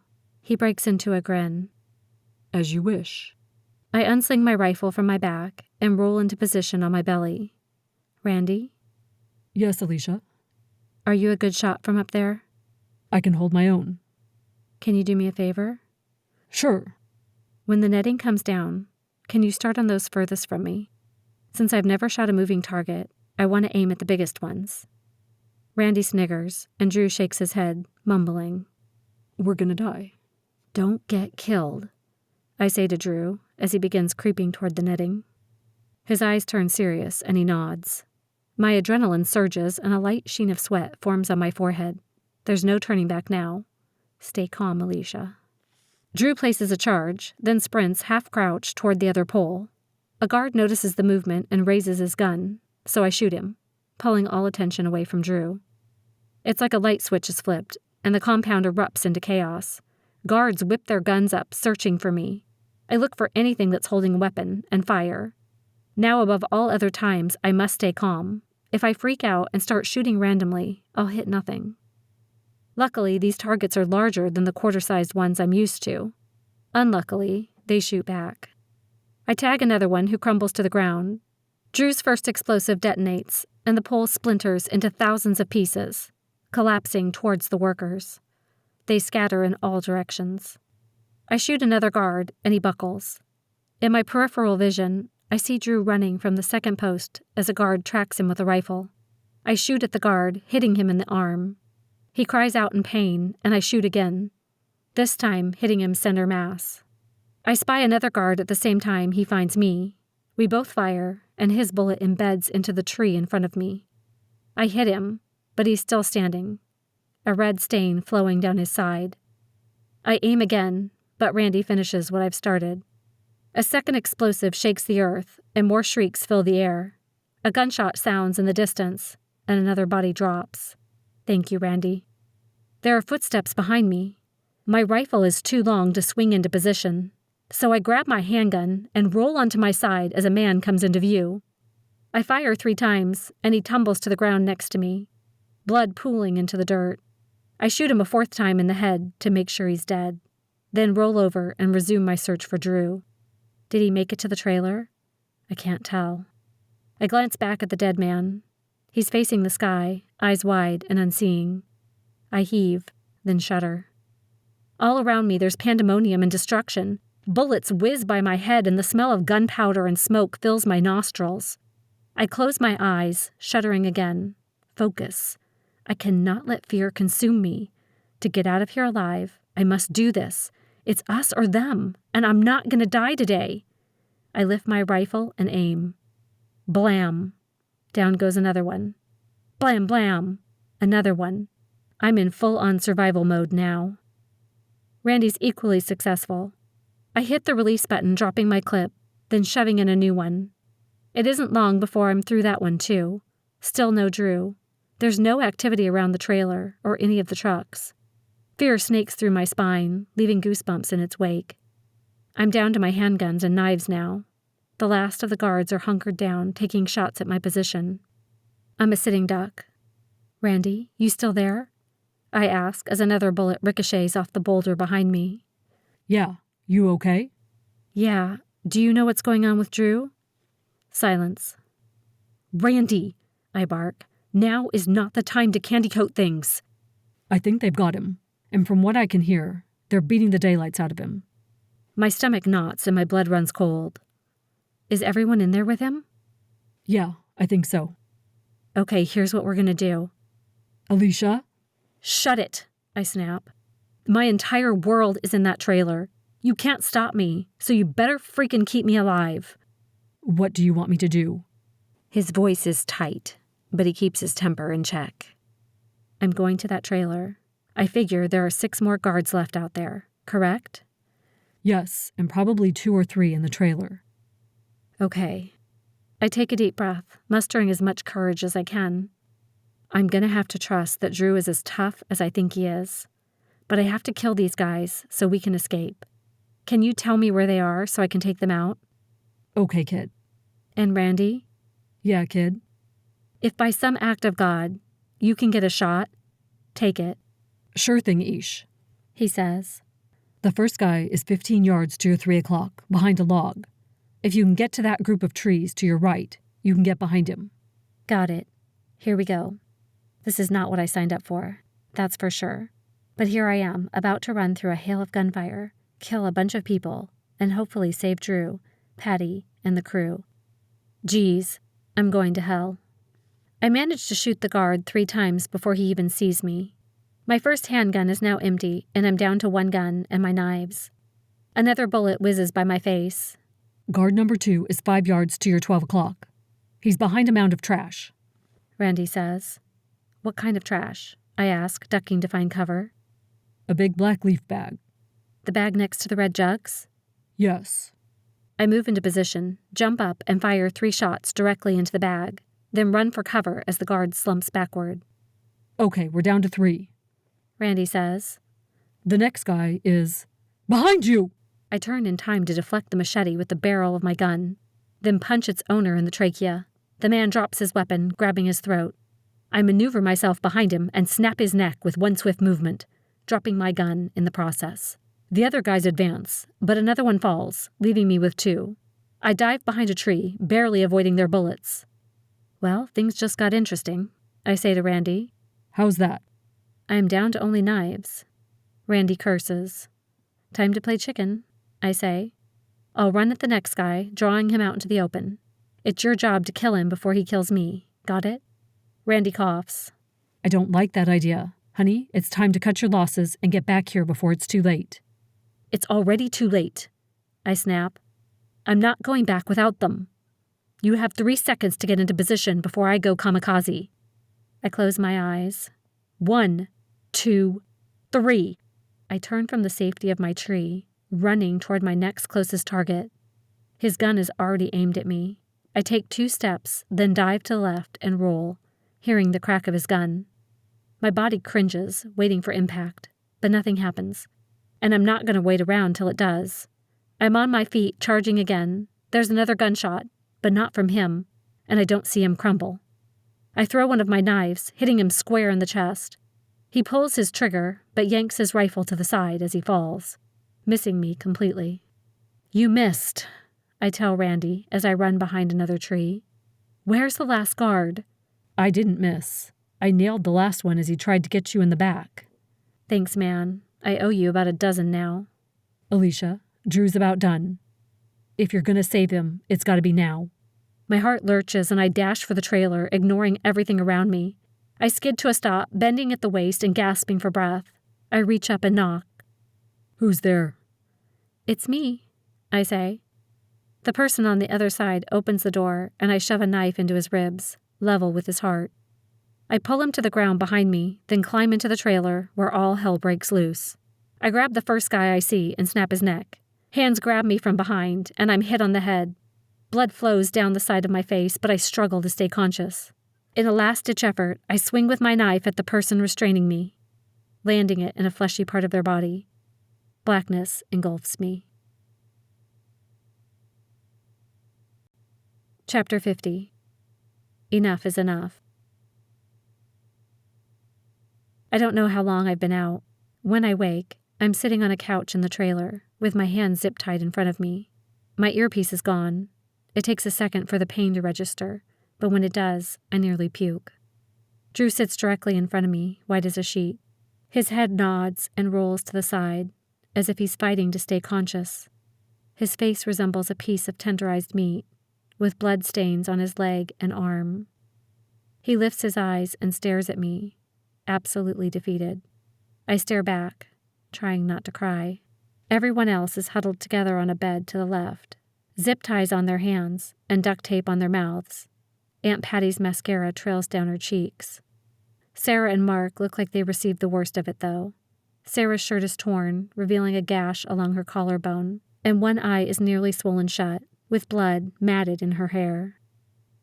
Mark's temple drips blood down the side of his face and onto his shoulder. One eye is swollen shut, and his nose looks broken, but he looks more pissed than hurt. On the upside, everyone else is alive. Barely. Look at me! A hand slaps me alongside my face, making my cheek burn. I wince and turn to stare at a small man in his early 50s, with leathery skin. What's left of his teeth are a funky shade of yellow, and his shirt is spattered with blood. My eyes dart around the trailer again, this time counting the enemy. Aside from the old man, there's one guy near the entrance, with blood pooling on the ground under his lifeless body. More is smeared all over the entrance, like the scene from a horror flick. A younger man stands near the sleeping area with his back to the others. 2. I can work with that. The old man smacks me again, splitting my lip. My tongue licks the cut, sampling the metallic taste. I clench my jaw, resisting the urge to yell. I gotta find a way to slow this beating. Look at me! He bellows again. I'm the only thing between you and a very painful death. I stare at him, blinking several times, then cower as if afraid. Who are you? Why are you here? He asks. I was hiking the trails with my boyfriend and got lost. He growls and slaps me a third time, causing my head to whip to the side and my ears to ring. Patty starts to cry, but I do my best to ignore her. Tell me the truth, or your boyfriend won't recognize you when I'm done. I close my eyes and allow a tear to stream down my cheek. One more chance, Missy. Who are you, and why are you here? I cringe, waiting for another blow. Why don't you ask Madison? With a grunt, he straightens and walks to the door. He says something to someone outside, then closes the door. When he returns, he leans against a wall and folds his arms over his chest, glaring at me. I try to ignore him, instead searching the trailer for anything I can use as a weapon, anything that will get us out of this trailer alive. I scroll through a mental list of items on my person. Everything overtly dangerous has already been removed, except I study the old guy. He seems like someone who thrives on fear and will enjoy hearing me scream. I can use that to my advantage. Gravel crunches under tires, coupled with the low rumble of an engine. The car stops and a door slams, followed by a knock on the trailer door. and Madison's voice. "It's me." I smirk at the man, and he scowls, raising his hand as if to strike again. I huff, which is rewarded with another slap, and more blood. Geez, he hits hard. The man turns to watch Madison climb the steps into the crowded trailer, wearing a deep blue dress and perfect makeup. She glances around the trailer and frowns at Drew. I'm not sure if it's because he's here, or if it's because her henchman has messed up his face. She looks away as if he means nothing to her, then steps in front of me and flashes a smile fit for the devil himself. "Aleasha, it's good to see you." "I'm sorry, do I know you?" She smacks me across the face, forcing my head to the side. I wince, and she grins. I spit more blood out of my mouth, hitting her shoe. "You hit like a girl." She motions to the older man, and he grins, then wallops me with a closed fist. Yeah, I felt that one. Patty whimpers from the bed. Drew presses his eyes closed. "Why are you here?" Madison asks. "I'm here on behalf of Stacy Taylor, Audrey Reynolds, Haley Harrison, Gabby Collins, and Donovan James." Her eyes narrow to slits, and a sneer spreads over her lips. "What? You didn't think you were special, did you? Did you think you were the only one I like to bother?" "Is that what you call it? Bothering?" I say, reaching up to wipe at the blood running from my nose and into my mouth. I don't think taking pictures of a girl changing in the locker room, or breaking a guy's legs, or torturing the family pet is what I'd call bothering. It's more like terrorizing, and it's most definitely criminal. "What are you going to do about it? You're all tied up with no one to save you." She turns to Drew, then shakes her head, clicking her tongue. "Even your boyfriend can't help you now. He needs a little saving himself."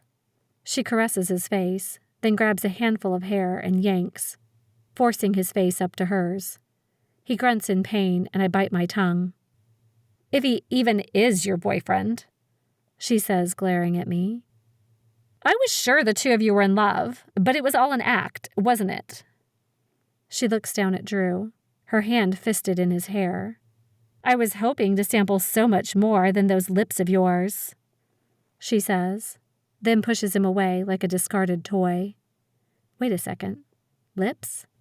That's as far as she got? "What are you going to do to us?" I ask. "Daddy's been going over all your files to find out what you've been up to. He's almost done, and he's not happy." She points to the group on the bed. "He wants more time with them to see who else knows about us." Aunt Patty's eyes widen and dart from me to Drew. Then she bursts into more tears. Mark's jaw clenches, and a general disquiet moves through the group. I make eye contact with Sarah, then glance at the man guarding her group, and back to her. She looks at him, then back to me, and gives the slightest of nods. Madison lightly pats my cheek, drawing my eyes back to her, then smiles like a cat who cornered a mouse. "But Daddy said I can do whatever I want to you." She snaps her fingers at the older man. "Grab these two. I want to take them back to the house for some fun." Madison steps to the side to make room for the old man, and he stalks toward me, sneering. I snarl and spit blood in his face. He stiffens, wipes his cheek with the back of his hand, and then charges me, bellowing obscenities. Madison steps back into the doorwell, grinning. The old man grabs me by the scruff of my shirt and pulls me to my feet at the same time I bear down on my zip ties. I grunt as they cut into my wrists, finally breaking. I headbutt the man, then pull 2 spikes out of my hair, flinging one at the guard standing near the others. I shove the other spike into the old man, who has released my shirt and is grabbing his face, then turn the spike 90 degrees. His eyes widen and mouth opens. I twist his body to face Madison, then kick him in the back as hard as I can, yelling, "Bomb!" as I dive on top of Drew to protect him from the blast. The sound is deafening, and the trailer seems to explode around us. And just like that, the Wicked Witch is dead. Searing pain rips into my back from debris lodged in my torso, but I ignore it. My ears are ringing, and I cough, waving my hand in front of my face to clear the smoke. The walls and flooring where Madison and Hector had been standing are replaced by a gaping hole. The other guard is slumped over a table, and Sarah is cutting the others free. I pull another spike from my hair and attack Drew's restraints, but he barely acknowledges me. I look down and curse. The entire back of his shirt is saturated with blood. They didn't beat the fight out of him. He's nearly dead from blood loss. I look around, ignoring the taste of sulfur on my tongue and smell of gunpowder. With the new explosion, people are converging on us. Sarah, get everyone to the truck. Mark grabs Patty by the waist to help her walk, and I hoist Drew into a fireman carry and then into the bed of the truck. Sarah jumps in the driver's seat and hotwires the truck, while everyone else piles in around Drew. Patty applies pressure to Drew's chest, and I search for something to fight with. There's nothing, and I only have one spike left. Get them out of here, Mark barks, and Sarah punches the gas. The truck speeds away, spitting dirt out from behind the wheels, and nearly plowing over a couple people in her path. My stomach clenches. I count me and Mark against 8 men. In an instant, we're surrounded. The first guy comes at me with a knife. I dodge, grab his arm, and pull him off balance, striking his face. Using Randy's moves, I disarm the man, stab, then push him to the ground. I'm grabbed from behind, so I punch the groin, causing his grip to loosen, then turn and finish him. 2 more people approach simultaneously. I sprint to a tree with the man close behind, then stride up the trunk, push off with the foot, and twist in the air, kicking a man in the face and into unconsciousness. His partner crumbles to the ground, with blood oozing out of a bullet wound. Randy's handiwork, I'm sure. I look for Mark. He's standing with 4 more guys, heaped on the ground around him. I plant my hands on my hips, gasping for breath. He cracks a smile, then strides toward me. I glance toward the house. The stolen truck is parked on the side. Can we go home now? I ask Mark, and he smiles. Let's go check on the others. Chapter 51. On Death's Door. Randy meets us at the front door. He looks like he's aged 15 years. I begin to shake. I've seen that look before. It's the same look they gave me when I was told my parents and brother were dead. Randy places a hand on my shoulder. Honey, it's Drew. We're having a hard time getting a pulse. Sarah kept him going till the ambulance got here, but the trauma may have been too much. I tried to sidestep Randy to look for Drew. Where is he? They're in the foyer. I shove past him and into a new kind of chaos. My mouth drops and my legs buckle. Mark catches me and hollers for a blanket, wrapping it around me. Tears stream down my face as I stare at the horror in front of me. Clear, the EMT says, and the other pull their hands from Drew's body. The man places 2 paddles on Drew's chest and his body convulses. All eyes turn to the heart monitor and the flat line jumps, followed by a beeping sound. The others resume their work as the man says, Let's go before we lose him again. They raise the bed and push Drew toward the ambulance. I grab a paramedic by the arm. Can I come with you? He glances at Randy, then gestures to the passenger seat. You can ride in the front if you'd like. He looks me up and down, furrowing his brows. You need to be looked at, too. We can worry about that at the hospital. I climb into the passenger seat, and he hits the sirens, then speeds down the drive. Twice, the back erupts into organized chaos, but the sirens are too loud to discern what's going on. At the hospital, the EMTs roll Drew's bed to the emergency room. I try to follow, but I'm stopped by the driver. I'm sorry, but you can't follow. He guides me to a seat and says, Besides, we need to treat you too. I glance at the EMT's name tag. Ben, I need to be there for him. What if Drew wakes up, or worse, dies? What's your name? He asks, his eyes gentle and calm. Aleasha. Aleasha, the best thing you can do for your friend is to take care of yourself. He doesn't want you in pain any more than you want him in that room. He gestures with his arm. Come on, let's get you taken care of. I stare into his blue eyes, completely helpless. I do not like this feeling. All my life, I've been taught to fix or change the things I don't like. I can't do that this time. I follow Ben to a nurse who takes us to our own room. I turn to the nurse and say, Drew, my family, I need to know if they're okay. I'll see what I can find out. Ben says, then leaves me alone with the nurse. She hands me a gown. Do you think you can change into this? I don't know. I might need some help. I touch my face. There's blood on my hands when I pull them away. One of my eyes feels puffy. My hair is matted and wet, and a single spike stubbornly holds what's left of my bun into place. My entire back screams at me. The nurse leaves, returning with a pair of scissors, then has me straddle a chair. Hold still. Slowly, she cuts my shredded shirt off my back, then instructs me to put on the gown with my back exposed. I gingerly do as I'm told, studying the shredded material on the counter. It's riddled with dirt and singe marks from burning debris. Is that my blood on the shirt? Or someone else's? 2 more nurses bring a metal tray, filled with needles and several large tweezer-like contraptions that could easily be considered tools of torture. They audit my body for injuries, then insert an IV. We're going to give you something to help with the pain, and you'll need a shot for infection, the brunette says. I nod, then lay on my stomach. My back feels like acid has been poured all over it. Anything to numb the pain is fine with me. I lose count of how long it takes and how many pieces they dig out of my body, cleaning, stitching, and bandaging the larger wounds as they go. By the time they're finished, the throbbing is dulled. Ben enters as they roll the cart from the room. I checked on your family. Most of them have been discharged.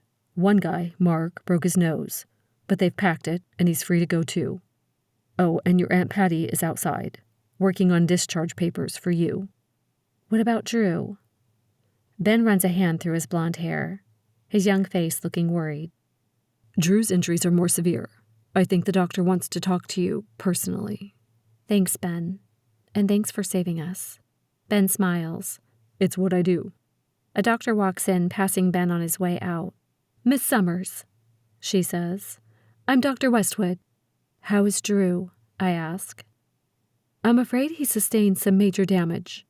He was shot in one leg and stabbed in the side. The beating broke some bones, caused internal bleeding and a concussion. Any one of the injuries could have killed him, and he has them all. Dr. Westwood frowns. He nearly bled to death getting to us. We've given him several liters of blood and think we have him stabilized. He's recovering now. She rubs the back of her neck. He's by no means out of the woods, though. Let's hope he's a fighter. Thank you for everything, I say, wiping my eyes. The doctor nods, passing Patty on the way out. Aleasha, oh, sweetie. Patty reaches out to touch me, but pulls away. Are you okay? I'm in one piece, so that's a bonus. How about you? I'm more scared than anything, she says. I'm here to break you out. Really? Yes. Drew just got out of surgery, and I thought you'd want to be there when he wakes up. Yes. Drew's unconscious and hooked to several machines when he's rolled back to his room. He looks like he's been hit by a bus. A large, angry bus. The tiny room is already crowded with the crew from the agency when I arrive in my hospital gown and a borrowed housecoat. How are you feeling? Randy says as he drapes his arm over my shoulder. I yelp, and he pulls his arm away, wincing. Sorry. I'll survive, I say, forcing a smile. I'll gladly take that. I glance at Drew, and Randy clears his throat. I hear the cafeteria food here is really good. Why don't we all get a bite to eat? Several voices murmur in agreement. Then the room slowly clears. I drag a chair closer to Drew's bed. My fingers hover above a swollen eye, but pull away. Did I wait too long to come for him? What were they doing to him in that trailer? I hold his hand in mine, feeling the warmth of his skin. Tears fall unchecked as I imagine all the terrible things that may have happened. Drew, I say, my voice thick with emotion. Please don't leave me. I love you. You are my family now. I bite my lip to hold back a sob. Yes, you showed up earlier than I expected, but no one's as perfect for me as you. I smile, remembering the first time we met. You are it. You've always been it, and it will always be you. I touch a lock of his brown curly hair, gently smoothing it off his face. Please, Drew, don't let this be the end of our story. Let it be the first chapter. My throat tightens and tears sting my eyes, until I break down and bawl by his side, until I eventually fall asleep against him. When I wake, his hand is resting on my head, but his eyes are still closed. Did he wake and I missed it? I rub my eyes, then stretch, wincing as pain shoots through my back and arms. It's dark outside. The clock says it's 8:30. Randy walks in a few minutes later. I'm in front of the mirror, trying to wash off leftover blood and dirt. "Hey," he says from behind me. "How are you doing?" I'm exhausted, and my body is screaming, but I'm alive. We're alive. "You did awesome today, kid." Thanks. I flash a weak smile. What was the outcome of today? Randy shakes his head. "Do you ever stop working?" It's not in my nature. His lips tug into a smile, bringing life to his haggard face. I wonder how long it's been since he's slept. Randy plops into a chair, scrubbing a hand down his features. "Drew was ambushed in the trailer. You were on the outside, dealing with everyone else, and it looked like we were screwed." Randy shakes his head. "Who knew you'd be so good at kicking butt? After you got free, I called the police and ambulances, then called my boss, and had them round up Madison's dad. Apparently, they'd been stealing power from your house long before we bought it, bypassing the electrical meters. Mark stumbled over their cables while doing a perimeter check and went to investigate. It escalated from there. He never had a chance." Randy leans forward and wags his finger at me. "Then you went all crazy-like, single-handedly saving everyone and blowing up Madison. I'm glad you're on my side." I recall getting a little help from a certain cantankerous old coot who refused to die, I say, arching a brow. He rolls his eyes, then takes off his jacket, handing it to me. "Why don't you go home? I'll stay with Drew until you come back." Are you sure? What about your family? "They think I'm on an extended business trip, learning a new software program." I don his coat, pushing the sleeves up my arms to expose my hands. Thanks. Randy nods. "Oh, and Aleasha?" Yes?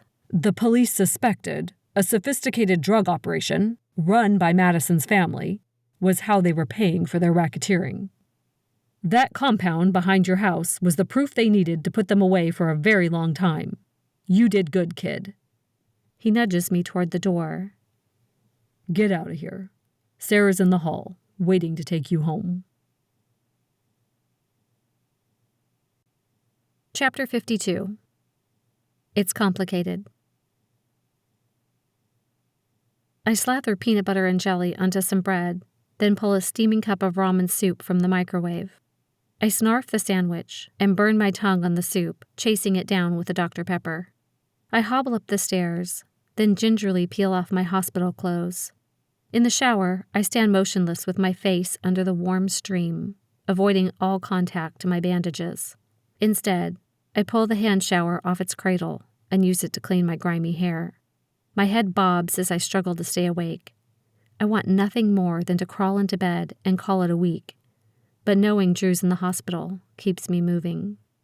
With my hair in a bun, I slip into a backless maxi dress, step into a pair of flip-flops, and consider myself done. I borrow Patty's car keys and gingerly slide into the driver's seat, wishing I'd taken something for the pain. I lean forward, avoiding the backrest, then place the car into reverse, only to stomp on the brakes when my Hummer pulls in behind me, all the dirt from our trip to the mountains washed off the paint.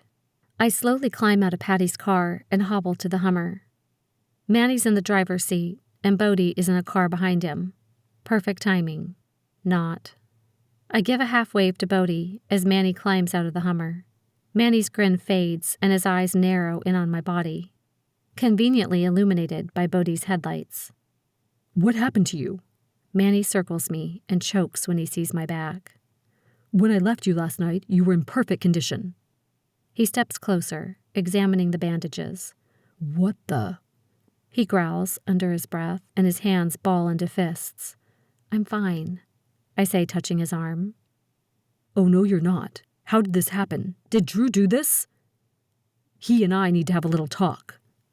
Manny looks around as if expecting Drew to appear out of the darkness. Settle down, Tiger. Come inside and we can talk. I'll take you home when we're done. Manny speaks to Bodhi for a second, and we watch him drive away before Manny turns on me. What the hell happened to you? It's not what you think, I say, backing toward the front door. Come inside and we'll talk. Oh, we'll talk all right. He follows me inside, and I motion to a couch in the living room. Have a seat. I delicately lower myself onto the cushion next to him.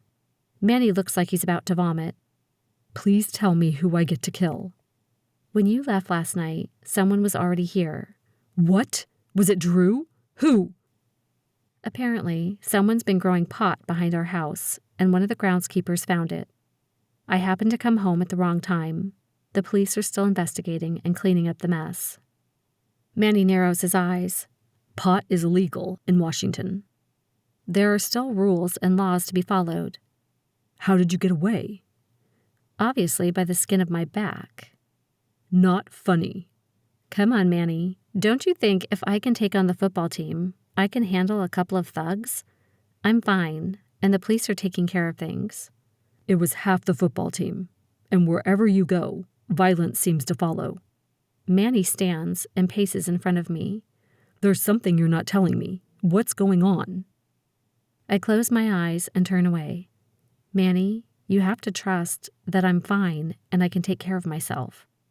He grabs my chin, turning me until I look at him. I'm not going to trust you're fine if you keep trying to protect an abusive ex-boyfriend. Is that what you think? Drew's beating me? Well, yeah. It's the only possible explanation for having bruises all the time. This is not normal. Drew saved me, I whisper. He's the reason I'm alive, and now he's in the hospital fighting for his life. Manny holds up a hand. You called him instead of me. Yes. Why not me? I was here. I'm sorry. I reach out to touch him, but he pulls away. Manny, the relationship Drew and I have is complicated. I thought you liked me. The kiss. I do like you. Our date was perfect. That was the first time since my family died I could let my hair down and be a teenager again. It was unforgettable. But when it comes down to it, I'm still with Drew. I like you, but I love him. I'm sorry. I bite my lip, wishing there was something I could do, but there's not. I'm the reason Manny's hurting. I let him kiss me, and I liked it. We both did. We drive back to Manny's home in silence. He spends the whole time silently scowling out the window. He steps out of the car, and I say, "See you at school?" Yeah, sure. He shoves his hands into his pocket, then slowly walks to his front door and closes it behind him. Chapter 53. Confessions. Drew smiles when I walk into his hospital room. He looks higher than a kite, but it's still nice to know I'm wanted. It's about freaking time, I say, breaking into a grin. How much longer were you planning on napping, huh? It was only a couple days. Besides, he nods at Randy. After his little gift, the devil himself couldn't keep me down. Gift? Drew touches his tablet, and my voice spills through the speakers. Please don't leave me. I love you. You're my family now. A jolt of recognition runs through me, and I whip around to glare at Randy. Where did you get that? I gave it to him, Randy says. We record everything, remember? That was private. I didn't mean to listen. I just stumbled upon it in the comms room. I stare at Randy, my mouth opening and closing like a fish out of water. He sighs. I'm sorry I upset you, but I'm not sorry I did it. I'd do it again in a heartbeat. I lost my wife because I didn't say anything to her, and I won't let that happen to you. Now you two kiss and make up. That's an order. He winks, then exits, leaving Drew and I staring at one another. Drew holds out his hand, and I give it to him, staring at the IV and tubes sticking out of his arm. I thought we were going to die, he says, squeezing my hand. The fact that either of us survived is a miracle. He looks at me, and there's tears in his eyes. I want to reach over and kiss his pain away, but he keeps talking. When I left you behind that tree, with just a rifle and a couple pistols, I knew I'd never see you again. I was petrified. I was scared I'd die, you'd die, that it would be a painful death for both of us. I got shot at the second post, but knew you were depending on me to get your family. So I limped to the trailer and went inside. I didn't expect to come out. But for you, I had to try. They had me the second I opened the door. My mind goes back to the trailer and I sob. All that blood I'd noticed in the entryway wasn't the enemy's. It was Drew's. Shh, it's all right, he says, wiping at my tears. It was worth it. I knew if I kept them busy, they weren't after you.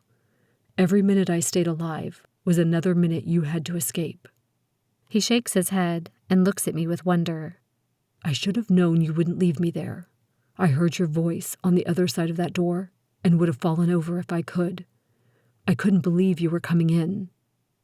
Drew's lips hardened, and he looks off into the distance. It was hell watching them beat you. I was living my worst nightmare, watching the woman I love be killed in front of me. Drew squeezes my hand. I've never seen a fighter like you, ever. You, Aleasha Summers, are the strongest woman I know. I'm proud to be part of your life, and I love you. A smile plays at his lips. You were worth it. You will always be worth it. A single tear rolls down his cheek. I wipe it away. Looking at this beautiful, beat-up, broken man, I know my life will never be the same. And I'm excited to see where that life will take us. Epilogue. Hello, Mrs. Juarez. Can Manny come out to play? Manny's little brothers and sisters peek out from behind their mother's leg and giggle. I wave, causing another eruption of laughter. Manny's mom extends an arm. Come on, Aleasha. He's just about ready to go. It's early Saturday morning, but not too early for the Juarez munchkins to be up. His mom calls to Manny, then ushers me into the living room. Manny says the police were at your house. Is everything okay?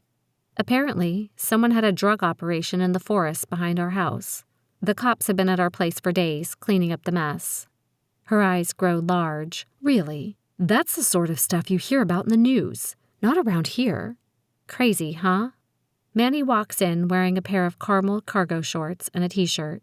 His hair falls into damp curls when he stops next to me. I smell his soap. My face lights up, and I hip bump him. Hey! More giggles erupt from behind Mrs. Juarez, and Manny blushes. Hey. I fidget, waiting for him to say or do something. Instead, he takes an interest in his shoes. After a few moments, I sigh and square my shoulders. Alrighty then. I grab Manny by the arm, pulling him toward the front door. Thank you for letting me borrow your son. I'll have him home by midnight. I call over my shoulder. Midnight? I thought we were just going to have breakfast or something. Or something. I open his Hummer door and shove him into the passenger side seat, then circle around to the driver's side and climb inside. Do you get motion sickness? I ask. No, why? Just asking. I drive to the outskirts of town, along the borders of the now barren wheat fields. Are you afraid of heights? No, why? How about flying? No. He folds his arms over his chest and turns to look at me. What's this all about? I pull into the airport parking lot. He stares at the airport sign, then at me. Aleasha? It's hard to beat a date like yours, but I thought I'd try, I say as I park in an empty spot. Where are we going? You'll know soon enough. You're not going to tell me? No. Either you can tell me or I'll check the tickets. Which is it going to be? He says. Fine. I'm taking you to my old stomping grounds. I wanted to go someplace you'd never forget. Can we hold off on the rest of the details until we get there, please? A grin washes over Manny's face. Sure. During the flight, we talk about school, homecoming, local gossip, and how Madison had mysteriously fallen off the face of the planet. There's a car waiting for us when we land. Now are you going to tell me where we're going? Manny asks as I drive away from the airport. You'll find out soon enough. I slow down at an abandoned building made of cinder blocks and broken windows. Weeds grow waist-high from cracks in the parking lot, and the compound looks like it's ready to film a zombie movie. I turn into the parking lot and pass through several buildings with shredded tarps over semi-bays and what used to be rolling garage doors.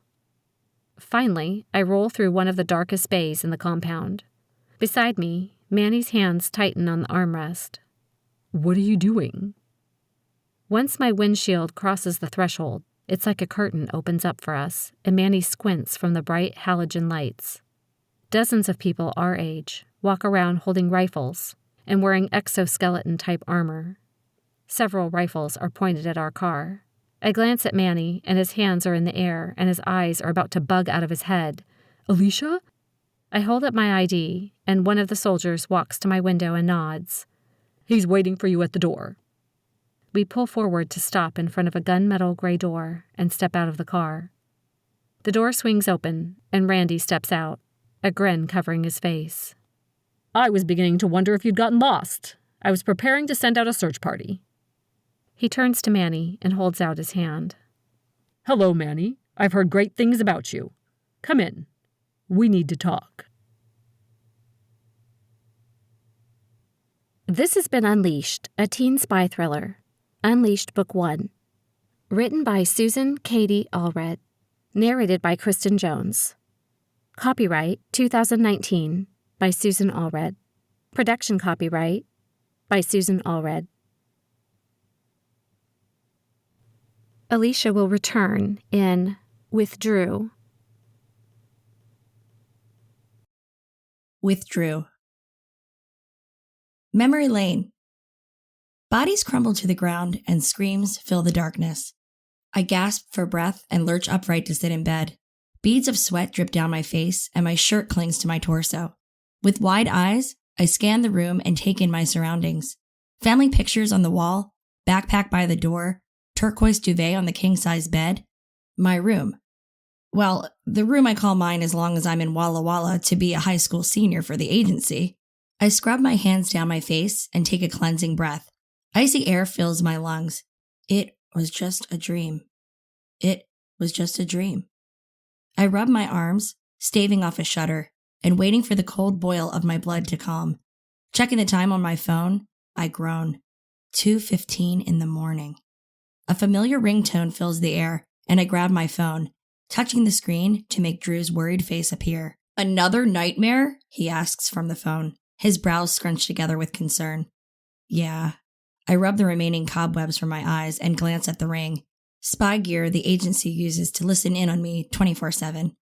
Same dream? He asks. I can't get that day out of my head. How long until these nightmares end? Every person is different. You've got to come to terms with the fact that you had to kill them. I shake my head at the screen. It's not that easy. They had mothers, wives, children. I'm the reason those families are hurting. You, of all people, should know how hard losing a parent is to a child, right or wrong. Drew closes his eyes and nods. Yes, I do, and so do you, he says, barely above a whisper. But it doesn't make your choice any less correct. You killed in self-defense. He's right, as usual. I close my eyes, feeling more exhausted than when I crawled into bed 3 hours ago. I guess I need more time. Is it too much to want to have my life back to normal? Or even just feel good about working for the agency? I glance at him. That's all I want. To not feel like some mass murderer because I'm doing this. I examine his face on the screen. Drew's emerald eyes are alert, his brown wavy hair perfectly placed, and he's in a dark button-down shirt. I narrow my eyes at my phone. Hey, it's like 5 a.m. over there. Are you getting an early start? Or are you still awake? Couldn't sleep, he admits, trying to mask a yawn with the back of his hand. So you've been listening to me sleep? Sounds a bit creeperish, if you ask me. He smiles, and his eyes crinkle at the corners. I can't help it. I miss you, and you never turn your jewelry off. I'm at the wall of windows facing the forest. It's still pitch black outside, but that doesn't stop me from imagining what happened out there, causing my stomach to tighten with dread. I glance at his face. I miss you too. The distance is freaking killing me. Loneliness, as heavy as a 100-pound kettlebell, threatens to seep in again. 5 months ago, Drew recruited me for the agency. Now, he's across the country being treated by world-class doctors and enduring intensive rehab to get back to his old fighting self. I'm left to deal with the emotional baggage of what I've done without him. How are you healing? Are you seeing any progress? I ask. I met with another doctor yesterday. The bones are almost healed, and the surgery is deemed a success. Now it's a matter of physical therapy to get me back to the person I was before. How much longer are they thinking? 4 more months of intensive therapy. They swear by the time I'm done, you'll never know I've been hurt. 4 more months? I groan. It's already been 2. I don't know if I can go 6 months without seeing you. Intellectually, I understand his need to be gone for so long, but emotionally, I'm like a caged animal without him here. There are nights when I'm literally pacing my bedroom, unsure what to do with myself. I'm a lethal weapon for Pete's sake. I have got to learn how to deal with these emotions on my own, but how am I supposed to do that without him around to talk me down? Drew has been my calming force from the moment I met him. He's always known what to say or do. Without him, my moods are choppy at best. Without him, I spend hours at a time working to the point of exhaustion, just so I can function without accidentally tearing some person's head off for the audacity to breathe. Without Drew to keep me in check, helping me see the rational side of things, I've been struggling hardcore. At least I could still talk to you from here, he says with a grin. I roll my eyes at the screen and absent-mindedly touch my earring that houses a video camera. Between the ring and the stud in my ear, I have absolutely no privacy. It's also how Drew can stalk me from across the country. Too bad it doesn't go both ways, I say, laying back against my pillows. It's lonely without you. How can you be lonely? Everyone's going in and out of the house and you're never alone. What about Sierra? Aren't you two getting along? It's not the same. I bite my lip, feeling a pang of guilt. Drew actually is alone. At least I have Aunt Patty and the crew to keep me occupied. Drew has only his therapists all day long. Aren't you lonely over there? I ask. How can I be lonely? I get to stalk you. His eyes crinkle with laughter again before he sobers. They've got me working out 4 to 6 hours a day, and I'm taking extra online courses to keep busy while I'm waiting to get better. Drew shakes his head. Apparently, the agency wants me to get another degree, as if 2 aren't enough. Yeah, well, keep that PT up and you'll be able to do the Ironman with me this summer. It'd be so much more fun if I were doing the triathlon with you. I should be so lucky, he says, making a face of disgust. How's the new recruit shaping up? Is he getting along with everyone? Has Randy Sweet talked you into taking another assignment? Manny is progressing nicely, I say, trying to be vague. Drew isn't fond of Manny, and I can't blame him. The guys have a history, and it hasn't been resolved yet. Randy hasn't been so lucky, I say, pursing my lips. Quite frankly, I'm in no hurry to start working again. The last time didn't go as planned. I shudder at the memory of Drew in the trailer where I'd found him nearly dead, along with Patty and most of the crew. Drew grunts in agreement, then says, You better get some sleep. I hear Mark plans on training you hard today. It's his idea of a pre-New Year's Eve gift, so to speak. Great, I say, rubbing my eyes. How about you? Are you going to get any sleep? Nah, sleep is highly overrated. He wrinkles his nose. Besides, I'll take a nap during your swim.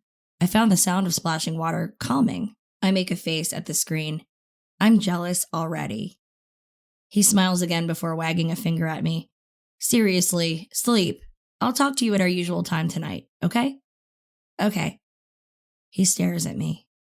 Finally, I sigh. Yeah, I'll sleep. Liar. He flashes a 1,000-watt smile. Then the screen goes blank, leaving me in the darkness of my room. You got that right, I mutter as I climb out of my giant 4-poster bed. I'm awake, and there's no getting back to sleep now. If you enjoyed this book, please rate it and go to SusanCadyAllred.com to sign up for my mailing list.